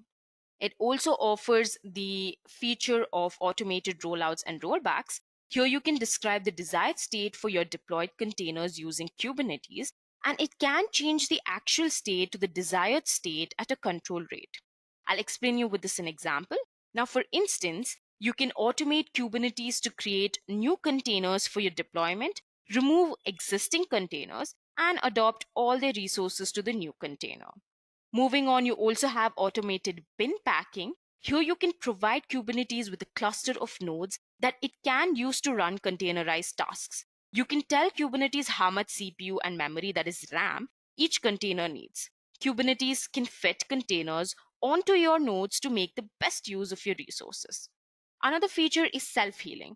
Kubernetes restarts containers that fail, replaces containers, kill containers that don't really respond to your user-defined health check, and definitely doesn't advertise them to clients until they're ready to serve. The last feature is it lets you have secret and configuration management. Kubernetes lets you store and manage sensitive information such as passwords and SSH keys. You can deploy and update secrets and application configuration without rebuilding your container images and without exposing secrets in your stack configuration. So basically, Kubernetes in short is an open source system for automating deployment, scaling, and management of containerized applications. Now that we know what is Kubernetes and why do we really need them, let's move ahead and talk about what is kubectl. So the kubectl is simply a command line interface. So the kubectl command line tool lets you control these Kubernetes clusters that you create. Now for configuration, kubectl looks for a file named config in the home.kube directory. Here you can specify other kubeconfig files by setting the kubeconfig environment variable or by setting the kubeconfig flag. This overview covers kubectl syntax, describes the command operations, and provides various common examples. Now, if you look at the syntax of the screen, which is used to run kubectl commands from your terminal window, you can see that it is simply kubectl, command, type, name, and the flags, where command specifies the operation that you want to perform on one or more resources. For example, if you want to create, get, describe, delete, any of that. The next one is type, which specifies the resource type. Resource types are case sensitive, and you can specify the singular, plural, or abbreviated forms. Now, for example, you can, type in the following commands which produces the same output. For example, kubectl get pod1, kubectl get pods pod1, kubectl get po pod1. All of these commands produce the same output. Name, on the other hand, specifies the name of the resource. Names are case sensitive. Now, if the name is omitted, details for all the resources are explained or displayed. For example, kubectl get pods will really give you an entire overview of all the pods that are running on your cluster. When performing an operation on multiple resources, you can specify each resource by type and name or specify one or more files. To group resources if they're all the same, you can use the syntax type1, name 2, etc. And to specify multiple resource types individually, you can just use the syntax type1/name1, type1/name2, type2/name3, etc. Flags, on the other hand, specifies optional flags. For example, you can use the -s or -- server flags to specify the address and port of the Kubernetes API server. Now that we know what is kubectl, which is just a command line tool that lets you control Kubernetes clusters and also its syntax in detail, let's move ahead and talk about what is Minikube. So Minikube is a tool that lets you run Kubernetes locally. Minikube runs on a single node Kubernetes cluster on your personal computer, which includes Windows, Mac OS, and Linux PCs, so that you can try out Kubernetes or for daily development work. All you need is Docker or similarly compatible container, or also a virtual machine environment, and Kubernetes is a single command away. That is, you can use Minikube start to get it running. The advantages of Minikube is that it supports the latest Kubernetes release, it is cross-platform, and it can be deployed as a virtual machine, a container, or on a bare metal. It also contains multiple container runtimes. So Minikube is basically a tool that lets Kubernetes run on your local machine without any installation except for the Minikube library. So in summary, Minikube is a tool that lets you use Kubernetes on your local machine without any installation except for the Minikube library. It takes advantage of your local hypervisor and launches a virtual machine that runs Kubernetes in a single node. Now, to install the Minikube and kubectl, you can get the latest release or build from the official website. So without much ado, let's go and install them. So now currently I'm on my Oracle VM VirtualBox and we are working on Ubuntu. So we'll be installing the kubectl on Ubuntu, and we'll be installing using native package management, that is Debian-based distributions. So the first thing that we're going to do is we are going to update the apt package index and install packages needed to use the Kubernetes app repository. And for that, I am going to type in the command sudo apt get update. Okay. So I have the list of commands already on my notepad. So I'm just going to copy this command and I'm going to paste it. So new packages will be installed and also the existing ones will be upgraded. So once the installations and updates have been done, I'm just going to clear the screen. And what I'm going to do now is I'm going to download the Google Cloud public signing key. Okay, and for that, we're going to use this command, followed by which we can add the Kubernetes apt repository. So I'm going to copy and paste this command. So finally, I'm going to update the app package index with the new repository and install kubectl. Now, once it's successfully installed, in order for kubectl to find and access a Kubernetes cluster, it needs a kubeconfig file, which is created automatically when you create a cluster using kubeup.sh or successfully deploy a Minikube cluster. Now, by default, kubectl configuration is located in the .kube/config. So now that we've installed kubectl successfully, I'm going to test to ensure the version that we've installed is up to date. So for this, I'm going to execute the command kubectl space version space -- client. Now we can see the Git version and we can see the major version. All of the information is given here. We have successfully installed kubectl. Now let's clear the screen. So now that we've installed kubectl, let's move ahead and install Minikube to run a local Kubernetes instance. So as we've already talked about it, Minikube is a tool that lets you use Kubernetes on your local machine without any installation except for the Minikube library. You will have to install Docker and you'll have to install VirtualBox before you can install Minikube. Otherwise, Minikube will not work. So once you do all of that, then all you can do is you can just install the Minikube library into your system. So for this, we're just going to use these commands.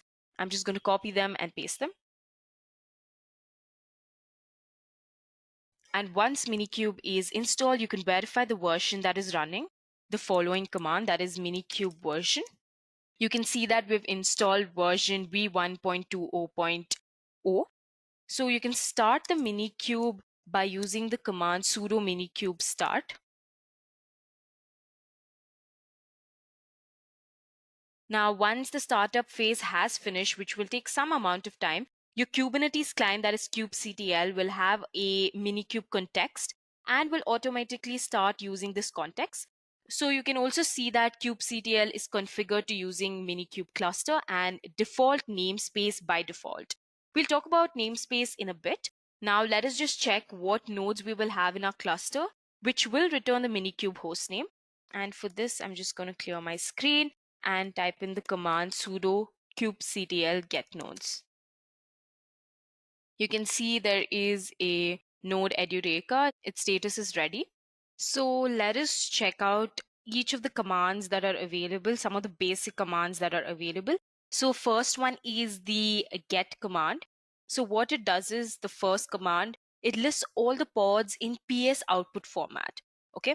There is another type of command which lists all pods in PS output format with more information such as the node name. For that, we can just use the command kubectl get pods -o wide. Currently, we do not have any resources in the namespace, so it's not going to display any. Now, to test that kubectl can authenticate with and access your Kubernetes cluster, you can use the cluster-info command.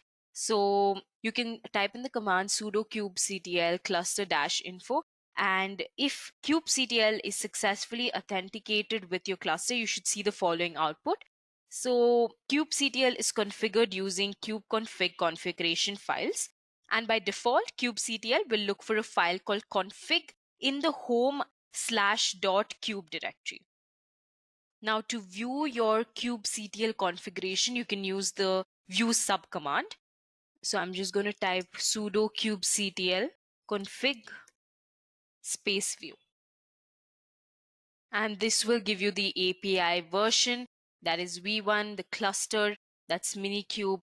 So you can see the API version, that is v1, you can see the clusters, you can see the contexts, and you can see the correct context, kind, preferences, users. Okay, now I'm just going to clear the screen. Now to fetch a list of clusters defined in your kube config, you can just use the get-clusters command. So I'm just going to type in sudo kubectl config get-clusters. So the output will be the list of clusters that is defined in our kube config file. And as you can see that in the output is the Minikube. So you can also delete a cluster from your config using the delete-cluster command. I'm not going to show you the output of this, but I'm just going to type in the command. Okay, so what this does is it only deletes the cluster from your config file. Okay, it does not delete the actual Kubernetes cluster. So this is really important to know. Now moving on, you can also see a list of all the configured contexts. For that, you can just use the command config get contexts.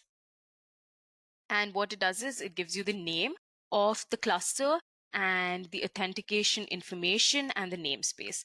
Okay, this is like just, it gives you like a list of contexts that are available. So I haven't explained you what exactly a context is. A context in Kubernetes is an object that contains a set of access parameters for your cluster. It consists of a cluster, namespace, and user triple. Contexts really allow you to quickly switch between different sets of cluster configurations. If you want to see your current context that you are working on, you can just use the current context command. Okay, and you can see that we are currently on the context Minikube. Okay, now to set a particular context, you use the set context command. So for this, I'm going to type in the command set context1. So I'm just going to name my context1, cluster -- cluster is equal to your cluster name. I'm just going to name this cluster1. User is equal to user1. And you can also have a namespace. We know that we have one namespace that is our default namespace, right? So I haven't really talked about namespaces either. So let me explain it to you now. So Kubernetes uses namespaces to organize objects in the cluster. You can think of each namespace as a folder that holds a set of objects. By default, the kubectl command line tool interacts with the default namespace. Now, if you want to use a different namespace, you can pass kubectl the -- namespace flag. So we're going to set a context, and we are also setting the namespace for that particular context. So I hope this is clear. So you can see that context1 has been created. Now you can switch between contexts with the use context command. So for that, I'm just going to type use context, and I'm just going to type the context name. So we created a context that was named context1. So I'm just going to switch to that. So it says switch to context1. If you want to check the current context, we can just use the current context command, and you can see that it has been switched to context1. Now I want to switch back to Minikube. I'm going to do that. And it says switch to context Minikube. That's great. You can also check out the list of contexts using the get context commands, and you can see that we have two, that is Minikube and context1, and the current one is where the star has been placed to. Okay, that is Minikube.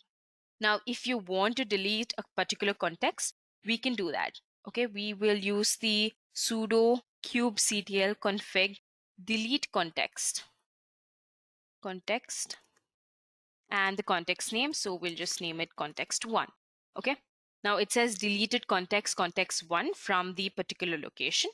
We can also view the contexts that are currently present, and we have only one, that's Minikube. So that's great. This is for contexts. So I'm going to repeat this again. A context in Kubernetes is an object that contains a set of access parameters for your cluster. I hope that's clear. Now let's go and check out namespaces. Okay, is basically again an abstraction that allows you to subdivide your cluster into multiple virtual clusters. Now by using these namespaces, you can divide cluster resources among multiple teams and scope objects properly. Now, for example, if you have a development namespace for development and test workloads and a production namespace for production workloads, So you can really divide the cluster resources among these, two teams that we have. I'm going to clear the screen. So what now we're going to do is we're going to fetch and print a list of all the namespaces in your cluster. And we are going to use the get namespace command. So sudo kubectl get namespace. So you can see the output as default, kube node lease, kube public, and kube system. Okay, now if you want to set a namespace for your current context, our current context is Minikube, you can use the set dash context space dash dash current command. I'm just going to show that. And you can see the context Minikube has been modified. Okay. Now, if you want to create a namespace, you can just simply use the create namespace command. So I'm going to use the command sudo kubectl create namespace 2. That is namespace 2 is the namespace name that you would like. You want it to be 3, you want it to be 4. That's all up to you. I'm just going to name this namespace 2. And you can see that namespace 2 has been created. Okay. Now we'll just list out all the current namespaces. And you can see that the namespace 2 has been created and it is active and it has been created 11 seconds ago. Now you can also delete a namespace by using the delete namespace command. Deleting a namespace will delete everything in the namespace, including running deployments, pods, and other workloads. Only run this command if you're sure if you'd like to kill whatever's running in the namespace or if you're deleting an empty namespace. So you have to be aware of this. So what I'm going to do is I'm going to delete namespace and I'm going to delete namespace 2. Okay. You can see that namespace 2 has been deleted. That's great. And I'm just going to view the namespaces that are currently there using the get namespace command. And you can see that our namespace 2 has been deleted successfully. I'm going to clear the screen. Now, if you want to fetch all pods in a given namespace or to perform other operations on resources in a given namespace, make sure you have to include the dash dash namespace flag. Okay. So say that I want to get the pods of namespace default. And it says no resources are currently found in the default namespace, which is fair enough. So I'm just going to clear my screen now. And we will be talking about another command, the API dash versions command. So what this does is it prints the supported API versions on the server in the form of grouper version. Okay. And for that, we're just going to type the command sudo kubectl API dash versions. And this just gives the supported API versions on the server. Okay. So these are some of the most basic commands that are available. We used create, we used get, delete, we used describe, API versions, cluster info, and there are a lot more. But to just get started and to just understand how Kubernetes works, you will have to start off from the basics because this is a very vast topic. I think that you cannot go into detail that easily. You will need to have some experience over time with all of these commands that you use and their respective flags and their respective parameters that are involved here. Now we'll go ahead and check out a case study of how Kubernetes has helped Booking.com achieve their business goals. So the problem in 2016 was Booking.com migrated to an OpenShift platform, which really gave product developers very fast access to infrastructure. Now, because Kubernetes was abstracted away from the developers, the infrastructure team became a knowledge bottleneck when challenges arose. So they were trying to scale that support that wasn't sustainable. So after almost a year of operating with OpenShift, the platform team decided to build its own vanilla Kubernetes platform and really asked developers to learn some Kubernetes in order to use it. They believe that it is not a magical platform and they're not claiming that you can just use it with your eyes closed. Here, developers really need to do some learning and they're going to do everything to make sure that they have access to that particular knowledge. That was the solution that came up with Booking.com. Now, despite the learning curve, there has been a great uptick in the adoption of the new Kubernetes platform. Before containers, creating a new service could take a couple of days if the developers understood Puppet, or weeks if they didn't. So Puppet is the tool here which they used. On the new platform, on the other hand, it could really just take as few as 10 minutes. About 500 new services were built on the platform in the first 8 months. Booking.com has a long history with Kubernetes. In 2015, a team at the travel platform prototyped a container platform based on Mesos and Marathon. Impressed by what the technology offered, but in need of enterprise features at its scale, the site handles more than 1.5 million room night reservations a day on average. The team decided to adopt an OpenShift platform.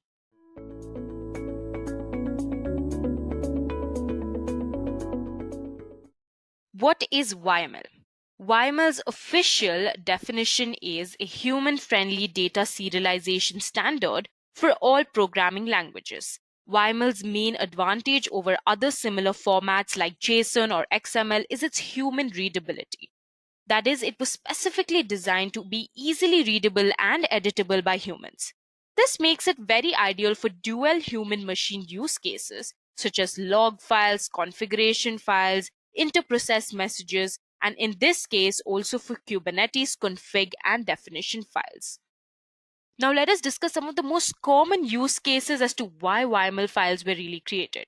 Firstly, YAML files are used as configuration files, log files, inter-process messaging, cross-language data sharing, object persistence, and even to work on complex data structures. These are the very few common use cases as to where YAML files can be used. Now that we know why YAML was really created and some of its common use cases, let's move ahead and talk about why should you use YAML. Firstly, YAML files are extremely readable by humans. They're very expressive and extensible. Even a small child going to school, if you show him or her a YAML file, they could identify few things and how the structure is completely laid out. It's really that easy. And the second reason as to why you should use YAML files are because they're very easy to implement and use. The third benefit is that they're easily portable between programming languages. So if you want to switch from one language to another, if you want to create these YAML files in Java, for instance, you can easily port this YAML file to Python. Okay, so it's very portable, and that's the biggest advantage of YAML files. The next advantage is they match the native data structures of agile languages. So that's another advantage. That is why porting between programming languages is also possible, because it matches the native data structures. The fifth important benefit is that you can perform maintenance. You can really, maintainability among these files are extremely easy. The last advantage is that they are flexible. Now let's move ahead and talk about the structure of a YAML file. There are three building blocks of a YAML file. The first one is a key value pair. The second one is arrays and lists. And the third one is dictionary or map. The basic type of entry in a YAML file is of a key value pair. After the key and colon, there is a space and then the value. List, on the other hand, would have a number of items listed under the name of the list. The elements of the list would basically start with a dash. They can be a number of lists. However, the indentation of various elements of the array matters a lot. Dictionary or map, on the other hand, is a much more complex type of YAML file, which is a much more complex type of YAML file that would be a dictionary and a map. Now let me explain this with an example. Key value pair could be fruit colon apple, vegetable colon radish, liquid colon water, meat colon goat. Arrays would be a group of similar items, like fruits would be orange, banana, mango, vegetables would be potato, tomato, carrot. Dictionary or map would be how these items within an array or list are classified. So banana can have three features that are calories of 200, fat of 0.5 grams, carbs of 30 grams. Grapes, on the other hand, could have calories of 100, fat of 0.4 grams, and carbs of 20 grams. So once the structure of a YAML file is clear, let's move ahead and talk about some of the basics of YAML. So as you can see, it is difficult to escape YAML if you're really doing anything related to many software fields, particularly Kubernetes, SDN, and OpenStack. YAML stands for yet another markup language, which is a human-readable text-based format for specifying configuration type information. So usually when you're learning anything about Kubernetes or anything related to deployment, you would first learn how to create a pod and then a deployment, right? So when you're defining a Kubernetes manifest, YAML gives you a number of advantages that includes convenience and flexibility. Firstly, you will no longer have to add all your parameters to the command line. When defining a Kubernetes manifest, YAML gives you a number of advantages, including convenience, maintenance, and flexibility. So in terms of convenience, you'll no longer have to add all your parameters to the command line. And when you talk about maintenance, YAML files can be added to source control, such as a GitHub repository, so you can track your changes. In terms of flexibility, you'll be able to create much more complex structures using YAML than you can on the command line. YAML is basically a superset of JSON, which means that any valid JSON file is also a valid YAML file. So on one hand, if you know JSON and you are only ever going to write your own YAML, you're all set. On the other hand, that's not very unlikely, unfortunately. Even if you're only trying to find examples on the web, they are most likely non-JSON, that is YAML, so we might as well get used to it. Still, there are many situations where the JSON format is much more convenient, so it is good to know that it is available to you. Fortunately, YAML is relatively easier to learn, and there are only two types of structures you need to know about it. The first one is lists, the second one is map. That's it. You might have maps of lists and lists of maps and so on. But if you've got those two structures down, you're literally all set. That's not to say that they aren't more complex things to do, but in general, this is all you need to get started. So let's move ahead and talk about YAML maps. Let's start looking at these. Maps really let you associate name-value pairs that we have already discussed, which of course is convenient when you're trying to set up configuration information. For example, you might have a config file that starts like API version v1, kind as pod. The first line is basically a separator and is optional unless you're trying to define multiple structures in a single file. From there, as you can see, we have two values, v1 and pod, mapped to two keys, API version and kind. This kind of thing is pretty simple, of course, and you can think of it as in terms of JSON equivalent API version as to 1 and kind as pod. So in the YAML version, the quotation marks are optional. So in the YAML version, you don't really have to add the quotation, it's optional. The processor can tell that you're looking at a string based on the formatting. You can also specify more complicated structures by really creating a key that maps to another map rather than a string. In this case, we have a key, metadata, that has as its value a map with two more keys, names and labels. Okay, the labels key you can see itself as a map as its value. You can nest these as far as you'd like to. The YAML processor knows how all of these pieces relate to each other because we have intended the lines. In this example, we've used two spaces for readability, but the number of spaces doesn't really matter as long as it's at least one and as long as you're consistent. For example, names and labels are at the same indentation level, so the processor knows they are both part of the same map. It knows that an application is a value for labels because it's indented further. One thing you'll have to know is never use tabs in a YAML file. So you could imagine the JSON file of this, right? So I hope maps are clear. So now that we've understood about maps, let's talk about YAML lists. YAML lists are literally a sequence of objects. You can see this example. We have arguments sleep, 1000, message, bring back Firefly. You can have virtually any number of items in a list, which is defined as items that start with a dash indented from the parent. And of course, members of the list can also be maps. So in the JSON file, this would be arguments sleep with quotation, 1000 with quotation, message with quotation, bring back Firefly with quotation. And of course, members of this list can also be maps. So you can have list of container objects, each of which really consists of a name, an image, and a list of ports. Each list item under ports is itself a map that lists the container port and its value. So now that we know maps and lists quite in detail, let's move ahead and talk about YAML usage in Kubernetes. So having seen the advantage and basic building blocks of a YAML file, let us understand how YAML is used in Kubernetes. The Kubernetes resources are created in a declarative way, thus making use of YAML files. Kubernetes resources such as pods, services, and deployments are really created by using the YAML files. The example here contains both basic and advanced specifications. Firstly, let us talk about the various fields that are available. The first one is replicas. This tells Kubernetes how many pods to create during a deployment. Modifying this field is a very easy way to scale a containerized application. The second one is in spec strategy type. So suppose there is another version of the application that needs to be deployed, and during the deployment phase, you need to update without facilitating an outage. The rolling update strategy allows Kubernetes to update a service without facilitating an outage by proceeding to update pods one at a time. Again, under spec, under strategy, you can see max unavailable. This is the maximum number of pods that can be unavailable during the rolling update. Also, the max surge option gives you the maximum number of pods that can be scheduled above the desired number of pods. Now, again, in specification, you can see minute ready seconds is an optional integer that really describes the minimum number of seconds for which a new pod should be ready without any of its containers crashing for it to be considered available. Revision history limit is an optional integer attribute that you can use to tell Kubernetes explicitly how many old replica sets to retain at any given time.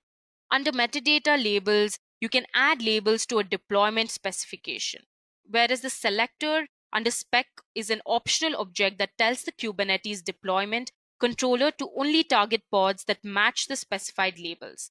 Thus, to only target pods with the labels of application and deployer, you can make the following modification to our deployment YAML. You can see from the explanation of the various fields that YAML files can really help you maintain and control Kubernetes resources in a very declarative way. YAML is on its way to be considered as a de facto standard for configuration files. So in the next part of the session, let us learn how to create a pod using YAML. Okay, so now what we're going to do is we're going to be creating a Kubernetes pod using the YAML file. There are some prerequisites. You will have to have kubectl and Minikube installed on your VM. Okay, so currently I'm working on my Linux virtual machine and I already have my kubectl and Minikube installed successfully. To check if kubectl has been successfully installed, I'm just going to execute the command kubectl version space dash dash client. This will just give me an idea if the kubectl client version has been installed successfully, and you can see that there is the version info, the git version, git commit, go version, etc. So we know that kubectl is installed in my VM.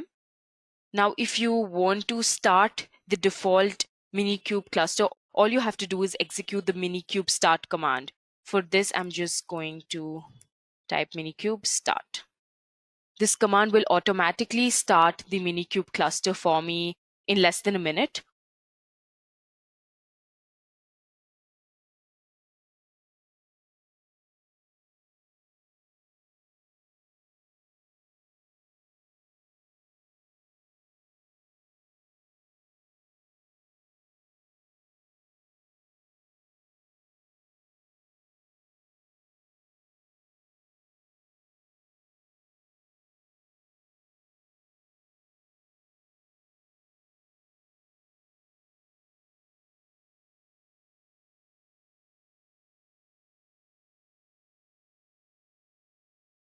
Now that we've successfully configured our Minikube cluster, so what we can do is we can just clear the screen and let's move ahead and create our YAML file.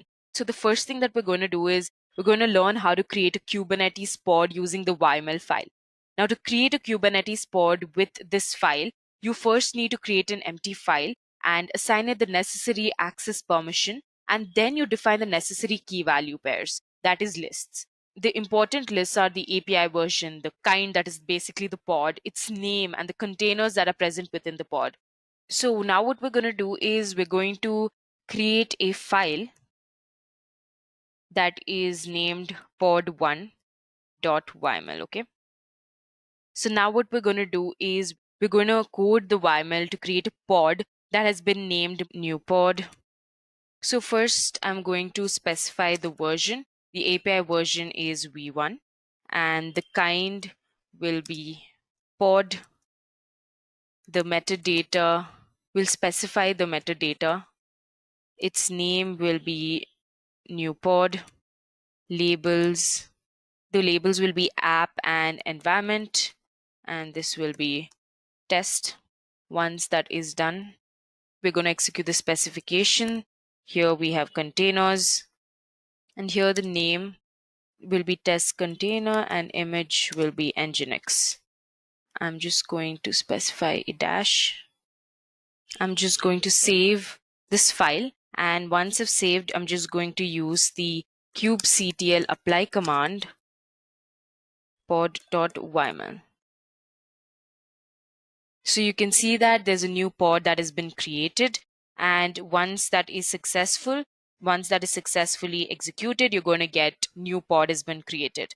So now to see the state of the pod, if it is up and running, we're just going to execute the kubectl get pods command, and you can see that there are many pods that have been created in the past. So you can see that the new pod has been created 27 seconds ago, and its status is container creating. Okay. After some time, if you execute the same command, you can see that the new pod is in the running state. So basically, this file is really important. Taking it apart one piece at a time, we can start with the API version. Here it's just v1. When we need to get to deployments, we will have to specify different version because deployments do not really exist in v1.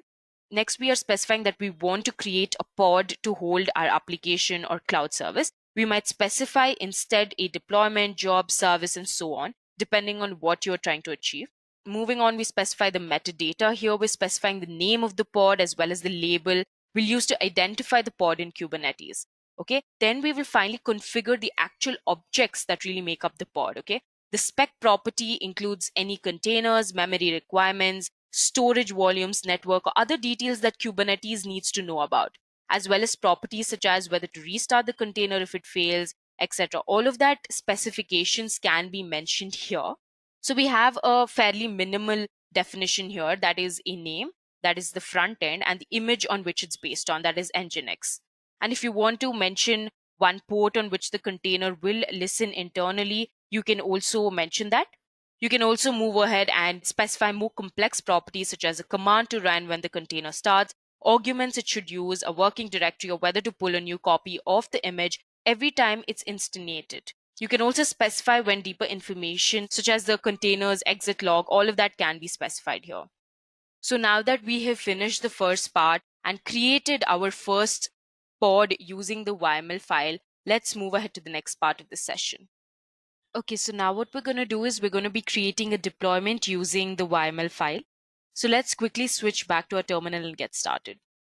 So now what we're going to do is we are going to run an application by creating a Kubernetes deployment object, and you can describe a deployment in a YAML file. For example, a YAML file can describe a deployment that runs the nginx 1.14.2 Docker image, right? So that's what we're going to do. We're going to create a deployment. So I'm just going to clear my screen.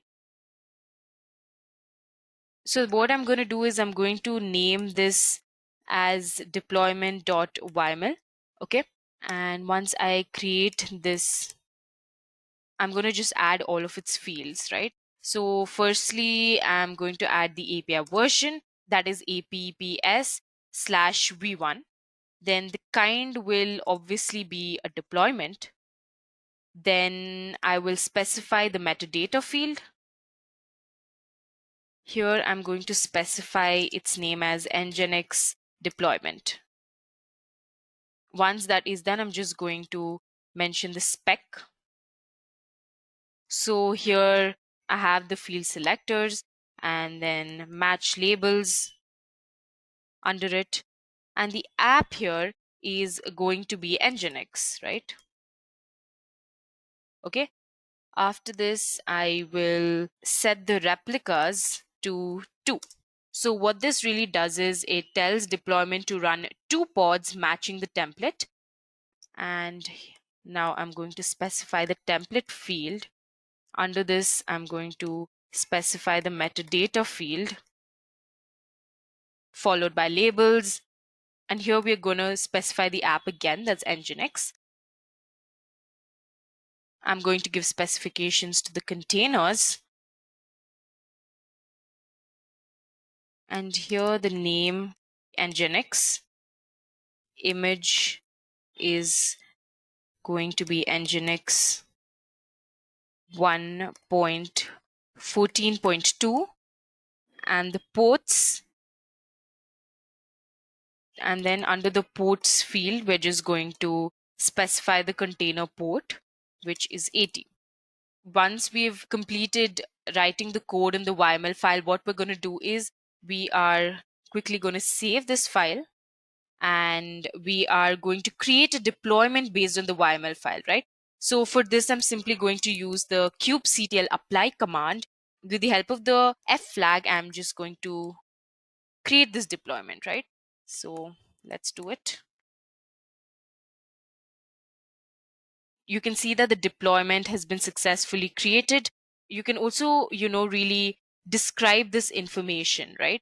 You can display the information about the deployment by using the kubectl describe command. So I'm just going to describe the deployment, Nginx deployment.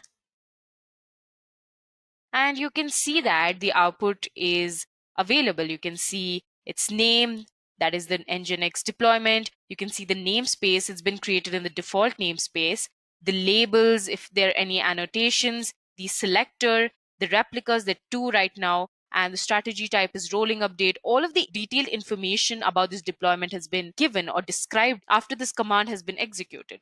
So once that is done, what we can do is we can also scale the application by increasing the replica count. For this, you can also create a scale YAML file and then apply the new YAML file, then verify that it has pods. So if you want to check out the number of pods that are currently present in the deployment, what you can do is you can use the kubectl get pods command. Okay. And you can specify the L flag, assign app to Nginx. So you can see that I've created 2 pods, right? That is 2 minutes ago, 2 minutes 30 seconds ago, and the status is running. That's great. So this is up and running, we know that. So now what you can do is we will clear the screen and we will check our pods IPs. Okay. So now what we're going to do is we're going to use the kubectl expose command, and we are going to be exposing the deployment that we've just created. And the deployment name is Nginx deployment. So that's what I'm going to mention. And you can see that the Nginx deployment, that is the service that we've created, has been exposed successfully. Now, what I'm going to do is I'm going to open the service file, the service.yml file, using the vim command. So I'm just going to write the code. So firstly, we're going to specify the API version, that is v1. Then I'm just going to mention the kind, that is service. So this is a service file, so that's the kind. And in the metadata field, so I'm just going to mention the various tags that's associated. First, we will write the name. The name will be Nginx deployment. Then we have the labels, and under this, we have to specify the run tag. Here, we're going to specify Nginx. Then in the specifications field, we are going to mention the ports. And under this, you can see that the port we're going to specify is 8080, followed by the protocol, which is going to be TCP. And in the selector field, we're going to specify the run tag. And this also will be Nginx. I'm going to save the service file. So once it's done and saved successfully, so using the kubectl get command, so we're just going to see the list of supported fields in the service definition. And my name is Nginx deployment. So that's what I'm going to really work on. So you can see that you have the type, that is cluster IP, the IP address is given, the port is 80 TCP, the age is 9 minutes 28 seconds. So you must be aware that a service is backed by a group of pods, and these pods are exposed through endpoints. The services selector will be evaluated continuously, and the results will be posted to an endpoint object, which is also named as Nginx. When a pod dies, it is automatically removed from the endpoints and new pods matching the services selector will automatically get added to the endpoints. And if you want to check the endpoints and note that the IPs are the same as the pods created in the first step, we can just use the describe svc command and check it out.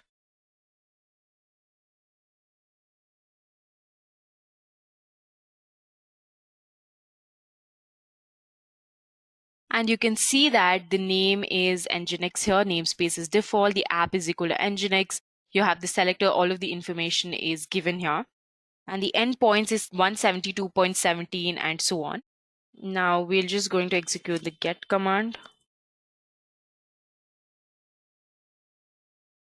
You can see that both of these endpoints are the absolutely same, right? The Nginx and the service that we've created. Now we should be able to call the Nginx service on the cluster IP port from any node in your cluster.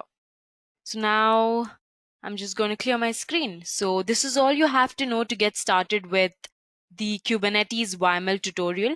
Okay, so now what we're going to do is we are going to be deploying a service in an application.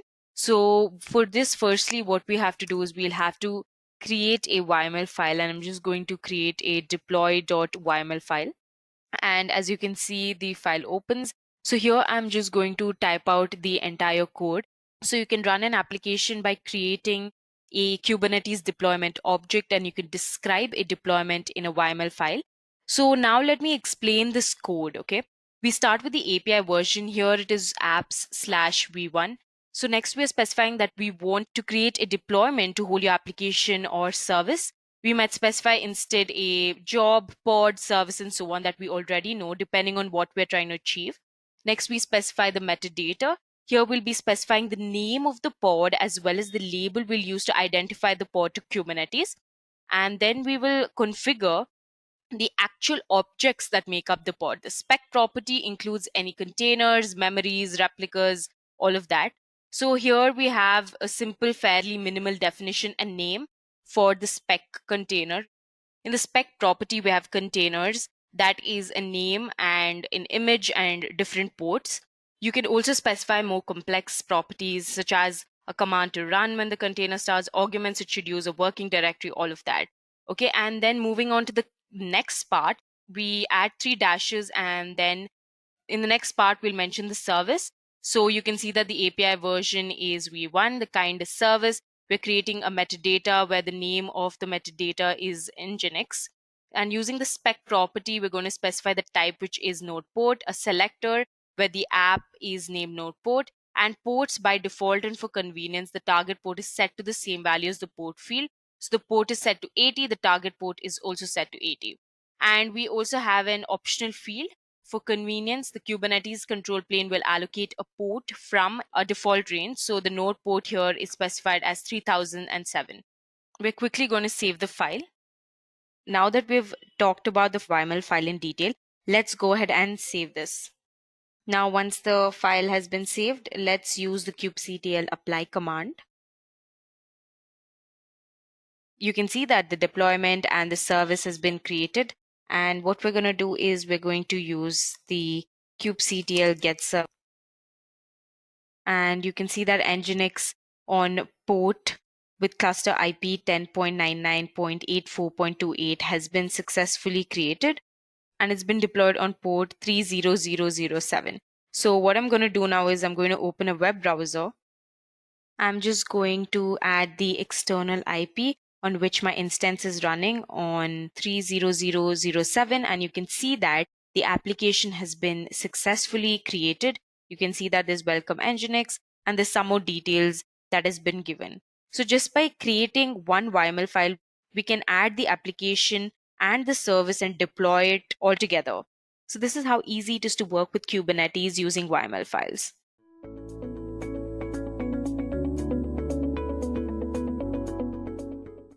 Now, anybody working with Kubernetes must also have an understanding of Kubernetes cluster, as that gives the basics for networking.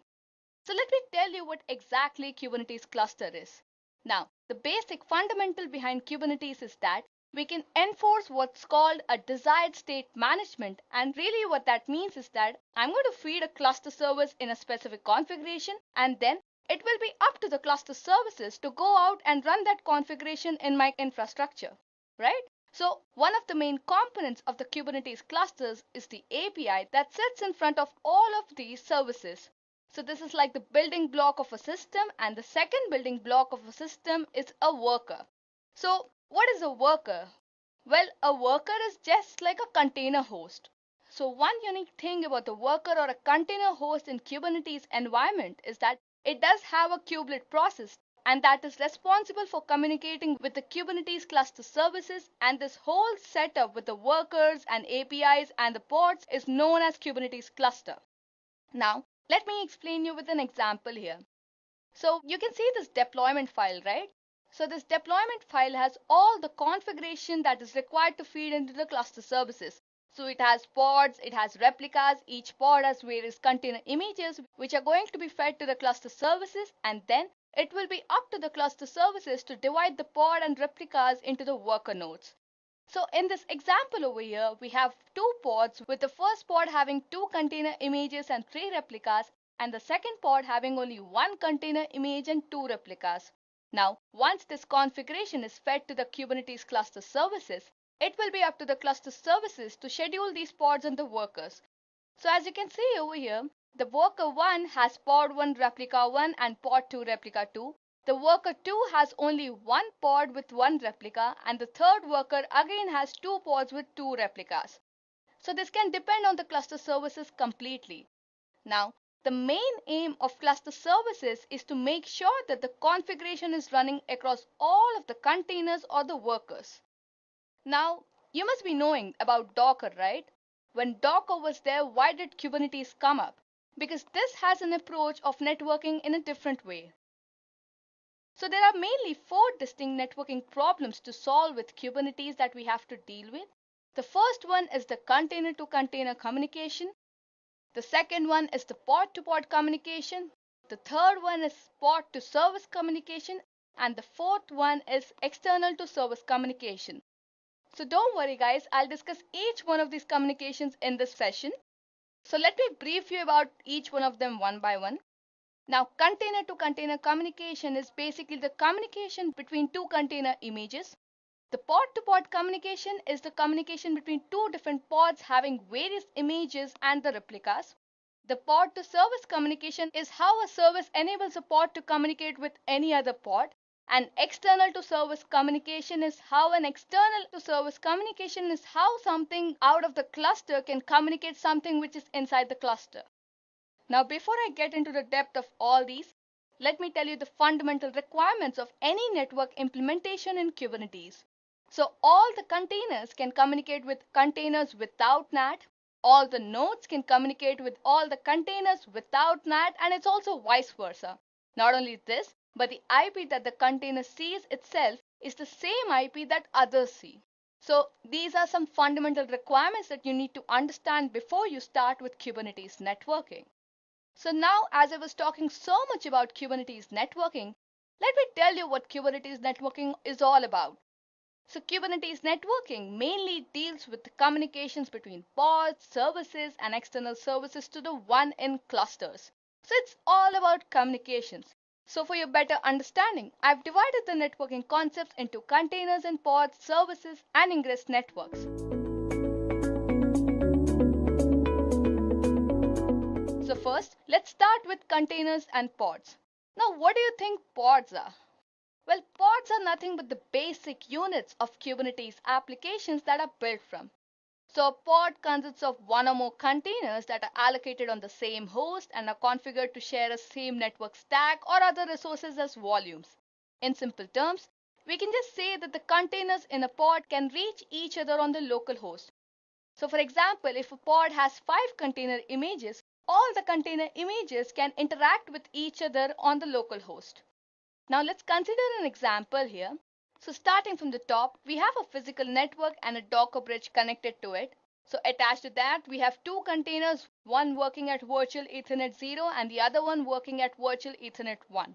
Now both these containers are on the same logical network as the bridge, and both the containers can communicate the bridge as long as they can discover the other container's IP address somehow. But this doesn't get the concept of shared network pod. So since namespaces are very flexible, Docker can start a container, and rather than creating a new virtual interface for it, it shares the existing interface. So both the containers have the same virtual interface and both are addressable and can hit ports opened by the other in the local host. So that's how two containers communicate between each other. But this can cause one problem. The problem is that this set of processes can take full advantage of decoupling and isolation of services while at the same time collaborating the simplest possible networking environment. So to implement this, Kubernetes implements this pattern by creating a special container for each pod whose only purpose is to provide a network interface for the other containers. So when you use the pause command, it suspends the current process until a signal is required. So it's basically like the heart of the pod, providing all the virtual network interfaces that all the containers will communicate to use with each other and outside the world. Now you must have understood how two containers communicate with each other. But how will two different pods communicate with each other? So will two pods communicate with each other with the intranode network or the internode network? Now, before I talk about the two types of communication within the pods, let me introduce you to the components of pod network. So on every Kubernetes node, there is a root network namespace, a pod network namespace, and a Linux network bridge.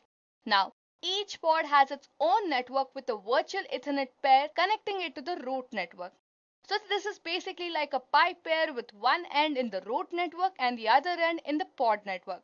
Now this is done for all the pods on the node, and to enable pods to talk with each other, the Linux Ethernet bridge is used. So now that you have understood the pod network components, let me start with the two types of communication, and let me start with intranode pod network. So intranode pod network is basically the communication between two different pods on the same node. So suppose we have two pods over here, pod 1 network and the pod 2 network, who have their own root network with the virtual Ethernet pair, right? So suppose just assume that a packet is going from pod 1 to pod 2. The packet leaves pod 1 network at Ethernet 0 and enters the root network at virtual Ethernet 0. Then it is passed on to the Linux bridge, which discovers the destination by using an ARP request, and then it finds out that the destination is on pod 2. So the virtual Ethernet 1 says that it has the destination IP, and the bridge now knows where to forward the packet. So once the bridge knows where to forward the packet reaches the virtual Ethernet 1 and crosses the pipe pair and reaches the pod 2 network. So that's how two pods communicate within each other on the same node. They just have to pass through the Linux bridge to know where is the destination IP, and then automatically the virtual Ethernet, which has the destination IP, takes the packet and forwards it to the pod network. So guys, that's how two pods communicate on the same node. Now, if you have two pods on two different nodes, how will they communicate with each other? So this is enabled by routing, and this is also known as the internode pod network. So as we all know that every node is assigned a unique CIDR block for the pod IPs, each pod has its unique IP, and that does not conflict with the pods on the other node. So as the same way that the cloud provider routes tables and makes sure that the packet reached a correct destination, the same thing can be accomplished here by using the network plugins. So over here we have two different nodes having their own virtual Ethernet pairs, network interfaces, and Linux bridge. Now we want two pods to communicate which are present on two different nodes. So suppose we want the packet to be transferred from pod 1 to pod 4. How is that possible? So let me show you how that's possible. So the packet leaves from the pod 1 network and enters the root network of node 1 at virtual Ethernet 0. Then it is passed on to the Linux bridge, which makes the ARP request to find the destination. After the Linux bridge finds out the destination, then the packet leaves the Linux bridge to the main network interface at Ethernet 0, since it finds out that nobody on this network have the destination IP address. So it leaves the machine node 1 and it enters the routing table to find out its destination. So the routing table has a route setup for each of the node CIDR blocks, and it routes the packet to the node whose CIDR block contains the pod 4 IP. So now the packet comes to know that its destination is on node 2. So with this, the packet arrives at the node 2 at the main network interface at Ethernet 0. Now, even though the pod 4 is in the IP of Ethernet 0, The packet is still forwarded to the Linux bridge since the nodes are configured with the IP forwarding enabled. So the node's routing table is looked upon for any routes matching to the port 4 IP, and then the Linux bridge finds out that the destination for this node is at CIDR block. So the bridge takes the packet and makes the ARP request, and then it finally finds out that the IP belongs to virtual Ethernet 1. So virtual Ethernet 1 takes the packet, and finally the packet crosses the pipe pair and reaches the port 4 network. So that's how, guys, two pods on two different nodes communicate. They are just helped with the routing table, which helps them to find out the destination IP which is present on any different node, right? So that was all about container to container communication and pod to pod communication. Now let's move on and talk about the second topic, that is services. Now how do you think these services help in the communication of pods? So when clients connect to the proxy and the proxy is responsible for maintaining a list of healthy servers to forward its requests, there are a few requirements to the proxy. It must be self-durable and resistant to failure. It must have a list of servers that it can forward to, and it must also have some way of knowing if a particular server is healthy and able to respond to requests. So the Kubernetes designers solved this problem in an elegant way by building all the basic capabilities of a platform to deliver all of these three requirements, and then they developed a resource type known as service. So we can define service as a type of Kubernetes resource that causes a proxy to be configured to forward requests to the set of pods. The set of pods that will receive a traffic is determined by the selectors which match the labels assigned to the pods when they were created. Once the service is created, we can see that it has the assigned IP address and will accept the request on the port. Now, there are four types of services that you have to understand so that you understand the option for exposing a service onto the external IP address. The cluster IP, the node port, the load balancer, and the external name. Now, the cluster IP is the default service type, and by choosing this type of service, we expose the service on a cluster internal IP. So basically with this type of service, the service is only reachable within the cluster. After cluster IP, we have the node port. So this type of services exposes the node's IP at a static port that is nothing but the node port. A cluster IP service to which the node port service will route is automatically created, and you'll be able to contact the node port services even from outside the clusters. After the node port, we have load balancers. So the load balancer exposes the service externally by using a cloud provider's load balancer. Node port and cluster IP services to which the external load balancer will route are automatically created. And finally, we have the external name. So basically this service will map the service to the contents of the external name field by returning a CNAME record with its value. There's no proxying of any kind in the setup, and it requires a 1.7 or a higher version of kubedns. So guys, these were the four types of services that you need to understand. So now that you've understood the pod-to-pod communication, the container-to-container communication, and the services-to-pod communication,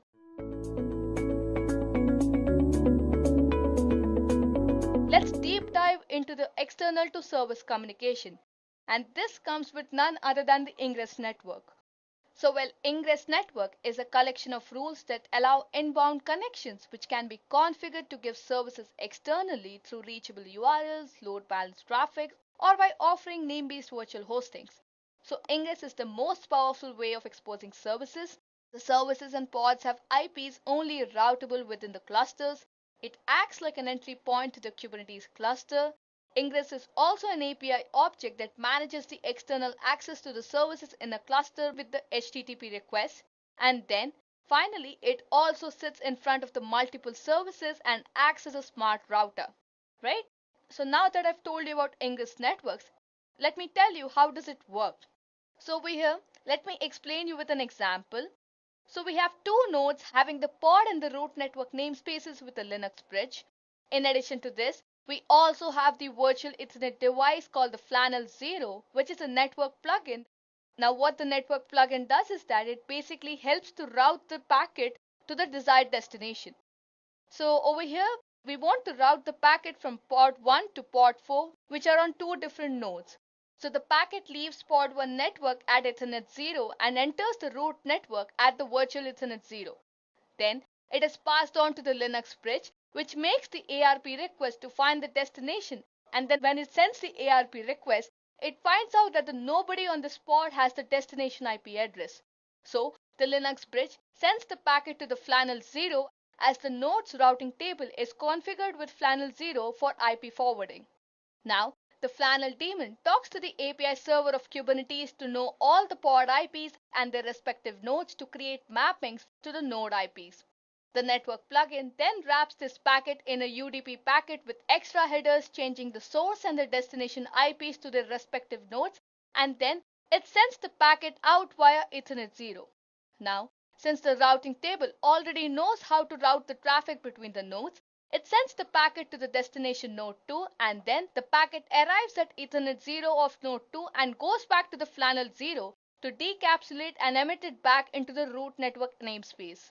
So the packet is again forwarded to the Linux bridge by making an ARP request to find out the IP that belongs to the virtual Ethernet 1, and finally the packet crosses the root network and reaches the destination port 4. So guys, that's how external services are connected with the help of Ingress network. So as I was talking about network plugins, let me introduce you to the top network plugins available in the market. So we have the Google Compute Engine, OpenContrail, Cilium, Project Calio, Flannel, Amazon Web Services, Romana, Weaveworks, OpenWeaveSwitch, and many others. So these are just few. We have many more in the list that you can refer from the Kubernetes official documents, right? So guys, that was all about the theory part of Kubernetes networking. Now, let me show you a real-life case study about Kubernetes networking and how a company benefited by using Kubernetes. So Wealth Wizards is an online financial planning platform that combines the financial planning and smart software technologies to deliver expert advices at an affordable cost. Now, it was extremely important for the company to quickly discover and eliminate code vulnerabilities with full visibility of their cloud environment, but they also wanted to control the traffic through access restrictions. So, they used Kubernetes infrastructure to manage the provisioning and rollout of clusters with the help of tools to manage the deployment and configuration of microservices across the kube clusters. They also used network policy features of Kubernetes to allow them to control traffic across restrictions. Now, the problem was these policies are application oriented and can only evolve with applications, but there was no component to enforce these policies. So, the only solution the company could find out for this was to use a network plugin, and hence they started using the network plugin WeaveNet. So the network plugin created a virtual network that has a network policy controller manager to manage and enforce the rules in Kubernetes. Not only this, but it also connected the Docker containers across multiple hosts and enabled their automatic discovery. So suppose you had a workload in the cluster and you wanted to stop any other workload in the cluster talking to it, you can achieve this by creating a network policy, and that restricts the access and only allows ingress to it via the ingress controller on a specific port. Now, with this deployment on each Kubernetes node, the plugin manages the interpod routing and has access to manipulate the IP tables. In simple terms, you can just understand that each policy is converted to a collection of IP table routes coordinated and configured across each machine to translate the Kubernetes tags. So guys, that was how Wealth Wizards benefited by using Kubernetes network with the help of network plugins.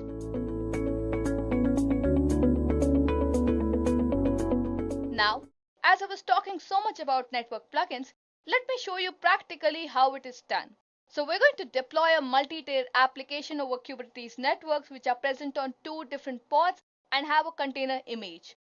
So suppose you want to store the product name and product ID. So you'll need a web application and a database. So those are the two applications that we're going to use, and each of these applications will have their own container images and pods. And then we're going to form a communication line between them with the help of services. So let's get started with the hands-on part. So the first step is to make a working directory for your project. So we'll make a working directory. So let me type in the command mkdir, and let's say I create a directory saying demo. and then I'll change my working directory to that directory. So I'll type in demo. So we are in a working directory. Now you have to create a deployment YAML file for both of your applications. So to create that, you just have to open a new file and then mention the specifications required. So let me create the file. Let's create a deployment file for the web application first. Let me open a file. Alright. So I've created my deployment file for the web application. So we have the API version, basically defining the API version for it. Then in the metadata, I've given my deployment name as web app 1 with the labels for web app SQL, tied to be front end because this is the front end application. And then we are mentioning the specifications for the containers and also for the port. So in the same way, you have to create for the MySQL application. So let me again open a new file. Alright, so I've created my deployment file for the MySQL application. So again, the API version is defining our API version and the kind to be deployments because it's a deployment file. And then we are giving the name for this deployment file to be SQL database and the tier to be backend since it is a backend application. And then we'll also mention the specifications for the containers. So in the specifications of the containers, we are mentioning the port where we want it to run and also the image from where we are pulling it. So once all this is mentioned, you just have to close your application file and then you'll have to check for your deployment. So for that, you have to type in the command kubectl apply -f and the name of your deployments. So over here, I have my deployment files. So you can see that our first deployment has been created with the command kubectl apply -f and the name of the deployment file. So similarly, you have to do it for the MySQL application. So you just have to again type in the command kubectl apply -f and the name of file, right? So you can see that both the deployments have been created. Now, if you want to check if your deployments have been created or not, so you just have to type in the command kubectl get deployment. So you can see that both your deployments have been created with their respective names that we had given them. Now, what you have to do is you have to create services. So to create services, you again have to open a file and then mention the specifications required. So let's open a file. So let's say, suppose I open a file, web service. So we have mentioned the API version to be v1, which we had mentioned in the deployment file.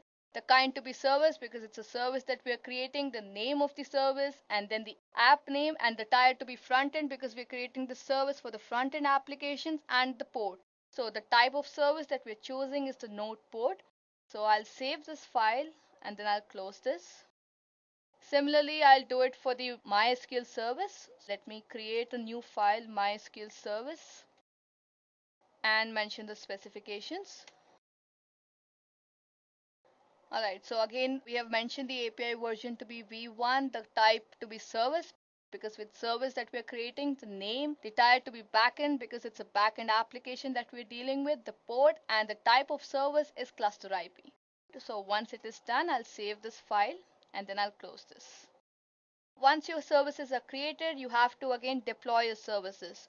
So for that, you'll use in the command kubectl apply -f and the name of the services, right? So I'll type in the name of the service. And you can see that the web service has been created.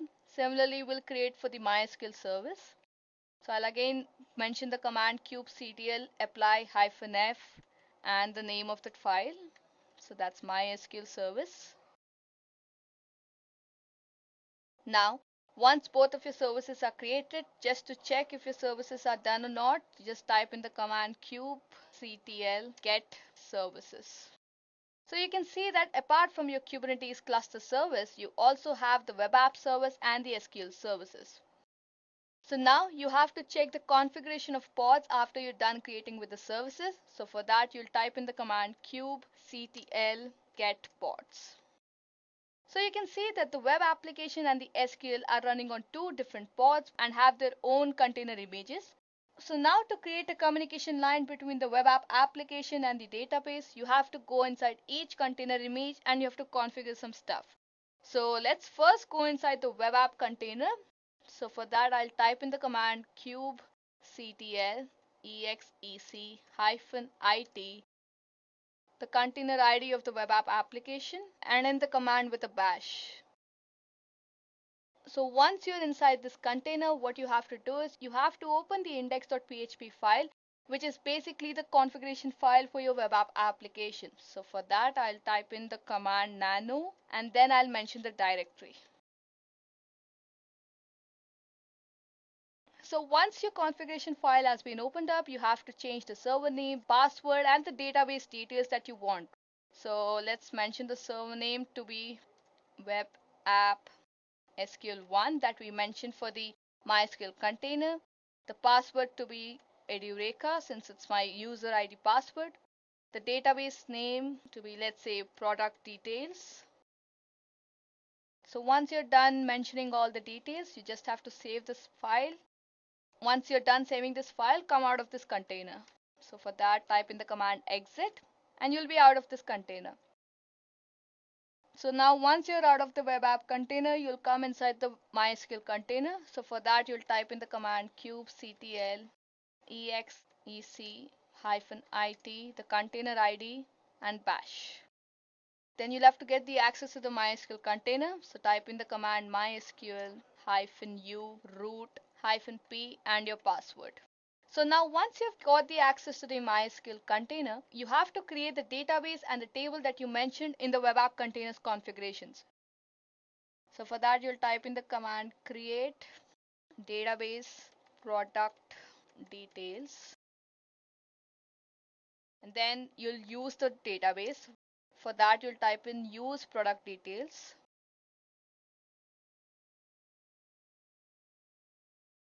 Then you'll create a table that you mentioned. So you'll type in the command create table products, product name, and varchar, let's say 10 characters, product ID, and let's say 15 characters. Once it is done, you can see that a table has been created. Now just exit this MySQL container and come out of it. Alright, so now once you're done with this, you'll check the port on which the services are working. So for that, you'll type in the command kubectl get services. Alright, so you have to open your web browser and then open the web application.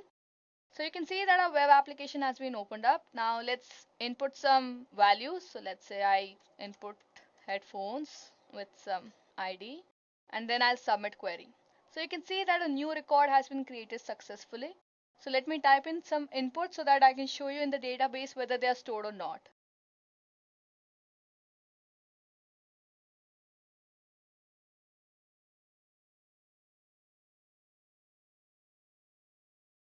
So I've entered few products. So now let me go back to my MySQL container and let me use the database. Once the database is used, let me show you the tables inside it.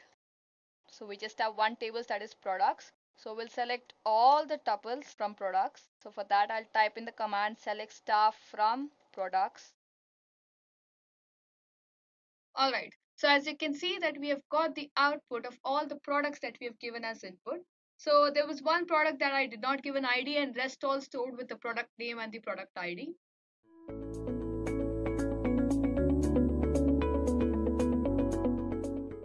Let me tell you what is a replication controller, because these are few concepts that you need to understand before you deep dive into deployments.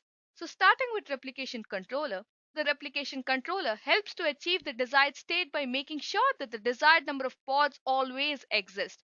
So just in case if a pod crashes, the replication controller creates a new one. Not only this, but it can update and delete multiple pods with just a single command, and it also helps to create, scale, and maintain multiple pods as part of its desired state. So as you can see on the screen, we have two pods. So we want the first pod to have two replicas with the label selector to be V1, and the second pod to have only one replica with the label selector V2. So this replication controller will make sure that these replicas are made, and then it will make sure that the desired number of pods always exists. So guys, that was all about replication controller.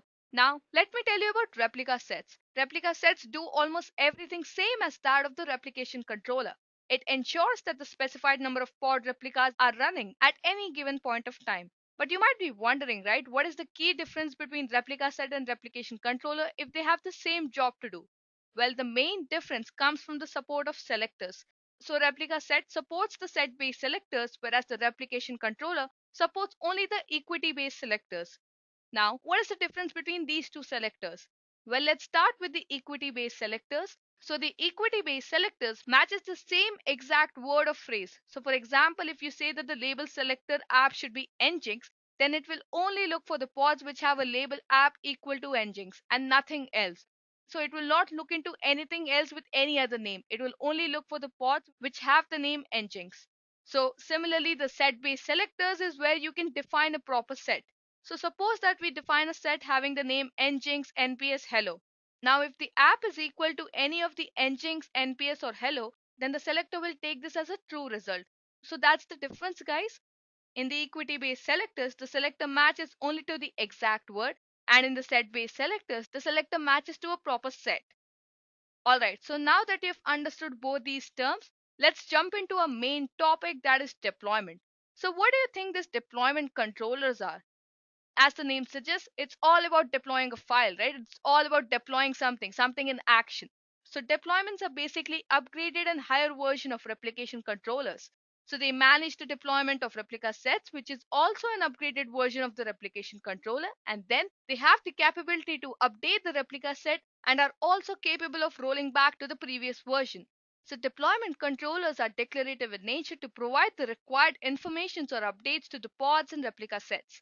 Not only this, but they can also change the actual state of the defined controller object to the desired state. So as you can see on the screen, you will have replica sets of the pods which will be automatically created when you create a deployment. Then all these pods will be connected with each other via nodes, and if you delete a deployment, then obviously you will lose your replicas, right? So in short, if you describe a desired state in a deployment object, then the deployment controller can change the actual state to the desired state at a control rate. Not only this, but you can also define deployments to create new replica sets or to move from the existing deployments, and can also adopt their resources with the new deployments. So is it clear to you guys? Alright, so that's great. So now let me tell you the various activities that you can perform on deployments. Well, you can create a deployment, you can also update a deployment, you can roll back a deployment, you can scale a deployment, and you can also pause a deployment. Now, when I'm talking about creating a deployment, you can create a deployment in a very simple manner and see how the replica sets are automatically created. Then, by updating the deployment, I mean that whenever you update a deployment, the new replica sets created by the deployment represent the deployment version. Coming to the rollback of deployments, by this, I mean that you can roll back to any deployment versions that you want. But let me tell you here that the replicas do not get replaced, only the container image versions gets updated. Next, if you have to scale your deployment, then you can either scale up or descale the deployment based on the resources requirements. Not only this, but you can also use the auto scale, by which you can limit the usage of resources and can also limit the number to which we can upscale or descale the deployments.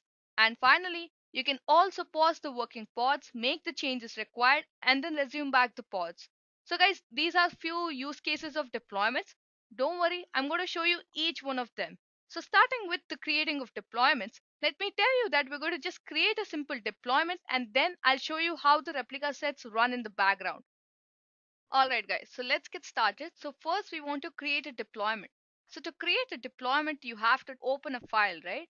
So for that, I'll type in the command gedit, and let's say I mentioned demo.yaml. So this will open a simple file for me.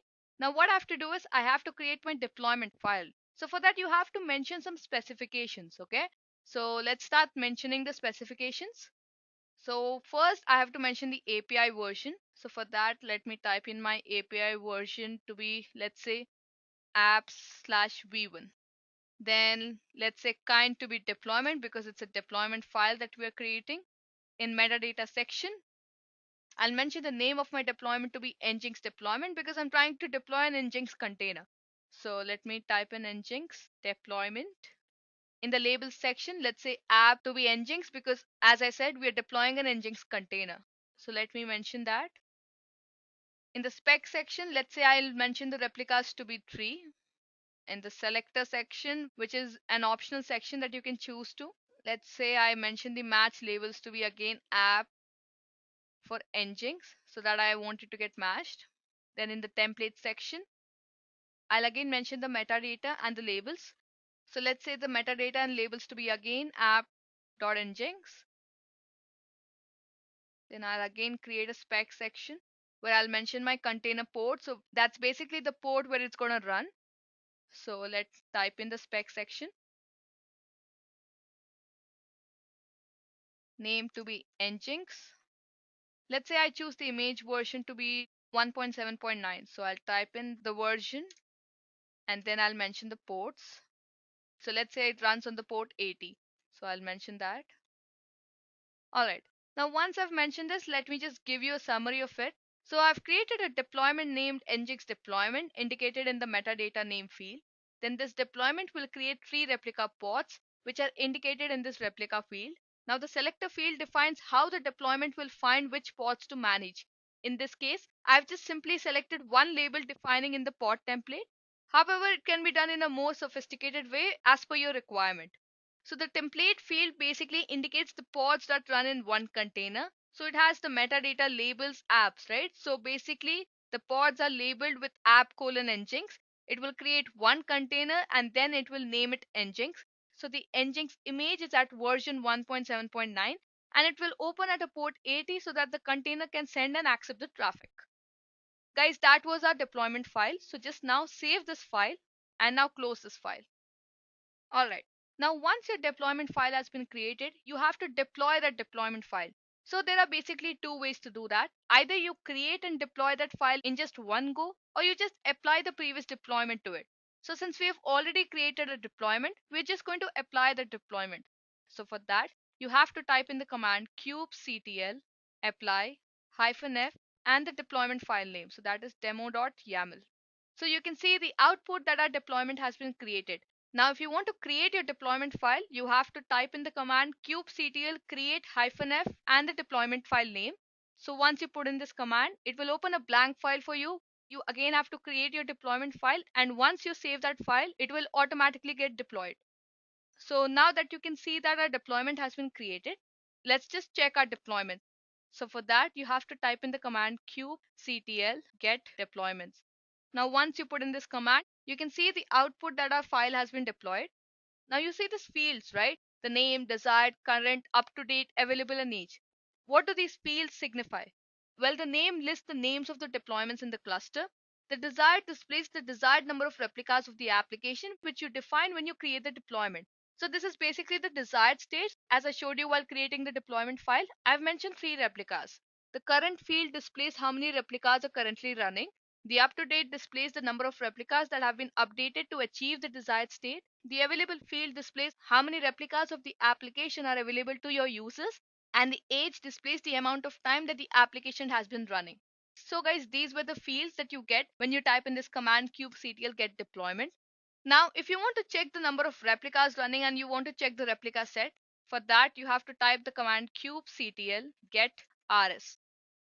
Now just observe the name of the deployment here. This has got a code that was not the same as the name of the deployment file. That's because the replica set is always formatted as the deployment name and the pod template hash value. So the hash value is automatically generated whenever the deployment is created. So it's basically generated by hashing the pod template of the replica set and uses the resulting hash as the label value that is being added to the replica set selector. So this is basically to check, that that particular replica set is not being overwritten or it does not override something else. Now, once that is done, if you want to see the description of your complete deployment file, you have to type in the command kubectl describe deployment and the name of the deployment file. So this is Nginx deployment here. So once you type in that command, you can see the complete description of your deployment file, like the number of replicas that we mentioned, that was 3 are running, 3 are updated, total number are 3, and 3 are available. The strategy type to be rolling update, the Nginx image version to be 1.7.9, it runs on the port 80, and various other conditions. So guys, that's how you can create your own deployments. Now moving on with the session, let's see how can we update the deployments. So let me switch back to my terminal. Now to update your deployment, you basically have to change some parameters. Let's change the number of replicas and the container image to 1.9.1. So for that, I'll just open my YAML file, and then let's say I change the number of replicas to 6 and the version to be 1.9.1. Once this is done, let me just save this file and close this file. Now let's just apply this deployment. So for that, you'll type in the command kubectl apply -f demo.yaml. So you can see that our deployment has been updated. Now let's check our deployment. So for that, I'll type in the command kubectl get deployments. And you can see that the desired is 6, current is 8, up to date is 5, and available is also 5. Now let's type in the command again. You can see that all are 6 and the available number is 5. And let's do it again to check the number of available. So you can now see that all our replicas are available, right? So that's how you can update your number of replicas. So now let's see if our version has been updated or not. So for that, I'll open the description. So I'll type in the command kubectl describe deployment and the name of the deployment. All right. Now, once this deployment description opens up, you can see that we have 6 replicas that I just mentioned, and the version has been changed to 1.9.1. All right. Now, once you're done with updating the deployment, let's look into how can we roll back to a particular deployment. For that, you have to type in the command kubectl rollout status deployment and the name of the deployment. So I'll just type in the name of the deployment, and it gives us an output that the deployment has been successfully rolled out. So after the rollout succeeds, you may want to get the deployments, right? So let's just check the deployments again. So for that, you'll type in the command kubectl get deployments. And yes, you can see that our deployment has 6 replicas ready. Now, once you're done with this, if you want to check your rollout history, so you type in the command kubectl rollout history deployment and the name of the deployment. Now this rollout history will basically give you the number of revisions. So we have 2 revisions over here.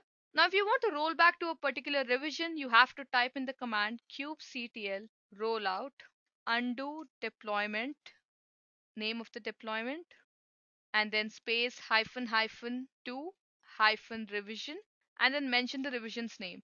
So let's say I put 3. So you can see that it has been rolled out. So now let's just check the description again.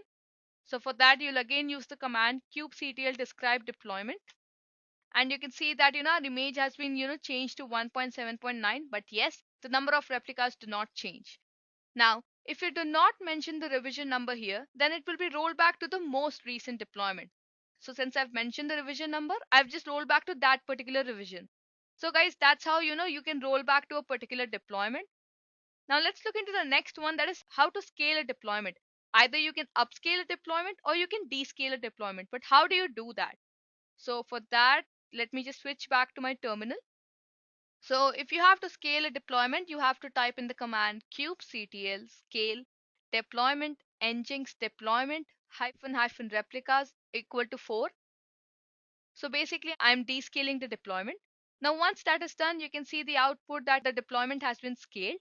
So let's just type in the command kubectl get deployments to see the number of replicas running. So you can now see that, instead of 6, we have 4 running. So that's how you can upscale or descale your deployments. Apart from this, we have something more. That is the auto scaling concept. Now by auto scaling, you can choose the minimum and the maximum number of pods that you want to run based on the CPU utilization of your existing resources. So if you want to just auto scale, you have to type in the command kubectl auto scale deployment and the name of the deployment space hyphen minimum. Let's say I mentioned 5, and hyphen maximum. Let's say I mentioned 9, right? And then I'll mention the CPU percent to be 80. That is 80% of the CPU would be used. Now, once this is done, you can see an output, right? That the horizontal autoscaler has been autoscaled. So with this command, you'll have minimum 5 number of replicas always running and maximum of 9 number of replicas.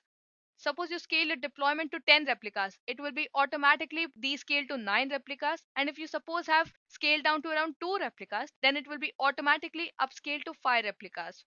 So this is the minimum and the maximum number of replicas that will be all the time running. Now let me again scale and show you what happens.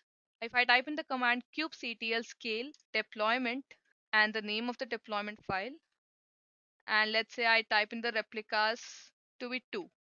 So you can see that, it has been scaled. Now let's just get the deployments, and you can see that we have 2 running. Now if you want to get the information of the horizontal autoscaler, you have to type in the command kubectl get HPA. So you can see that, there are 5 minimum pods, 9 maximum pods, 5 replicas, and 80% of the CPU can be used, right? Now, if you want to know the description of it, you just have to type in the command kubectl describe HPA Nginx deployment. That is basically the deployment file. And you can see the description of the horizontal scaler. So you can see over here the minimum replicas, the maximum replicas, the deployment pods, what is able to scale, how much it is using, when is it used, what is the age that they're starting from, and all, right? So you'll get all the information. All right. Now, if we just delete this deployment, let's see what happens. So let's say I delete the autoscaler. So for that, I'll type in the command kubectl delete HPA Nginx deployment. So you can see that, our horizontal pod autoscaler has been successfully deleted. Now let's scale the deployments again. So for that, let me type in the command kubectl scale deployment, the name of the deployment file. And let's say I mention the replicas to be 10. So you can see the output that deployment has been scaled. So let's get the deployment. So for that, I'll type in the command kubectl get deployments. So you can see that the number of replicas has been changed. But yes, before, when we were trying to scale it with the help of the scaling command and we had the autoscaler enabled, we were not able to scale it. So once the autoscaler has been deleted, you can again scale up or scale down based on your requirement. So guys, that was about the scaling up and scaling down a deployment. Now, how do you think that you can pause a deployment? Well, you can pause a deployment before triggering one or more updates and then resume it. So this will basically allow you to apply multiple fixes in between pausing and resuming without triggering unnecessary rollouts. So let's say I want to pause this deployment. So for that, I'll type in the command kubectl rollout pause deployment and the name of the deployment. You can see that, deployment has been paused. Now, let's say we want to update back the image, and let's say we'll resume it. So if you want to update the image of the deployment, you can just type in the command kubectl set image deploy and the name of the deployment file. So let me just type in the name.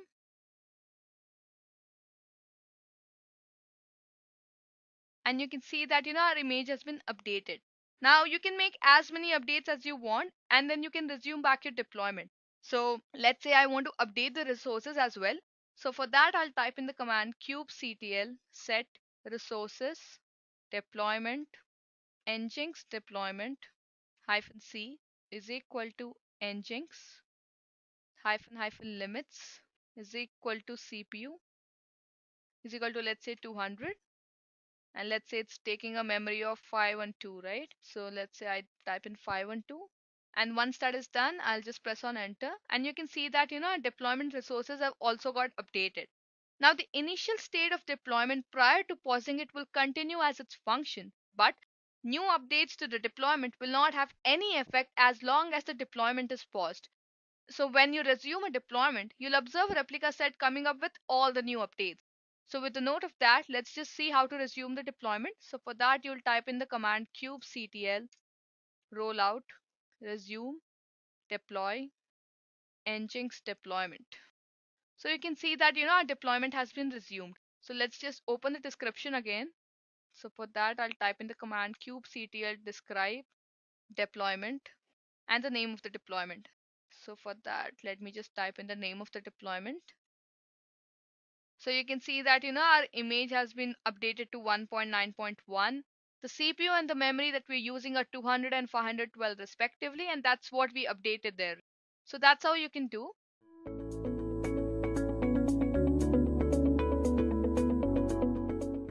Let us now understand what is Kubernetes controllers in general. Okay, but before we move ahead to controllers in Kubernetes, let's see what does this controllers actually mean in a common sense term. Okay, so this controllers, right? Controllers are basically an infinitely running loop that keeps on executing as long as we have that application running. Okay, and the responsibility of these controllers is to monitor everything that is happening in the system. So to give you a real-time example, let's take something like a room temperature controller. Okay, so we basically have this thermostat installed in majority of the rooms, right? So whatever the current state of the room is, whatever is your desired state of the room, that is monitored by a thermostat. And thermostat continuously monitors if the room temperature is dropping or increasing. And if the room temperature is changed, right, so it brings it according to whatever the difference amount is there. So coming back to Kubernetes, right? Well, controllers in Kubernetes are basically like this control loop that watches the entire state of your cluster and then make or do request changes needed to be done. Each controller tries to move the current state that is closer to the desired state over here. So let us now move ahead and discuss some of the popular controllers that is available to us in Kubernetes. First off, we have something called as replica set. You see, replica set's purpose is to maintain a stable state of a replica pod running at any given time. As such, it is often used to guarantee the availability of a specified number of identical pods. You see, replica set ensure that a specific number of pod replicas are running at any given time. However, a deployment of a container is a high-level concept that manages the replica sets and provides directive updates to pods along with a lot of other useful features. Therefore, we recommend using deployment rather than just using replica set at once. So what I'm trying to say here is that you may never need to manipulate replica set object. Instead, you can just use a deployment instance over here. Alright, so speaking about deployments, right? So deployment basically provides a declarative updates for pods and replica sets. You describe a desired state in a deployment and the deployment controller changes the actual state to the desired state at a controlled rate. You can define deployment to a creative new replica set or to remove the existing deployment and adopt all the resources with a new deployment. So moving ahead to the next type, that is stateful set. You see, stateful set is a workload API object used to manage stateful application. This manages the deployment, scaling of the pod and provides guarantee that ordering the uniqueness of these pods. Like deployment, a stateful set manages the pod that are based on identical container specs.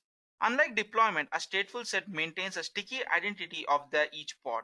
These pods are created for the same spec, but are not interchangeable as they are referred to by unique identity.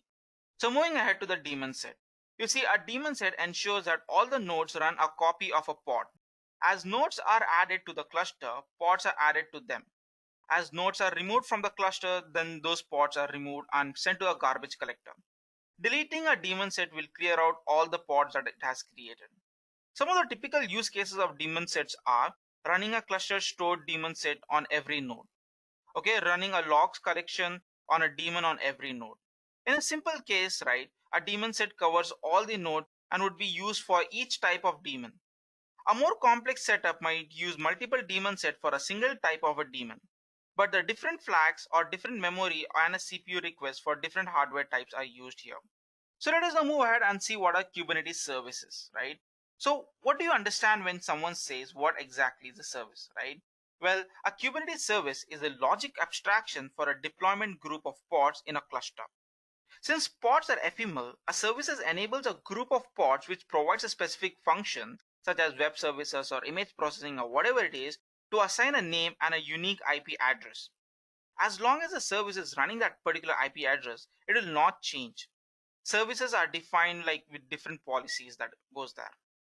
Majority of the time we get asked what is the difference between service and a deployment. Well, you see, in Kubernetes, a deployment is a method of launching a pod with a containerized application and ensuring that this necessary number of replica is always running on the cluster. On the other hand, a service is responsible for exposing an interface to those pods which enable network access from either within or from outside the cluster. Alright, so now that we know a brief about what exactly is services, let us now move ahead and see what are the different types of clusters that are available. Starting off with cluster IP service. So the cluster IP service is a default type of service which is used to expose service on IP address internet to the cluster. This access is permitted only from within the cluster. Moving on to the next one, we have headless service. Services that do not need load balancing and only expose a single IP can create headless service by specifying none as the cluster IP. Headless service can be defined as a selectors, in which cases endpoint records are created at the API that modify the DNS to return address that point to the pods that are exposing the service. Headless services without selectors don't create an endpoint records. The DNS ecosystem configures either the CNAME record or the record of the endpoint with the same name as the service. Moving on to the next type, that is node port service.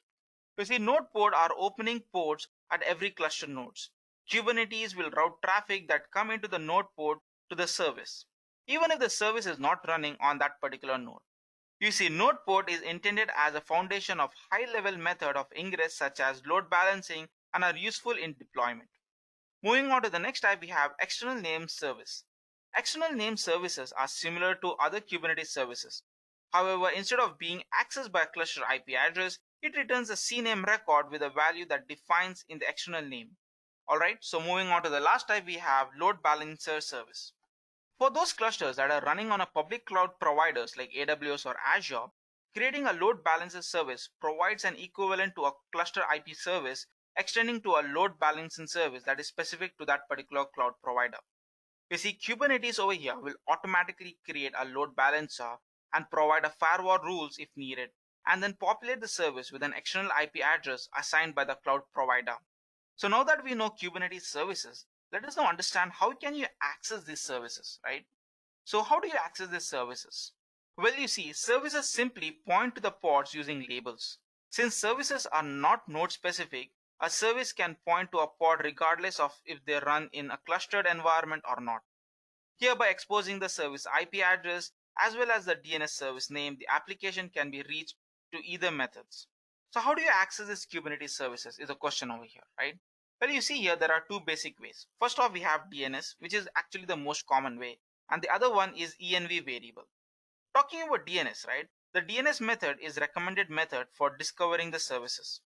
To use this method, a DNS server must first be installed to the cluster. The DNS server monitors the Kubernetes API, and when new service is created, its name becomes available for easy routing and for requesting of an application. Next, as I mentioned earlier, we have env variable.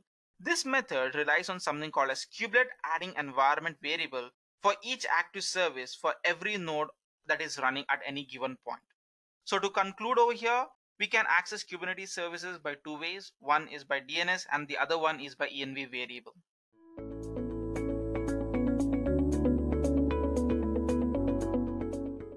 What is ConfigMaps? In Kubernetes, according to the definition, a config map is an API object used for storing non-sensitive data. This data is stored in the key value pairs. These config maps are consumed by pods as environment variables or as configuration files in a volume. The benefit of this is that ConfigMap decouples environment-specific configuration from container images. This means that your applications can become more portable. Let's understand this a bit further. In Kubernetes, you can think of volume as a file system. Volumes are provisioned to the pods and owned by that pod. The contents of that volume can be mounted into any file system path we like in the pod's container. So, the config map contains the actual content that you are going to be using to populate a pod's volume or environment variable. They contain key value pairs describing file contents, environment variable, or some arguments. Now, let's look at the use of ConfigMap and its purpose. First, let's understand that when you create a pod, you use several environment variables. These values are tightly coupled with the pod. These values are normally typed in the pod's definition. For example, when you use a specific location, that is statically defined in the pod definition. Now, if you have multiple pods using the same variable, you will have to edit the pod definition one by one. So, you have to change variable, file location, definition, and so on. Kubernetes offers ConfigMap as a solution to this boring task, where you can define location as a key value pair, and that value will be injected into the pod. Now, if you ever want to change the values, all you need to do is edit the config map, and that's it. No more tedious work of changing variables and configuration one by one. This saves time and makes things simpler. So, let's talk about the similarities and differences of ConfigMap and secrets. First, in Kubernetes, these ConfigMap and secret might appear virtually similar, but the intended usage for both is a bit different. First, ConfigMap is strictly intended for storing non-sensitive information such as configuration data and environment variables.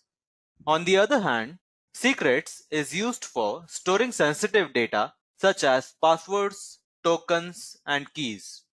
Unlike ConfigMap, which has no encryption available, with secrets, you can enable encryption in order to use it safely. Talking about the similarities, both objects are meant to be injected to the pods, but secrets is very specific and is intended to hold confidential data. Now, let's talk about how you can create config maps. Well, there are two ways you can create them. First is called the imperative approach and the other declarative. Let's look at imperative first. With the imperative approach, you can use the kubectl command followed by config map and the name of the config map and the key value pair with the literal parameter. The literal means that you are passing the key value directly during the creation process. These key values pair can be something like first name as a key and the first name like John as a value. With the declarative approach, you can use the file structure of config map and define key value pairs inside it. Then you save the file with an extension of YAML. Afterwards, all you need to do is run the kubectl apply command and provide it the file that you just saved.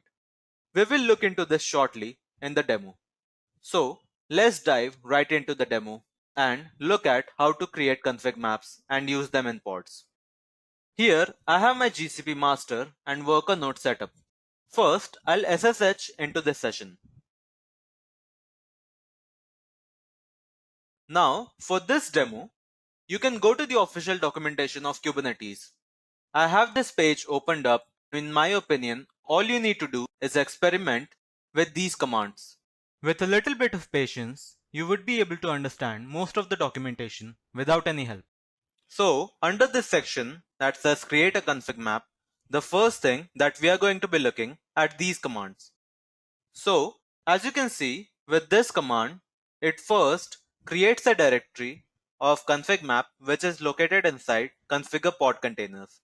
Next, it downloads two files from the Kubernetes website, which are game.properties and UI properties, and then pushes that into directory that we just created. Afterwards, what it does is it creates the config map using this command with the config map name being game-config, and it passes it the file which are located in this directory. Therefore, in this manner, it is essentially creating config maps from directory because the directory will be holding two files. Let's do this. So first, I'll copy this command and essentially copy paste most of the code. Next, I'll download these two files and then we'll again be looking into this. Now, what I first want to do is I'll open these files. So as you can see, we have the UI properties with the key value pairs being listed like this.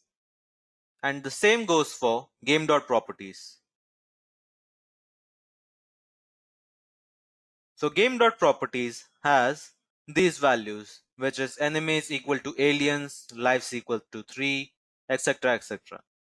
Now, we are not much interested in that, but what we are interested in is creating the config map using this directory. So if we look at my directory here, it has configure pod container, and if we go inside it, we should see the files that we downloaded.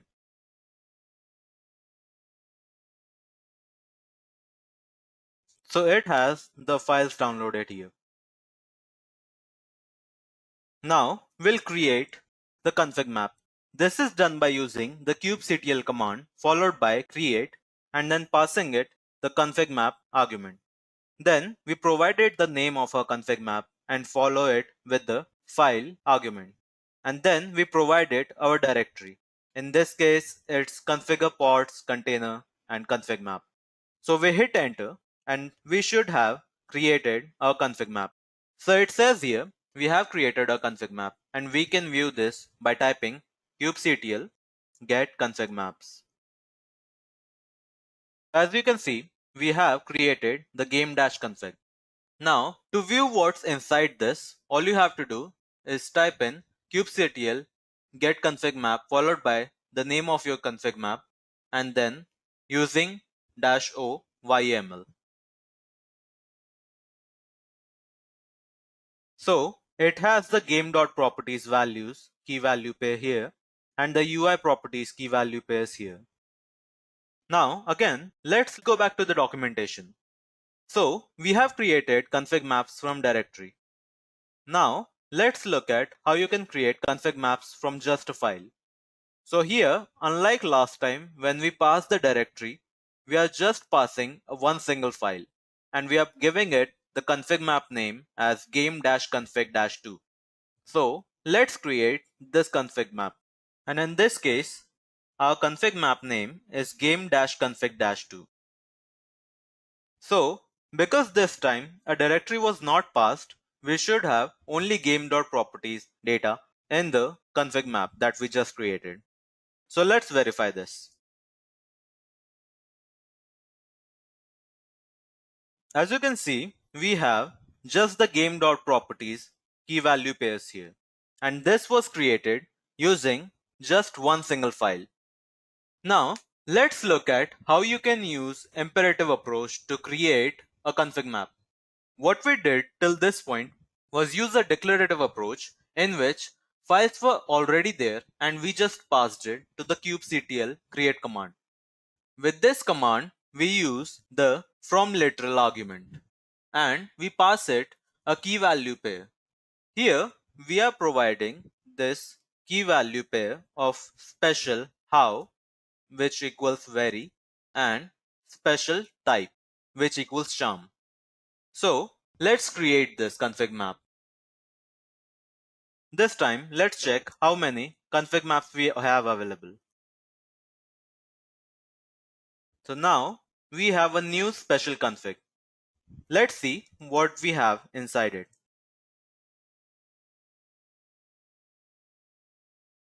So as you can see, values that we provided, which were special.how equal to very and special.time equal to charm, are available here. And now let's see how you can actually inject values into pods using keys and config map references. So let's go through the documentation and see what we have. So under this section, we can see that we are defining an environment variable here, which is from literal equal to special or how equal to very, which we just did, as you can see here. Next, what we are doing is we are assigning the special.how variable to our config map, and we are doing this for this specific variable. So if you look at this, you can see that it has the name of the pod, which will be this.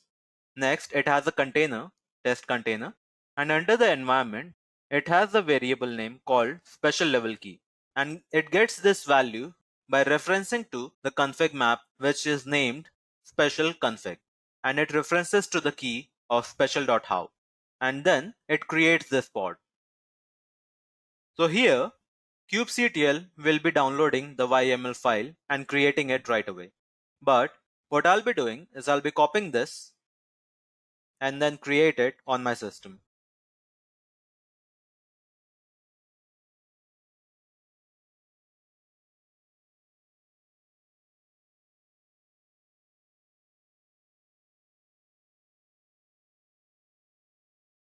And now we have created our pod, which is named dappy test pod. Now, if we look at our documentation, it says here that we referenced special config and we have referenced the special.how key. Now, this should be reflected in the environment variable called special key inside the pod that we just created, which is named dappy test pod. So to check this, what we are going to do is we'll type in one command, which is called kubectl log followed by the pod name.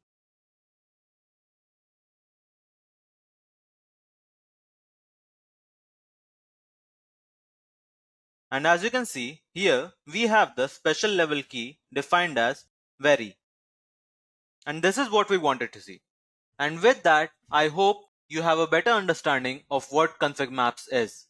This session was by no means a very comprehensive session on this topic, but at least with this knowledge, you can understand how ConfigMaps is used to inject values into the pods.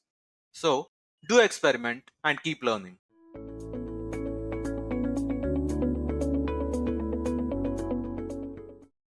So firstly, we will understand why do we need stateful set in Kubernetes. So as I've already mentioned in the introduction, stateful set is used to manage stateful applications. What it really does in Kubernetes is that it manages the deployment and scaling of a set of pods. So the pods that you create in Kubernetes is simply a collection of one or more containers and is the smallest unit of a Kubernetes application. So stateful set really manages the deployment and scaling of a set of pods. Okay. The second reason as to why stateful set is required in Kubernetes is that it provides guarantees about the ordering and uniqueness of these pods. Also, unlike a deployment, a stateful set maintains a sticky identity for each of the pods. Replica pods of MySQL, for example, are not identical. These pods are created from the same spec but are not interchangeable. Each has a persistent identifier that it maintains across any rescheduling. The persistent identifiers are predictable pod name like mypod0, mypod1 instead of hash fixed endpoint or individual DNS name. So when a pod restarts, while the IP address changes, the name and endpoint stay the same. Stateful sets currently require a headless service to be responsible for the network identity of the pods. That is, we are responsible for creating this particular service. And stateful sets do not provide any guarantee on the termination of pods when a stateful set is deleted. To achieve ordered and graceful termination of the pods in stateful set, it is possible to scale the stateful set down to 0 prior to deletion. The storage for a given pod must either be provisioned by a persistent volume provisioner based on the requested storage class or pre-provisioned by an admin. Now that we know why stateful set in Kubernetes is really important, let's move ahead and talk about what is Kubernetes stateful set. As I've already mentioned before, stateful set is the workload API object used to manage stateful applications. It basically manages the deployment and scaling of a set of pods and provides guarantees about the ordering and uniqueness of these pods. Like a deployment, a stateful set manages pods that are based on an identical container spec. Unlike a deployment, a stateful set maintains a sticky identity for each of their pods, and these pods are created from the same spec but are definitely not interchangeable. Each of them have a persistent identifier that it maintains across any rescheduling. We've already discussed these points in the previous part. Now, if you want to use storage volumes to provide persistence for your workload, you can use a stateful set as a part of the solution. Although individual pods in a stateful set are susceptible to failure, the persistent pod identifiers make it much easier to match existing volumes to the new pods that replace any that have failed. So in short, a stateful set is a Kubernetes controller that is used to manage and maintain one or more pods. However, so do other controllers like replica sets and the more robust deployments do. So what does Kubernetes use stateful sets for? A stateless application is one that does not care which network it is using, and it does not need permanent storage. Some of the examples of stateless applications may include web servers like Apache, Tomcat, etc. On the other hand, we have stateful applications. Now, if you deploy such applications on Kubernetes, you'll need to ensure that pods can reach each other through a unique identity that definitely doesn't change. Some examples of stateful applications include MySQL clusters, Redis, Kafka, MongoDB, and others. Now that we understand what is stateful set, let's move ahead and talk about the differences between stateful set and deployment. So at the heart of any Kubernetes deployment strategy lies the pod, the workhouse of distributed container solutions. The Kubernetes pod glues together a bunch of containers to a single networking stack and process namespace. Pod processes can communicate with one another over loop back and signal each other using signal mechanics. Deployments and stateful sets allow you to scale up your pods, roll out new images and configurations, and much more. But how do you pick which one to use for a given situation? It all depends on what you want out of your pods. So when your pods are interchangeable, you can use deployment. If scaling up means just run more of these, then you want a deployment. These are by far the most common in the wild, and they fit very nicely with application workloads and other 12-factor applications that share no state and have no need for identity. Let's say you have a deployment of a Rust-based web application. The load balancer out front routes traffic to the single application instance. The application itself keeps all state in the relational database behind it. So if you want to scale it, you have to just ask for more copies, as you can see in figure 2. Kubernetes deployment controller immediately springs into action, creating all of the new pods at once. Now these new pods boot with the same environment variables set and the same config maps mounted in, presumably allowing them to talk to the database just like the first pod. The best use cases for deployments is when you want to use stateless application workloads and when you just want a single pod. Now we'll understand when to use stateful set. The 12-factor never be responsible for the data approach is a great one for commodity computation, like the kind of workloads that make up API services, backend service brokers, etc. Eventually, somebody has to actually handle data in order to make the whole thing worthwhile. Now, to scale stateful systems, you need a stateful set. Now, let's consider the relational database system behind the applications. Ideally, we'd like to be able to scale it up and build some sort of consensus-based leader or follower topology. We can't really discuss the details of how this would work, but suffice it to say that one cannot hold elections without identity. When we scale the stateful set from 1 replica to 3, the stateful set controller starts to incrementally deploy a new missing pods one at a time. First, the pod 1 comes up initialized and then settles into a ready state. Then the second pod does likewise. One of the more powerful features of a stateful set is the use of persistent volume claim templates, a means to provide each pod in a stateful set with its own persistent volume. Now, if you're trying to replicate database contents, this is a critical capability.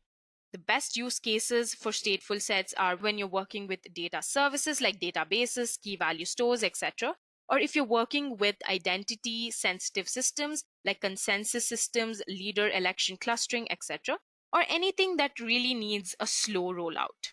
Now that we know the difference between when to use deployments and when to use stateful set, let's go ahead and check out a stateful set example. So now currently I'm working on my Linux virtual machine. So if you want to try this on Ubuntu, you can follow this procedure. So before we begin, there are some prerequisites. Firstly, you will have to download kubectl, you have to download Minikube, you will have to download Docker. All of the procedure you can find in their official website. So install all of that and then we can get started. So the first thing that we're going to do is I'm just going to start my Minikube using the command sudo minikube start. Okay, so once that is done, you can see that kubectl is now configured to use the Minikube cluster and default namespace by default. I'm going to clear the screen. So sometimes running Minikube with the default resource configuration results in inefficient resource errors. So to avoid those errors, you can also start Minikube with start -- memory 2048 -- CPUs is equal to 2. Or you could just use the Minikube start command. I've already mentioned that stateful sets require a headless service to be responsible for the network identity of the pods, and we are responsible for creating the service. Stateful sets are intended to be used with stateful applications and distributed systems. However, in order to demonstrate the basic features of a stateful set, what we're going to do now is we will deploy a simple web application using a stateful set. So we're going to use a web.yml file which creates a headless service called the Nginx service to publish the IP addresses of pods in the stateful set. So what we're going to do is I'm just quickly going to open my web browser. So I'm just going to copy this web.yml file and I'm going to paste it on my web browser so we can view the entire file, the YAML file. So I'm just going to explain this YAML file really quickly. So firstly, there is a headless service which is named Nginx that is used to control the network domain. The headless service is created by explicitly specifying none for the cluster IP. So for the headless services, a cluster IP is not allocated. This is what we'll have to remember. So the stateful set, which is named web, has a spec that indicates that has two replicas of the Nginx container, which will be launched in unique pods. We must also set the .spec.selector field of a stateful set to match the label of its spec template metadata lab. And the volume claim templates will provide stable storage using persistent volumes. So I know we haven't learned what is persistent volume, but it is simply a piece of storage in the cluster that has been provisioned by an administrator. So that's what a persistent volume is. Kubernetes creates one persistent volume for each volume claim templates. In our case, each pod will receive a single persistent volume with the default storage class and one GIB of provisioned storage. Now, when a pod is rescheduled or scheduled onto a node, its volume mounts mount the persistent volumes associated with its persistent volume claims. However, the persistent volumes associated with the pod's persistent volume claims are not deleted when the pods or stateful set are deleted. This must be done manually. When the stateful set controller creates a pod, it adds a label statefulset.kubernetes.io/pod name that is set to the name of the pod. And this label allows you to attach a service to a specific pod in the stateful set. So I'm going to switch back to my terminal. First, what we're going to do is we are going to start with creating the stateful app. That is the stateful set along with the persistent volumes and the headless server. And we're going to do this using the kubectl apply command.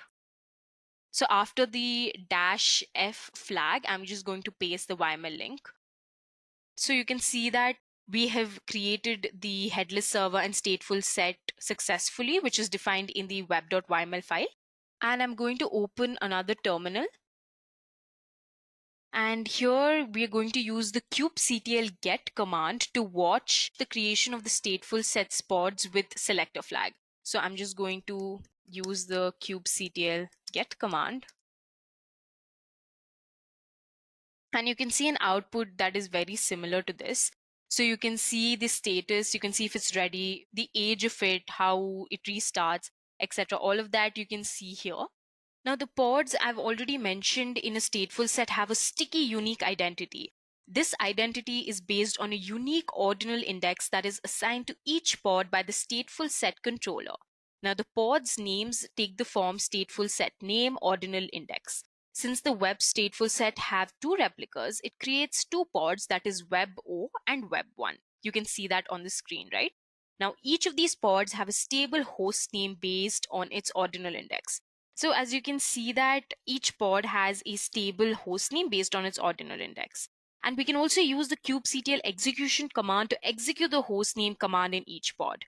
Now when the pods restarted, the pods ordinals, host names, SRV records, and A record names have not changed, but the IP addresses associated with the pods may change. You can use the delete command to delete all the pods in a stateful set and wait for the stateful set to restart them and for both pods to transition to running and ready.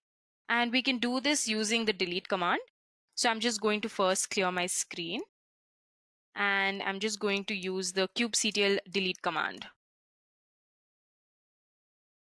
So it says the pods have been deleted. Now what I'm going to do is I am going to use the get pod command. Now the status is currently terminating. That means it is deleting. Now again, if I execute the command, it says the status is container creating.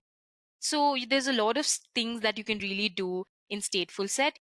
You can write to stable storage using the persistent volume claims for all of the pods. You can also scale up via stateful set using the kubectl scale stateful set. So this is all to begin with stateful set. Let's move ahead and check out its limitations. So the storage for a given pod must either be provisioned by a persistent volume provisioner based on the requested storage class or pre-provisioned by an admin. Also deleting and or scaling a stateful set down will not delete the volumes associated with the stateful set. This is done to ensure data safety, which is generally more valuable than an automatic purge of all related stateful set resources. Stateful sets currently require a headless service to be responsible for the network identity of the pods, and you are responsible for creating the service, which can be sometimes a limitation. Stateful sets also do not provide any guarantees on the termination of pods when a stateful set is deleted. To achieve ordered and graceful termination of the pods in the stateful set, it is possible to scale the stateful set down to 0 prior to deletion. And when you're using rolling updates with the default pod management policy, it's possible to get into a broken state that requires a manual intervention to repair. So these are some of the disadvantages of stateful set.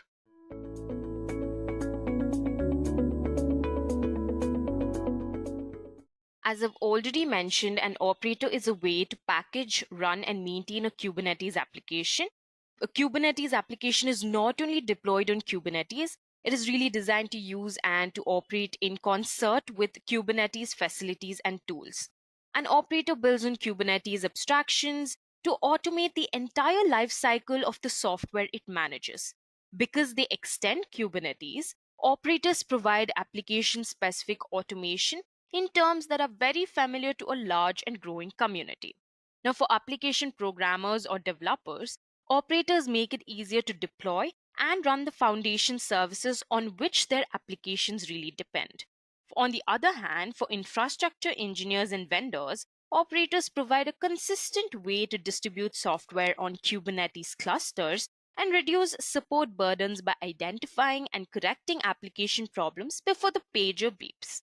Now, before we begin to describe how operators do these jobs, let's define a few Kubernetes terms to provide context and a shared language to describe operator concepts and components. Firstly, let us understand how Kubernetes really works. This is really important. This is your basic, so you'll have to understand this. Kubernetes automates the life cycle of a stateless application. For example, an static web server. Now, without state, any instances of an application are interchangeable. Now, it is really important to know that without state, any instances of a particular application are interchangeable. The simple web server retrieves files and sends them onto a visitor's browser. Now, because the server is not tracking state or storing input or data of any kind, when one server instance fails, Kubernetes can replace it with another. Kubernetes refers to these instances, each a copy of an application running on the cluster, as replicas. Now, a Kubernetes cluster is a collection of computers, which are called nodes. Now, all cluster work runs on one, some, or all of a cluster's nodes. The basic unit of work and of replication is called the pod. A pod is a group of one or more Linux containers with some common resources like networking, storage, and access to shared memory. At a very high level, a Kubernetes clusters can be divided into two planes. The first one that you can see on the screen is the control plane, is in simple terms the Kubernetes itself.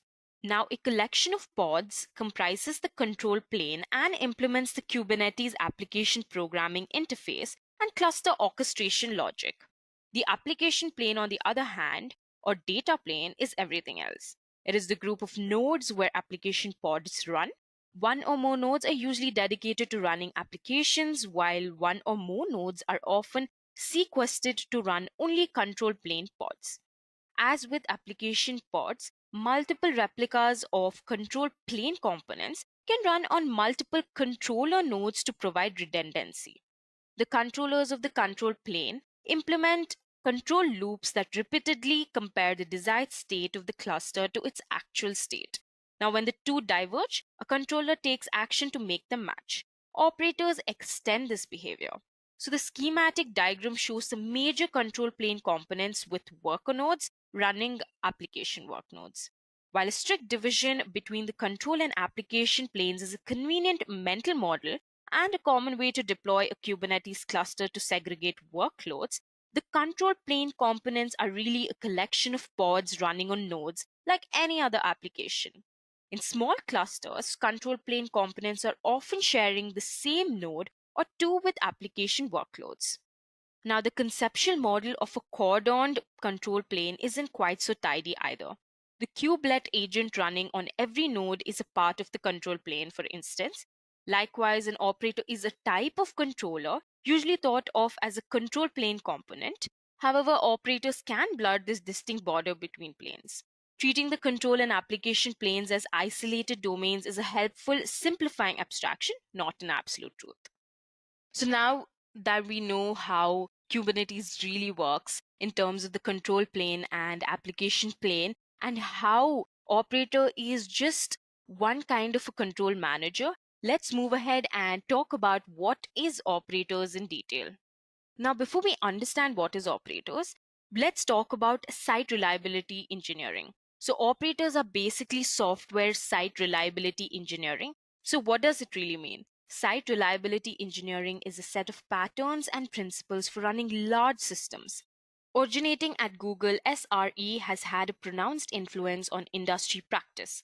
Practitioners must interpret and apply SRE philosophy to particular circumstances, but a key tenet is automating systems administration by writing software to run your software. Teams freed from a rote maintenance work have more time to create new features, fix bugs, and generally improve their products. Now let's talk about operators. It is like an automated site reliability engineer for its application. It encodes in software the skills of an expert administrator. An operator can really manage a cluster of database servers, for example. It knows the details of configuring and managing its applications, and it can install a database cluster of a declared software version and number of members. An operator continues to monitor its application as it runs and can back up data, recover from failures, and upgrade the application over time automatically. Cluster users employ kubectl and other standard tools to work with operators and the applications they manage because operators extend Kubernetes. You must be wondering, what is kubectl? So kubectl is basically a command line tool for Kubernetes. You can really play around and operate Kubernetes with the help of kubectl command line. Now that we know what is operators, let us understand what are custom resources. So custom resources in short are used for small in-house configuration objects without any corresponding controller logic. That is, it is purely declaratively defined. But custom resources also play a central role for many serious development projects on top of a Kubernetes that want to offer a Kubernetes native API experiences. Custom resources are available in every Kubernetes cluster since version 1.7. They're stored in the same etcd instance as the main Kubernetes API resources and served by the same Kubernetes API server. At its core, a custom resource would look very similar to the image that you can see on the screen. Custom resources or CRs as extensions of the Kubernetes API contain one or more fields like a native resource, but are not part of a default Kubernetes deployment. CRs hold structured data, and the API server provides a mechanism for reading and setting the fields as you would those in a native resource by using kubectl or another API client. Users define a custom resource on a running cluster by providing a custom resource definition. A CRD is akin to a schema for a CR, defining the CR's fields and the types of values those fields contain. Now, Kubernetes provides custom resources to represent new collection of objects in the API. Custom resources are created and accessed by standard Kubernetes clients like kubectl, and they obey Kubernetes conventions like the resources.spec and .status.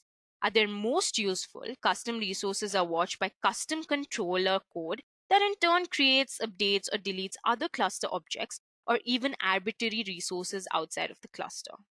With this, let's move ahead and understand what are custom controllers. Custom resources are entries in the Kubernetes API database. They can be created, accessed, updated, and deleted with the common kubectl commands, but a custom resource alone is merely a collection of data. Now, to provide a declarative API for a specific application running on a cluster, you also need active code that captures the processes of managing that application. So the Kubernetes has a standard Kubernetes controller, which is called as the replica set controller, which we'll not be talking about as of now. But to make an operator providing an application programming interface for the active management of an application, you build an instance of the controller pattern to control your application. This custom control that you create checks and maintains the application's desired state represented in the custom resource. So every operator has one or more custom controllers implementing its application-specific management logic. So now that we know what is custom controller and how it is related to custom resources, let's move ahead and talk about how operators work. So operators work by extending the Kubernetes control plane and API. In its simplest form, an operator adds an endpoint to the Kubernetes API called a custom resource, which we just talked about, along with a control plane component that monitors and maintains resources of the new type. This operator can then take action based on the resource's state, which is illustrated in the figure on the screen. Here on the screen, you can see that operators are custom controllers watching a custom resource. As I've already mentioned, custom resources are the API extension mechanism in Kubernetes. A custom resource definition, that is a CRD, defines a custom resource. It's analogous to a schema for the CR data. Unlike members of the official API, a given CRD doesn't exist on every Kubernetes cluster. CRDs extend the API of the particular cluster where they are defined. They, meaning CRs, provide endpoints for reading and writing structured data. A cluster user can interact with CRs with kubectl or another Kubernetes client, just like any other API resource. Now let's move ahead and talk about how operators are made. So the first thing what Kubernetes does is it compares a set of resources to reality. That is the running state of the cluster. Then it takes actions to make reality match the desired state described by those resources. Operators then extend that pattern to specific applications on specific clusters. So an operator is basically a custom Kubernetes controller watching a custom resource type and taking application-specific actions to make reality match the spec in that resource. Now, making an operator means creating a custom resource definition and providing a program that runs in a loop watching CRs of that kind. What the operator does in response to changes in the custom resource is specific to the application the operator manages. The actions an operator performs can include almost anything, that is scaling a complex application, application version upgrades, or even managing kernel modes for nodes in a computational cluster with specialized hardware. Now, for example, the etcd operator knows how to perform particular tasks. An operator knows about its application's internal state and takes regular actions to align that state with the desired state expressed in the specific of one or more custom resources. Now that we know how operators are made to, let's talk about who are operators for. Now, the operator pattern arose in response to infrastructure engineers and developers wanting to extend Kubernetes to provide features specific to their sites and software. Operators make it easier for cluster administrators to enable and developers to use. Foundation software pieces like databases and storage systems with less management overhead. Now, if the killer new DB database server that's perfect for your application's backend has an operator to manage it, you can deploy killer new DB without needing to become an expert killer new DB DBA. Application developers build operators to really manage the applications they are delivering, simplifying the deployment and management experience on their customers' Kubernetes cluster.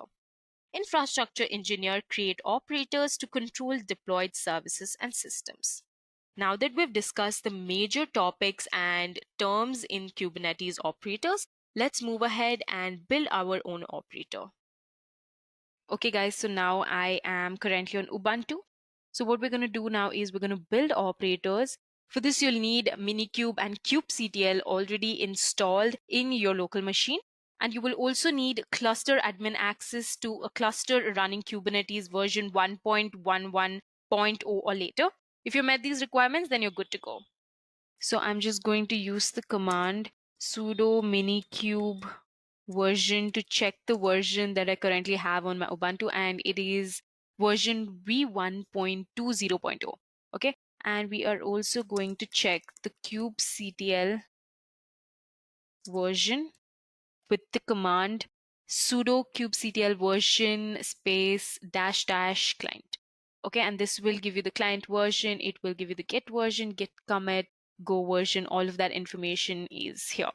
Now that we have both Minikube and kubectl set up in our Linux machine, I am just going to start Minikube using the command minikube start. Now you can see that kubectl has configured to use Minikube cluster and default namespace by default. This is good. Now I'm just going to clear my screen. So before we move ahead, we are going to ask the Kubernetes API about the cluster admin role to see if it exists on the cluster. So you must be wondering, what is cluster admin role, right?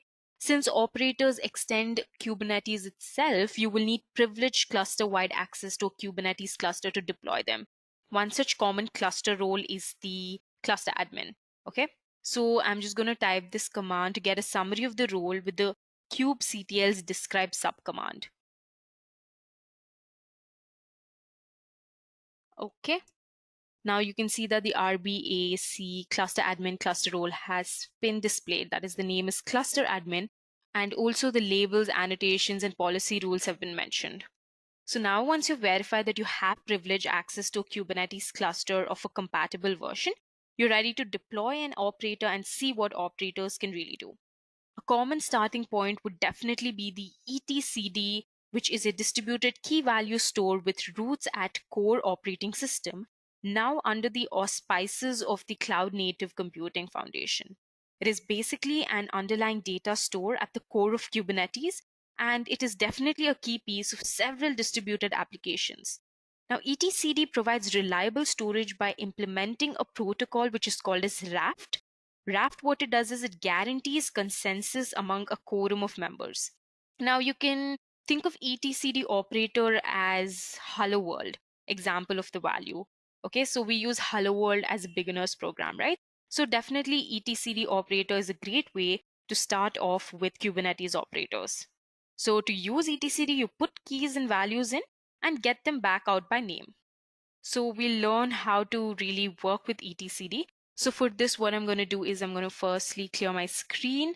And so we will be downloading a Git repository for the chapters example codes. What this does is it grabs the chapters repository and changes into the particular chapter that we'll mention. So I'm just going to download this book by using the command git clone.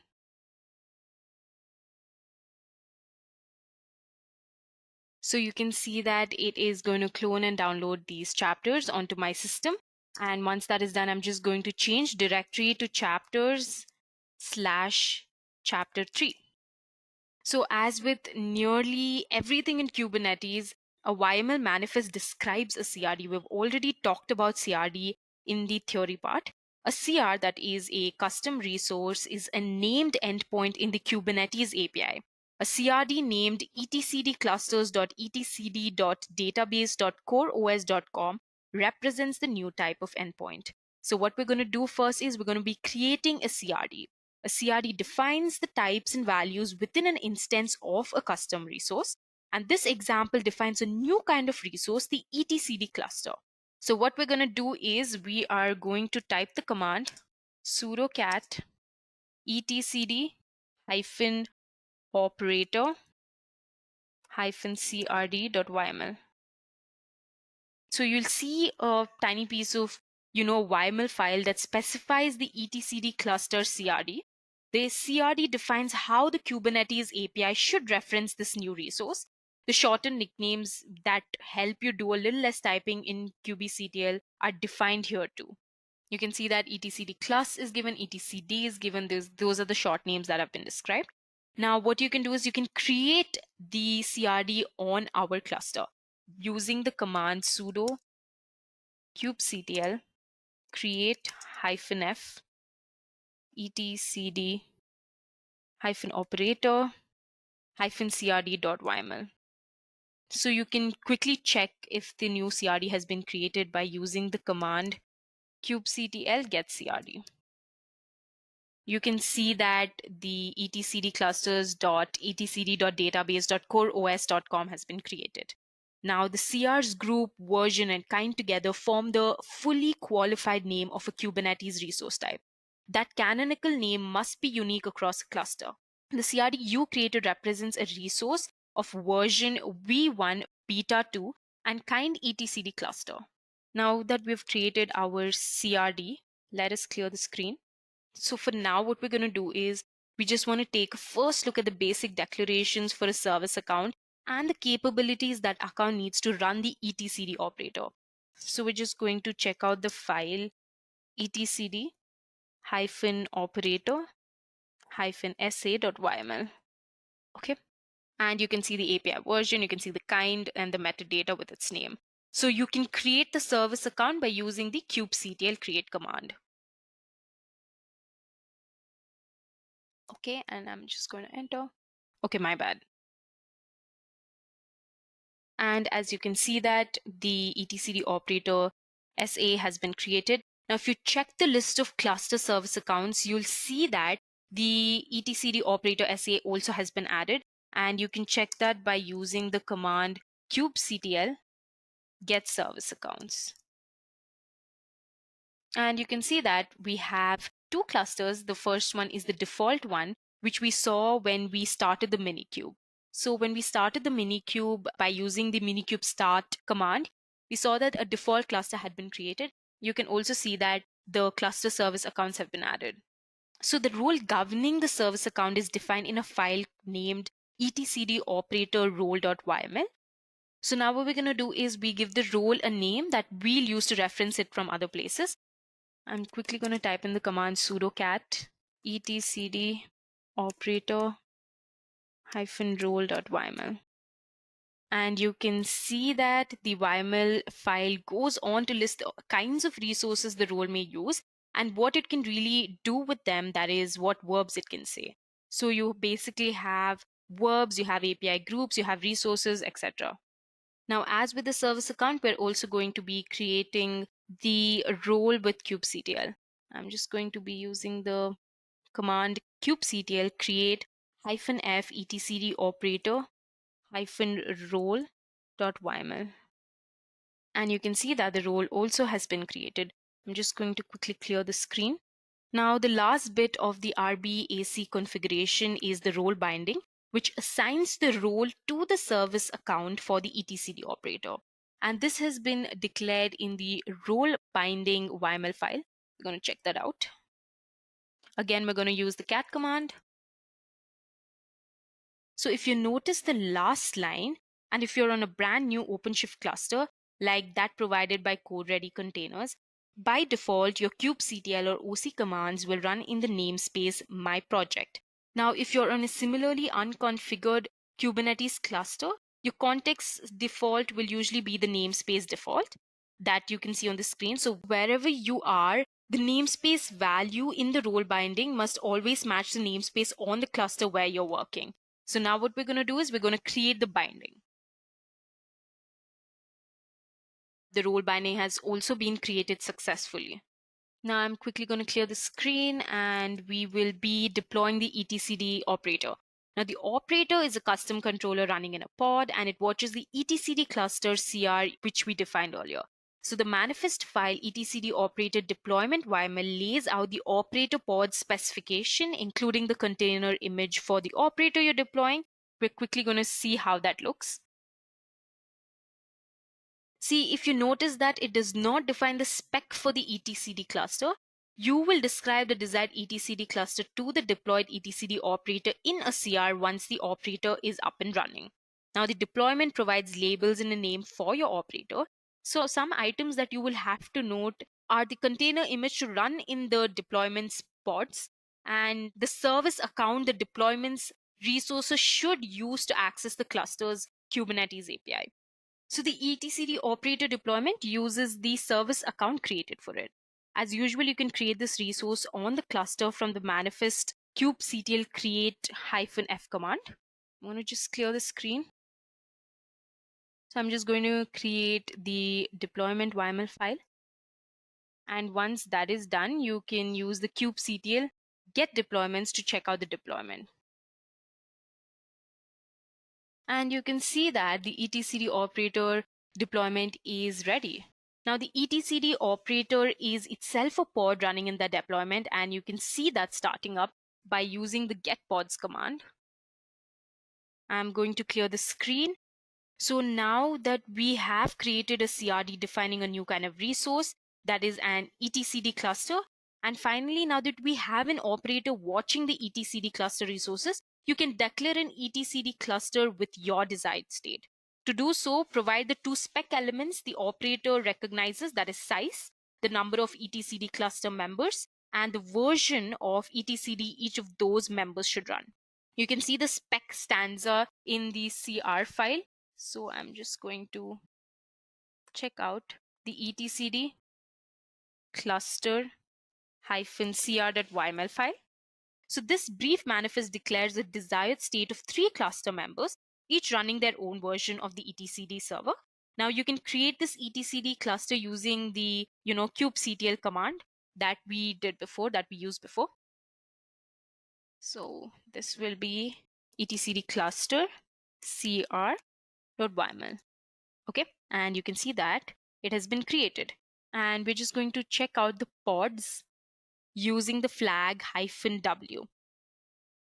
This example etcd cluster is a first class citizen, an etcd cluster in your clusters API, and you can see that it is initializing and the pod is also initializing, and now it's going to run.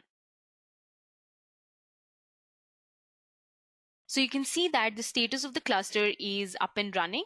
With this, we come to the end of the session. So now let's move ahead and talk about the operators and how they've been adopted in various companies. A wide variety of developers and companies have adopted the operator pattern, and there were already many operators available that make it easier to use key services as components of your applications. Crunchy Data has developed an operator that manages PostgRE SQL database clusters. There are popular operators for MongoDB and Redis. Rook manages Ceph storage on Kubernetes clusters, while other operators provide on-cluster management of external storage services like Amazon S3. Moreover, Kubernetes-based distributions like Red Hat's OpenShift use operators to build features atop a Kubernetes core, keeping the OpenShift web console available and up to date.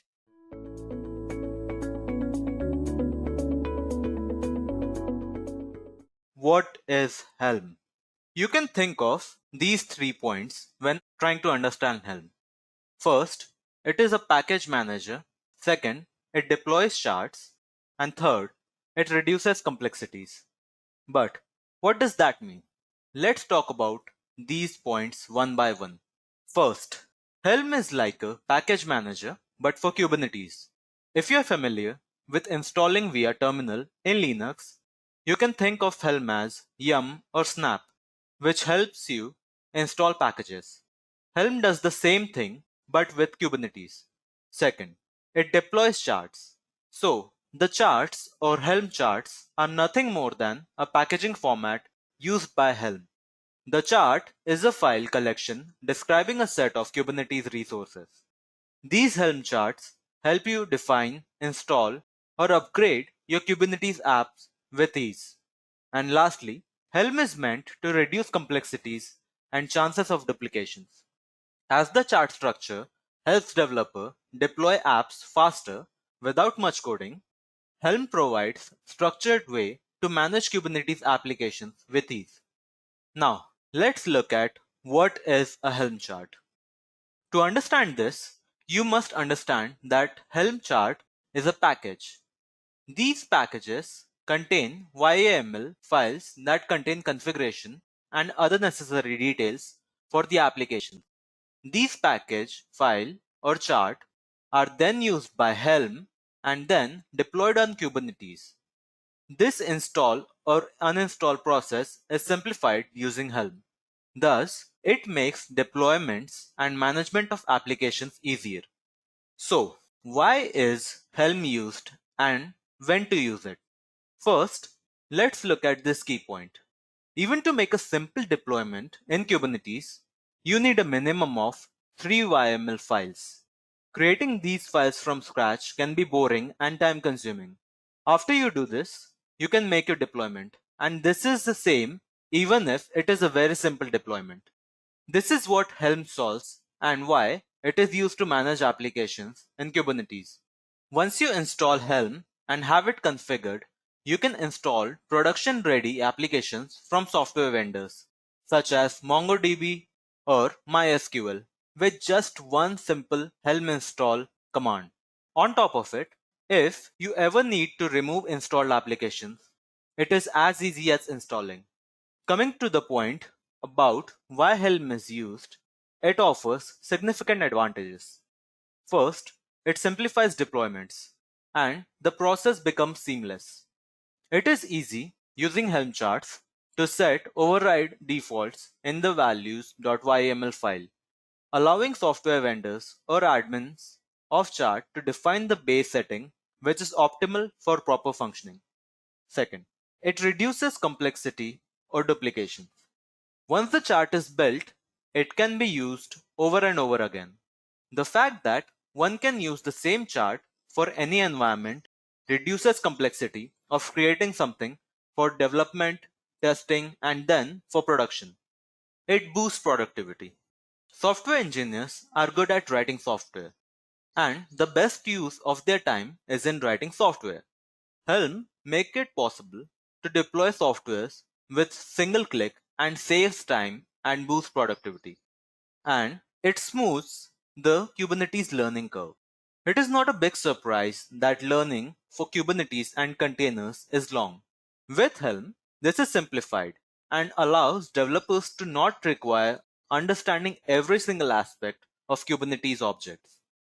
Now, let's talk about when to use Helm. Although from a high level, both Helm and Kubernetes operators do the same thing, you can think of using Helm for simpler deployments. The reason being is that as your team size grows and the project scales up, you might need direct control over your custom applications. Thus, many people agree to not using Helm for custom configurations. When working in an enterprise level, using Helm might make things more complex and hard to navigate through. But to make things clear, Helm can be used even with complex applications. It is just that sometimes it is preferred and sometimes it is not preferred. Now, let's look at the chart structure. You can create a chart in your terminal by writing Helm create followed by the name of your chart. After creating the chart, you will end up with a list of files in the directory of the chart name you provide. Here, we will be talking about three main things, which are the chart.yml file, the templates directory, and the values.yml file. So, let's look at these. The chart.yml file is a metadata file. This file contains information about the chart, including version and other such details. The values.yml is the default configuration file. This can be thought of as the heart of Helm, containing necessary configuration details for the chart that you create, and the template folder. This folder usually has a service.yml and deployment.yml. This folder contains the templates which are combined with values files and creates a valid Kubernetes manifest file. We will see all of this in the demo shortly. So let's dive right into the demo. And here we will install Helm first and then create our chart. After doing that, we will make a simple deployment using Helm install. So here I have my master and worker node set up, and all I'll do is SSH into my session.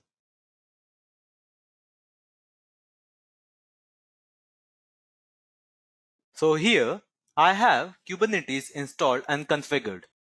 I can verify that using kubectl. As you can see, we are in the ready status and my worker node is connected and the master is the control plane. So here, the first step that we need to do is install Helm. You can find out the details by typing into your browser Helm install, and that will take you to the main page. As you can see, on this page, you can find how you can install Helm in your operating system. Since I'm using Ubuntu, I can use either these commands, which are from here, or I can use the snap. Now, I'll be using this command because it's just one single command, and paste it into my master node. Now that Helm is installed, I can go ahead and create a chart. I do this by typing helm create followed by the name of my chart, which I'll say demo. And as you can see, we have created it. So as you can see here, this directory was created right about now. So now I'll just type in tree demo to see the directory. So it looks like I don't have the tree installed. So let's fix this. So now that I have tree installed, I'll go ahead and then type tree demo. So as you can see, this looks very familiar with the chart structure that we talked about before. Here we have the chart.yml file.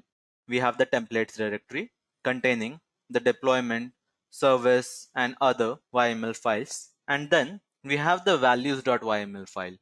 So the objective of this demo is to create a very simple deployment, and what we are going to do is launch an Nginx service.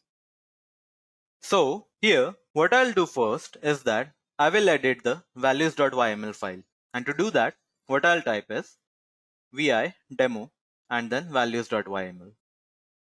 So this is a basic configuration. Here what I'll do, as you can see here, I have my Nginx and all I need to do is configure it so that I can deploy it on my Kubernetes. So I'll make some basic configuration changes and later on I'll deploy it. To do that, I'll make some changes right here.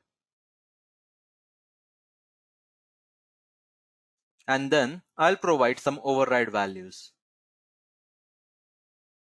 Next, I'll make it the type node port because I want this to be accessible.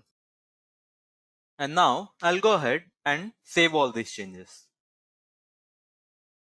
Now that it is done, all I need to do to launch this is type in helm install demo followed by the name of my chart, which I provided, and then I'll provide it with my directory, including the values.yml file. And with that, we get a confirmation saying it has been deployed. So what I need to do is type in these three commands to get the port number. So here I get the port number, that is 30563, and if I am able to curl this, it means that we should be successful. So as you can see, we get a response from our Nginx that we just deployed. We can again verify this by going to my browser and typing in my external IP address followed by the port name. And as you can see, our Nginx server was successfully deployed. In this way, you can launch applications using Helm in your Kubernetes clusters. This was just a simple demonstration, but even complex apps can be deployed using the same process. So feel free to experiment and do the same process, or maybe make some changes and try to figure out how things work in Kubernetes.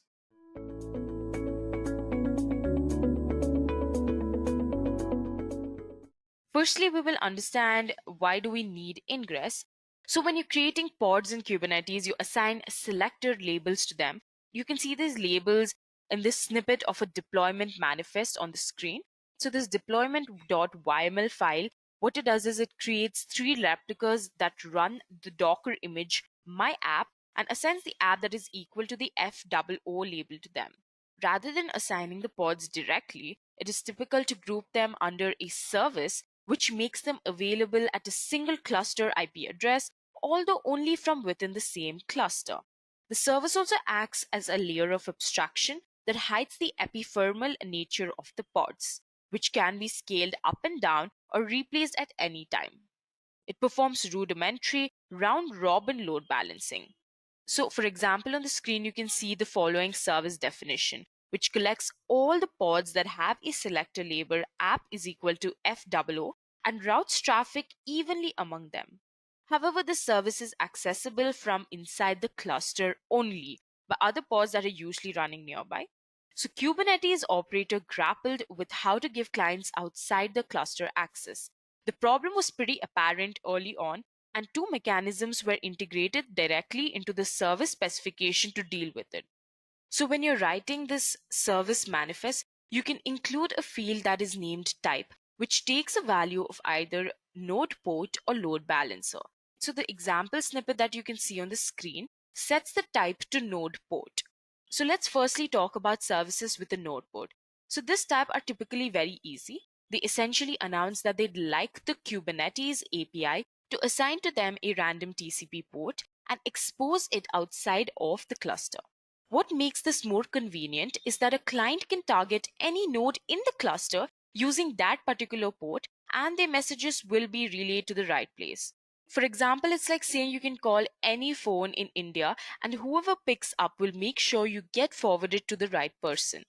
The only downside is that the port's value must fall between the range 30,000 and 32,767, a range safely out of the way of well-known ports, but also conspicuously non-standard compared to the familiar ports 80 for HTTP and 443 for HTTPS. The randomness itself is also a hurdle, since it means that you do not know what the value will be beforehand, which makes configuring NAT, firewall rules, etc. just a bit more challenging, especially when a different random port is set for every service. So the other type of option that is available to set type is to load balancer.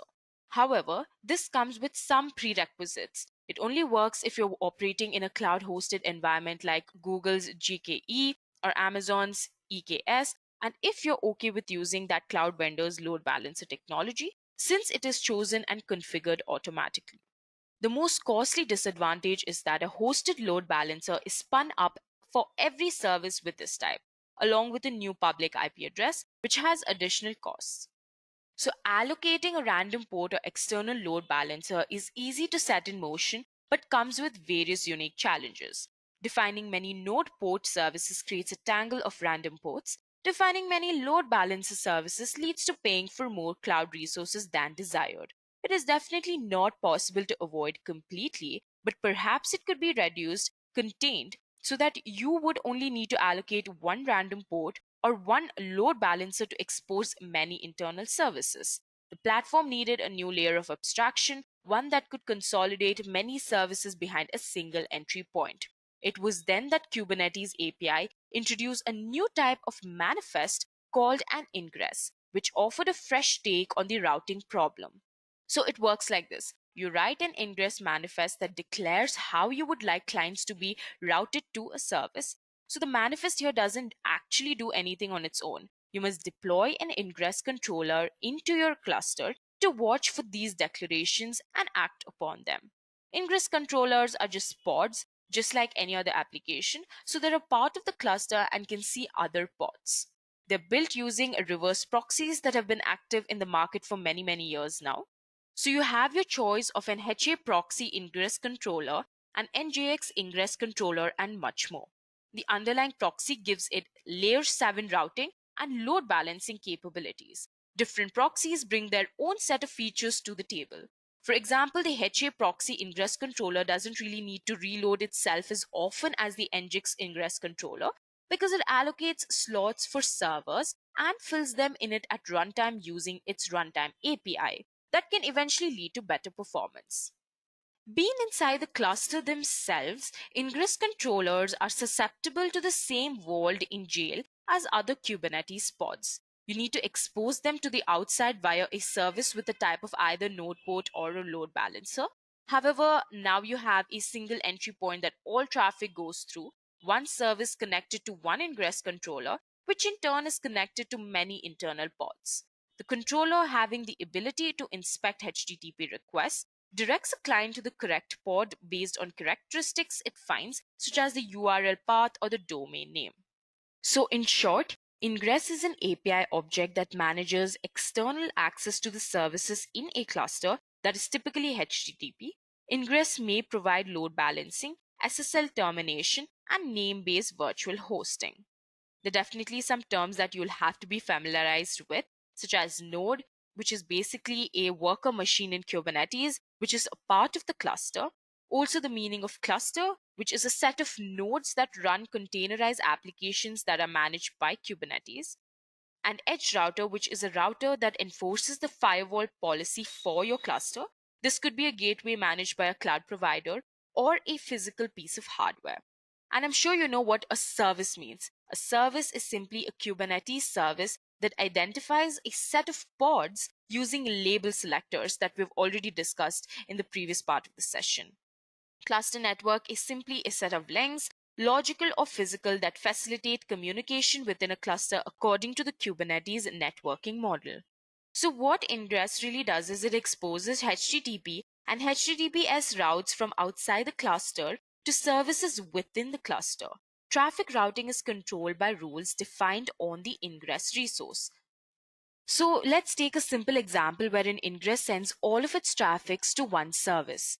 An Ingress may be configured to give services externally reachable URLs, load balance traffic, terminate SSL or TLS, and offer name-based virtual hosting. An Ingress controller is responsible for fulfilling the ingress, usually with a load balancer, though it may also configure your edge router or additional front ends to help handle the traffic. An ingress does not expose arbitrary ports or protocols. Exposing services other than HTTP and HTTPS to the internet typically uses a service of type service.type is equal to node port or service.type is equal to load balancer. So firstly, you must have an ingress controller to satisfy an ingress. Only creating an ingress resource has no effect whatsoever. You need to deploy an ingress controller such as Ingress NGX, or you can choose from a number of ingress controllers. Ideally, all ingress controllers should fit the reference specification. In reality, the various ingress controllers operate slightly different. So firstly, we will look at how a minimal ingress resource looks like. So as with all the other Kubernetes resources, an ingress, as you can see, needs API version, kind, and metadata fields. The name of an ingress object must be a valid DNS subdomain name. Also, Ingress frequently uses annotations to configure some options depending on the ingress controller, an example of which is the rewrite target annotation. Different ingress controllers support different annotations. The ingress spec that you can see, that is the specifications, has all the information needed to configure a load balancer or proxy server. Most importantly, it contains a list of rules matched against all the incoming requests. Ingress resource only supports rules for directing HTTP or HTTPS traffic. So let's move ahead and talk about ingress rules. Firstly, you'll need an optional host. Now in this example, no host is specified. So the rule applies to all inbound HTTP traffic through the IP address specified. If a host is provided, for example, foo.bar.com, the rules apply to that particular host. Secondly, a list of paths, for example, front/test path, is required, each of which has an associated backend defined with a service.name and a service.port.name or service.port.number. Both the host and path must match the content of an incoming request before the load balancer directs traffic to the reference service. And finally, you'll need a backend, which is a combination of service and port names. HTTP and HTTP requests to the ingress that matches the host and path of the rule are sent to the listed backend. A default backend is often configured in an ingress controller to service any requests that do not match a path in the specification. With this, let's move ahead and set up Ingress on the default Kubernetes cluster, that is Minikube. So now what we're going to do is we are going to set up Ingress on Minikube.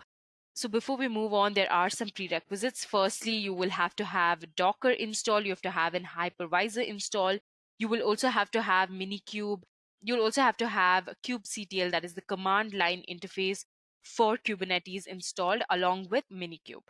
Okay, so if you want to install all of these tools, firstly, you will have to install Docker. And for this, you can just go to the official website of Docker and you can check out the version that you want to install.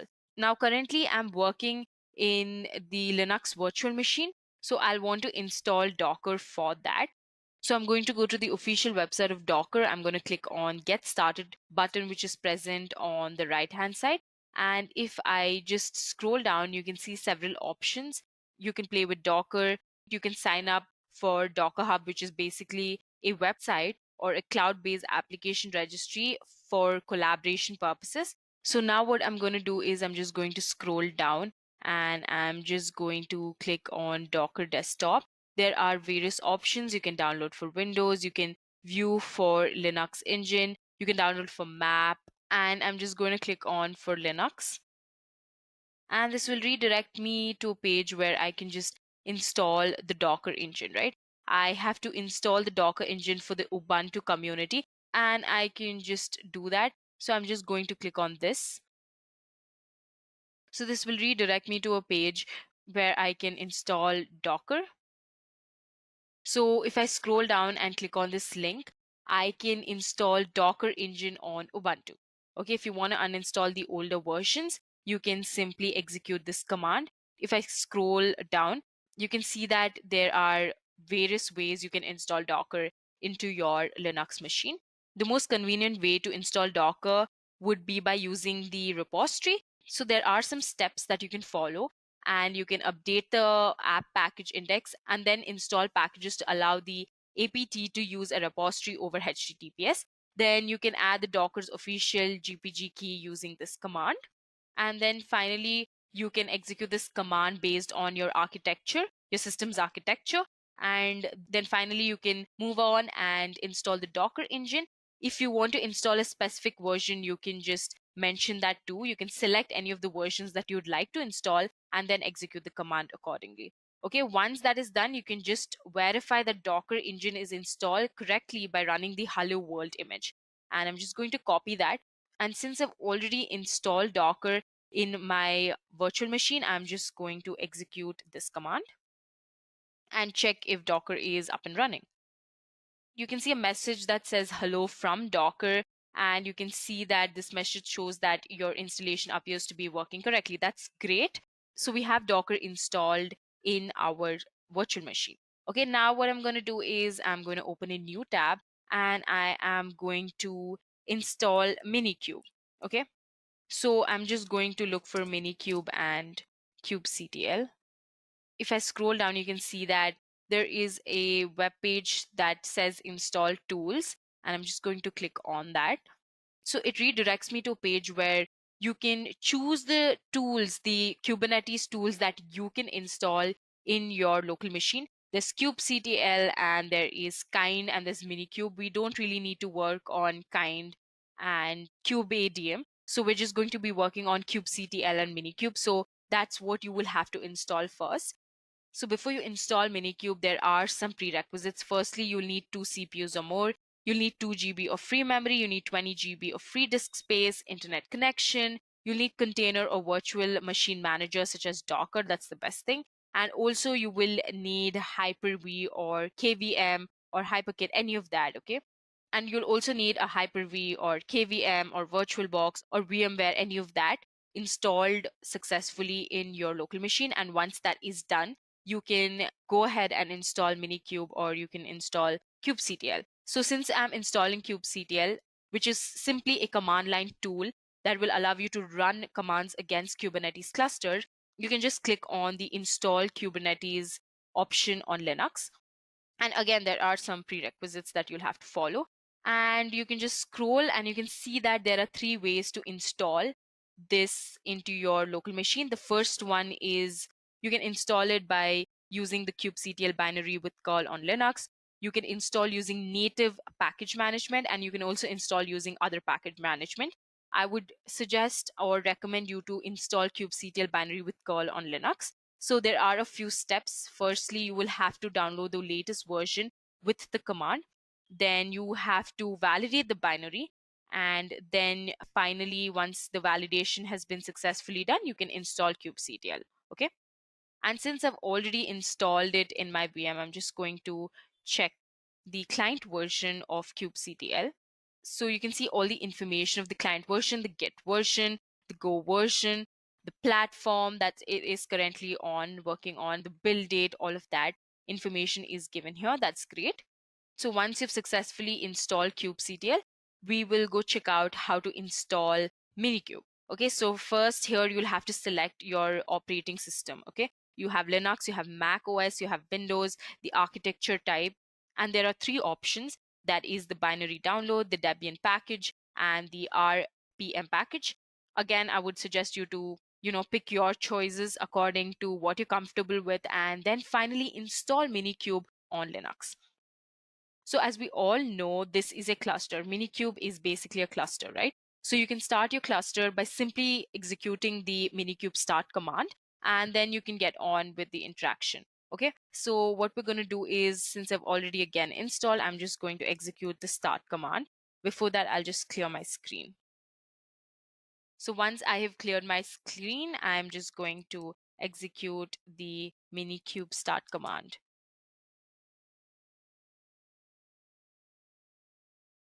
So as you can see that Minikube is up and running. It says kubectl is now configured to use Minikube cluster and default namespace by default. So that's great. We have a namespace that is created and that is named as default. We also have the Minikube cluster up and running. So I'm just going to clear my screen. And now what we're going to do is we are going to enable the NGX Ingress controller. As I've already mentioned in the previous part of this session, we will have to enable the Ingress controller. Then only we can move ahead and create our resource, right? So that's what I'm going to do. I'm just going to enable my NGX Ingress controller by using the command Minikube add-ons enable Ingress.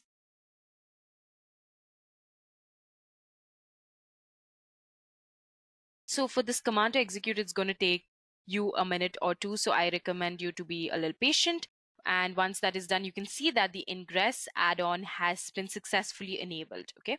Once that is done, what we're going to do is we're going to verify that the NGX Ingress controller is up and running.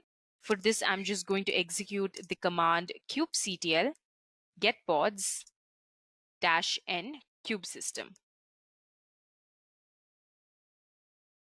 So I've just opened the link and you can see that the output is Hello World version 1.0.0 and also the host name has been specified.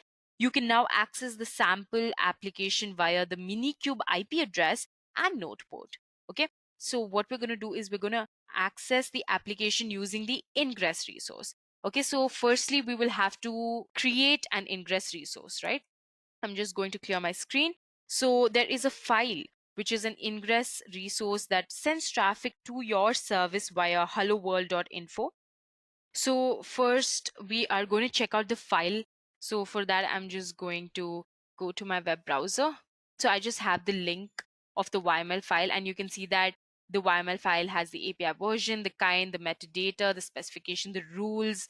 We discussed the rules, right? So all of that has been specified in this YAML file. Now what we're going to do is we're going to create this YAML file, right? So I'm going to switch back to my terminal and I'm just going to use the kubectl apply command. So I'm just going to type out the file that it has to fetch. I'm just going to cross check if it is right. And once that is done, I'm just going to execute it. So you can see that the example ingress has been created. Okay, so we're just going to verify the IP address is set. And for that, we're just going to use the command kubectl get ingress. So you can see that the example ingress has been created successfully and it hosts helloworld.info and there is an address, its ports, its age, all of that information has been given. Okay, so now what we're going to do is we're going to add the IP address to the bottom of the etc host file. So for that, what we're going to do is we are simply going to edit the file. I'm just going to execute the command vim host. Okay, so now that it is open, we can edit it. So once I get on the insert mode in this file, so I'm just going to add the IP address. So I'm just going to type in hello world info So what this does is this sends requests from hello-world.info to Minikube. Okay, so I'm just going to click escape, save this file. So once that is done, what we're going to do is we are going to verify that the Ingress controller is directing traffic. And we are going to do this using the curl command. You can see successfully the command has been executed. So if we shift to the browser, you can see that it's up and running. Okay, once that is done, I'm going to shift back to my terminal. So now what we're going to do is we are simply going to test our Ingress. Okay, so in the next part of the session, we'll be testing our Ingress. So testing is the absolute same way. You're simply going to be accessing using the curl command, and it will just give you the output of what you are accessing. You can create many deployments, and you can also add these deployments to your example ingress.yml file, and this will also be tested and it can also be applied.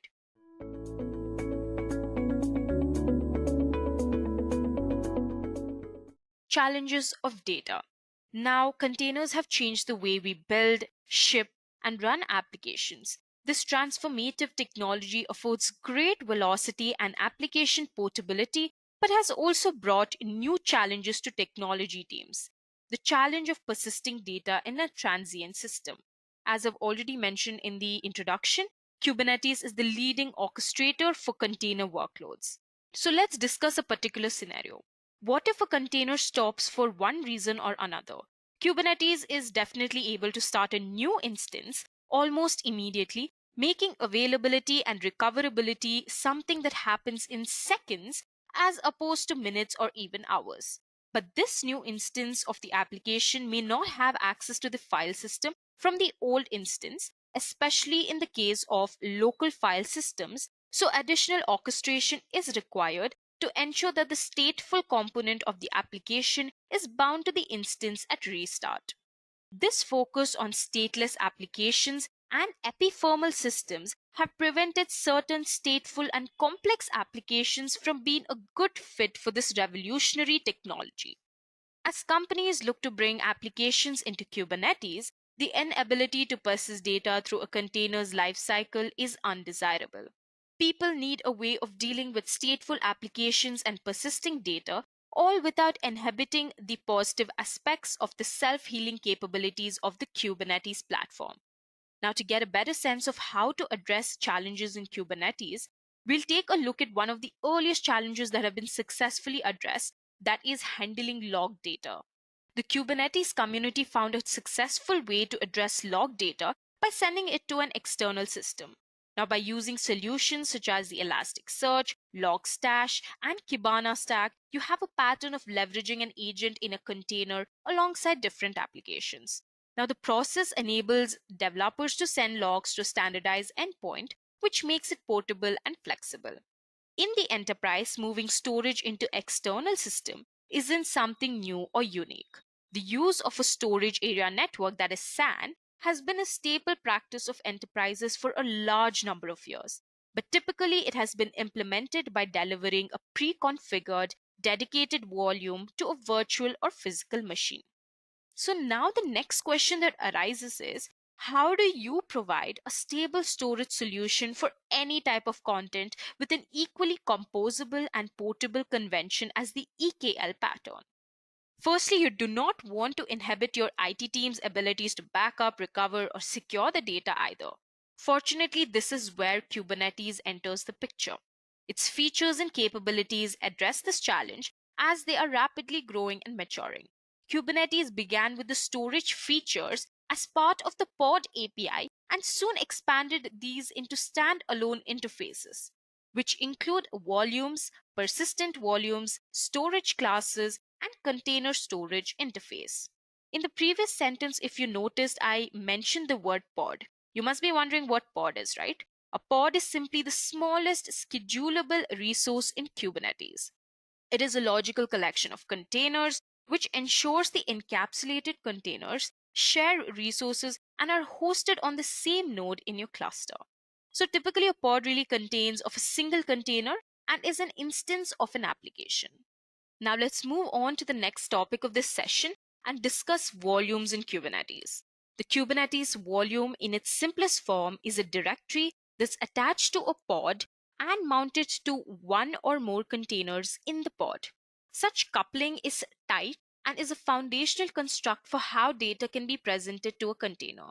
Now, because of this relationship with the pod, Kubernetes volumes are designed to have the same life cycle as the pod. If an epithermal volume is defined by the pod, for example, its contents do not survive a container restart.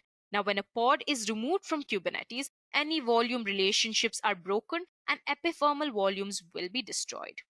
Kubernetes volumes are typed, which is how you define the storage mechanism backing the volume. Volume characteristics may be defined via volume type specific parameters. This may be a physical disk or path on the Kubernetes node, a SAN, a network attached storage, or even a storage service from a cloud provider, to name a few. So what really volumes do is it really allows applications to have a very defined storage part that stays consistent through the redeployment of a container. Okay, so this layer of abstraction really helps, but on its own does not solve all persistent storage concerns. There are many special volumes available for use, like the empty directory, ConfigMaps Secret. So all of these have their own advantages and can be used in many ways. When a pod is scheduled to run on a node, a volume is created on that node and will remain there until the pod is deleted or moved to another node. This volume is an empty directory volume that begins empty and is backed by the storage of the host itself. The other two types of ConfigMap and Secret are volumes whose content is actually stored by Kubernetes. This mechanism is often used to pass configuration information, such as credentials, into a container and ensure they are available wherever the pod is scheduled to run. Now that we understand volumes just allow applications to have a defined storage path that stays completely consistent and same throughout the redeployment of a container, let's move ahead and talk about persistent volumes in Kubernetes. Now, as the relevance and utility of local storage options are literally exhausted, the need arises to leverage external storage. Individual nodes may have storage provided by a SAN, but that's not the same as being able to orchestrate the external storage along with the rest of the instructions for managing an application. Kubernetes here provides a persistent volume claim, which is a request for storage.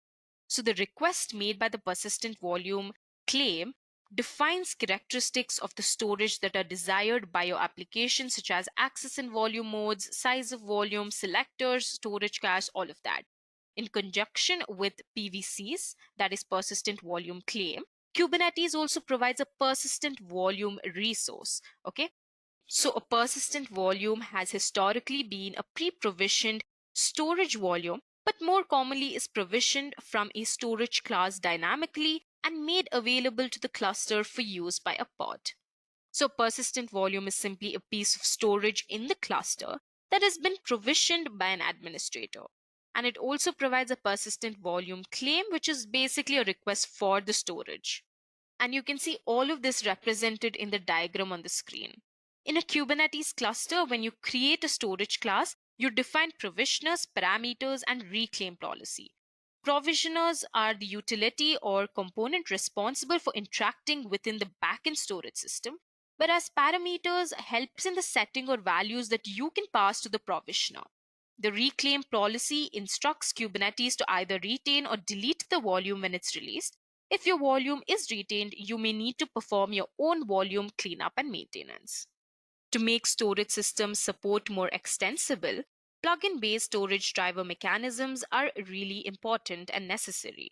So instead of only developing and shipping storage drivers as part of Kubernetes itself, storage vendors and users wanted a way to provide and use the drivers they need and to omit the ones they do not. So along came CSI and Flex Volume, which are the out-of-tree extension points for storage drivers.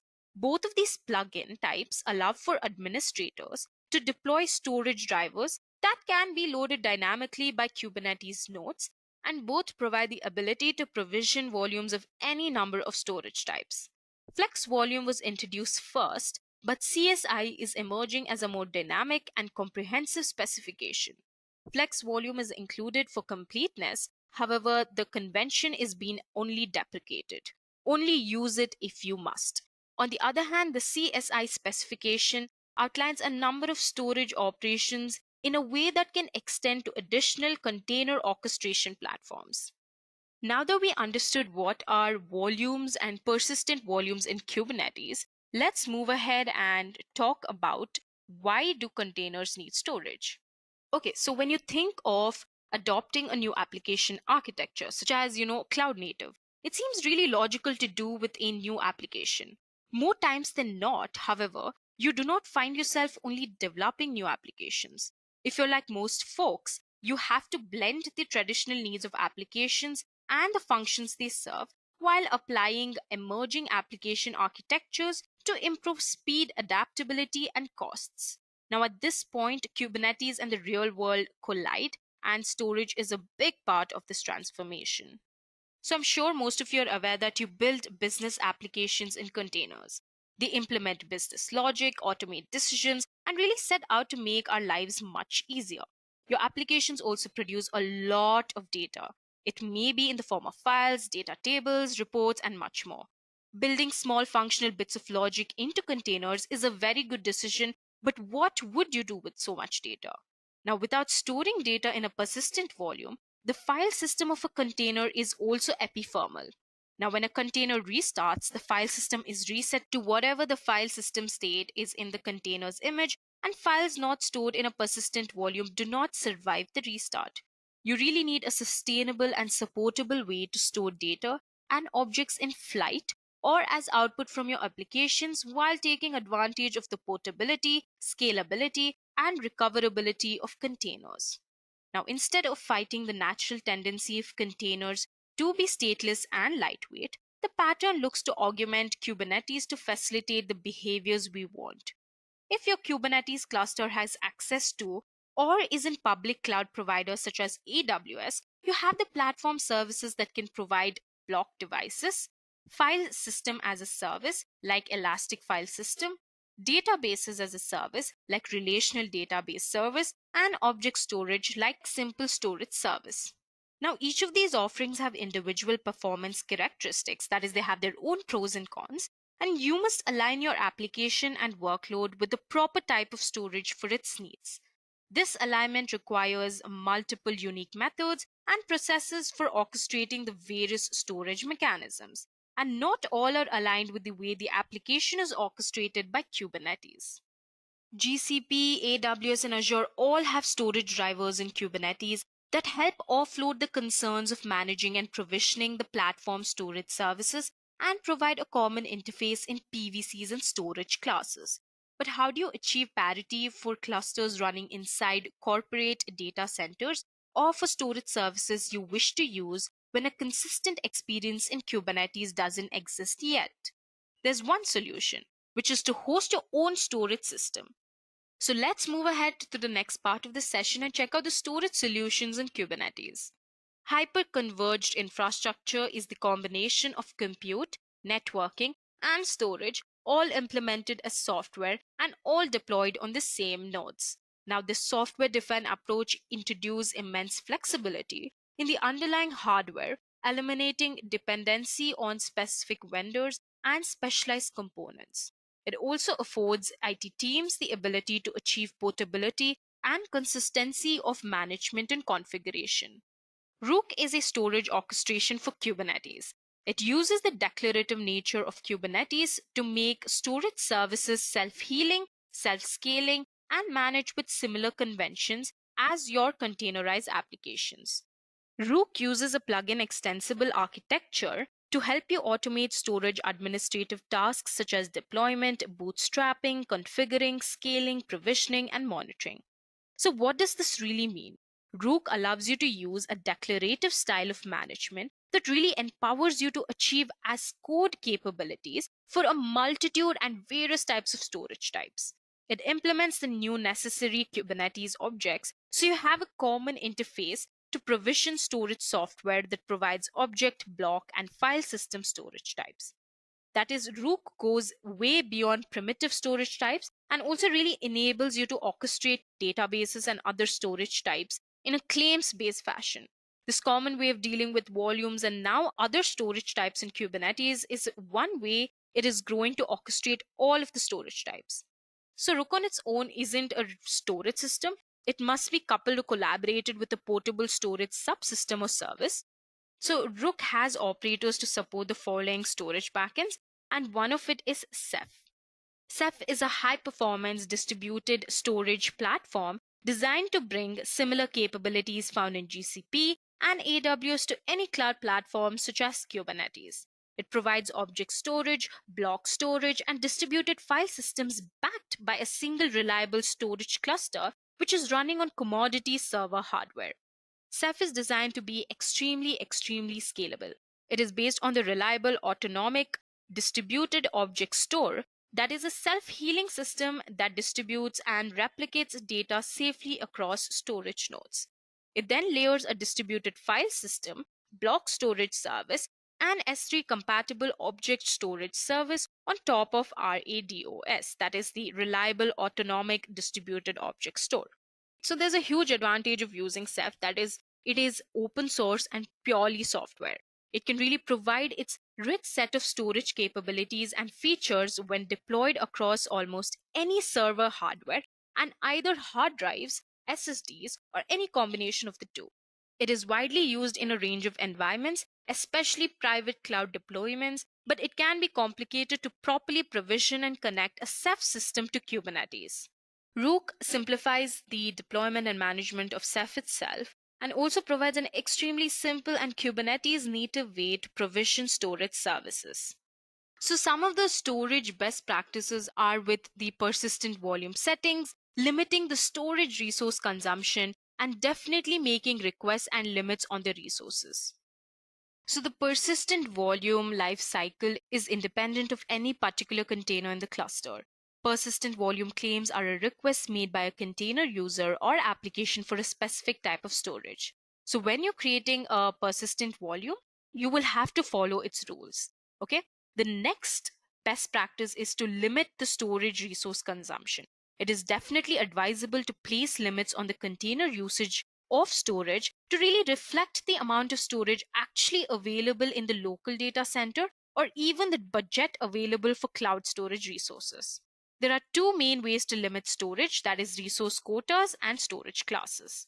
The next best practice is to implement resource requests and limits. Kubernetes provides resource requests and resource limits that really help you to manage resource consumption allowed for individual containers in Kubernetes. So a resource limit can be specified for some temporary storage. Okay. So setting storage requests and limits can help prevent containers from being constrained by resource scarcity on container hosts or taking up too many resources unexpectedly. With this, let's move on to the case study. So the case study that we'll be talking about today is by using a cloud provider storage service to externalize data from the container. As you can see in the figure, you can see the implementation of the application and storage patterns in a progressive fashion. You can use each of these application and storage patterns in the HCI system. Okay. You can also see an application that consumes storage via a persistent volume. And if you move from AWS to a different provider such as Google, you can provision the application in the exact same way. However, if you're running Kubernetes on premises, there is no pre-existing storage service to consume. So here in the figure, an application is attached to a persistent volume backed by Amazon EBS.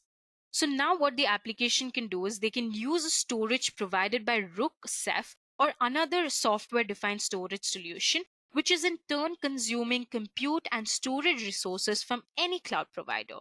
Okay, so it shows your application deployed to a hyper-converged cluster, and the diagram really illustrates your ability to make your applications portable across similar HCI clusters hosted in two different providers.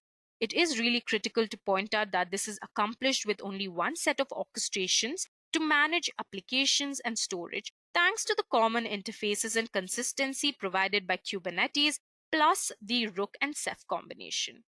You can now move your applications as is between providers now. So the diagram that you see has an application that consumes persistent volumes that are provided by Rook Ceph in any environment.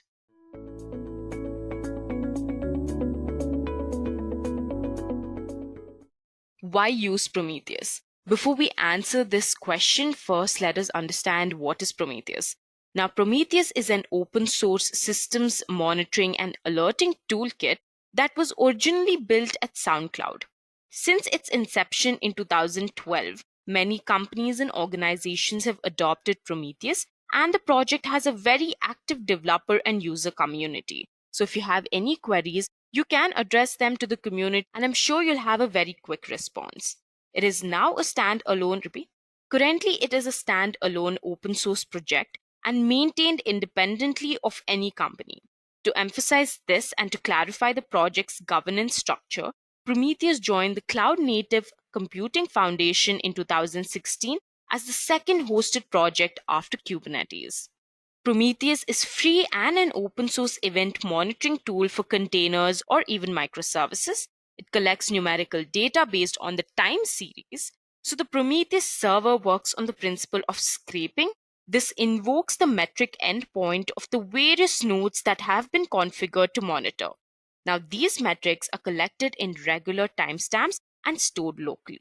The endpoint that was used to discard is exposed on the node. Prometheus works very well for recording any purely numeric time series. That is, it fits both machine-centric monitoring as well as monitoring of highly dynamic service-oriented architectures. Now, in a world of microservices, its support for multidimensional data collection and querying is a particular strength. It is designed for reliability to be the system you go to during an outage to allow you to quickly diagnose problems. Now, as we've already discussed, each Prometheus server is standalone, not depending on network storage or other remote services. You can rely on it when other parts of your infrastructure are broken, and you do not need to set up extensive infrastructure to use it. Prometheus is a pull-based tool. There are basically two kinds of tools that are currently present, that is a pull-based and a push-based tool. And Prometheus, as you can already see, is a pull-based tool. And as I've already mentioned in the previous slide, what the Prometheus server does is it works on the principle of scraping. That is, it invokes the metric endpoint of the various nodes that have been configured to monitor, and these metrics are collected in regular timestamps by pulling. Finally, the endpoint that was used to discard is exposed on the particular node.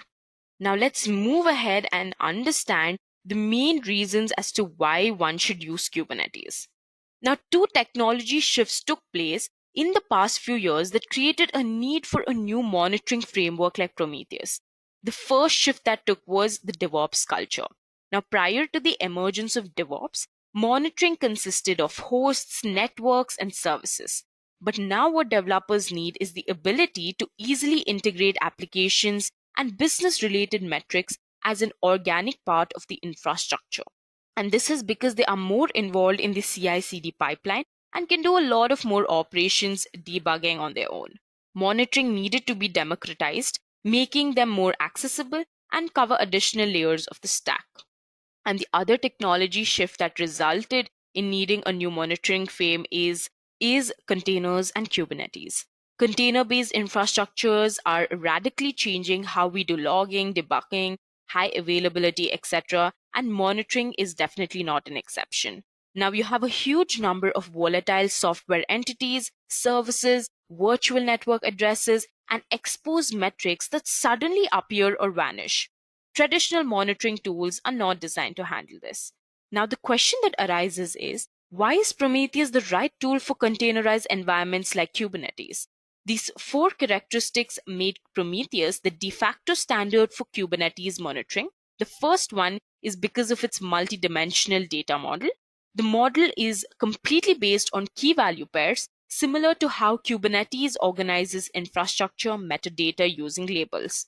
It basically allows for flexible and accurate time series data, powering its Prometheus query language. The second reason is it has accessible format and protocols. Exposing Prometheus metrics is a pretty straightforward task. Metrics are human readable in a self-explanatory format that we'll see later on in this session and published using a standard HTTP transport. Later on in this session, we can check the metrics that are currently exposed by using our web browser. The third reason is it allows service discovery. Now, the Prometheus server is in charge of periodically scraping the targets so that applications and services do not need to worry about emitting data. That is, metrics are pulled, not pushed. These Prometheus servers have several methods to auto-discover scraped targets. Some of them can be configured to filter and match container metadata, making it an excellent fit for epithermal Kubernetes workloads. The last reason is because of its modular and high available components. Metric collection, alerting, graphical visualization, all of these are performed by different composable services in Prometheus itself. Now, all these services that I just mentioned are designed to support not only redundancy and also sharding. So now that we know what is Prometheus and why we need to use it, let's move ahead and understand what is Grafana. Grafana is a multi-platform open source solution for running data analytics, pulling up metrics that make sense of the massive amount of data, and to monitor our applications with the help of some cool customizable dashboards. What it really does is it helps you identify and tackle performance issues by giving you the tools you need to analyze and monitor your database. Not only does it help solve problems, but it also aids you in becoming proactive with your maintenance by using alert system management. Grafana is open source, compatible with a wide range of databases, and has a thriving community. It also supports a huge number of data sources, and since the application is open source, you can be sure that the moment a new data source has been released, someone out there is adding support for it. The most common use case of Grafana is displaying time series data such as memory or CPU overtime alongside the current usage data. Now that we know that Grafana is simply a data visualization tool, let's move ahead and talk about some of its prominent features. The first one is visualize. From heat maps to histograms, graphs to geomaps, Grafana has a plethora of visualization options to help you understand your data very clearly. The second one is alert. Grafana seamlessly defines alerts where it makes sense while you're in the data. It defines thresholds visually, and it can also send you notifications via Slack, PagerDuty, and much more. The third feature is unify. You can bring your data together to get better context. That is, Grafana supports dozens of databases natively. You can also mix them together in the same dashboard. The fourth feature of Grafana is that it is open source. Grafana gives you options. It is completely open source and backed by a vibrant community. You can also use Grafana Crowd or easily install it on any platform. Moving ahead, let's discuss and talk about Kubernetes monitoring architecture. Now, as you can see, there is a Kubernetes API. There are Kubernetes nodes. In the middle, we have the Prometheus server. We have the Prometheus Alert Manager. And then finally, we have Grafana. Now, in the first step, the Prometheus servers need as much target auto discovery as possible. And there's several options to achieve this. That is via Prometheus Kubernetes Service Discovery, or the Prometheus operator and its custom resource definitions, or even Consul SD, Azure SD for Azure VM, GCE SD for GCP instances, EC2 SD for AWS VM, and also File SD. Apart from the application metrics, we also want Prometheus to collect metrics related to the Kubernetes services, nodes, and orchestration status. For example, node exporter for the classical host-related metrics like CPU, MEM, network, etc. And also kube state metrics for orchestration and cluster-level metrics for deployments, pod metrics, resource reservation, etc. And finally, Kubernetes control plane metrics like kubelet, etcd, DNS scheduler, etc. Prometheus can basically configure rules to trigger alerts using PromQL. Alert Manager will be in charge of it. Now moving on to step 4, Prometheus can configure rules to trigger alerts using PromQL. Alert Manager will be in charge of managing alert notifications, ping, inhibition, etc. Now the Alert Manager component configures the receivers and gateways to deliver alert notifications. Finally, Grafana can pull metrics from any number of Prometheus servers and display panels and dashboards, that is the visualizations of data. So this is the basic architecture that you see. As we've already discussed, Prometheus and Grafana are pull-based tools. So all of these metrics that they want to scrape are pulled from their respective targets, and then they finally displayed based on visualizations or metrics, anything. Along with Prometheus and Grafana, we'll be making use of Helm, which helps you manage Kubernetes applications. Helm charts here help you define, install, and upgrade even the most complex Kubernetes applications, and this is exactly why we need to be working with it today. Helm charts are really easy to create, version, share, and publish. So I think it is really important for everyone to start using Helm and stop the copy-paste part. Helm is basically a graduated project in the CNCF and is maintained by the Helm community. We'll move ahead and talk about some of its features.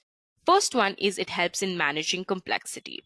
Helm charts describe even the most complex applications that provide repeatable application installation and also serve as a single point of authority. Also, Helm has extremely easy updates. They take the pain out of updates with in-place upgrades and custom hooks. There is also an option of extremely simple sharing. Charts are easy to version, share, and host on public or private servers. Finally, Helm also supports rollbacks. You can use the Helm rollback option to roll back to an older version of a release with complete ease. With this, we'll move ahead to the demo part of the session and install all of the tools that we'll be working with in this session. So now for the demonstration part, I'll be working on my Ubuntu virtual machine. So there are some prerequisites before we get on this demonstration. So the first thing is that you will need a Kubernetes cluster up and running. Kubernetes has a local cluster that is Minikube. So I have both Minikube and the command line interface tool that is kubectl installed on my virtual machine. So that is one thing. The second thing is you'll have to download Helm. As we've already discussed, Helm is basically a package manager for Kubernetes where developers develop and manage Kubernetes using the Helm chart. Okay. So now what we're going to do is we already have Minikube and kubectl installed on the VM, but we do not have the Helm chart up and running. So firstly, I'm going to check out the Minikube version for you all to know which version I'm currently working on. You can see that I'm working on Minikube version v1.20.0. Okay, so now let's start Minikube. I'm going to use the command sudo minikube start for this. And as you can see that Minikube is up and running. We have configured to use the Minikube cluster, and we have one default namespace that is named default itself. Okay. Now that we have Minikube up and running, I'm just going to clear my screen. So now what we're going to do is we are going to view all the namespaces that are available in the Minikube cluster. And I'm going to do this by using the command kubectl get ns, that is namespace. So once that is done, you can see that there's a default namespace, which is active and created 13 hours ago. You can also see some namespaces. You can also see kube node lease, kube public, and kube system namespaces. So now what we're going to do is we are going to go and download Helm tool in our VM. So I'm just going to quickly switch to my browser and I'm just going to look for Helm. So this is the first result, and as you can see, you have Helm, the docs, charts using Helm, the architecture, and installing. So I'm just going to click on installing. This will redirect me to the official website of Helm, and this entire guide really shows how you can, download Helm into your OS. So there are various OSs that Helm can be installed within, that is Mac, Linux, or even Windows. So there are basically two ways to install Helm. The first one is the official methods to get the Helm releases. And the second one is through different package managers. Okay. So installation through these methods can be found on this page. So you can download Helm from the binary releases or from script or through package managers. Okay. So I'm just going to download it from the binary releases. And for this, there are 3 steps that can be followed. So the first step will allow you to download your desired version, and then you can unpack it and then find the Helm library in the unpacked directory and move it to the desired location, that is user local bin. So I'm just going to open this page, and this will take me to GitHub where all of the Helm releases have been put into. So currently I need to download Helm Linux AMD 64. So I'm just going to click on that. This will download a tar file of the Helm package. I'm just going to say okay. I'm just going to click on this and I'm going to click extract. And this will allow me to untar it right here. So I can extract the file. So I can extract or unpack my package right here. So I'm just going to click on the extract option. I'm okay with extracting my file in home. I'm just going to say show the files and you can see that it's been extracted. Okay, that's great. I'm just going to close this window. Now that we have unpacked it too, we can skip this step, directly move the Helm binary into its desired location, that is user local bin Helm. Now I'm quickly going to switch back to my terminal and I'm just going to paste this command. So we're using the move command, that is MV, to move the file into the desired location. Okay. So once that is done, we have our Helm binary in our user local bin location, our desired location. Okay. So now that we also have the Helm binary in our VM, so now we're going to get started with the next part of the session. So the first thing that we're going to do is we are going to check the status of Minikube using the Minikube status command and check if it's up and running. So you can see that it is all configured and running. So what we're going to do now is we are going to look at our namespaces that are available, which we have already. So these are the namespaces that we currently have.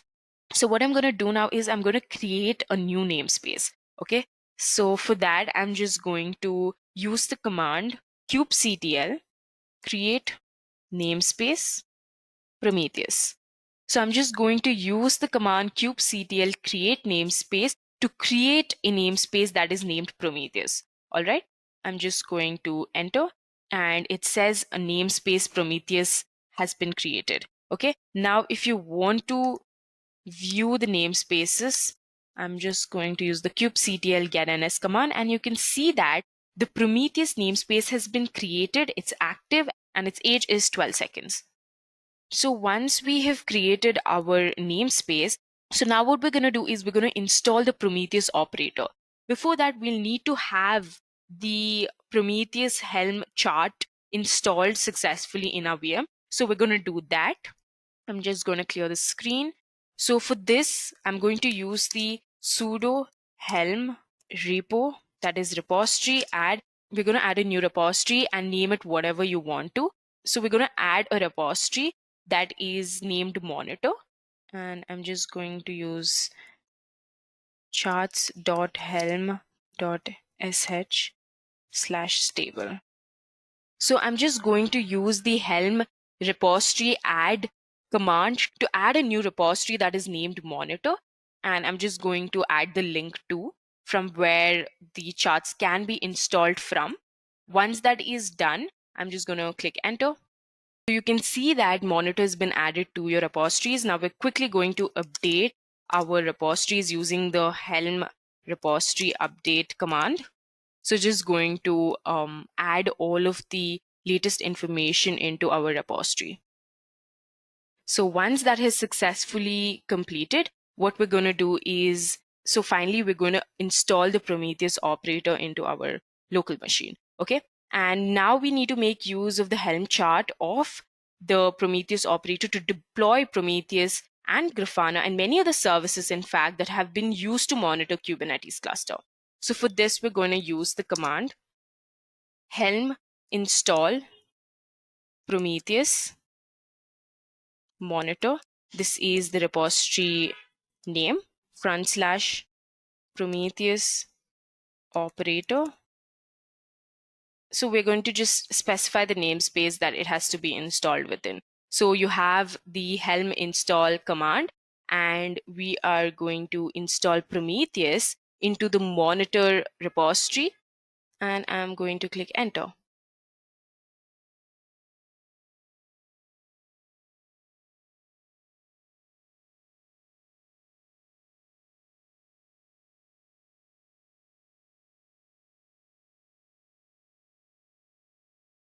So now you can see that the Prometheus operator has been installed successfully, and you can check its status by running this command. So before we do that, what we're going to do is we are going to check the pods that have been installed in our namespace Prometheus. So for this, you can just use the command kubectl get pods -n Prometheus. So the flag that we specify here, that is -n, allows us to choose our namespace. So if you want to, find the pods of the default namespace, you can just specify this flag and then mention the name for it. So we're just going to check out the pods that are currently present in Prometheus. You can see that we have the alert manager that's running, we have Grafana, we have Kube state metrics, we have Prometheus node exporter, we have the operator, we also have Prometheus running. Okay, so this is great. So what we're going to do is we're going to activate the Prometheus server. And how do we do this? We're just going to simply use the command kubectl port forward, and we're going to specify the namespace. We're just going to copy this entire pod name and I'm just going to paste it. So you have to specify the namespace that you're working on and repeat. So we're just going to use the kubectl port forward command. We're going to specify the namespace, specify the name of the pod, and then finally specify the port that it can run on. Okay, and I'm going to quickly switch to my web browser and let's check out if Prometheus is up and running.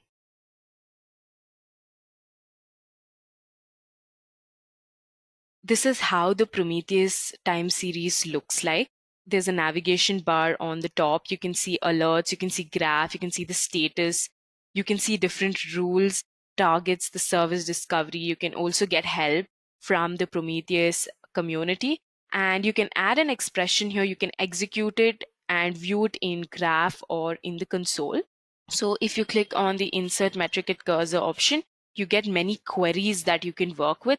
Now, if I want to check the kubepod info, okay, I'm just going to execute this command, which shows the node count and the value is currently 1. If you want to check out the graph, you can just click on the graph option and it will execute the graph.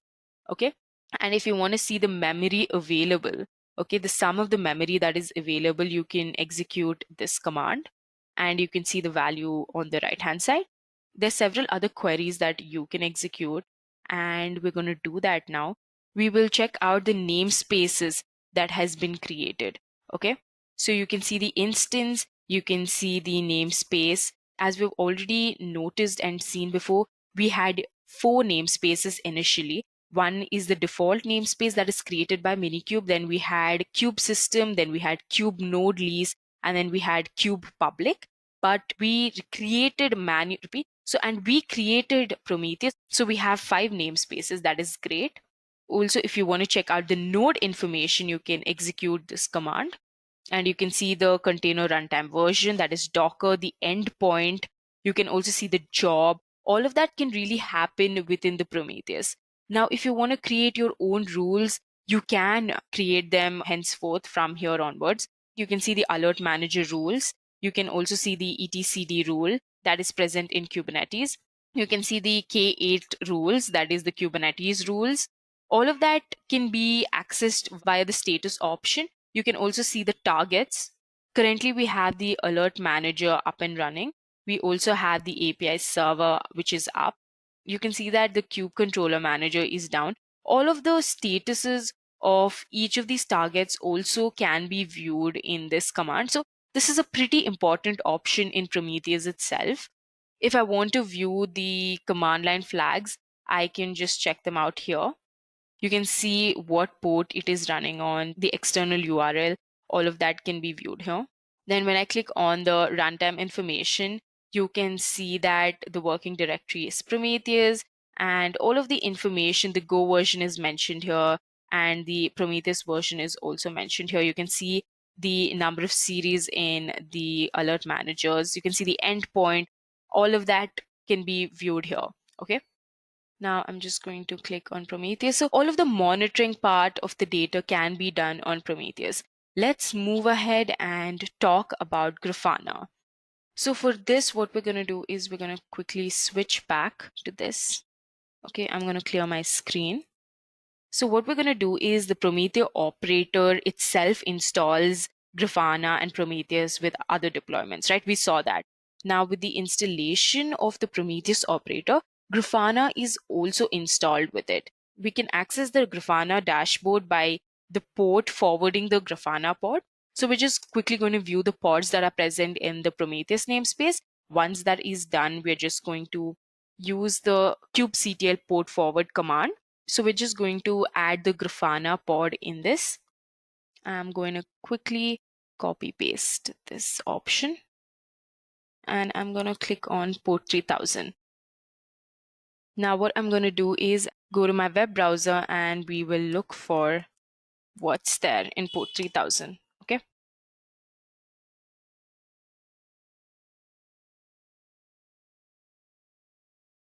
You can see that there is a welcome page to Grafana, and also it will prompt you for a username and password. Now to find out this username or password, what we're going to do is we are going to switch to our terminal and we are going to use the get secret command to, check out the password and the username.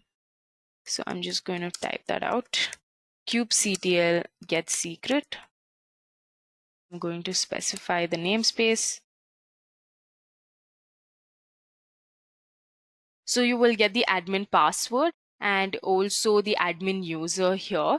So as you can see that the secret data is encoded with base 64 and you can only decode it so by using a certain command. But before that, if you notice that the admin password has been decoded and also the admin user has been decoded. So what we're going to do now is we are going to get the username using the command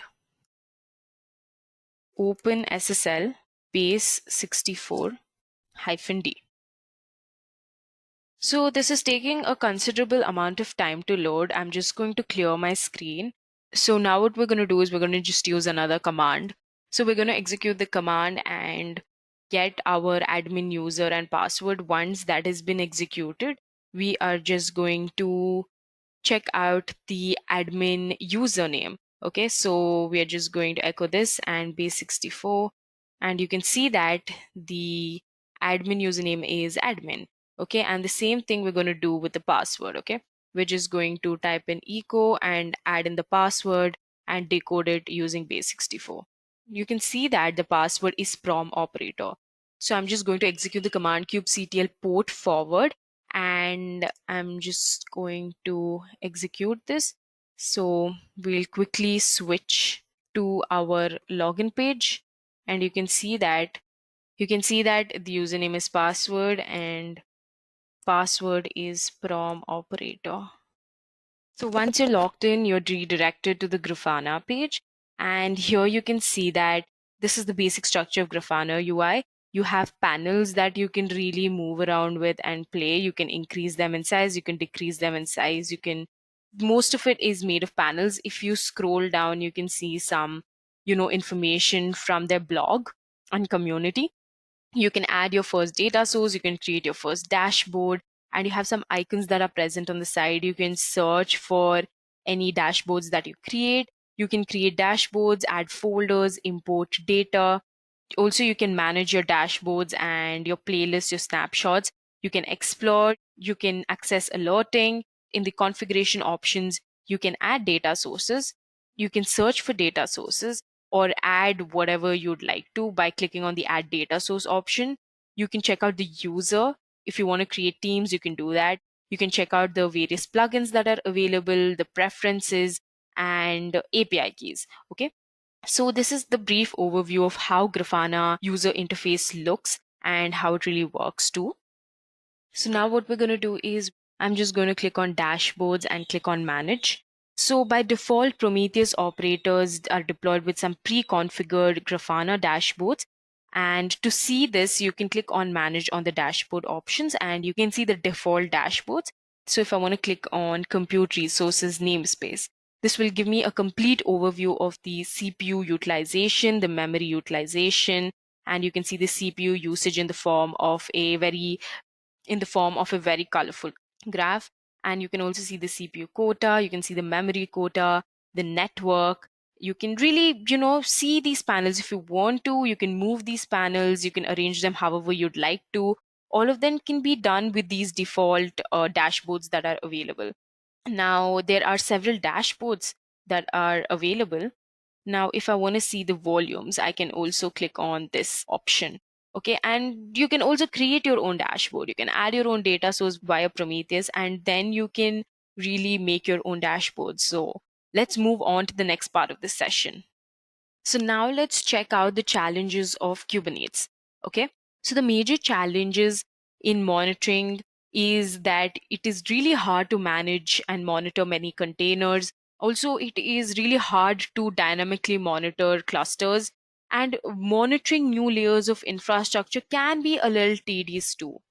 But by implementing some right practices and by understanding how Kubernetes works, it is definitely possible for you to overcome all of these challenges that you face while monitoring either containers or while practicing dynamic monitoring or even by creating many layers of infrastructure.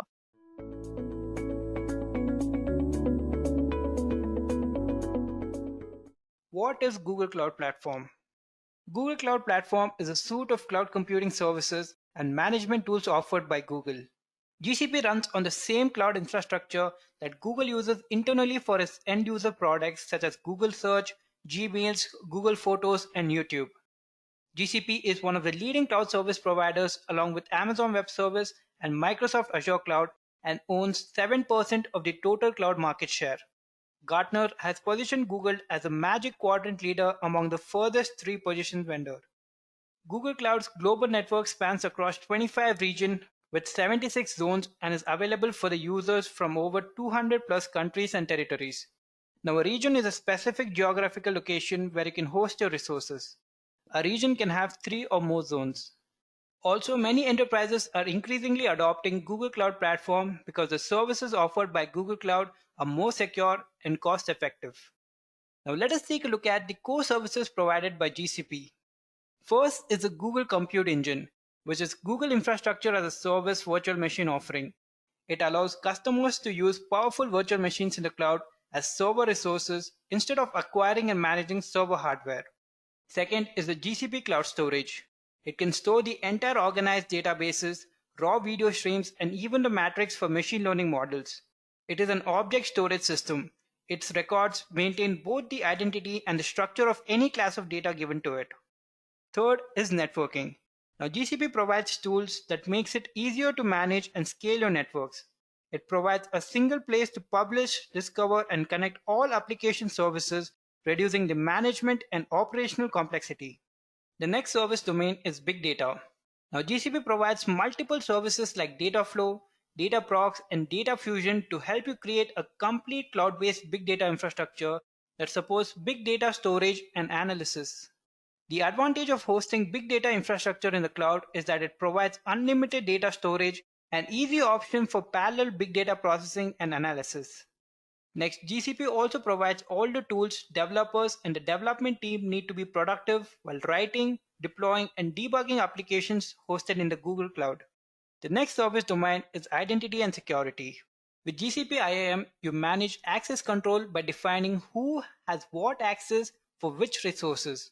It lets the administrator authorize who can take action on specific resources, giving you full control and visibility to manage Google Cloud resources. Next is the GCP IoT service, which provides an intelligent IoT platform which is scalable, fully managed, and integrated. It lets you connect, store, and analyze data at the edge and in the cloud. The next service domain is artificial intelligence.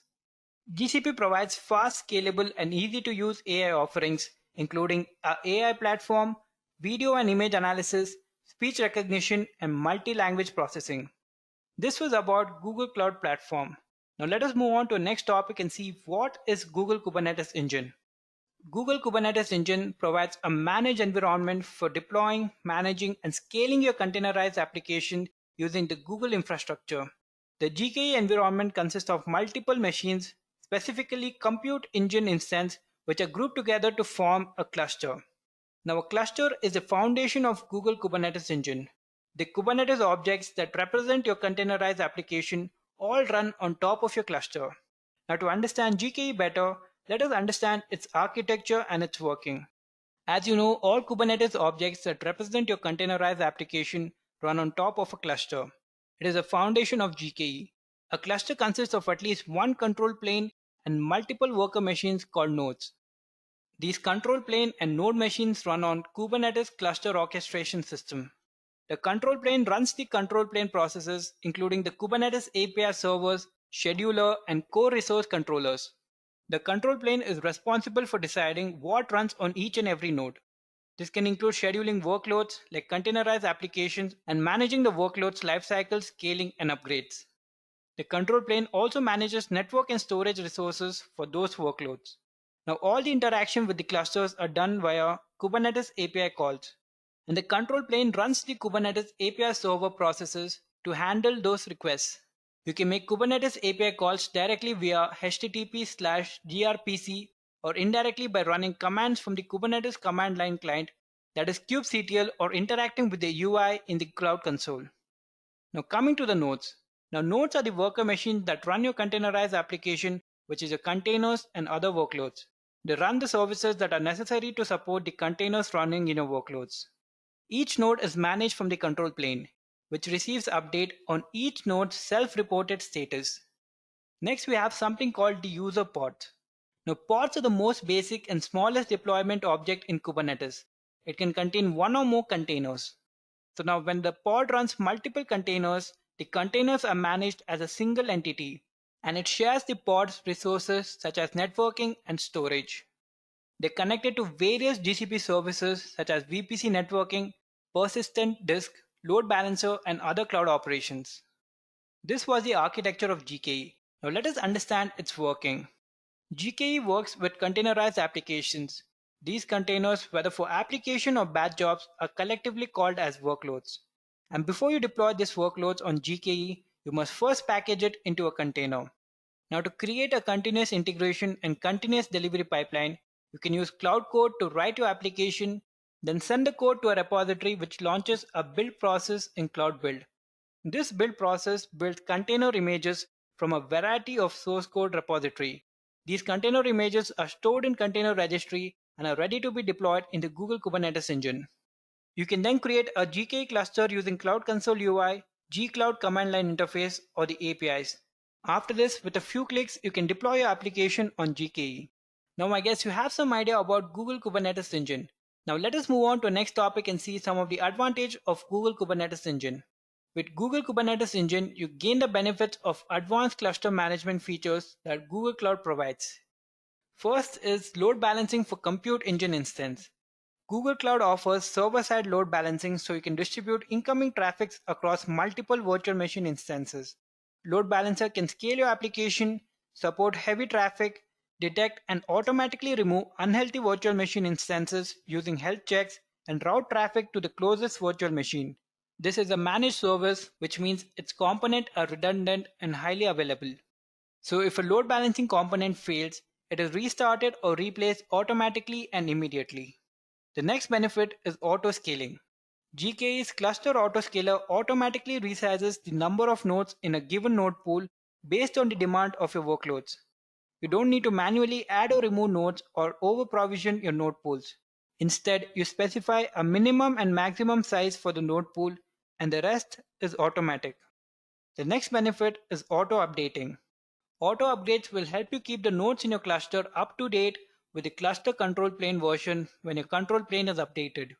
With auto update, you don't have to manually track and update your nodes when the control plane is updated on your behalf. It also provides better security by automatically ensuring that security updates are applied and kept up to date with the latest Kubernetes features. The next benefit is monitoring and logging. Google Kubernetes engine includes native integration with cloud monitoring and cloud logging. When you create a GKE cluster running on the Google Cloud, cloud operations for GKE is enabled by default and provides a monitoring dashboard specifically tailored for Kubernetes. With cloud operations for GKE, you can control whether or not cloud logging collects application logs. You also have the option to disable the cloud monitoring and cloud logging integration altogether. These were some of the benefits of Google Kubernetes engine. Now let us move on to a demo part and see how to deploy a containerized application on Google Cloud Platform. So in a demo, we are going to package a sample web application into a Docker container image and then run that container image on a GKE cluster. So for that, I've logged in into a GCP account. Now it is very simple to create a new GCP account. All you have to do is enter your debit card or credit card detail and give your address. Then you might be charged maybe ₹1 for it, but even that will be refunded later. Now as you sign into a new account, GCP will provide you $300 of free credits. You can use this amount to explore Google Cloud services. You won't be charged until you choose to upgrade, and it will be valid for 90 days. So first, let us create a new project. So we'll just go here, select a new project. We can name a project anything we want. So we'll just name it Kubernetes. Let the rest be same and we'll just create it. Now our project is created. We'll just select it. So for our demo, we're going to use Cloud Shell. Now Cloud Shell is an online development and operational environment. It can be accessed from anywhere with the browser. The reason we're using Cloud Shell is we do not have to install any command line tools for a demo. So we'll just click on Activate Cloud Shell over here. Then you can see a Cloud Shell terminal which is being created at the bottom of your screen. So the first step, as I've mentioned before, is to build a container image. For this tutorial, we're going to deploy a sample web application called Hello App, which is a web server written in Go programming language. It responds to all requests with the message Hello World on port 8080.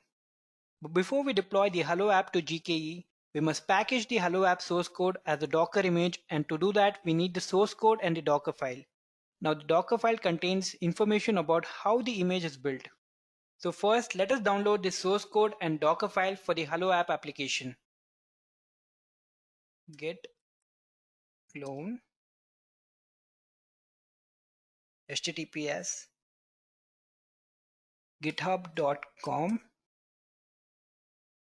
Google Cloud Platform Kubernetes engine samples. So the Hello App application is available in this website. So we've just mentioned the website URL over here. Just click on enter.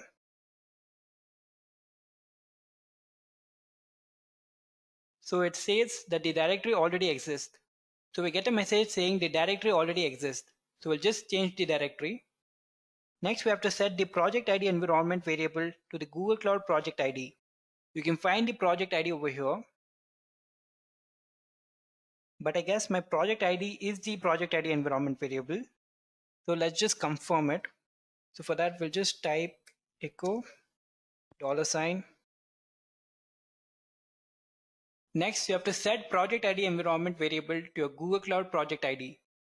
So for that, you have to type export project ID is equal to, you can find your project ID over here. So you can just copy it from here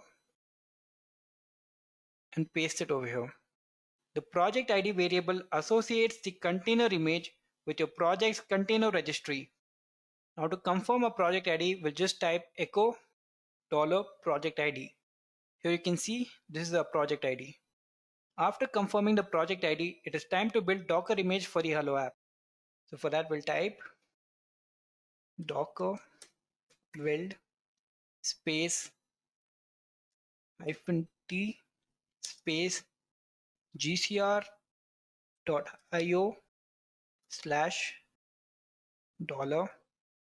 project ID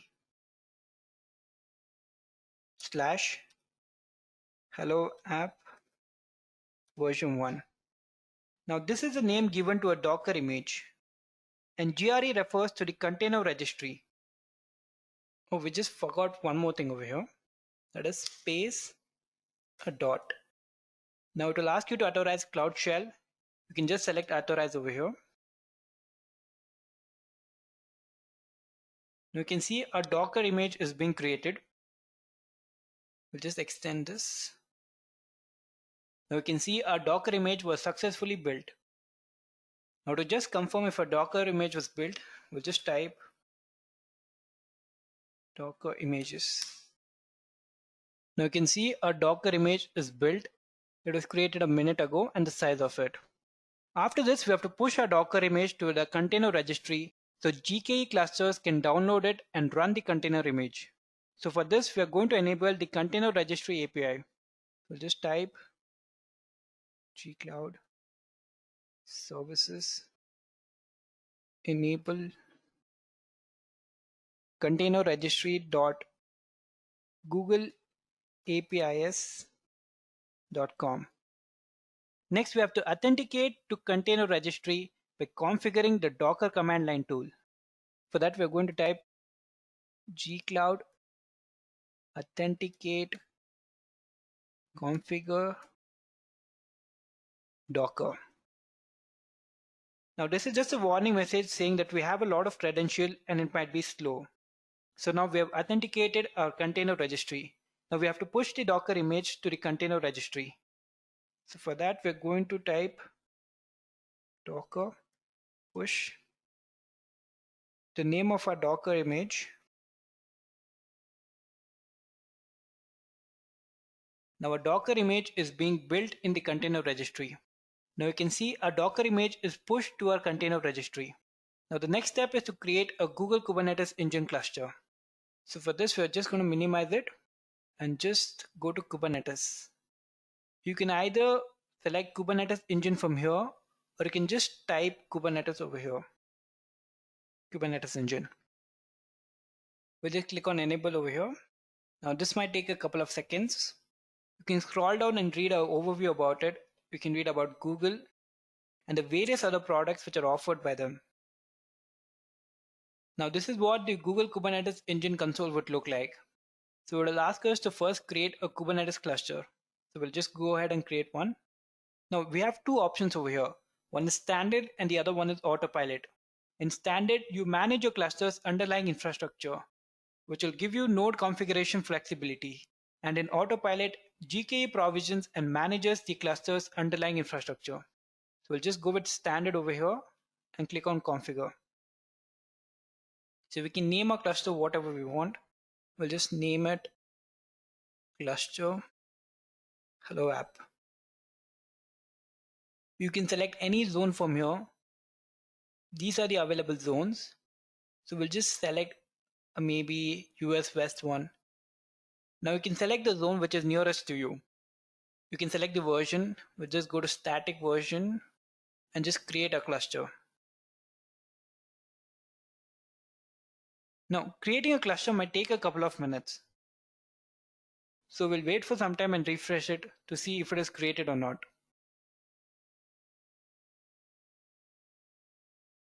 You can see there is a green tick over here, which means our cluster is successfully created. We have already pushed the Docker image to a container registry. The next step is deploying the sample application to Google Kubernetes engine. For this step, you have to create a Kubernetes deployment to run the application on the cluster and also create something called the horizontal pod autoscaler, which scales the number of pods. It can be anywhere from 1 to 5 based on the CPU load. So for that, we'll go to workloads and click on deploy. We have an existing container image, so we'll just select it. Go to select. This is our project ID and this is the name of the Docker image. So we'll just expand it and select this. Our Docker image is selected. We click on continue. Now we have to configure it. So we can name our application anything we want. So we'll just name it demo application. We'll let the namespace be default. Next we have label, which is basically for identification. So we'll let the key be app and the value be demo application. We'll not make any changes in that. And this is our cluster on which the demo application is going to be deployed. Now when we see the YAML, okay, so we have an error here. We cannot use uppercase. So we'll just make it lowercase, demo application. Now when we see the YAML file, you can see two Kubernetes API resources about to be deployed into your clusters. The first one is deployment and next is the horizontal pod autoscaler. Next we'll just click on deploy and our deployment is being created. Now this might take only a couple of seconds. Here you can see the CPU usage, memory usage and a disk usage, but as of now there is no data available. Now if you go to details, you'll see a cluster name, the namespace which I have mentioned, when was it created and at what time, the labels, how many replicas were made. There were 3 replicas which were made. So after the deployment, we're going to expose the sample application to the internet. So for that, we have an option here called as expose. So we'll just click on this. In the target port, we'll select 8080. Now this is the port the Hello app container listens to, as I had mentioned at the starting of the demo. The service type, let it be load balancer itself. And we can name our service anything we want. Let it be demo application service itself. And we're just going to click on expose over here. Now a new service has been created and it is waiting for a load balancer with an external IP to be created. Now this might also take a couple of seconds. Now a service has been created. So when we go to details, you can see the cluster name, the namespace, when was it created, the label, the ports, the type load balancer, and external endpoint. So we'll just click on this, or you can just copy this and paste it in a new tab. So when we click on this, we are directed to a sample application. So here is a sample web application. Now you see our sample application is exposed to the internet through Kubernetes service. And here is the hello world message with the version and the host name.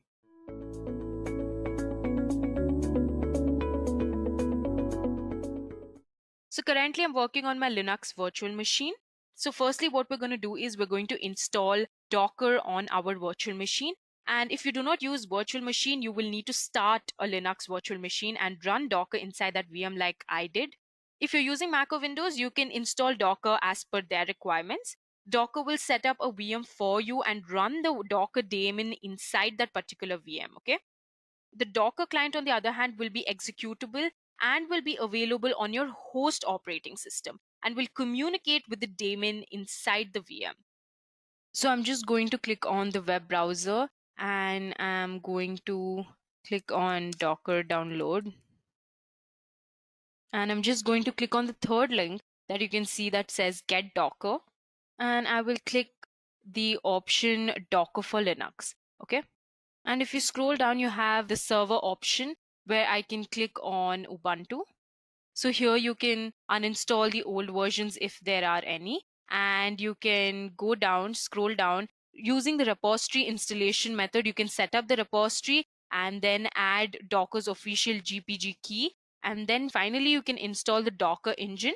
Now, to verify if Docker has been installed successfully after following all of these steps, you can simply run this command, okay? So I'm just going to copy it. So since I've already installed Docker on my virtual machine, I'm just going to cross-check if it has been installed successfully. You can see that there's an output that says hello from Docker. So if you want to share images, you can use hub.docker.com. And for more examples and ideas, also you can visit the Docker website to get started. So after completing the installation, you can use the Docker client executable to run various Docker commands. For example, you could try pulling and running an existing image from Docker Hub, which is the public Docker registry, and it contains ready-to-use container images for many well-known software packages. And one of them is the BusyBox image, which you will use to run a simple echo hello world command.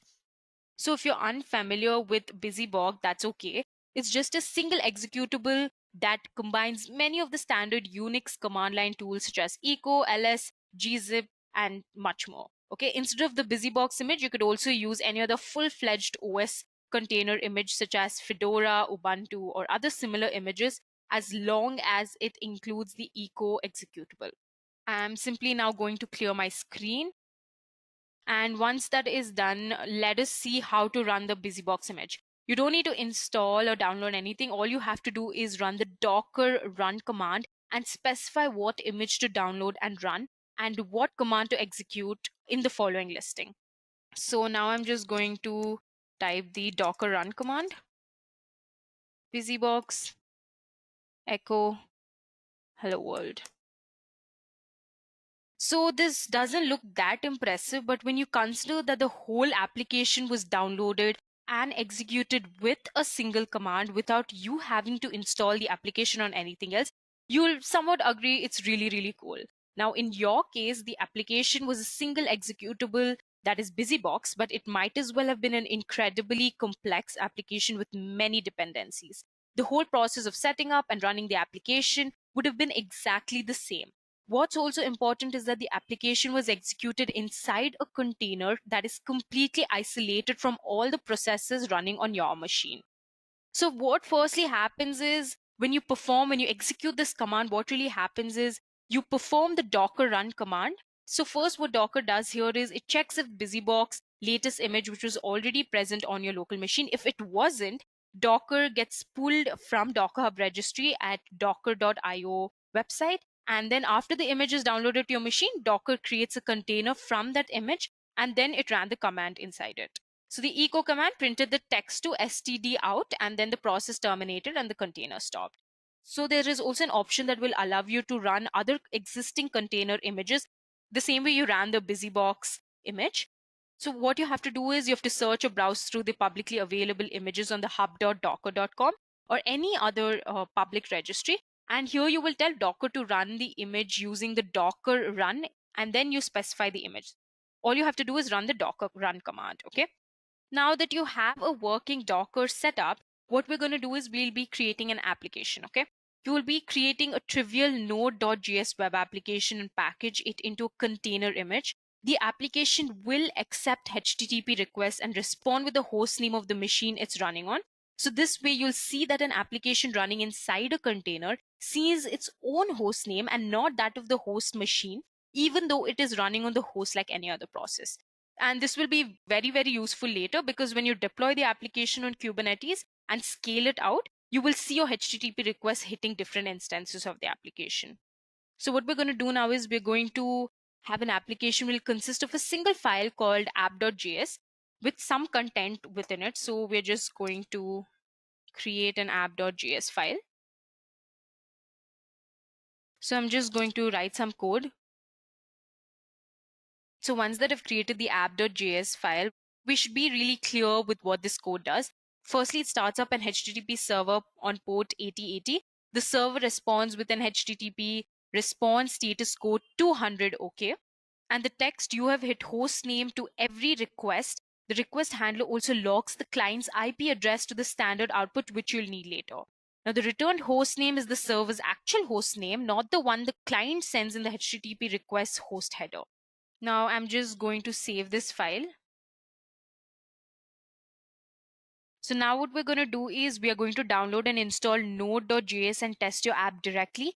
So what people usually do is they download and install node.js and test the app directly, but this isn't necessary because we'll be using Docker to package the application into a container image and enable it to run anywhere without really having to download or install anything except Docker, obviously, which does not need to be installed on the machine which you want to run the image on.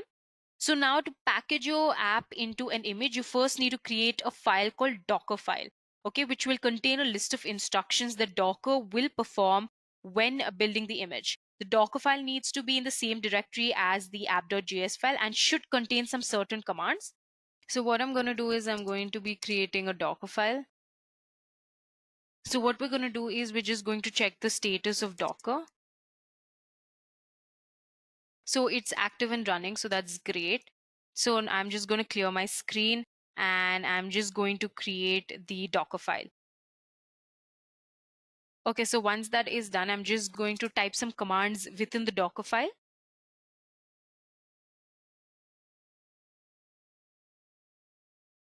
Now the from line defines the container image you will use as a starting point. That is the base image you're building on top of. In your case, you're just using the node container image tag 7. In the second line, you're adding your app.js file from your local directory into the root directory in the image under the same name, that is app.js. Finally, in the third line, you're defining what command should be executed when somebody runs the image. Now, in your case, the command would be node app.js. Now, you must be wondering why we choose this specific image as your base. And this is because your app is a node.js app. You need your image to contain the node binary executable to run the application. You could have used any image that contains that binary, or you could even use a Linux distro base image such as Fedora or Ubuntu and install node.js into the container at image build time.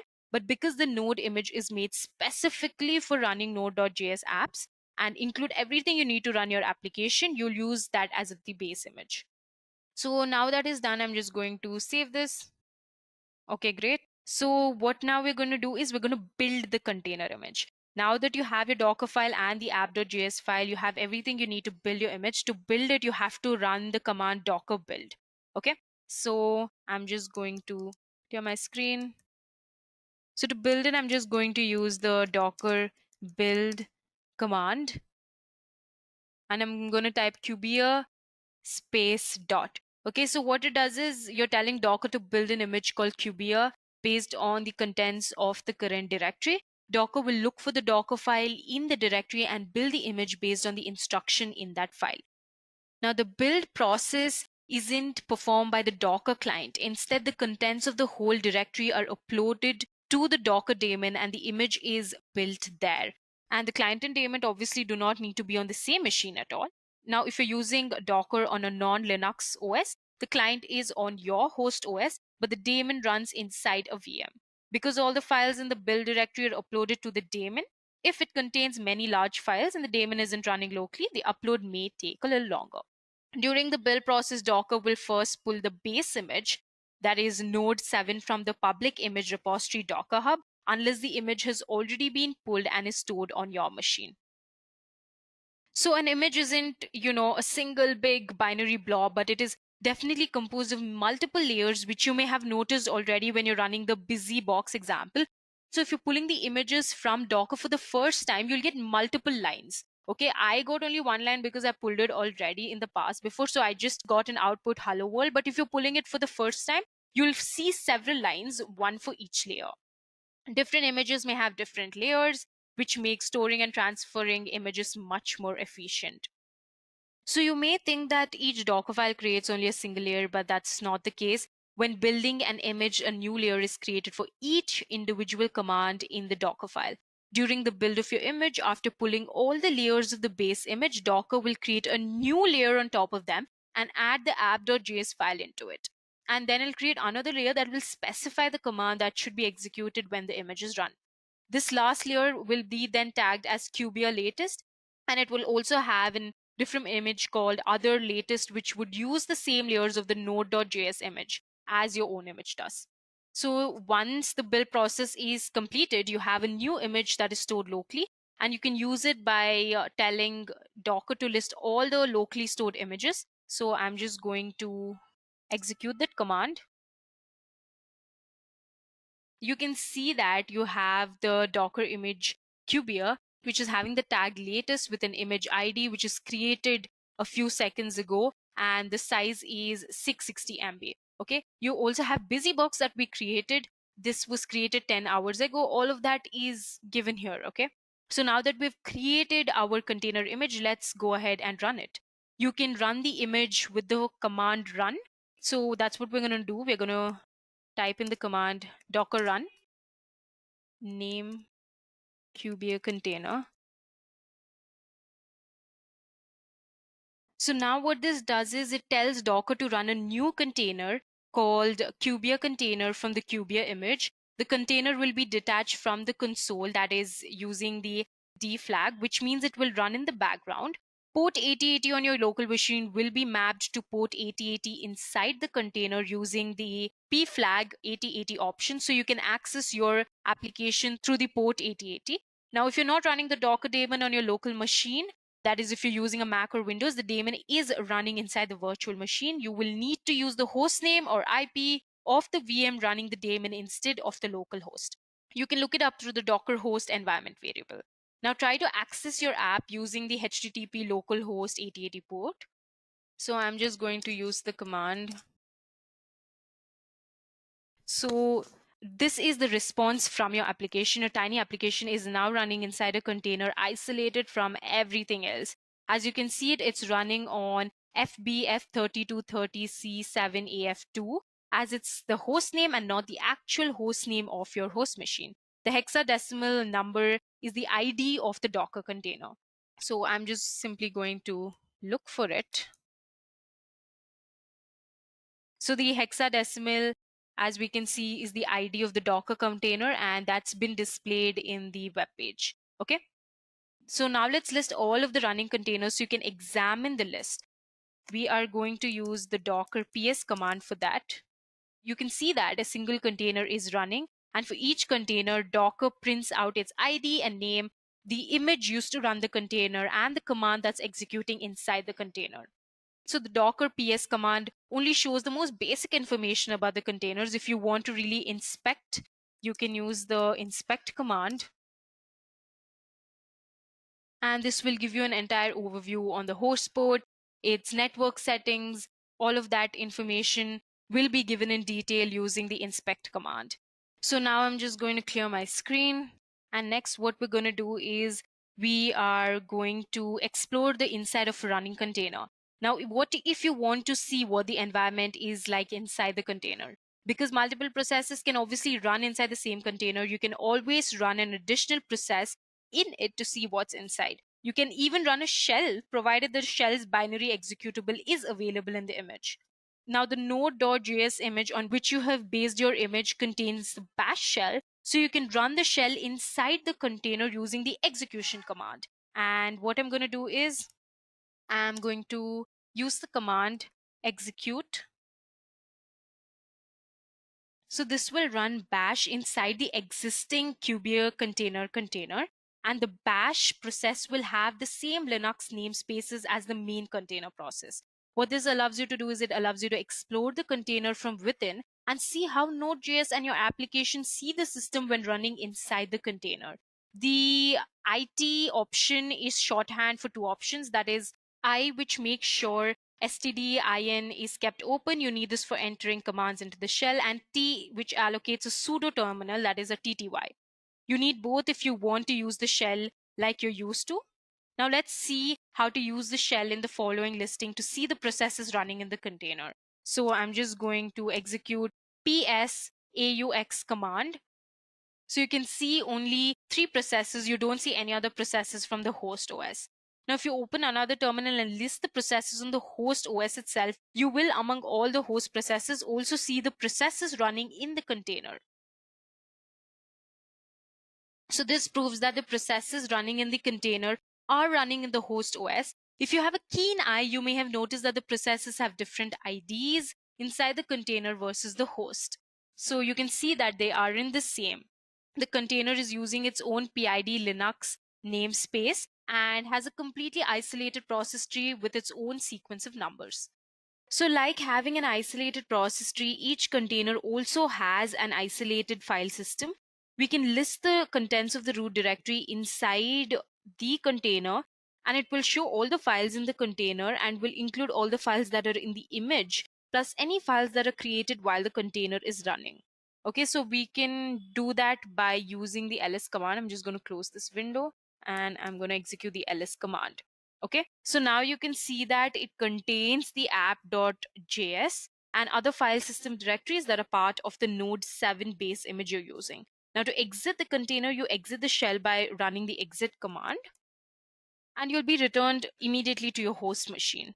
Okay, now if you want to stop and remove the container, you'll simply tell Docker to stop the Kubernetes container by using the docker stop command. So for this, you can just type docker stop and you can just type in your container name. So in this case, it would be Kubernetes container.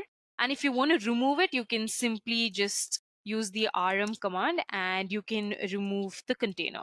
Okay, and just put the container name and it will remove the container. Okay, so stop and remove will allow you to, stop and remove the container. So once you use the rm command, you need to be aware that it deletes the container and all of its contents are removed and it cannot be started again. So use this command very wisely. So now that you have created and run the container image, you can push the image to an image registry. The image you've built so far has only been available on your local machine, that is a VM machine. Now to allow it to run it on any other machine, you need to push the image to an external image registry.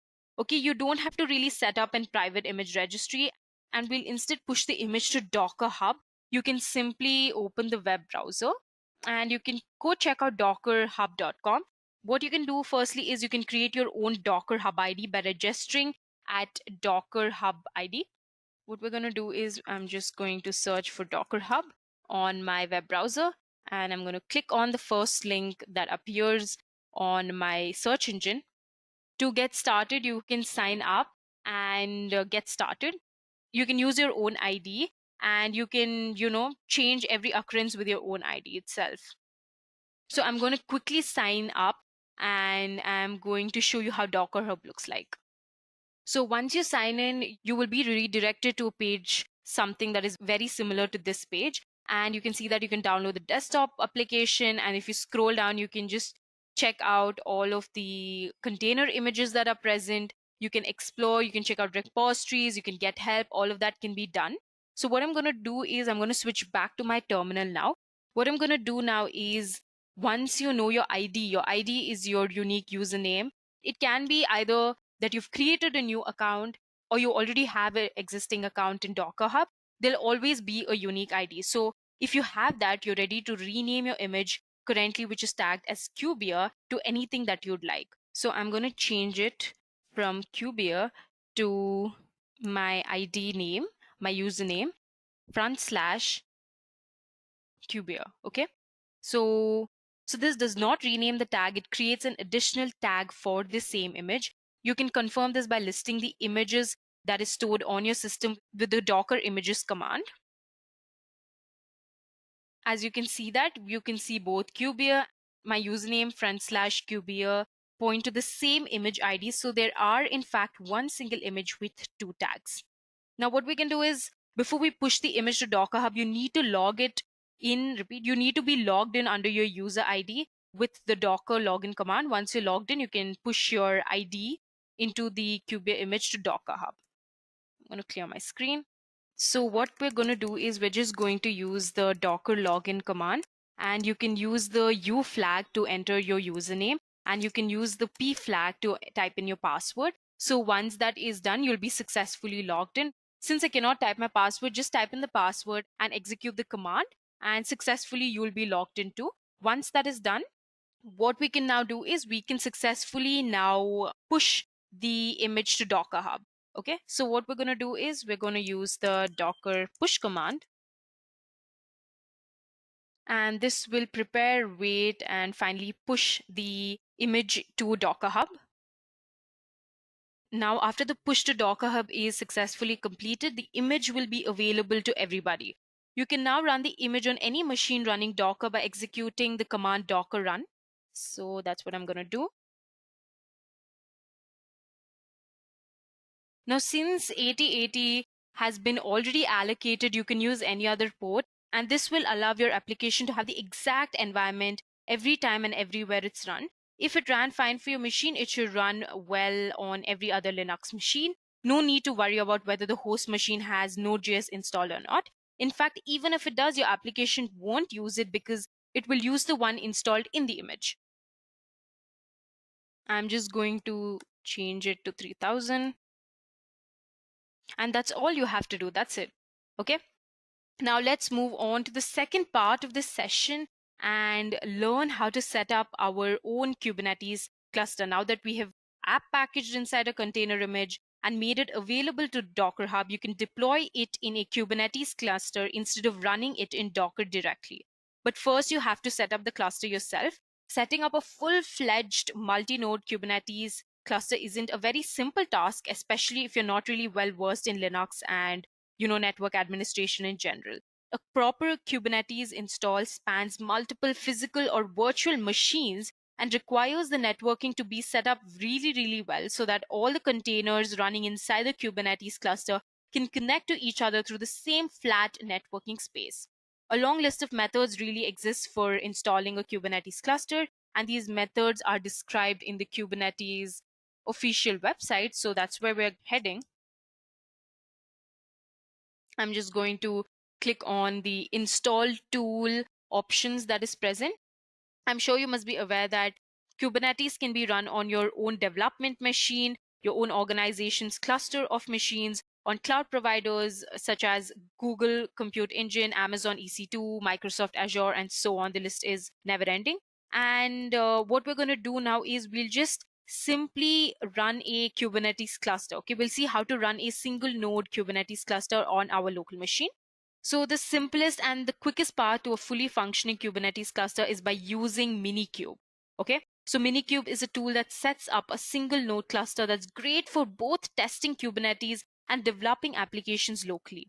So what we're going to do now is we are going to install Minikube. The first thing that you're going to do is you will install kubectl on Linux. So the first thing that we're going to do is we're going to be installing kubectl. You can do this in many ways. You can use kubectl binary with curl on Linux. You can use native package management. You can really install them in many ways, but it's preferable if you just install the kubectl binary with curl on Linux. So the first step is to download the latest release with this command and then validate the binary using the second step. Once that is done, you install kubectl and test to ensure the version you have installed is up to date. So I'm just going to test the version. Since I've already installed kubectl on my VM, I'm just going to execute this command. And you can see the client version, you can see the Git version, you can see the Go version, all of that is being displayed. That's great. So once you install kubectl, you can just test to ensure the version you've installed is up to date. Once that is done, you can move ahead and install Minikube. For this, there are some prerequisites. You'll need 2 CPUs, you'll need 2 GB of free memory, and you'll need 20 GB of free disk space, internet connection. Then you also have to have a virtual machine manager like VirtualBox or Hyper-V installed in your VM. And once that is done, you can select your OS type, the architecture, and installer type, and you can simply install Minikube on Go. Okay. Once that is done, you can start your cluster by using the Minikube start command. We're just going to do that. Once that is done, your Kubernetes cluster will be up and running in no time. Now you can see that the Kubernetes cluster Minikube is up and running. So that's great. I'm just going to quickly clear my screen. So I'm just going to check my cluster info using the cluster info command. And you can see that Kubernetes control plane is running and kubedns is also running. You can also create an alias. Because you'll be using the full name of the kubectl executable, you might want to add a short alias such as k, so you don't really have to typing a kubectl all the time. If you haven't been using alias, you can just simply use the command alias. So sudo alias kubectl command. Okay. This will just create a short form for your kubectl. I won't be doing that as of now. Now let's move on to the next part of this session, the final part of this session, and run our first application on Kubernetes. So now what we're going to do is we'll be deploying our Node.js application. The simple way to deploy the application is to use the kubectl run command, which will create all the necessary components without having to deal with JSON or YAML. This way, we do not need to dive into the structure of each object yet. Try to run the image you created and push to Doc Hub earlier. So here's how we will run it on Kubernetes.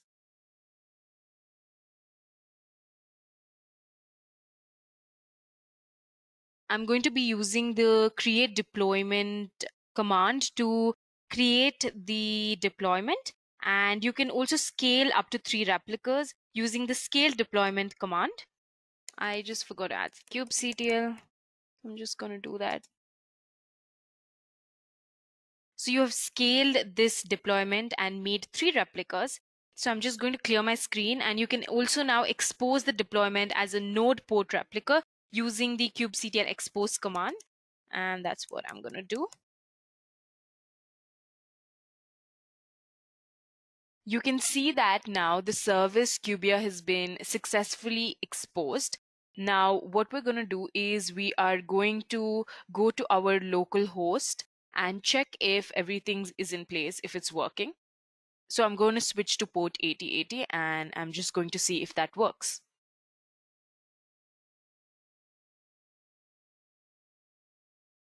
You can see that you've hit the ID of the container. So we have successfully got the container image up and running. Now I'm going to switch back to my terminal. Now I just want to see all of the pods that are currently running on my cluster. So you have 3 pods that are currently running on my cluster. we had made replicas of 3, so there are 3 pods that are currently up and running. Initially, the status is on pending. After some time, you can see the status on running. So now what we're going to do is we're going to check the services that are available and are up and running by using the command get services. So I'm just going to type in kubectl get services. You can see that there are 3 services: Kubernetes, Kubia, and Nginx. Kubia is currently of type node port with a cluster IP, and the external IP is none as of now, and it's been exposed on port 8080, and its age is 3 minutes 45 seconds. That's great.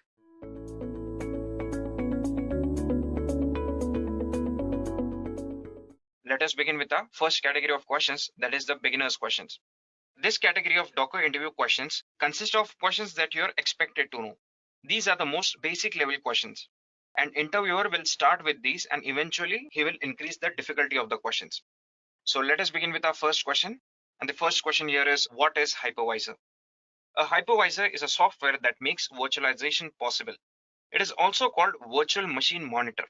It divides the host system and allocates the resources to each of the divided virtual environment. You can basically have multiple operating systems on a single host system. So basically, there are 2 types of hypervisors. The first one is the type 1 hypervisor. It is also called the native hypervisor or bare metal hypervisor. It runs directly on the underlying host system. It has direct access to your host's system hardware and hence does not require a base server operating system. And the second type of hypervisor is the type 2 hypervisor. This kind of hypervisor makes the use of underlying host operating system, and it is also known as the hosted hypervisor. So let's move to the next question. And the next question here is, what is virtualization? So virtualization is the process of creating a software-based virtual version of something, be it compute storage, servers, application, etc. These virtual versions or environments are created from a single physical hardware system. Virtualization lets you split one system into many different sections which act like separate, distinct individual systems. A software called hypervisor makes this kind of splitting possible. The virtual environment created by the hypervisor is called a virtual machine. The next question here is, what is containerization? So let me explain this with an example. Usually in the software development process, code developed on one machine might not work perfectly fine on any other machine because of the dependencies. This problem was solved by the containerization concept. So basically, an application that is being developed and deployed is bundled and wrapped together with all its configuration files and dependencies. So this bundle is called a container. Now, when you wish to run the application on another system, the container is deployed, which will give a bug-free environment as all the dependencies and libraries are wrapped together. Most famous containerization environments include Docker and Kubernetes. So the next question here is, what is the difference between virtualization and containerization? You guys can have a look at the diagram that is present on your screen right now. Containers provide an isolated environment for running the application. The entire user space is explicitly dedicated to the application. Any changes made inside the container is never reflected on the host or even other containers running on the same host. Containers are nothing but an abstraction of the application layer, and each container is a different application. So this was the concept of containerization. Whereas in virtualization, hypervisors provide an entire virtual machine to the guest, which includes the kernel as well. Virtual machines are an abstraction of the hardware layer, and each virtual machine is a physical machine. So these were the differences between virtual machines and containers, or you can say virtualization and containerization. So the next question, and pretty obvious question, is, what is Docker? Docker is a containerization platform which packages your application and all its dependencies together in the form of containers so as to ensure that your application works seamlessly in any environment, be it development, testing, or production. Docker containers wrap a piece of software in a complete file system that contains everything needed to run. That is code, runtime environment, system tools, system libraries, etc. It wraps basically anything that can be installed on a server. This guarantees that the software will always run the same regardless of the environment. So the next question here is, what is a Docker container? Docker containers include the application and all of its dependencies. It shares the kernel with other containers running as isolated processes in user space on the host operating system. Docker containers are not tied to any specific infrastructure. They run on any computer, on any infrastructure, and in any cloud. Docker containers are basically runtime instances of Docker images. And once you mention the concept of Docker image here, the next obvious question will be, what are Docker images? So as you can see on the screen, this is basically the entire process of Docker. So first you have a Docker file, you write a Docker file, and once you write a Docker file, you build it, and which leads to the formation of Docker image. And once you have a Docker image, and when you run that image, you have a Docker container. So Docker image is the source of Docker container. In other words, Docker images are used to create containers. When a user runs a Docker image, an instance of a container is created. These Docker images can be deployed to any Docker environment. So the next question here is, what is Docker Hub? So Docker images create Docker containers. So as we saw in the previous question, there has to be a registry where these Docker images live. This registry is known as Docker Hub. So users can pick up images from the Docker Hub and use them to create customized images and containers. Currently, the Docker Hub is the world's largest public repository of image containers. So the next question here is, explain Docker architecture. So you can refer to the diagram that is present on your screen right now. So Docker architecture basically consists of a Docker engine, which is a client-server application with three major components. The first one is a server, which is a type of long-running program called a daemon process. The second component is a REST API, which specifies interfaces that programs can use to talk to the daemon and instruct it what to do. The third component here is the CLI, that is command line interface or the client. And the fourth thing here is the CLI uses the Docker REST API to control or interact with the Docker daemon through scripting or direct CLI commands. Many other Docker applications use the underlying API and the CLI. So these were the important components of Docker architecture that you can answer when you face such a question in your interviews. So the next question here is, what is a Docker file? Docker can build images automatically by reading the instructions from a file called the Dockerfile. A Dockerfile is a text document that contains all the commands a user could call on the command line to assemble an image. Using Docker build, users can create an automated build that executes several command line instructions in the succession. So the next question here is, tell us something about Docker Compose. A Docker Compose is a YAML file which contains details about the services, networks, and volumes for setting up the Docker application. So you can use Docker Compose to create separate containers, host them, and get them to communicate with each other. Each container will expose a port for communicating with the other container. Moving on to the next question. So the next question is, what is Docker Swarm? Docker Swarm is a native clustering for Docker. It turns a pool of Docker hosts into a single virtual Docker host. Docker Swarm serves the standard Docker API. Any tool that already communicates with a Docker daemon can use Swarm to transparently scale to multiple hosts. The next question here is, what is a Docker namespace? A namespace is one of the Linux features and an important concept of containers. Namespace adds a layer of isolation in containers. Docker provides various namespaces in order to stay portable and not affect the underlying host system. So few of the namespace types that are supported by Docker are PID, mount, IPC, user, network, etc. So the next question is, what is the lifecycle of a Docker container? So guys, for this question, you can refer to the diagram that is present on your screen right now.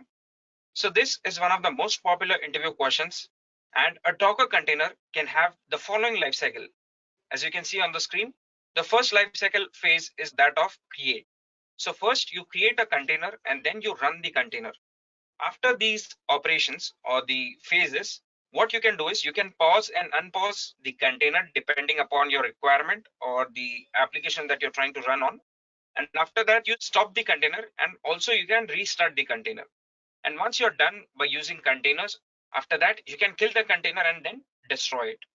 So these were the life cycle phases of a Docker container. So the next question is, what is Docker Machine? Docker Machine is a tool that lets you install Docker engine on virtual hosts. These hosts can now be managed using the Docker machine commands. Docker machine also lets you provision Docker Swarm clusters. So with this, we have covered the most basic Docker interview questions, like the beginner interview questions. And now we will move to the intermediate level of questions. So basically, this set of questions is related to Docker commands. So the interviewer will obviously try to know whether you have hands-on experience using Docker or not. So let us move to the next question. So the next question here is how to check for the Docker client and the server version. So as you can see on the screen, the command for that is very simple. You simply have to type Docker version in your terminal. So let me just quickly show you. So let me just log into my CentOS. So as you can see here, I have opened the terminal and now you have to type the command Docker version. So as you can see here, you have the details of the client and the server here. So the client version here is 1.13.1 and the server version is also 1.13.1. And you have other details as well, such as the API version, package version. And here also you have API version, package version, build, okay, and the other things. So this was one very simple command here. Let's move on to the next question now. So the next question here is how do you get the number of containers running, paused and stopped? As you can see on the screen, the command for that is very simple. You simply have to type docker info in your terminal. So let me just quickly show you that command, docker info.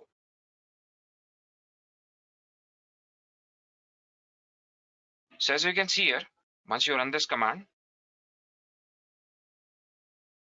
so here you can see the number of containers.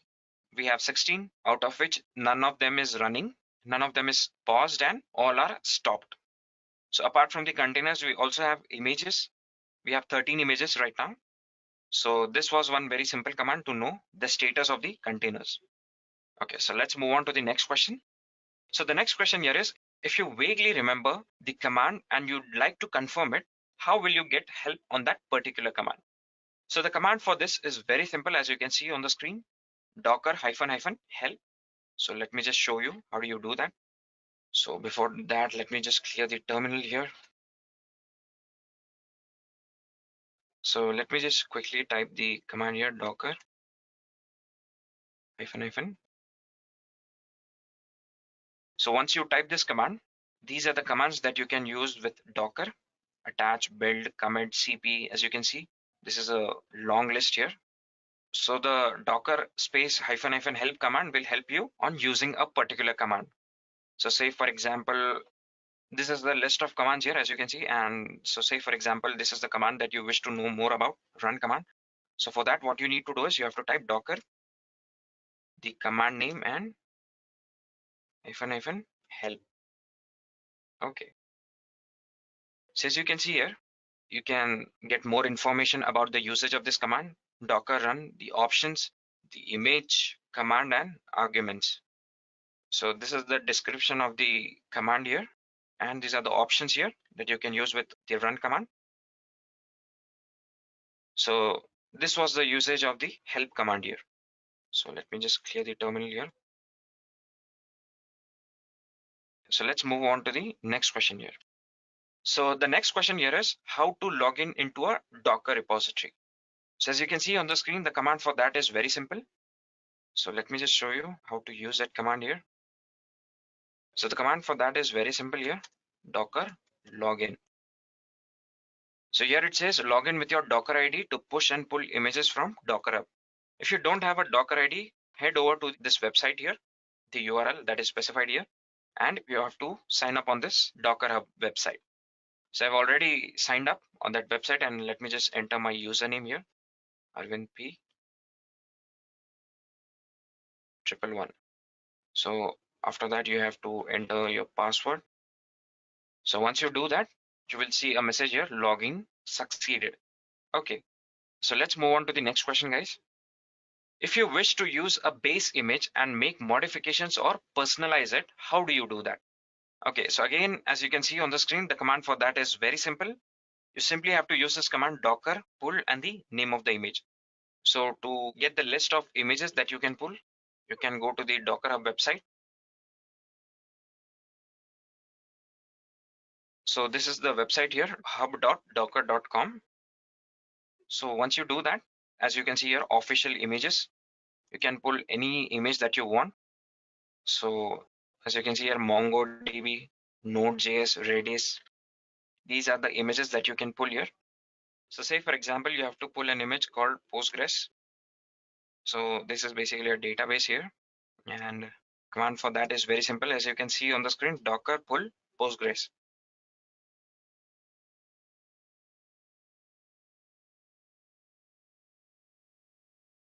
So as you can see here, Docker is pulling that image from the Docker hub, and this might take a few seconds.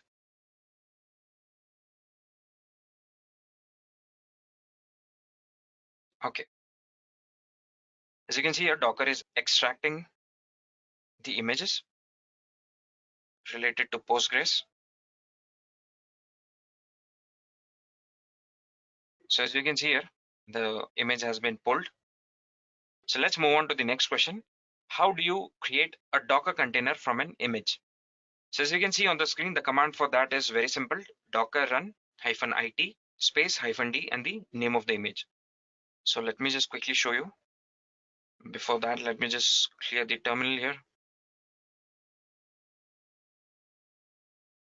So Docker run -it -d and the name of the image. So we just pulled an image called Postgres. So let me just run this command here.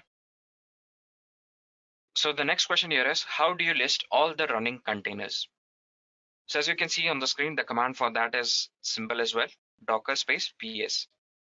So before that, let me just clear the terminal here. So Docker space ps. So as you can see here, none of the containers are running at the moment. So that is why all of these fields are blank. So let's move on to the next question. So the next question here is, how do you access a running container? So as you can see, the command for that is very simple. Docker exec -it, the container ID and the bash command. So let me just quickly show you how do you run this command. So to get container IDs, let me just use the command docker ps. So this command will show you all the running containers. So as you can see here, this container called Ubuntu is currently running, and this is the container ID of this. Let me just copy it. So let me just type this command here. Like we saw, docker exec -it, the container ID that we just copied here. Let me just paste it here, and bash. So as you can see here, right now I am inside that container and I can do whatever operations that I want. So this is how you access a container. So let's just move on to the next question here. So how to start, stop and kill a container? So as you can see on the screen, these are the simple commands to do that. Docker start and the container ID. Similarly, docker stop and the container ID, and docker kill space the container ID. So let me just quickly show you. So since this container Ubuntu is already running, so let me just stop it. Okay, so let me just clear the terminal first.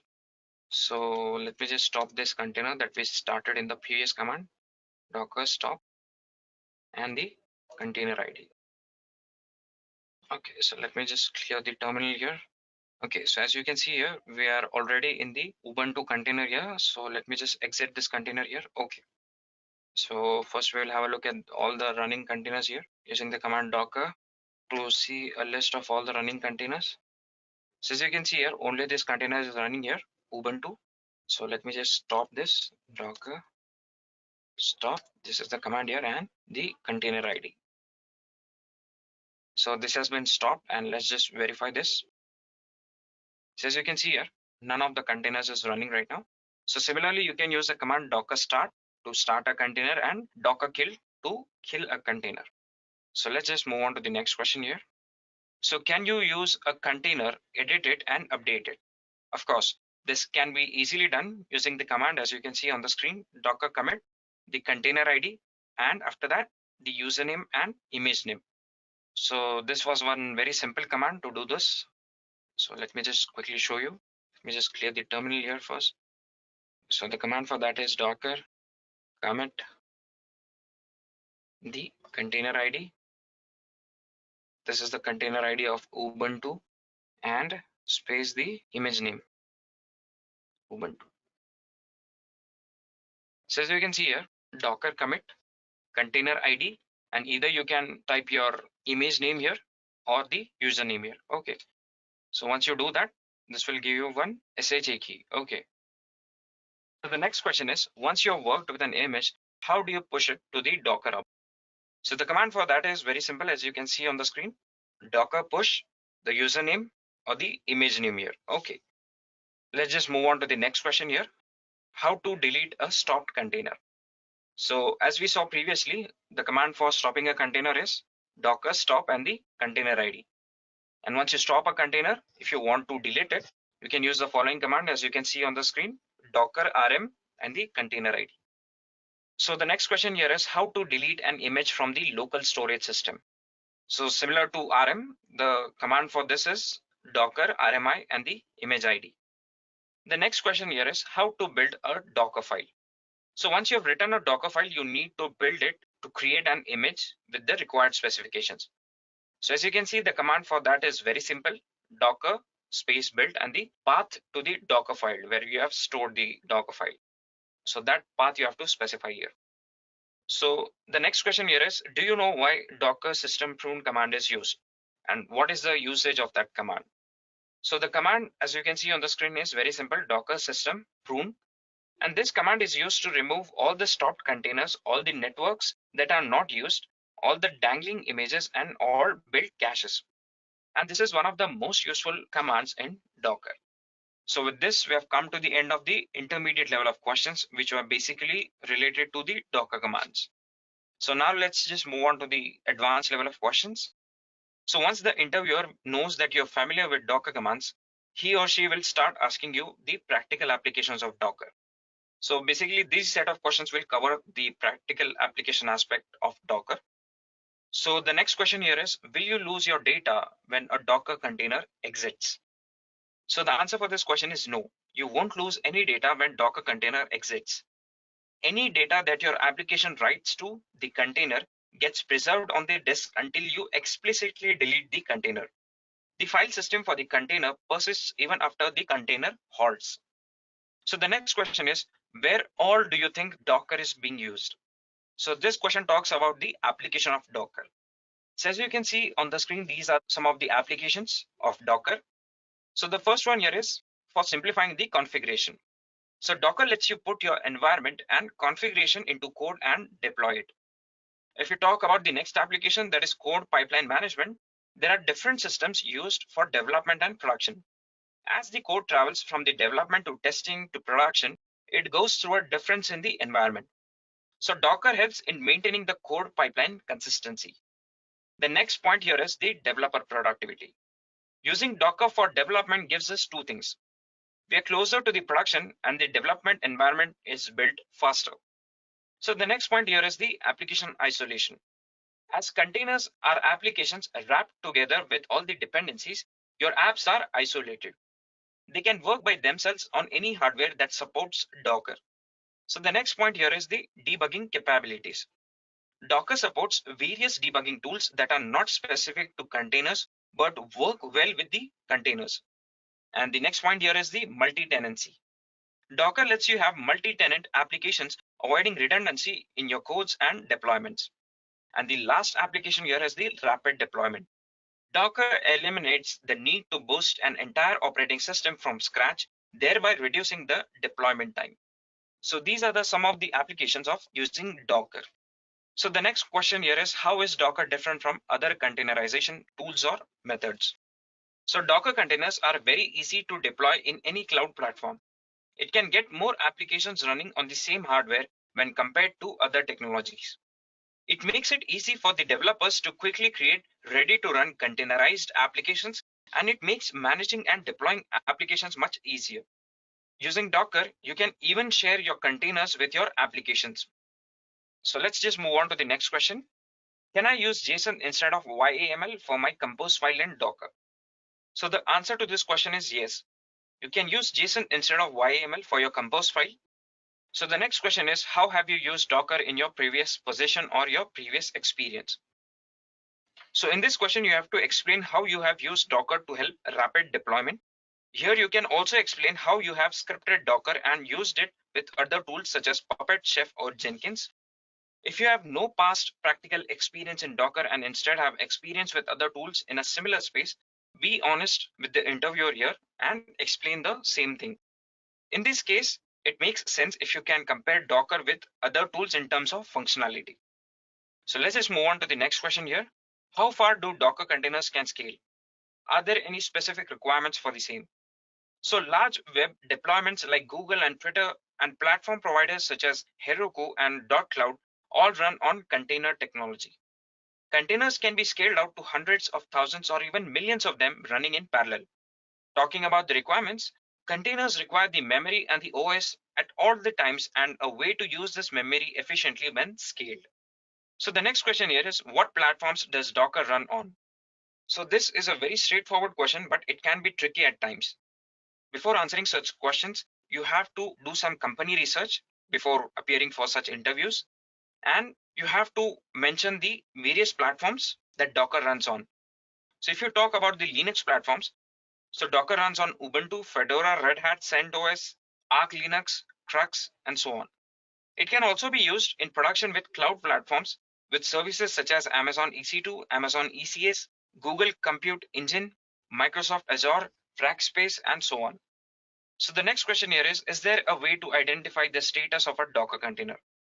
So there are 6 possible states a container can be at any given point of time, such as created, running, paused, restart, exited, and dead. So as we saw previously, the command for this is docker space ps. This command lists down only the running containers by default. And if you want to have a look at all of the containers, then the command for that is docker space ps -a. So the next question here is, can you remove a paused container from Docker? The answer for this question is no, you cannot remove a paused container. The container has to be in the stopped state before it can be removed. The next question is, can a container restart by itself? The answer to this question is also no, it is not possible for a container to restart by itself. By default, the restart flag is set to false.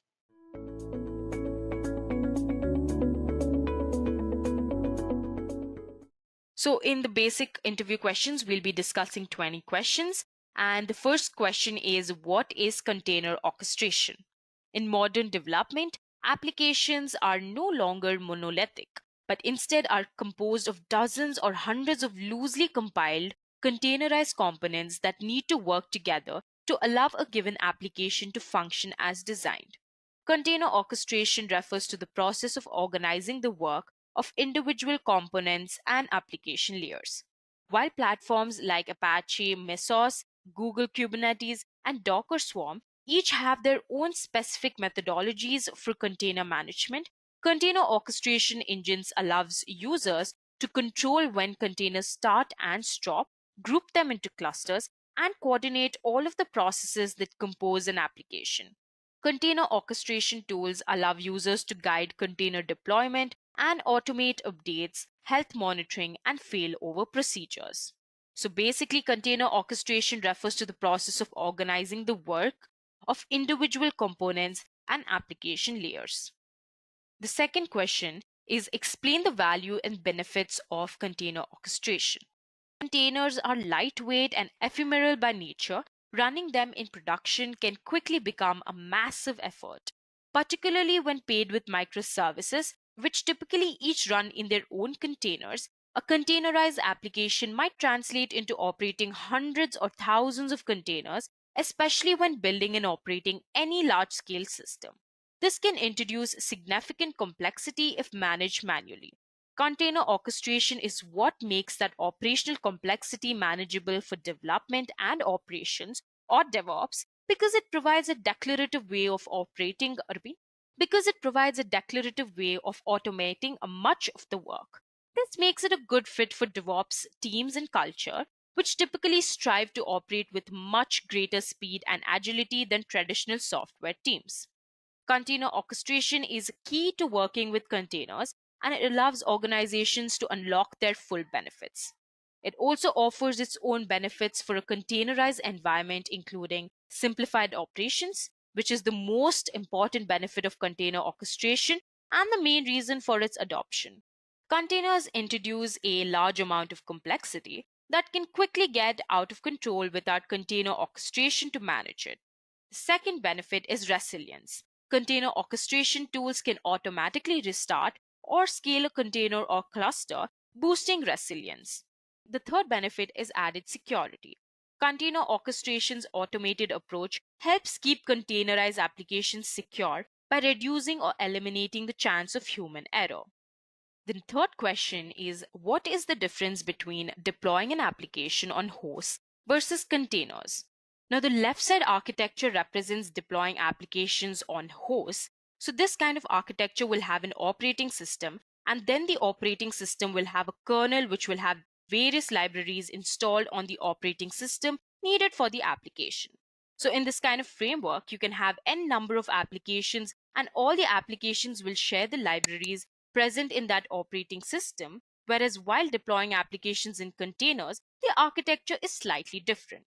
This kind of architecture will have a kernel, and that is the only thing that's going to be common between all the applications. So if there is a particular application which needs Java, then that application will get access to Java. And if there's another application which needs Python, then only that particular application will have access to Python. The individual blocks that you can see on the right side of the diagram are basically containerized, and these are isolated from other applications. So the applications have the necessary libraries and binaries isolated from the rest of the system and cannot be encroached by any other application. Moving on to the fourth question, we have what are Kubernetes or K8s? Kubernetes is an open source container orchestration system for automating computer application deployment, scaling, and management. It was originally designed by Google and is now maintained by the Cloud Native Computing Foundation. Moving on to the fifth and most important question, how is Kubernetes different from Docker Swarm? There are several features that you can compare Kubernetes and Docker Swarm with. The first one is based on its installation and cluster configuration. The setup in Kubernetes is extremely complicated, whereas the setup to install Docker Swarm is extremely easy. Moving on to the second feature, we have graphical user interface. Kubernetes has its own graphical user interface, which is known as Kubernetes dashboard, whereas Docker Swarm has no graphical user interface. The third feature is scalability. Kubernetes is highly scalable. You can scale as much as you'd like to, whereas Docker Swarm scales even faster than Kubernetes. Moving on to the fourth feature, we have auto-scaling.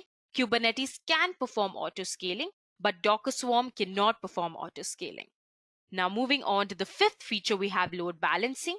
Kubernetes expects manual intervention when it comes to load balancing, whereas Docker Swarm has the advantage on this side, that is, it can support auto load balancing.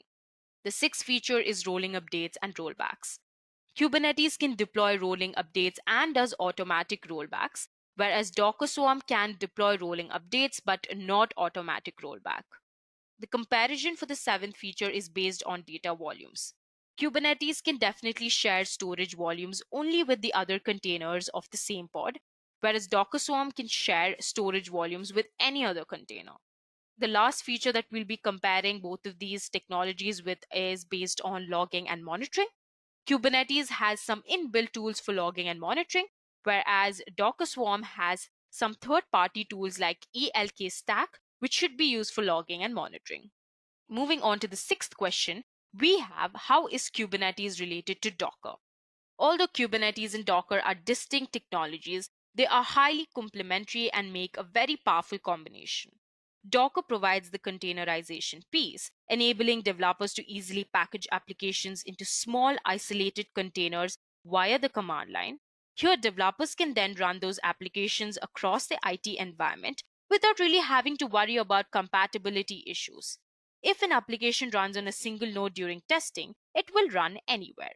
When demand surges, Kubernetes provides orchestration of Docker containers, scheduling and automatically deploying them across IT environments to ensure high availability. In addition to running containers, Kubernetes provides the benefits of load balancing, self-healing, and automated rollouts and rollbacks. Plus, it has a graphical user interface for ease of use. For companies that really anticipate scaling their infrastructure in the future, it might make sense to use Kubernetes from the very start. And for those already using Docker, Kubernetes make use of existing containers and workloads while taking on the complex issues involved in moving to scale. Moving on to the seventh question, we have what are the features of Kubernetes? There are 4 important features of Kubernetes that I would like to address. The first one is automated scheduling. Kubernetes provides advanced scheduler to launch container on cluster nodes. The second feature is self-healing capabilities, which will allow you to reschedule, replace, and restart the containers which are dead. The third feature is automated rollouts and rollback. Kubernetes supports rollouts and rollbacks for the desired state of the containerized application. The fourth feature is it supports horizontal scaling and load balancing. Kubernetes can scale up and scale down the application as per the requirements. Moving on to the 8th question, we have how does Kubernetes simplify containerized deployment?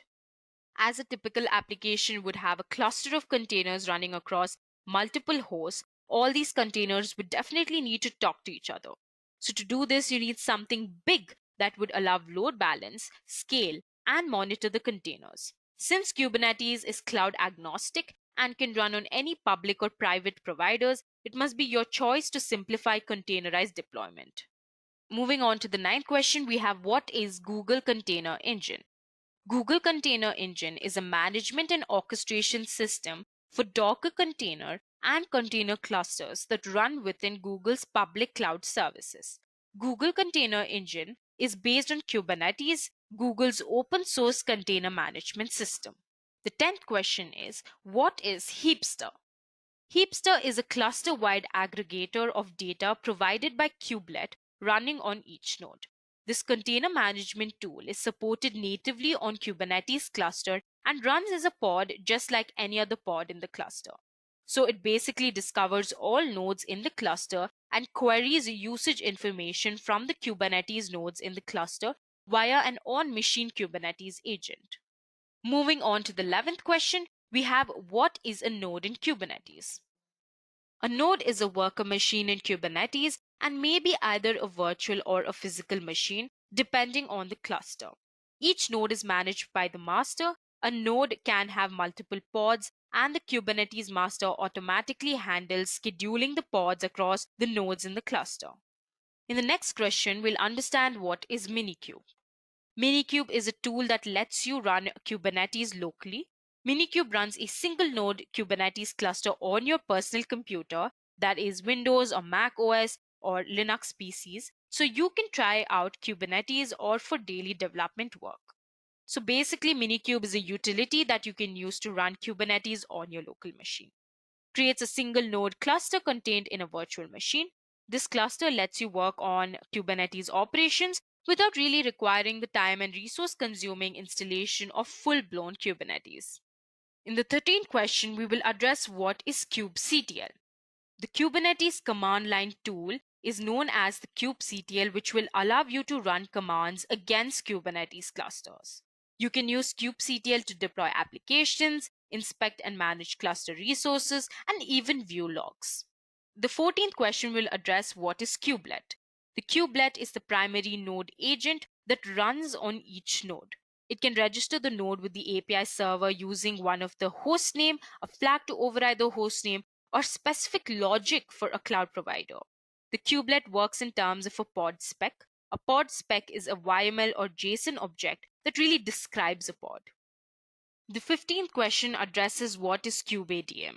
Kubeadm is a tool built to provide kubeadm init and kubeadm join as best practice fast paths for creating Kubernetes clusters. Kubeadm performs the actions necessary to get a minimum viable cluster up and running. By design, it cares only about bootstrapping, not about provisioning machines. In the 16th questions, we will understand what are daemon sets. A daemon set ensures that all or some nodes run a copy of a pod. As nodes are added to the cluster, pods are added to them. As nodes are removed from the cluster, those pods are garbage collected. The daemon set feature is used to ensure that some or all of your pods are scheduled and running on every single available node. This essentially runs a copy of the desired pod across all the nodes. So when a new node is added to a Kubernetes cluster, a new pod will be added to that newly attached node. In the 17th question, we will understand what is the init container and when can it be used. In Kubernetes, an init container is the one that starts and executes before other containers in the same pod. It is meant to perform initialization logic for the main application hosted on the pod. For example, create the necessary user accounts, perform database migrations, create database schemas, and so on. Init containers can contain utilities or custom code for setup that are not present in an application image. For example, there is no need to make an image from another image just to use a tool like sed, awk, Python, or dig during setup. Moving on to the 18th question, we will understand how to monitor the Kubernetes cluster. There are several tools to monitor the cluster. For example, we could use kubelet. So in a Kubernetes cluster, kubelet acts as a bridge between the master and the nodes. It is the primary node agent that runs on each node and maintains a set of pods. Kubelet watches for pod specs via the Kubernetes API server and collects resource utilization statistics and pod and event status. Kubelet fetches individual container usage statistics from Docker's Container Advisor, but Kubelet also accepts pod specs provided through different mechanisms and ensures that the containers described in those pod specs are up and running. These aggregated pod resource usage statistics are exposed via a REST API. The second one could be a container advisor, that is a C advisor, which is basically a container resource usage and performance analysis agent. It is integrated into the kubelet binary. C advisor auto discovers all containers in a machine and collects statistics about memory, network usage, file system, and CPU. C advisor has native support for Docker containers. It does not operate at the pod level but on each node. Be advised, however, C advisor is a simple to use but limited tool. So if you are looking to store metrics for long-term use or perform complex monitoring actions, C advisor will definitely not fit your needs. You can also use the Kubernetes dashboard, which is a web-based user interface add-on for Kubernetes clusters. It has many features that allow users to create and manage workloads as well as do discovery, load balancing, configuration, storage, and monitoring. It is helpful for small clusters and for people starting to learn Kubernetes. This tool offers different views for CPU and memory usage metrics aggregated across all the nodes. It can also be used to monitor the health status of workloads. Installing Kubernetes dashboard is quite easy and can be done using ready-to-use YAML files.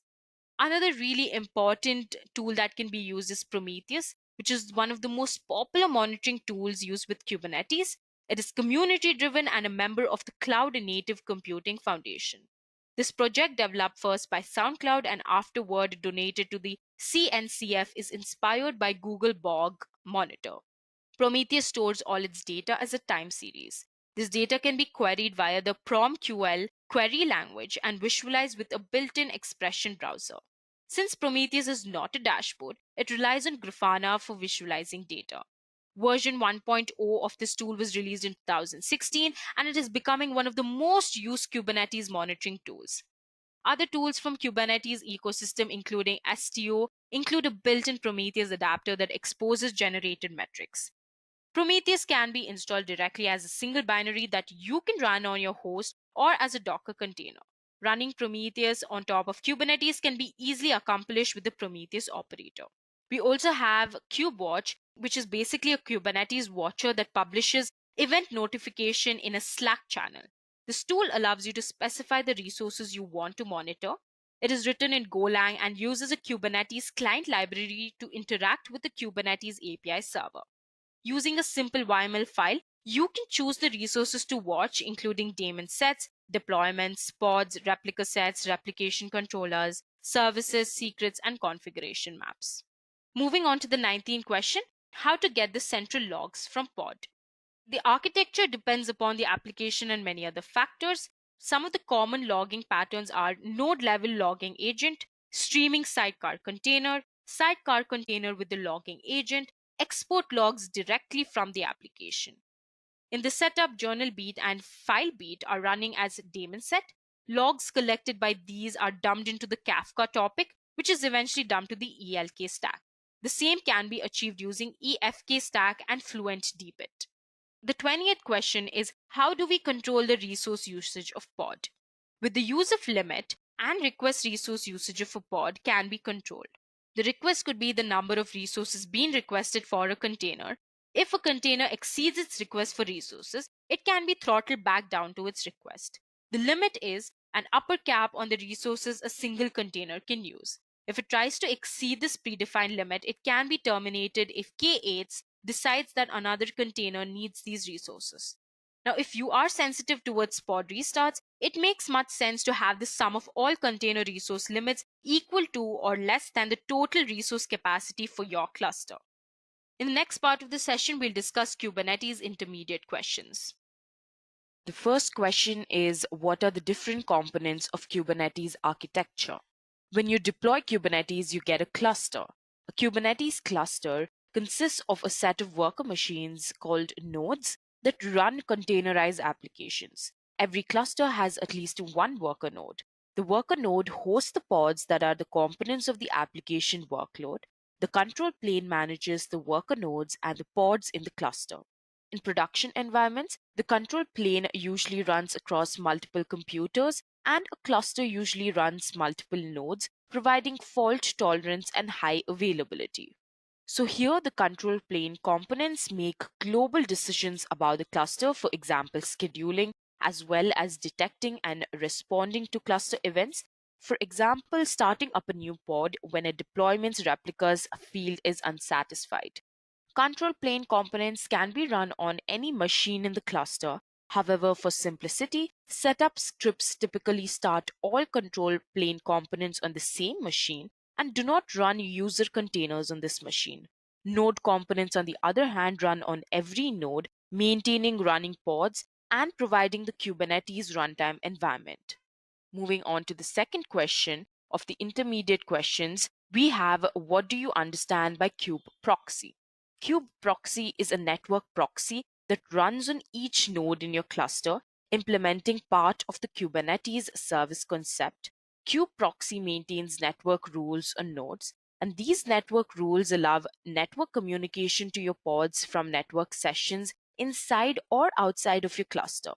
Kube proxy uses the operating system packet filtering a layer if there is one and it's available. Otherwise, kube proxy forwards the traffic itself.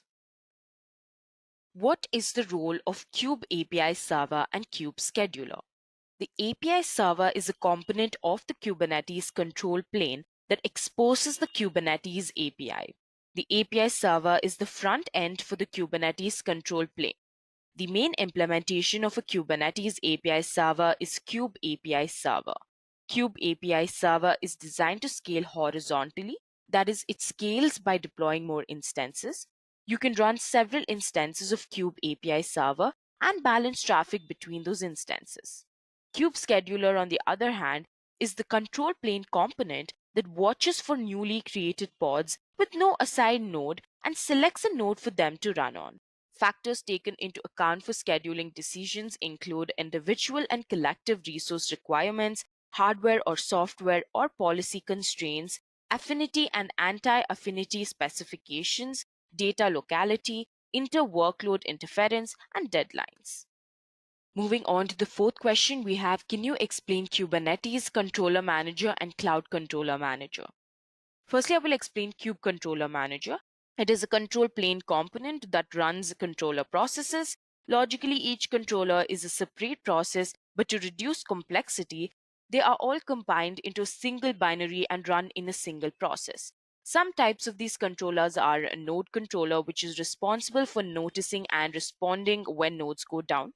Job controller, which watches for job objects that represent one-off tasks, then creates pods to run those tasks to completion. Moving on, we have endpoints controller, which populates the endpoints object, that is, joins services and pods. Then we have service account and token controllers, which creates default accounts and API access tokens for new namespaces. The Cloud Controller Manager, on the other hand, is a Kubernetes control plane component that embeds cloud-specific control logic. The Cloud Controller Manager lets you link your cluster into your cloud provider's API and separates out the components that interact with that cloud platform from components that only interact with your cluster. The Cloud Controller Manager only runs controllers that are specific to your cloud provider. Now, if you're running Kubernetes on your own premises or in a learning environment inside your PC, the cluster does not have a Cloud Controller Manager. As with the Kube Controller Manager, the Cloud Controller Manager combines several logically independent control loops into a single binary that you run as a single process. You can scale horizontally, that is, run more than one copy to improve performance or to help tolerate failures. So there are some containers that can have cloud provider dependencies. That is node controller. This is for checking the cloud provider to determine if a node has been deleted in the cloud after it stops responding. Route controller for setting up routes in the underlying cloud infrastructure. Service controller for creating, updating, and deleting cloud provider load balancers. Now we have the fifth question. What is etcd? etcd is an open source distributed key value store that serves as the backbone of distributed systems by providing a canonical hub for cluster coordination. It was built specifically for running clusters on Core OS, but works on OS X, Linux, as well as BSD operating systems. etcd is used by many companies in their production system. It is written in Go and uses the Raft consensus algorithm to manage a highly available replicated log. etcd was basically designed to be the backbone of any distributed system, which is why projects like Google Kubernetes, Cloud Foundry, and Fleet rely on etcd. etcd is the primary data store of Kubernetes, storing and replicating all Kubernetes cluster state. So this is used as distributed key value store for Kubernetes, Google's cluster container management. Moving on to the sixth question, we have what are the various K8s services running on nodes and describe the role of each service. Firstly, we have cluster IP, which exposes the service on a cluster internal IP. It makes the service only reachable from within the cluster. This is basically the default service type. Then we have the node port, which exposes the service on each node's IP at a static port. A cluster IP service to which node port service will route is automatically created. The fourth type of service is the load balancer, which exposes the service externally using a cloud provider's load balancer. Services to which the external load balancer will route are automatically created. The last type of service is the external name, which maps the service to the contents of the external name field by returning a CNAME record with its value. No proxying of any kind is set up. Moving on to the seventh question, we have what do you understand about load balancers in Kubernetes? Load balancing is a critical strategy for maximizing availability and scalability. It is basically the process of distributing network traffic efficiently among multiple backend services. A number of Kubernetes load balancer strategies and algorithms for managing external traffic to pods exist. In the eighth question, we're going to understand what is Ingress network and how does it work. Ingress network is a collection of rules that acts as an entry point to the Kubernetes cluster.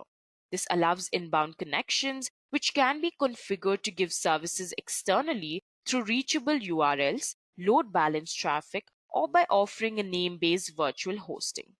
So, Ingress is an API object that manages external access to the services in a cluster, usually by HTTP, and is the most powerful way of exposing service.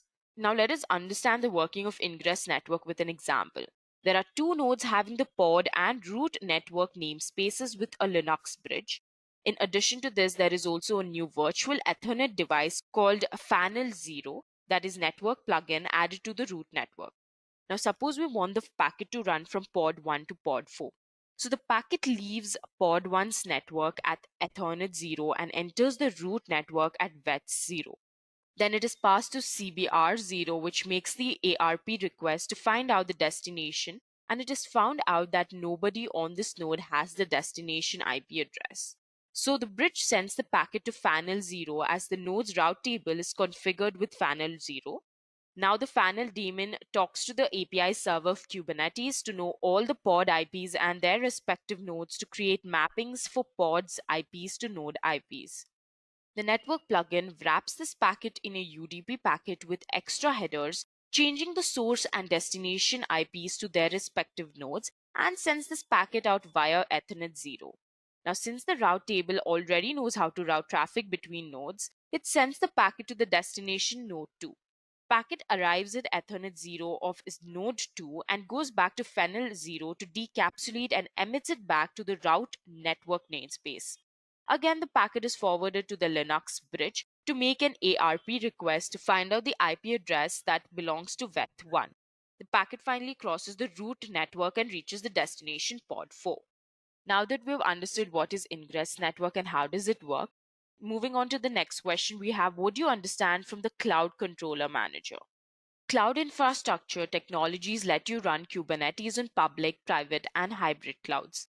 Kubernetes believes in automated, API-driven infrastructure without tight coupling between components.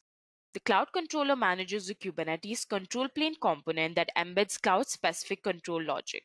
The Cloud Control Manager lets you link your cluster into your cloud provider's API and separates out the components that interact with that cloud platform from components that only interact with your cluster.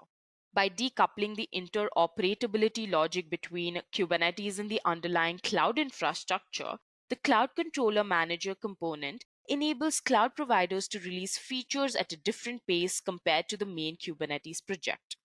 The Cloud Controller Manager is structured using a plugin mechanism that allows different cloud providers to integrate their platforms with Kubernetes.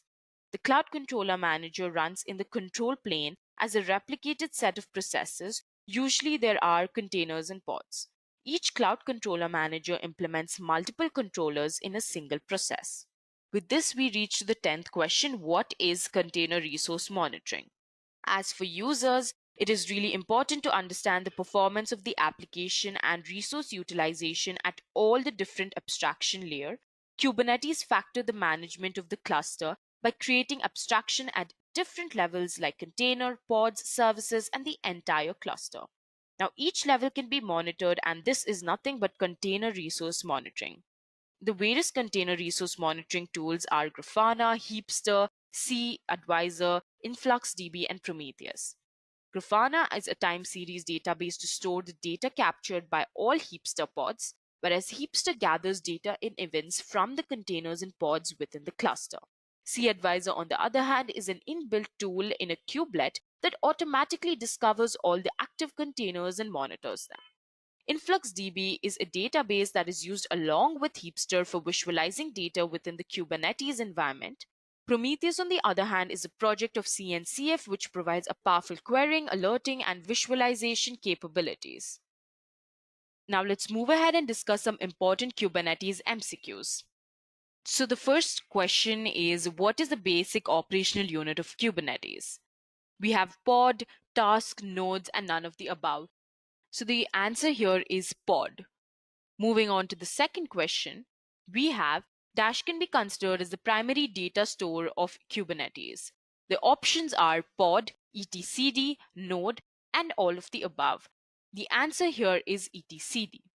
In the third question, we have which of the following ensures containers are running in a pod. The options are pod, etcd, kubelet, and all of the above. Here the answer is kubelet.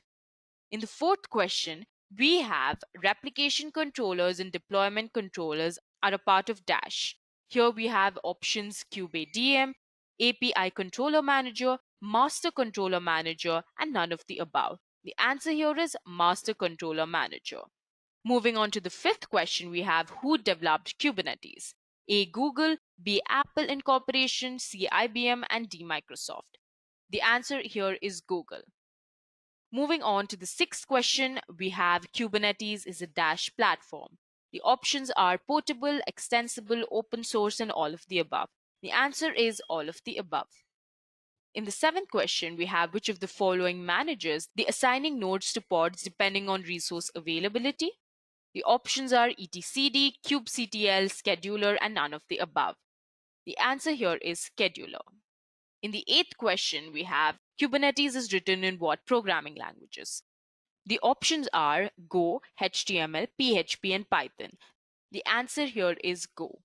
In the 9th question, we have to create a new deployment Kubernetes, use the command dash. That is kubectl run, Kubernetes git deployment, Kubernetes set deployment, and none of the above. The answer here is kubectl run.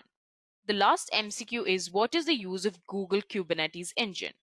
Option 1 says resize application controllers. Option B says debug container clusters.